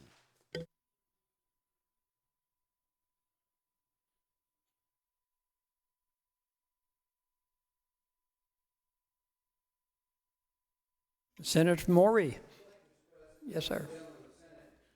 This amendment's fairly straightforward. We had a lot of discussion about the committee amendment that divided up, as you will recall, many moons, it feels like many moons ago, when we discussed how the 6% sales tax was divided. And if you'll recall, it was 3% to MUSC for some research, 2% to SLED for enforcement, 2% to, this was 2% for treatment, 3% to SLED, 85% to the general fund, and then 5% to MUSC. What this amendment does is it recalculates those amounts. It would allocate 20% to SLED for enforcement of this scheme, 60% for treatment and substance abuse addiction, and 20% to the Commission on Higher Education to provide scholarships to South Carolina residents seeking a degree in the substance abuse and mental health treatment fields. So clearly my goal here is to, number one, I don't believe that 2% is sufficient to cover SLED's involvement in this based on what their, even if we assume that their fiscal impact is high, that 2% seemed painfully low. I submit to you, we are one of the lowest states in what we spend on substance abuse treatment now. that needs to be ramped up anyway. I believe that this will add to that need. And to do that, and this is the last part, we're going to have to ramp up our capacity. We're going to have to get more people in the field of mental health and substance abuse counseling to try to shore up that effort. So with that, I'll be glad to answer any questions. Senator from Beaufort, what purpose do you rise? It's the Senator Ori would yield for some questions. I'll be happy to yield. Senator yields for questions. Senator, are you aware that this section has previously been amended and that the amount going for drug abuse prevention has been increased, the amount going to SLED has been increased? And I would agree with you. You made some good points last week about the 3% not being adequate and the 2% not being adequate. But did you know that that's been amended? What were they amended to? I'd ask the author of that amendment. I think it was Senator from Anderson. Senator from Anderson, what purpose do you rise? It was amended to ask a question. I'll yield for a question. Yeah, yield for a question. Did you know it was amended to take the substance abuse from 2% to 10%, to take SLED from 3% to 5%, and to decrease the general fund from 85% to 75% accordingly? Yes, I'm now aware of that. Thank you. Move adoption. Pending questions, adoption. Senator from Beaufort, what purpose do you rise? Move to table the amendment. Motion is to table the amendment. All those in favor say aye. Aye. Opposed, no. The ayes have it. The amendment is tabled. Reading clerk will publish the next amendment. Amendment number 68 by Senator Cashman. The bill strike section 4453, 2350, subsection A, item 3, and item 4C. Senator from Anderson, what purpose do you rise? Explain the amendment. You're recognized to explain the amendment.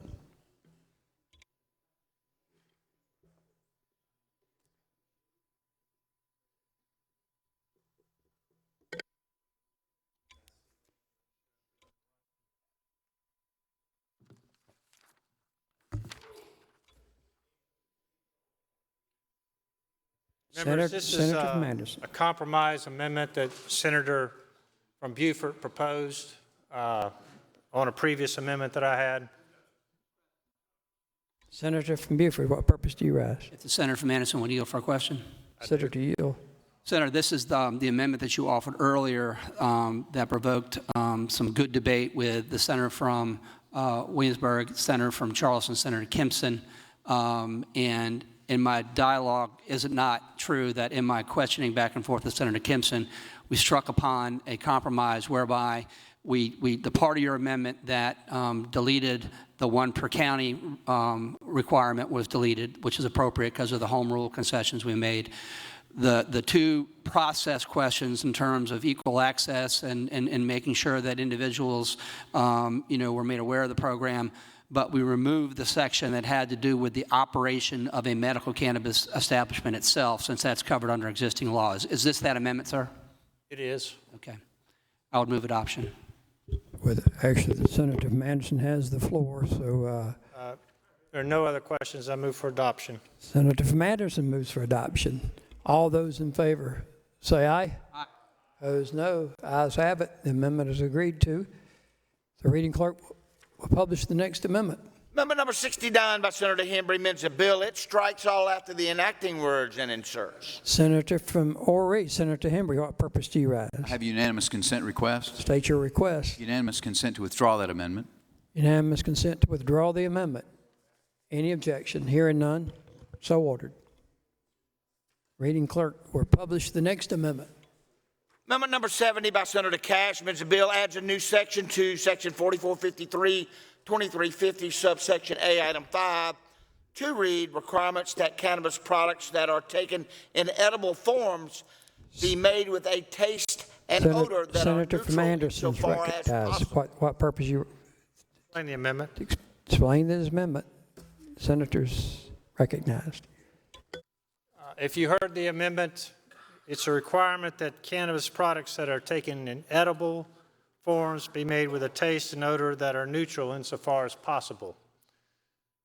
This goes along with what the Senator from Charleston is trying to prevent, which is edibles that taste good, and if a child gets hold of one, hopefully, they bite into it and it doesn't interest them. But if it tastes like cherries or whatever the flavor may be that appeals to them, then we might have a different outcome at that point.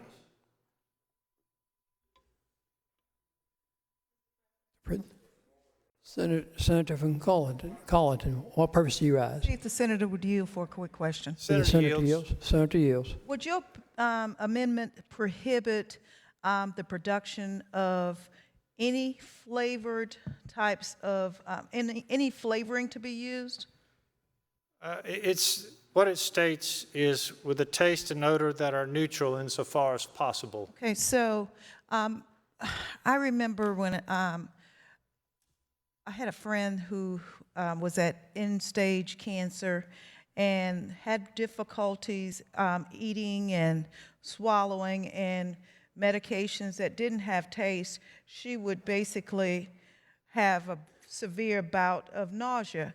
So are you saying that for an odorless, so one of the things that she was able to ingest was ginger because it helped calm things that had a flavoring like that.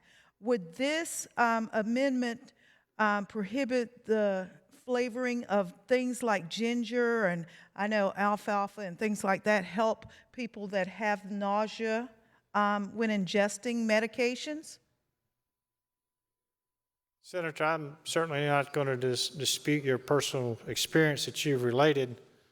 I'll simply say, that the amendment stands as it's written for the reasons that have been discussed on the floor already.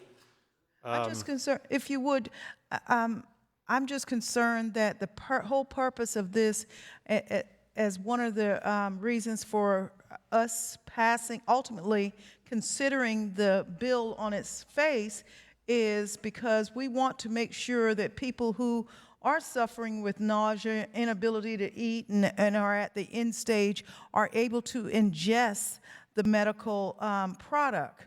So if we remove medically initiated flavorings or whatever that would relate to a person being able to ingest it, aren't we being counterproductive? I think, Senator, taking your point into consideration that has to be balanced with the other safety considerations that have been mentioned, and this is the balance I tried to strike. I'm not saying it has to taste bad like castor oil. But you said no taste at all, right? Insofar as possible that it just be neutral, Senator, that this would be viewed, if you're going to eat this, this is viewed as medicine. I think it's why we say we'd prefer this not be sold as in brownies and gum and things that resemble. Senator, I totally understand where you're coming from, as well as I believe the senator from Charleston. She was specifically referring to things that would entice young children, and I get that. I want to help you out here, but I just feel that I'm concerned that this would be so restrictive, so as to basically say that if you have a problem with ingesting cod liver oil tasting gummy bears, then you're out. Just tough. So I'm just trying to help you out. Are you willing to say that if it's something other than that is not specifically catered to children, like bubble gum or things like that? Because I understand we want to protect children, but we have to make sure that people are able to ingest the product. Senator, I'm amenable to that. I'm trying to prevent cherry flavors and things of that nature. I'm not sure we're allowed to amend anything at this point in time. You can try. Well, I'm not sure how you would try. Thank you. Senator from Lexington, Senator Shealy, what purpose do you want? To see if the senator from Anderson would yield for just maybe 2 brief questions. Senator yields. Senator yields. For questions. Senator, did you know that I've had to have x-rays before. You probably didn't know that, but did you know that? And did you know that sometimes they make you drink this stuff that has no taste? Well, they used to make you drink this stuff. Tastes like chalk. Had no taste. And it would actually make you nauseated. Did you know that? So they changed this stuff that tastes like chalk. Did you know that? And sometimes now you can get it in cherry flavor or banana flavor or something you can actually drink. But they did that so you could drink it. So did you know, I think that if you give somebody medicine that they can't drink or they can't take, and they're dying with cancer, like did you know, I think that's kind of what the senator from Colleton was referring to. They probably wouldn't be able to ingest it, and I think that that would be very unpalatable, and it probably wouldn't do them any good if they're going to throw it back up. So did you know, I think that this amendment is really, we're already making it where it's not attractive to children. It's not going to look like animals or toys or creatures or whatever. And it's not going to look like gummy bears, and it's not going to be in an edible or a bakery form. So why do we want it to make it terrible tasting for even adults? Because I hope I never have to have it, did you know? But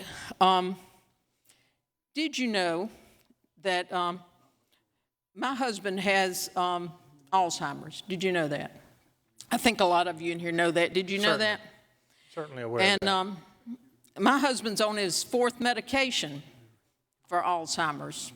He's tried Airset. That didn't work. That made him sick. Then he tried the patches.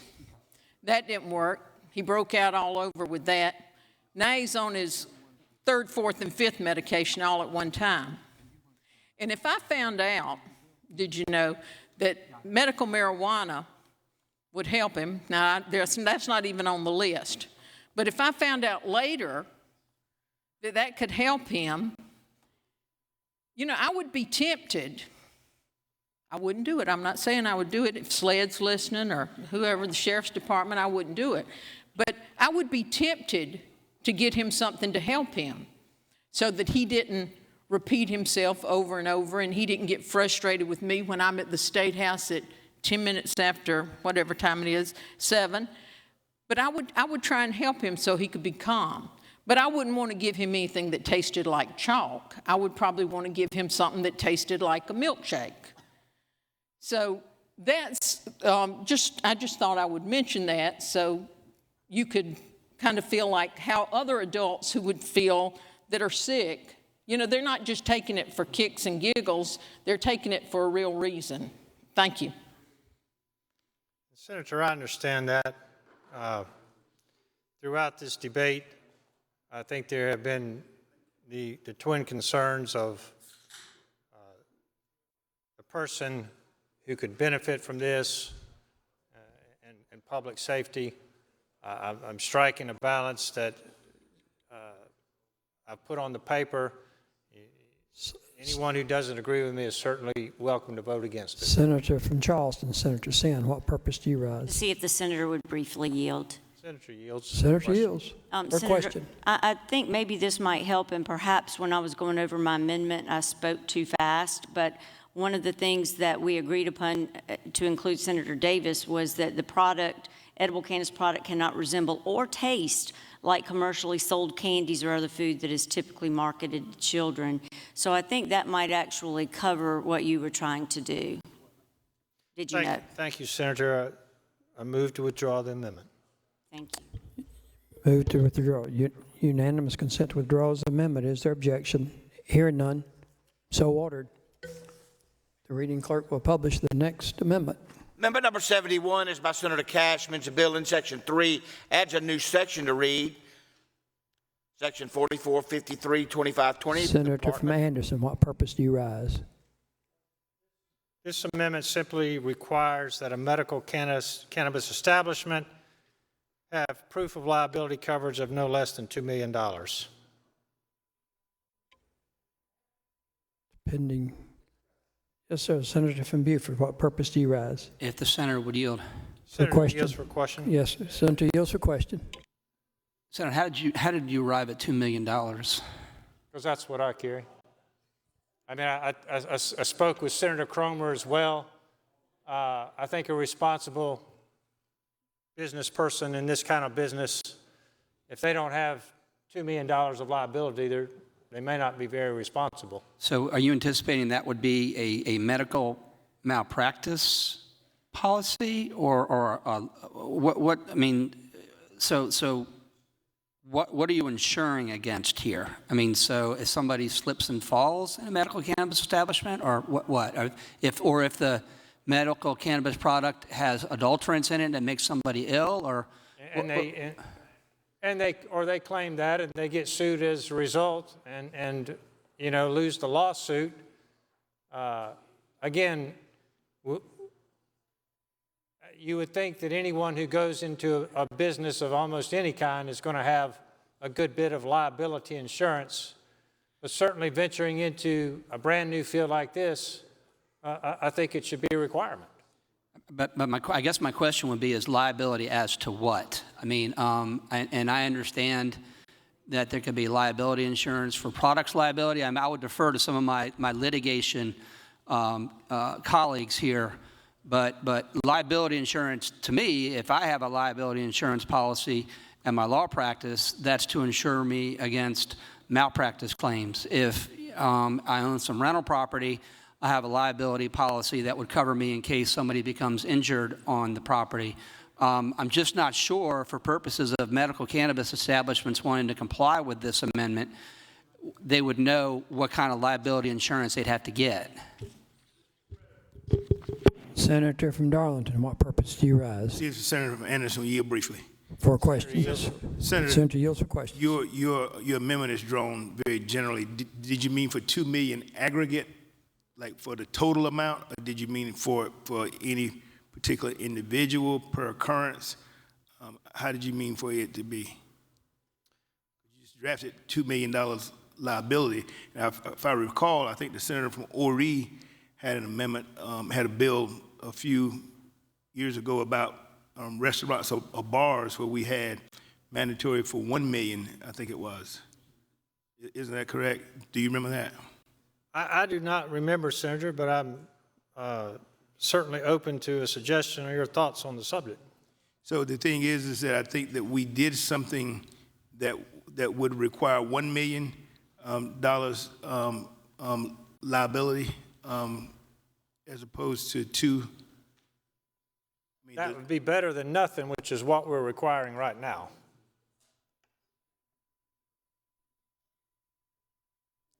Keep talking for a second. Let me talk to Senator from McCormick, what purpose do you rise, sir? Senator Yield. Senator yields for a question. Yields for a question, sure. You and I have talked about this previously. Do you recall where we talked about the need for potentially liability, general liability to start with? Similar to what you were talking about in your rental situations, you want general liability to cover you. Is that true? Correct. All right. And then you wanted $2 million coverage to kind of cover the aggregate of all types of medical negligence or any type of negligence, a general aggregate per each of these establishments. Is that correct? I believe so. All right. And what the Food and Drug and Safety Program would be a products liability case. You would want them to have liability insurance in case there was a product that had adulterated whatever, and somebody ate it and died, right? You want to make sure Senator, that those people... I realize I cannot ask you questions, but I'm thinking of something like what I would call an umbrella policy, a $2 million umbrella policy that insures this business if they get sued because of the bad product or whatever it might be, somebody slips and falls in the store, they need to have insurance. You want those people that go into these establishments, you want them to be protected and be able to bring an action in the event they prove And again, there's no necessary proof. They have to prove it in order to be able to claim it. But if a person gets injured as a result of anything that establishment does, then you want to make sure that there's a sufficient amount of insurance to take care of those people from that negligence. That's correct. And so you're asking for $2 million in each of these establishments? That's correct. Senator from Beaufort, what purpose do you rise? For purposes of unanimous consent request. State your request. Unanimous consent request that the amendment on the desk, that the amount of liability coverage, which states $2 million, be made $1 million so that it conforms with dram shop liability law. You've heard the unanimous consent request. Is there objection to the request? Here, objection is heard.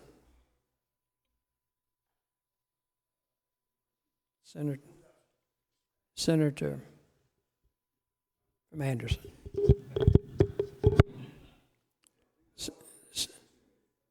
Senator from Edgefield, what purpose do you rise? Mr. President, yes, sir. I ask unanimous consent that the Senate recede for 20 minutes. Is there objection to the unanimous consent request that we recede for 20 minutes? Here, That was me. with the senator from Anderson holding the floor. Yeah, with this. State your inquiry. How many bills, how many amendments are left on the desk? 12 amendments. Huh? 12 amendments are left on the desk. Without objection, stand in recess 20 minutes.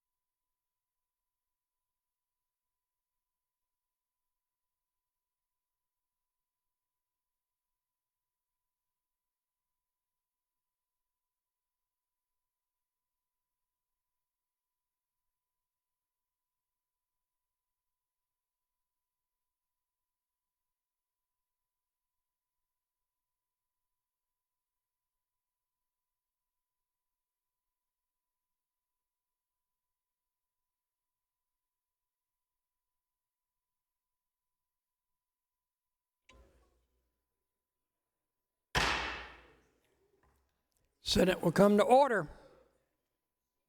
I'm sorry. Senator from Anderson retains the floor on amendment number 74. 71. Correction, amendment 71. The senator from Beaufort, what purpose do you rise? To make a unanimous consent request. State your request. Unanimous consent request that the pending amendment number 71 that Senator from Anderson is now talking on, where it says the department shall require annually from a medical cannabis establishment proof of liability coverage no less than $2 million. Unanimous consent request to change the language of that amendment to $1 million. Unanimous consent to change that to $1 million. Is there objection? Hear none, so ordered. Move adoption. Senator from Anderson has the floor, moves for President, I move adoption. adoption of the amendment. Those in favor say aye. Aye. Opposed, no. Ayes have it. The amendment is agreed to. The reading clerk will publish the next amendment. Amendment number 72 is by Senator Cash. It amends a bill. It strikes section 4453, 2090, subsection A, item Senator 5A. from Anderson, what purpose do you rise? Explain the amendment. Recognized to explain your amendment. Basically, what this amendment does is it will require 3 hours of continuing education on medical cannabis on a yearly basis. And it will require that for the physician, the pharmacist, and any pharmacy employees who assist in the preparation or dispensing of cannabis products who interact with qualifying patients or designated caregivers. Senator from Beaufort, what purpose do you rise? If the senator would yield for some questions. Senator yields. Senator yields for questions. Senator, this particular amendment is, I think, meant to address some representations I made to the body earlier in this debate, thinking that the CME requirements were annual. I represented to the body that they were. I was mistaken in that regard. And is it not true that this particular amendment would make my words true? That's correct, Senator. Adoption.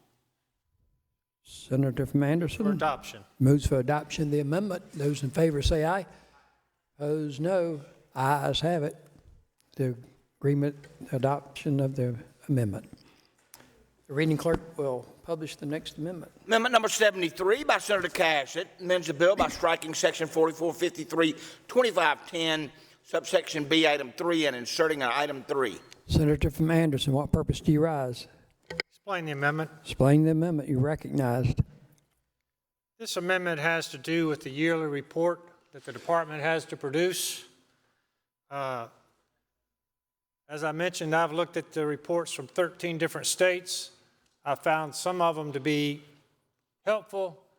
Unfortunately, I found a number of them to be very unhelpful, uninformative. So I'm seeking some specific information here. Number 3, designates a breakdown of qualifying patients by age groups, and also the nature of the debilitating conditions. And if you've got it up before you, you can read what it is I'm seeking in a report, so we are informed on a yearly basis. Senator from Beaufort, what purpose do you rise? If the senator would yield for some questions.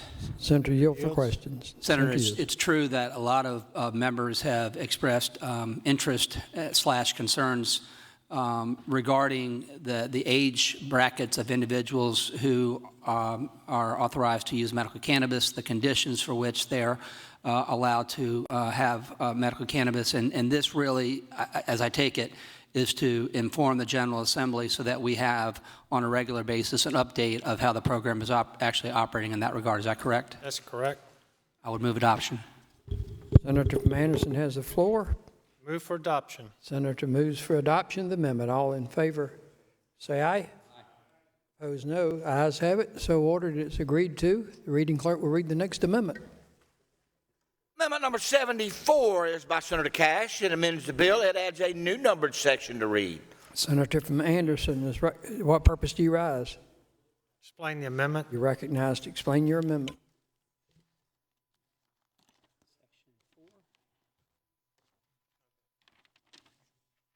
Senator from Anderson. This amendment is adding the senator from Oree's academic medical research investigational project in as an addition to the bill. It's not striking the bill, it's adding it to the bill so that, in fact, if this bill is passed, there will be both the medical cannabis path, but we're also, as Senator from Oree stated, giving what's needed to the, say, MUSC and USC to conduct scientific research, which,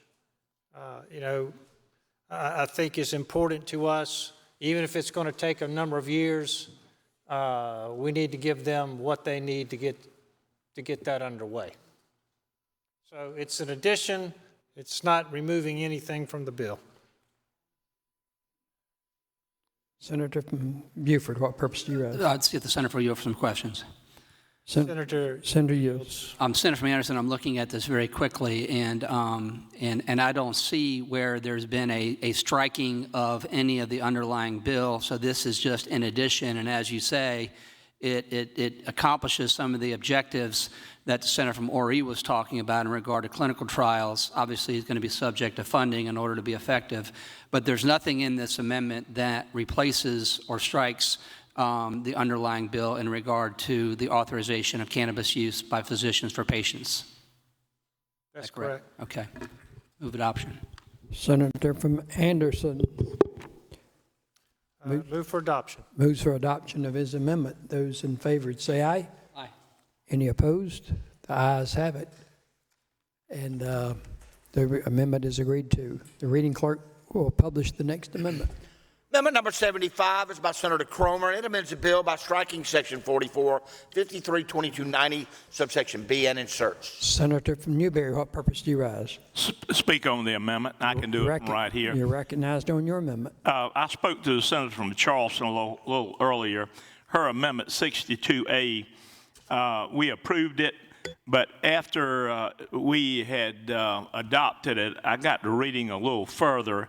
And what it does is just says that for physicians, when they may not be sued, and then it says, but it shall not be construed to prevent a physician from being penalized or sued for violating the standard of care, including certifying a person for medical cannabis products who does not have a debilitating medical condition. Unfortunately, that same sentence was copied under pharmacists. It said, pharmacists may not be sued for malpractice solely as a result of dispensing a qualifying patient's medical cannabis products in accordance with this article.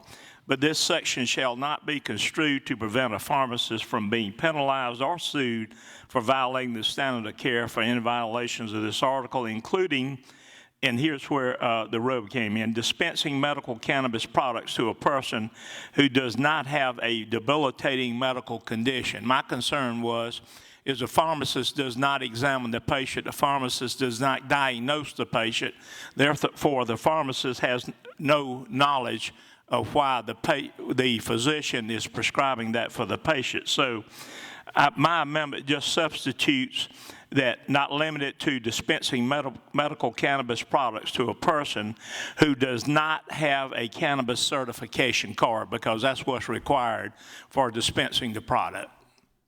And I would move adoption. Pending question is the adoption of the amendment. Senator from Williamsburg, what purpose do you rise? See if Senator would answer a question or two. Senator yields for a question. And Senator, I apologize. I decided that I would eat an extra bag of chips. And so I was in the other room and missed some of what you said.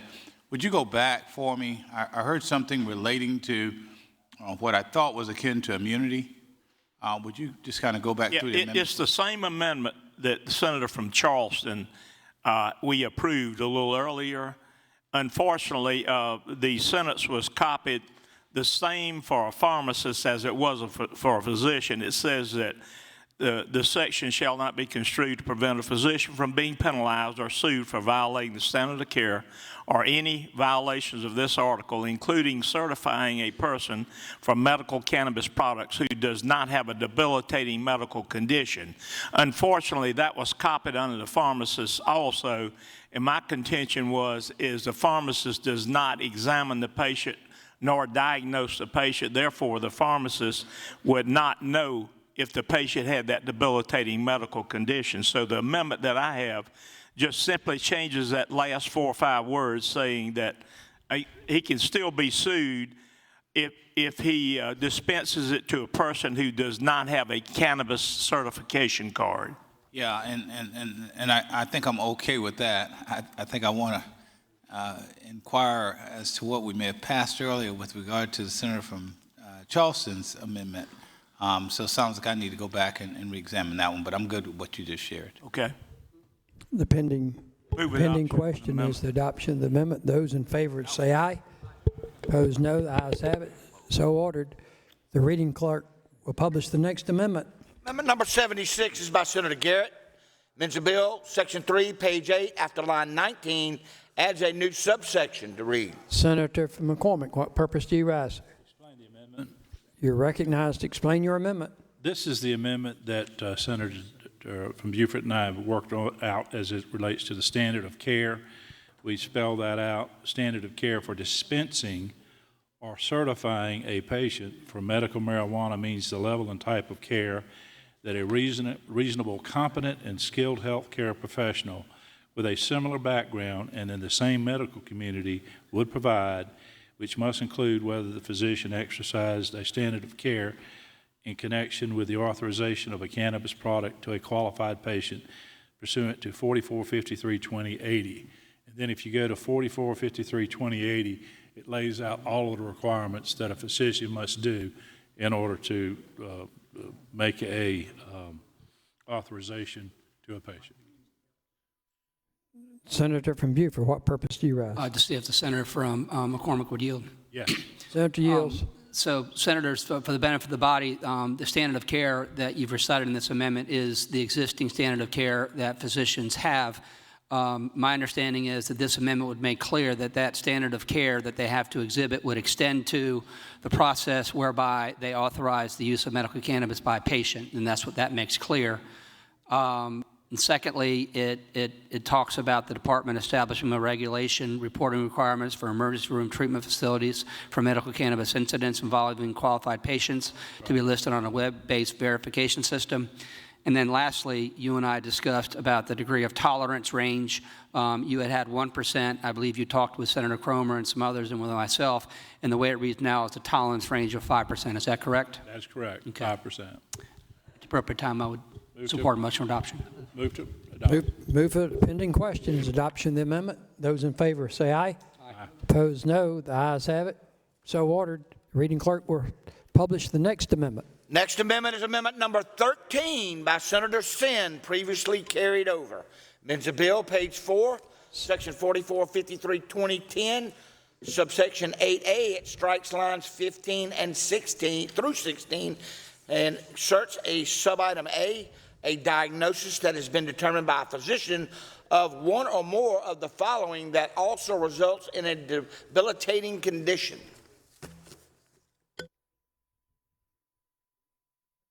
Senator from Beaufort, what purpose do you raise? President, I'm waiting for it to populate on my screen. Right. We'll stand at ease momentarily.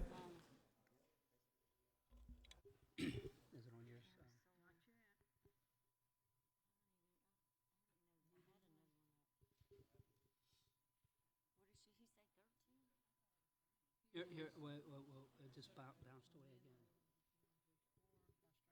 Why does mine bounce away?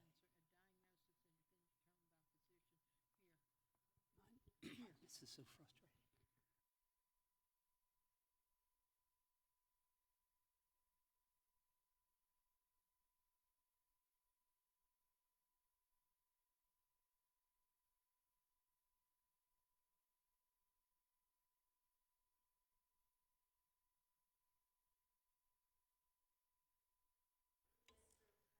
Senator from Charleston, Senator Sen, what purpose do you rise? This has been taken care of in another amendment, so I would move to withdraw. Unanimous consent to withdraw. Any objection? Hearing none, so ordered. Reading clerk will publish the next amendment. Next amendment is amendment number 15 by Senator Sin, previously carried over. It's on page 44, section 44532390, subsection A, item 4, by striking lines 17 and 18 and inserting an item 4, no more than 2 dispensaries in any single county. And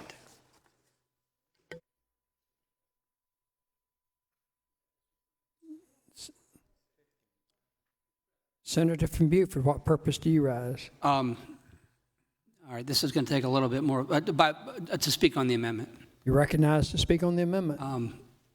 Mr. President, this particular amendment offered by Senator Sen would restrict the number of dispensaries, and I guess that would be conforming to medical cannabis therapeutics, to only 2 of those in any single county. She and I had discussed prior to that 3 dispensaries. And I don't know if that falls within the realm of a technical amendment, but I think the intent would be to have it read 3 dispensaries. And so I guess I'll try this. Unanimous consent request that the language of Senator Sen's amendment, which currently reads no more than 2 dispensaries in any single county, be amended to read no more than 3 dispensaries in any single county. Senator from Darlington, what purpose do you rise? Object. See if the senator would yield. Senator yields. Senator, this is a was this one of the amendments that we had that we brought in under the deadline? This particular amendment that we're on right now was in under the deadline. What Senator Sen and I discovered subsequent to the deadline was that a subsequent amendment that we had discussed that provided for 3 had not been placed on the desk. And so it's my effort right now to try to get to where we thought we were going to go. Sure. So let me play advocate for a second. So I'm against medical marijuana dispensaries. Okay, just imagine for a second. And so if we limit it for this free capitalist society that we live in, and we decide that we want to put 2 dispensaries up, who gets a chance to choose 3 dispensaries up? Who gets a chance to choose those dispensaries? It would be the first come, first serve? No, there's an application process set forth in the bill where applicants, pharmacists, would submit applications, and there's various criteria that would be used, I assume, on some merit-based system to assign those licenses. But this would sort of circumscribe the authority that the department had in developing those application regs to say that irrespective of merit or irrespective of who applied, that in no event could you have, well, this read more than 2 dispensaries in the single county, which I expressed to the senator from Charleston I had a problem with. We then discussed it being 3 dispensaries, and we were going to put that amendment on the desk, and just in the crush of doing things here, it wasn't done by the deadline. So, Mr. President. Senator from Darlington. Now, we stand at ease for 45 seconds. Stand at ease. Is there objection? 45 seconds to a minute.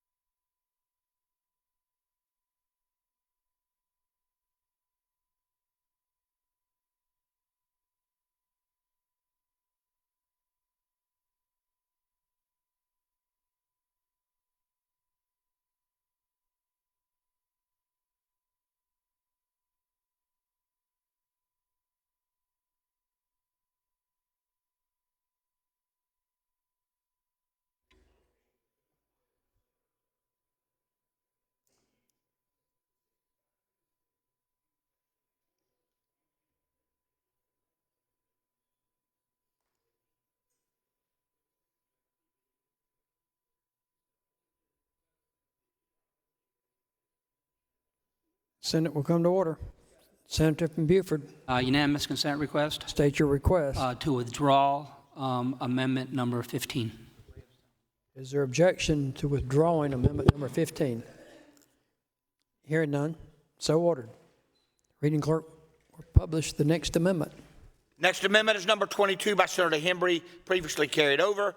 Amends the bill on page 5. It strikes lines 14 through 17 and inserts. Senator Morey, Senator Hembry, what purpose do you rise? Mr. President, to explain the amendment. You recognize to explain the amendment. We've talked about this a couple of times now. This is, like I say, for lack of a better way to describe it, my anti-corruption amendment that would prohibit members of the General Assembly from making money off of the marijuana business. We have conformed the ending date during one of the previous iterations when it came up before by unanimous consent. We conformed it to match up with the sunset provision that I think Senator Cash offered. If there are no questions, move adoption.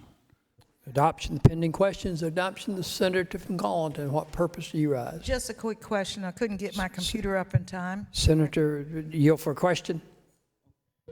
Yes, absolutely. Senator yields. Senator, I seem to remember last night when you explained this amendment that it referred to members of the General Assembly and their immediate, was this amendment limited to their immediate family? Yes, it's their family members as defined in the Ethics Act. It makes a reference back to that. So it's the same universe of family members, your children, brothers and sisters, spouses, and parents, I believe. Is there any reference in this amendment to any ethics statements that must be made by a senator?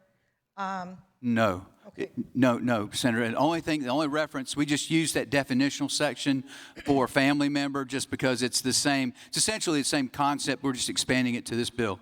Thank you. Thank you. Pending question is the adoption of the amendment. Those in favor say aye. Aye.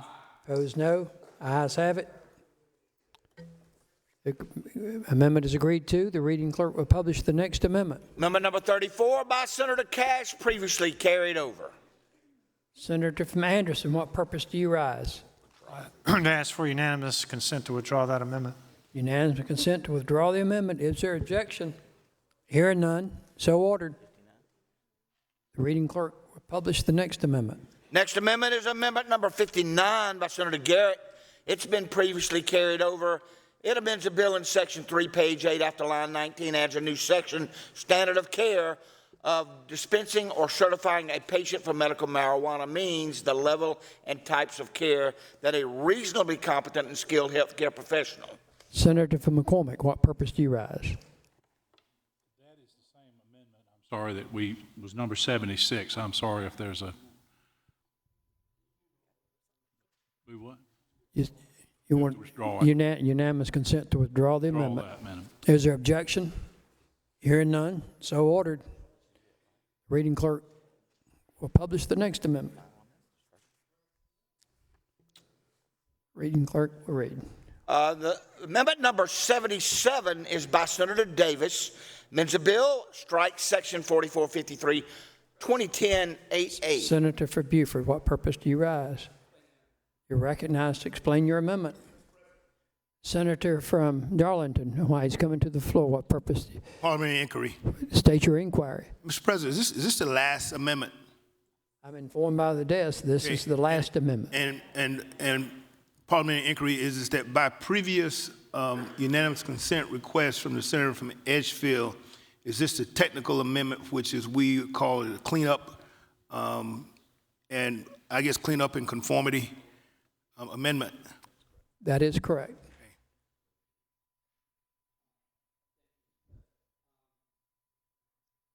Senator from I speak Beaufort. better if I have a pen in my hand. When the senator takes the podium, I'll see if the senator will yield. Okay. Senator from Beaufort is recognized. Does Senator yield? Senator from Beaufort, would you yield for a question, please? Senator yields. Senator yields. Senator, I think that we all can speak with admiration as to how you have worked this thing tirelessly. And your knowledge of this subject matter is probably as good as we've seen here in the Senate in a period of time. What you have before us now is what we call a technical amendment. And so you have been through this entire process and you have made the technical changes that needed to be made, correct? I have. And that's what you're submitting to us now is just the things that needed to be fixed that were inconsistent or whatever, that are just technical changes, right? And also some nomenclature that the senator from Ori noticed last Thursday when sometimes it said should when it should have been shall. Sometimes it said may when it should have been must. It was a little unclear in regard to you can't give cannabis to another person. So I've attempted to clean up those things as well. I made a list of all the things that the senator from Ori rightly noted last Thursday. And as amendments were adopted, I went through and deleted it from my master list so it only catches those that I felt were properly raised by the senator from Ori last Thursday but have not yet been adopted. And none of them are substantive in nature. They're all, I would call, technical in nature. Okay. And what you're representing to us, because it's a very comprehensive bill now with all of the changes with the conforming language, is that the changes that the Senate has allowed you to end up making on a technical basis through the senator from Edgefield's motion that you're representing to the body, that these are technical and not substantive changes? All of these are cleanup on definitions. They are using the declarative word shall instead of may, must instead of should. In instances where, quite frankly, the senator from Ori was right, that it shouldn't be discretionary. For example, as you'll recall, one of the points he made was that a registry card had to have an individual's photograph if required by regulation. Well, I think we all agree the picture ought to be on there. So I took off if required by regulation. So it's in the nature of those sorts of things, Senator from Darlington. And so in the basis of this, now for the purposes of those of us that have been witnessing your work, is that we get a chance to pass this technical cleanup amendment. We get overnight, and if there is something that we take a glance at and have a question about, we're able to end up talking to you about it tomorrow. And fixing it on third, too, if in fact what I'm representing is not correct. That's true. Thank you. I'm happy to answer questions, or I'm happy to move adoption, whatever the pleasure of the body is. Move adoption. The pending question is the adoption of the amendment. All those in favor say aye. Opposed, no. Ayes have it. The amendment is agreed to. Senator from Darlington, what purpose do you rise? Are there any amendments on the desk? There are no further amendments. I was going to move second reading of the bill unless somebody wanted to. The question is, Senator from Dorchester, what purpose do you rise? I'd like to be heard. Senator from Dorchester is recognized.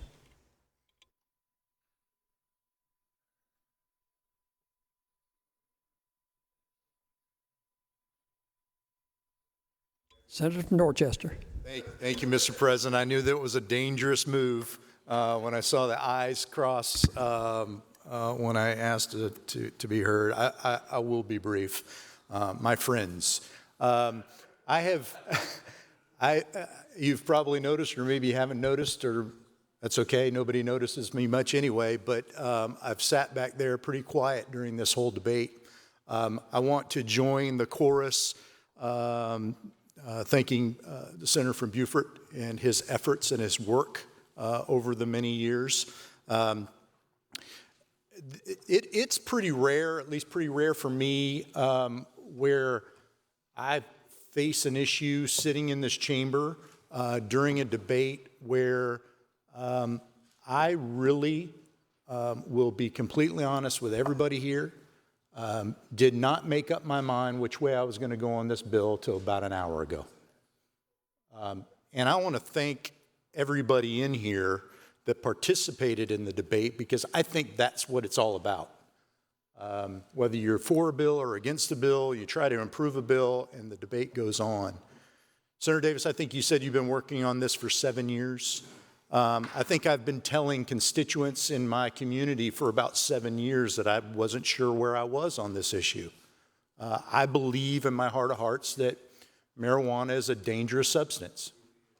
I think we all believe to a certain degree that it's a dangerous substance, or else we wouldn't have spent all the time that we've spent trying to to fashion a piece of legislation that is going to be workable. And to be honest with you, I don't know that we have. I think it is to Senator Davis's credit and probably to the detriment because he's tried to include everybody and make this thing something that we all can agree upon or coalesce around, probably creates a problem with the legislation down the road that we don't even really realize yet.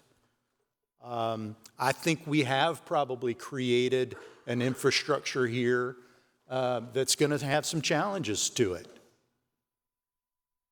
I think we're going to spend the next couple of years assuming, now, let's be honest, it's still got a long way to go. It's got to go across the hall. They've got to do whatever they're going to do. They send it back to us and we pass something, then it's going to go to the governor and all these issues. So we've got a long way to go. But let's assume that it goes like we say it is. I think we're going to come back here over the next number of years and revisit a lot of challenges that we just don't know about. And that's okay. I don't think that's necessarily a problem, but I think it's something that we all should accept and understand. Is it in a perfect bill? I think the public is going to be a little bit surprised what's in it and what's not in it, what they can do, what they can't do. I'm going to end up supporting this bill. And as I said, I didn't know that I was going to do that until about an hour ago. But I wanted to take the opportunity to, again, thank everybody that was engaged. I was engaged. I wasn't not listening. I was listening to the debate. I wasn't engaged in the debate because I really didn't have to. But I appreciated all the information that came through. So, one, I wanted to stand up and thank you all. And one, I wanted to let my constituents know that what I've been telling you over the last 7 years was the truth. I didn't know where I was, and I had to get the information. And a lot of my constituents are going to be disappointed with that. A lot of them are going to appreciate that, I think. But that's what it's like being here, right? So I'm going to support the bill. Thank you, Senator Davis. I think we're going to be dealing with this again. This isn't the last time. We're going to have to be dealing with issues that pop up and problems that pop up. I hope, I pray that one of the biggest things that we were able to do here, I pray that we are able to curb this opioid problem. I pray that cannabis, medical cannabis, will help us do that. Folks, we've got in this state thousands of people that are dealing with a substance abuse problem with opioids that we can never understand. Some of us can understand it because they have family members that went through it. Others will never understand it. This entire nation has that problem. I hope and pray that this is part of the solution. If it's not, we gave it a shot. But I hope that some people get some help and the help that they need. And I hope we haven't created something that we're going to look back on as a Frankenstein's monster and have to fix. But I'm ready to do that if we have to. So thank you very much to all my colleagues for what you did today. Senator from Newberry, what purpose do you raise? Mr. President, I also like to be heard briefly, but I can do it from my desk. I just have a couple of statements to make. Senator from Newberry is recognized. I can echo the sentiments of the senator from Dorchester. I have been telling my law enforcement people and the people who were in favor of medical marijuana, I said this is one of the few bills, just like the senator from Dorchester, that I have been on the fence. I couldn't decide which way to go for the last gosh knows how long now, but after I've sat here and listened to all the amendments, and there were a lot of good amendments that were put up, and I think now we have one of the most restrictive medical marijuana bills. Would you agree, Senator from Beaufort, in the state of the whole United States? And if you heard me the other night, I was talking with the senator from Myrtle Beach. Just wanted to let you know that when I vote tonight, I am not shirking my responsibilities because the bill has been changed so drastically, and now it's basically a pharmacy dispensary situation. I will continue what I normally do, and that will be abstain. But I wanted to let you know I'm not doing it so I can comply with his amendment where I can later open up one of those dispensaries, but I'm doing it for another reason. But thank you. Senate so notified. Second, Senator from Spartanburg, Senator Martin, what purpose do you rise? I'd like to ask unanimous consent request. State your request. With the permission from the senator from Dorchester to have his words placed in the journal. Without objection. The pending question is Senator from Anderson, Senator Cash, what purpose do you rise? Wish to be heard briefly. You're recognized. I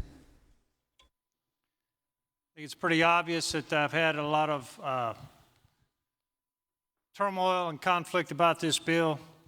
I've told people the same thing that these other two senators have for over a year.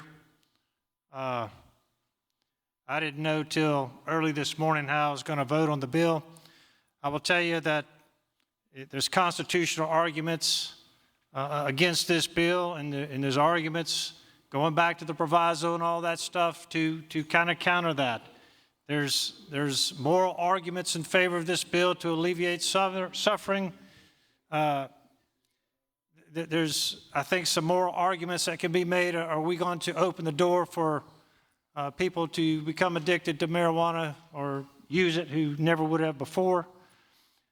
I'll tell you, I do believe the abstract is one thing I come back to and I touch on time and again.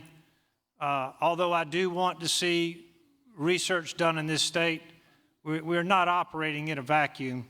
There's this study that's put out there by the National Academy of Sciences, and there's conclusive evidence that it helps certain conditions, substantial evidence, limited evidence. Senator Davis could probably point you to additional studies in addition to that. I will say this, in the political sphere, you know, we've had these polls that show, even in my district, that people seem to want access to medical marijuana. And I've heard the argument about this is a slippery slope, and I do certainly have concerns about where this is going to head, which is, as the Senator from Beaufort could tell you, is why I was pretty insistent on a sunset provision, because I want something in there that if there are unintended consequences, the leverage to address those unintended consequences exists by the fact that there is a sunset provision in this bill at the end of the next legislative cycle, 2028.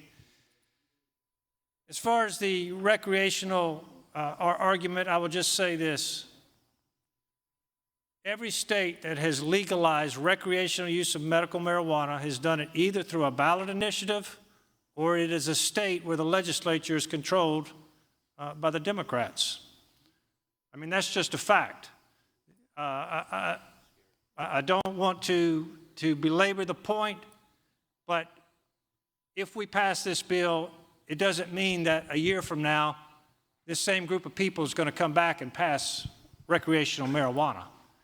And you cannot have a ballot initiative to make marijuana recreationally legal in this state.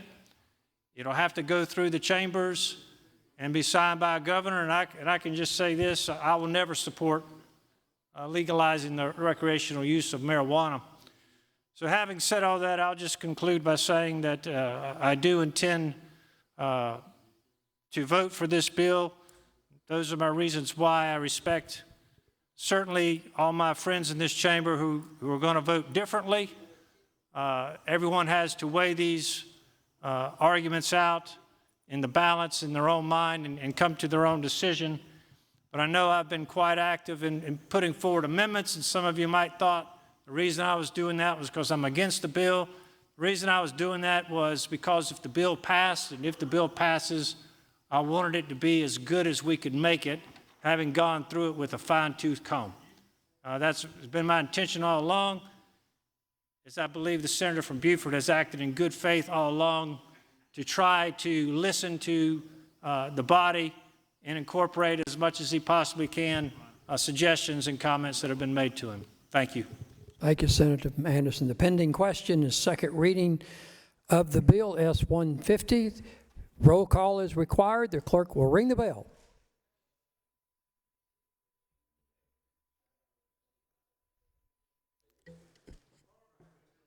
The clerk will call the roll. Mr. Adams. Mr. Adams not voting. Mr. Alexander? No. Mr. Allen? Aye. Mr. Bennett? Aye. Mr. Campson? No. Mr. Cash? Aye. Mr. Clymer? Not voting. Mr. Corbin? No. Mr. Cromer? Abstains. Mr. Davis? Aye. Mr. Fanning? Aye. Mr. Gambrell has leave. Mr. Garrett? No. Mr. Goldfinch? Aye. Mr. Grooms? Aye. Mrs. Gustafson? Aye. Mr. Harpootlian? Aye. Mr. Hembry? No. Mr. Hutto? Aye. Mr. Jackson? Aye. Mr. Kevin Johnson? No. Mr. Michael Johnson?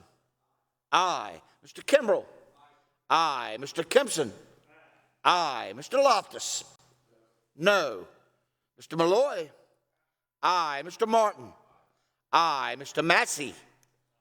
Aye. Mrs. Matthews? Aye. Mr. McElveen? No. Mr. McLeod? Aye. Mr. Peeler? No. Mr. Rankin?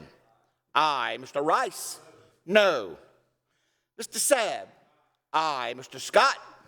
No. Mrs. Sin? No. Mr. Setchler? No. Mrs. Shealy? Aye. Mr. Stevens? Aye. Mr. Talley? Aye. Mr. Turner? Aye. Mr. Verdon? Aye. Mr. Williams? No. Mr. Young? No. Have all senators voted? Have all senators voted? Senator from York, Senator Clymer votes aye. Senator Adams votes aye. Are there other senators that need to vote? Are there other senators? Anyone else? Anyone else? The polls are closed. The clerk will tabulate.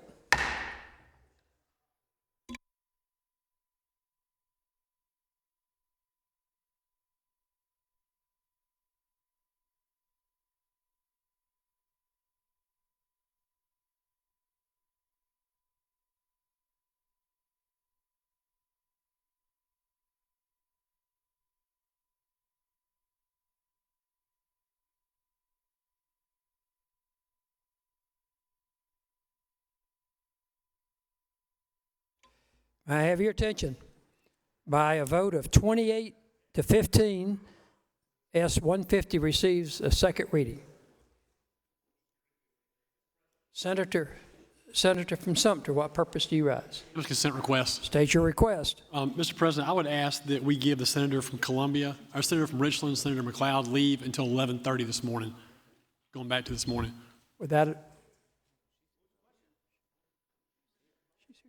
I asked for leave up to 11:30 a.m. Up until 11:30 for the first 30 minutes. Is there objection? Hearing none. Mr. President. Senator from Sumter. Unanimous consent request. State your request. Mr. President, I would just ask that on the next available date that we adjourn in memory of Mr. Raymond Richard Hainsworth. He was a beloved bailiff in Sumter County at our courthouse, a member of our sheriff's office for years, lost his life suddenly last week. So I would just ask that we adjourn in memory on the next available day. Without objection, so ordered. Senator from Spartanburg, Senator Martin, what purpose do you rise? Parliamentary inquiry. State your inquiry. We're now on statewide third reading bills, correct? We're still in between order. We're still between orders. Okay. Thank you. Senator from Greenville, Senator Corbin, what's? Unanimous consent request. State your request. That the last word spoken from the desk from Senator Cromer be put in the journal. Without objection. Senator from Edgefield, what purpose do you rise?